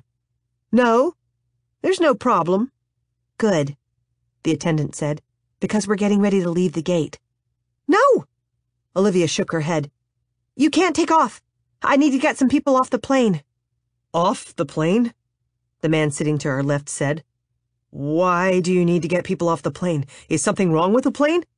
And what's that hanging out of your purse? Is that a gun?" "Gun!" a woman yelled. "No!" Olivia pulled out the squeezer and held it up. "It's just a hijack!" someone yelled, and the entire plane erupted in chaos. The flight attendant dove to the floor as people cowered behind the seats in front of them with frantic screams and squeals of terror. There were only 4 people who didn't duck. An attractive older gentleman Olivia immediately recognized as Donnie John Beaumont, and his 3 extremely good-looking sons. One son was grinning from ear to ear, the other was smiling just enough to show his dimples, and the last was looking as if he'd just drunk an entire glass of her father's lemon juice. Of course, it was Deacon who took charge, who unbuckled his seatbelt and stood, his large frame filling the aisle. Suddenly, she forgot how to breathe, because even though he was still scowling, he was the most beautiful, gorgeous, amazing thing she'd seen in days. And she realized that she had driven fast, parked in an illegal zone, and almost gotten in a fight with a large lady, all because she didn't want him to leave. Not because of some fashion show or her designs, but because she couldn't stand the thought of his leaving. It didn't matter if he was Michael's son. It didn't even matter that he only wanted to use her to get back at his father. All that mattered was that she got a chance to tell him how she felt. Unfortunately, before she could, the large woman clocked her with her tote bag. The last thing Olivia saw was Deacon's face going from angry to concerned. The last thing she felt was his arms around her. The last thing she heard was the strong, steady beat of his heart. When Olivia woke up, she wasn't in Deacon's arms, nor was she on the floor of the plane. Instead, she was being rolled through the airport on a stretcher by a male and female EMT, who seemed to be deep in conversation. "It looked like a gun," the woman said. "I understand why that woman knocked her out." "It did not look like a gun." The man pushed her around a group of travelers, "which is why they didn't handcuff her." The woman glanced down at Olivia and finally noticed that her eyes were open. "Welcome back. How are you feeling?" Olivia took inventory before she answered. "My head hurts a little, but other than that, I think I'm okay." While they were still moving, the woman took a flashlight out of the pack on her waist and flashed it at Olivia's pupils. "I don't think you've got a concussion, but it might be best if we took you to the hospital." Olivia came fully awake. "The hospital? I can't go to the hospital." She tried to sit up, but she was strapped down to the gurney. "Calm down," the woman said. "We're just going to take you there for a few tests." "I don't have time for tests." She struggled with the straps. "Please, I have to get to Deacon." "I'm right here, Olivia." She stopped struggling as Deacon moved to the other side of the gurney. He took her hand, and the entire world brightened. "How do you feel?" It was hard to talk with those beautiful eyes staring back at her. She felt as if she were floating in an indigo sea of warmth. "It looks like she got her bell rang, but good." Nash appeared on the other side of the gurney, right next to the EMT, who blushed profusely when he gave her a smile. "How are you doing, hijacker?" He winked at Olivia. "You gave us quite a scare." "Mostly Deke." Grayson moved next to Deacon. "I thought he was going to throttle the woman who hit you." "Now, your brother would never hurt a woman, Grayson." Donnie John joined Nash. "Beaumonts don't hit women, even large, manly ones." He took Olivia's hand. "Do you remember me, darling? Don Juan Beaumont at your service. After seeing you all grown up, I see why you have Deacon all aflutter." "That's enough, Dad," Deacon said. "So what were you doing on the plane, Olivia?" She swallowed hard. Suddenly, all the things she'd wanted to say to Deacon got jumbled up like Scrabble tiles. "Well, Her cell phone rang, and since she was strapped in, Deacon pulled it from her purse, glanced at the screen, and then answered it. It wasn't hard to hear Samuel's loud prayer of thanks. "Thank God she stopped you in time!" "What's going on, Samuel?" Deacon continued to hold Olivia's hand and walked next to the gurney as they headed for the elevator that would take them to the exit. This time, Olivia couldn't hear Samuel's answer, but Deacon must not have liked what he said because his eyes turned stormy. As soon as they were out of the elevator, he released her hand. "Fine," he said. "I see your point." He hung up the phone and placed it back in Olivia's purse before his gaze pinned her. His eyes were cold as the gel ice bag beneath her head. "So that's why you came to the airport?" he said. "Why you were so frantic to stop the plane? And here I thought you would come from me." A sad smile tipped his mouth. "But it's always been about French kiss, hadn't it, Olivia?" Before she could even try to deny it, he looked at his brothers and father. "Grayson, you and Dad stay with Olivia and make sure she's okay. Nash, you come with me to the fashion show. 2 Beaumont brothers should be more than sufficient for the press." He was almost out the front doors when Olivia finally found her voice. It wasn't a timid, unsure voice. It was a strong, commanding voice that had Deacon stopping in his tracks. "Stop right there, Deacon Beaumont!" She looked at the EMTs. "Get these straps off me. I'm not going to the hospital." They glanced at each other before they did what she asked. Deacon came striding back over. "Oh, yes, you are going to the hospital. Now lie back down, Olivia." "No!" She hopped off the gurney and met him toe-to-toe. "I'm not going anywhere until I've said what I came to say." Deacon released his breath. "I get it, Olivia. If your designs are going to make it, we need to be at the fashion show, and if you hadn't pissed me off so much the other night..." I would have realized that and stayed until after the show. I pissed you off? She pointed at his chest. You punched my father. He blinked. Your father? That street bum is your father? He's not a street bum. He's a salesman who just happens to prefer the outdoors to four walls. Deacon studied her. So, why didn't you tell me that? Because you never gave me the chance. Like always, you just barged in and took over, just like you did today. You answered my phone, then assumed you knew why I was here without once waiting for me to tell you. She is right, Deke, Nash said. Deacon shot him a mean-looking glance before he turned to Olivia. So, are you telling me that Samuel didn't call you and ask you to stop me from getting on the plane? No, I'm not telling you that at all. Samuel did call me, and he did want me to stop you from leaving. At first, I thought I rushed to the airport because I didn't want my designs to fail. Her voice lost some of its belligerence. Those are my designs that are going to be on the runway tonight. Designs that I have spent most of my life working on. And I'll admit that I want them to be a success.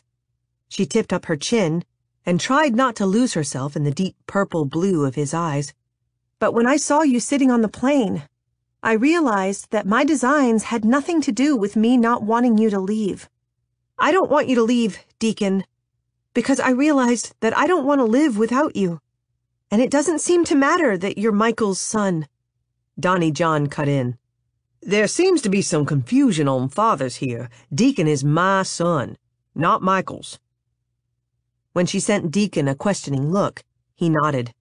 It's true. Michael was infertile.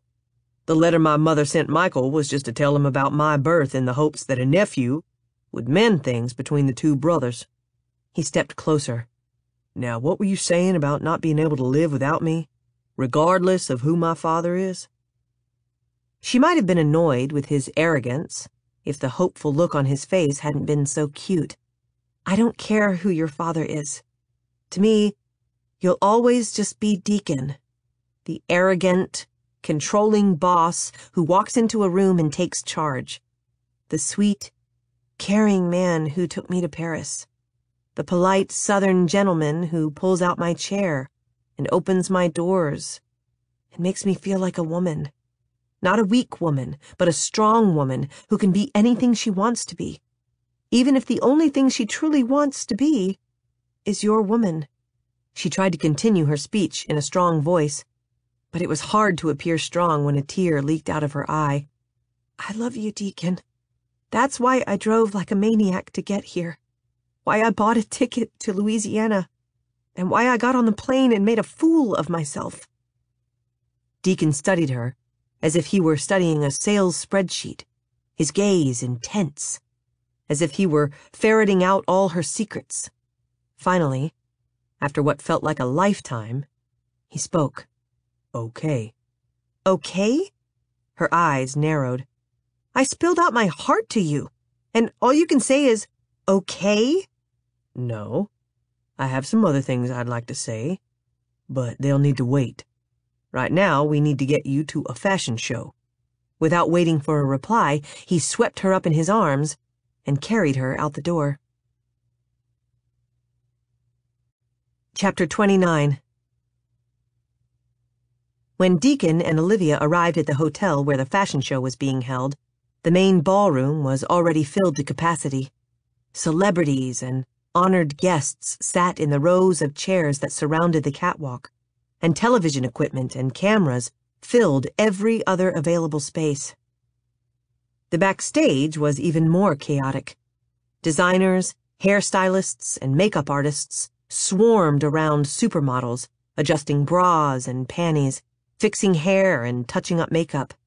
Reporters and photographers circled, taking notes and snapping pictures, while a camera crew interviewed the models as they were being primped. In the midst of the mass confusion, Samuel stood, his usually perfect hair mussed and his tie crooked. When he saw Olivia, he hurried over. Thank God you're here, he said. One of the models has the flu. Another went on a donut binge this morning and looks pregnant in the Romeo bra and panty set. and the stage backdrop for the Lothario collection is all wrong." Olivia expected Deacon to start issuing orders, and when he didn't, she glanced over to find his eyes wide and his mouth partially open in stunned shock. For the first time, he looked like he didn't have a clue what to do.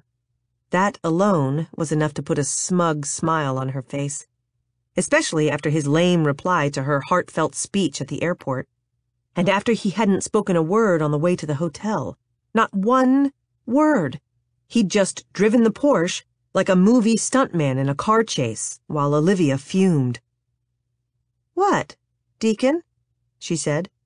"Don't tell me that you don't know what to do." She might have continued to rub it in if the show wasn't starting in mere minutes. Looking around at a scene she had witnessed dozens of times before, she felt an invigorating excitement. "Which model has the flu?" she asked as she took Samuel's clipboard. "Leela." Olivia flipped through the list of models. "It's too late to call one of the alternates. We'll have to divide up the designs Leela planned to wear." She ran her finger down the list. "Charlize and Renee have similar measurements. Get them fitted now. Let's not worry about the backdrop. Once the models are on the runway, no one will be looking at it anyway. And as for the poochy tummy, let's go with it. It might make women around the world feel a little better about their own bodies. Also, you'll need to call Kelly and have her bring me something from my house to wear on the runway. She can choose." While Samuel raced off to do her bidding, the side door opened, and Donnie, Nash, and Grayson walked in and joined Deacon, who still stood by the door. He no longer looked shocked. In fact, he was smiling. And surprisingly, Olivia smiled back before she started issuing orders. "Grayson, you'll need to get dressed. You'll be going out with 2 of the models at the end of your collection, and the same goes for you, Nash." Grayson nodded while Nash gave her a salute. "Yes, ma'am." "Deacon, you'll go out last." She didn't wait for him to reply before she clapped her hands. "Now let's get to it. We've got a fashion show to pull together." But her excitement left quickly enough as one problem after the other cropped up. The pop singer they'd hired to open the show split a seam in his pants and had to have them quickly stitched. But once he got on stage, he rocked the house. Olivia adjusted the deep purple bra of the first model before sending her to Samuel, who stood at the top of the stairs wearing a headset and issuing orders into the microphone. Once the model stepped out on stage, there was nothing for Olivia to do but hold her breath and watch the backstage monitors as the model pranced down the runway like a pony on parade. It wasn't until she made her first turn that the crowd broke out in deafening applause, and Olivia's stomach released a mere fraction. But this was only one design. There were dozens more to come, and with each model and each round of applause, she relaxed a little more. During a commercial break, Kelly arrived with a dress flung over her arm. It wasn't one of Olivia's business suits.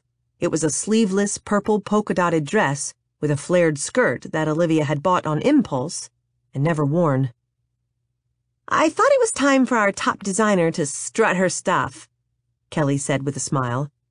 "And I think this shows off your creative personality better than those stuffy suits you've been wearing." Olivia held up the flirty dress and smiled. "I think you're right, Kelly. And call me Olivia." Kelly laughed. "I get the feeling that we've both done a little evolving since the Beaumonts have arrived." She took Olivia's arm and led her back to one of the makeshift dressing rooms to help her change into the dress. Because she was still confused and needed some advice, Olivia spilled her guts about what had happened at the airport. "Okay? That's all he said?" Kelly zipped the dress and handed Olivia the purple high heels she'd brought. "That was it. And since you've dated a lot of guys, I was hoping you'd know what it meant." Kelly blushed. "Actually, I haven't really dated that many guys. Okay, so I've only dated 5 guys, and one was in 3rd grade. But I know a good guy when I see him, and Mr. Beaumont is a good guy. If he said okay, then I think everything is going to be okay. Now we better hurry before the show ends without you."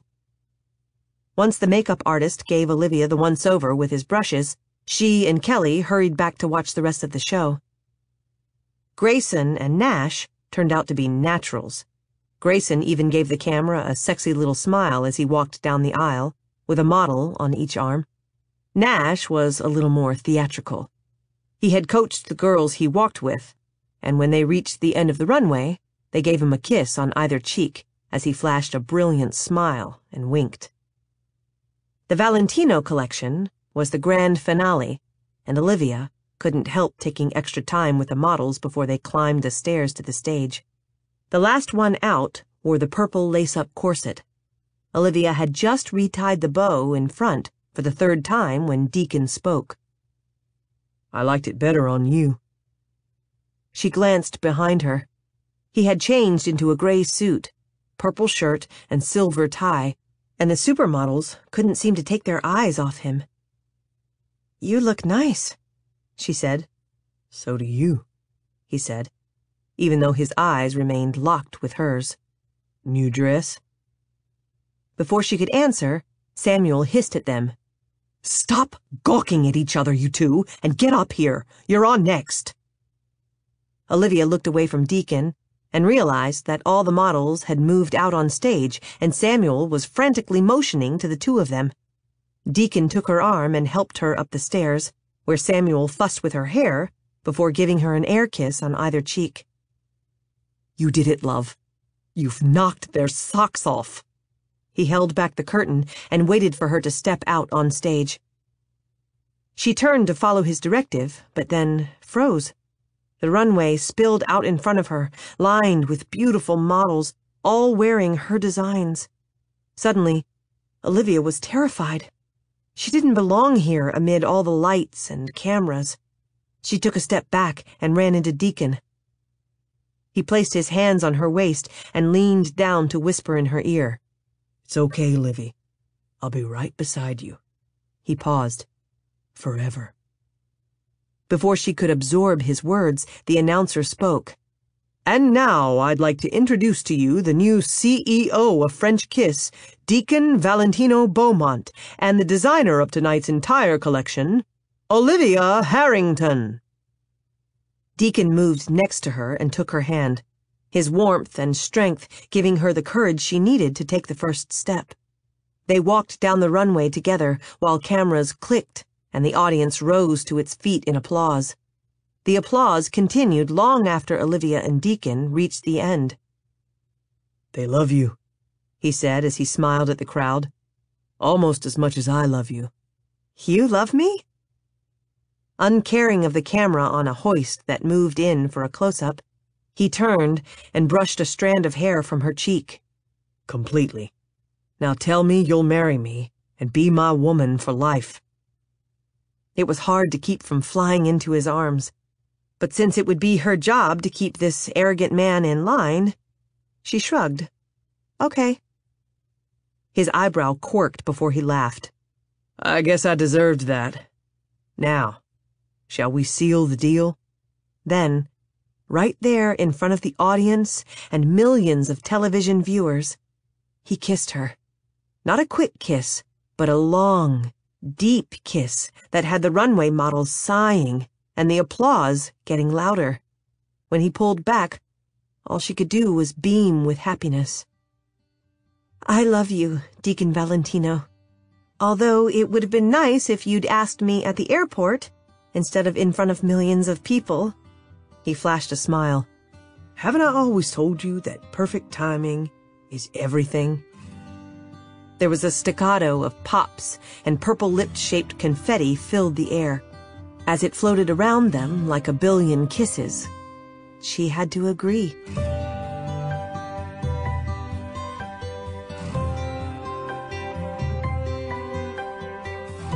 This has been a Hachette audio production of A Billionaire Between the Sheets, written by Katie Lane, read by Cindy Harden, produced by Ryan Jones, directed by Greg Cooler, recorded by Mala Corbett, post-production by Listen Up Audiobooks. A Billionaire Between the Sheets is also available in print and digital formats from Forever, an imprint of Grand Central Publishing, a division of Hachette Book Group. For more Hachette audio productions, visit us at hachetteaudio.com. Thank you for listening. Text copyright 2015 by Kathleen Smith. Audio production copyright 2016, Hachette Audio, all rights reserved. Hachette Book Group supports the right to free expression and the value of copyright. The purpose of copyright is to encourage writers and artists to produce the creative works that enrich our culture. The duplicating, uploading, and distribution of this book without permission is a theft of the author's intellectual property. If you would like permission to use material from the book, other than for review purposes, please contact permissions@hbgusa.com. Thank you for your support of the author's rights. This audiobook is a work of fiction. Names, characters, places, and incidents are either the product of the author's imagination or are used fictitiously, and any resemblance to actual persons, living or dead, events, or locales is entirely coincidental.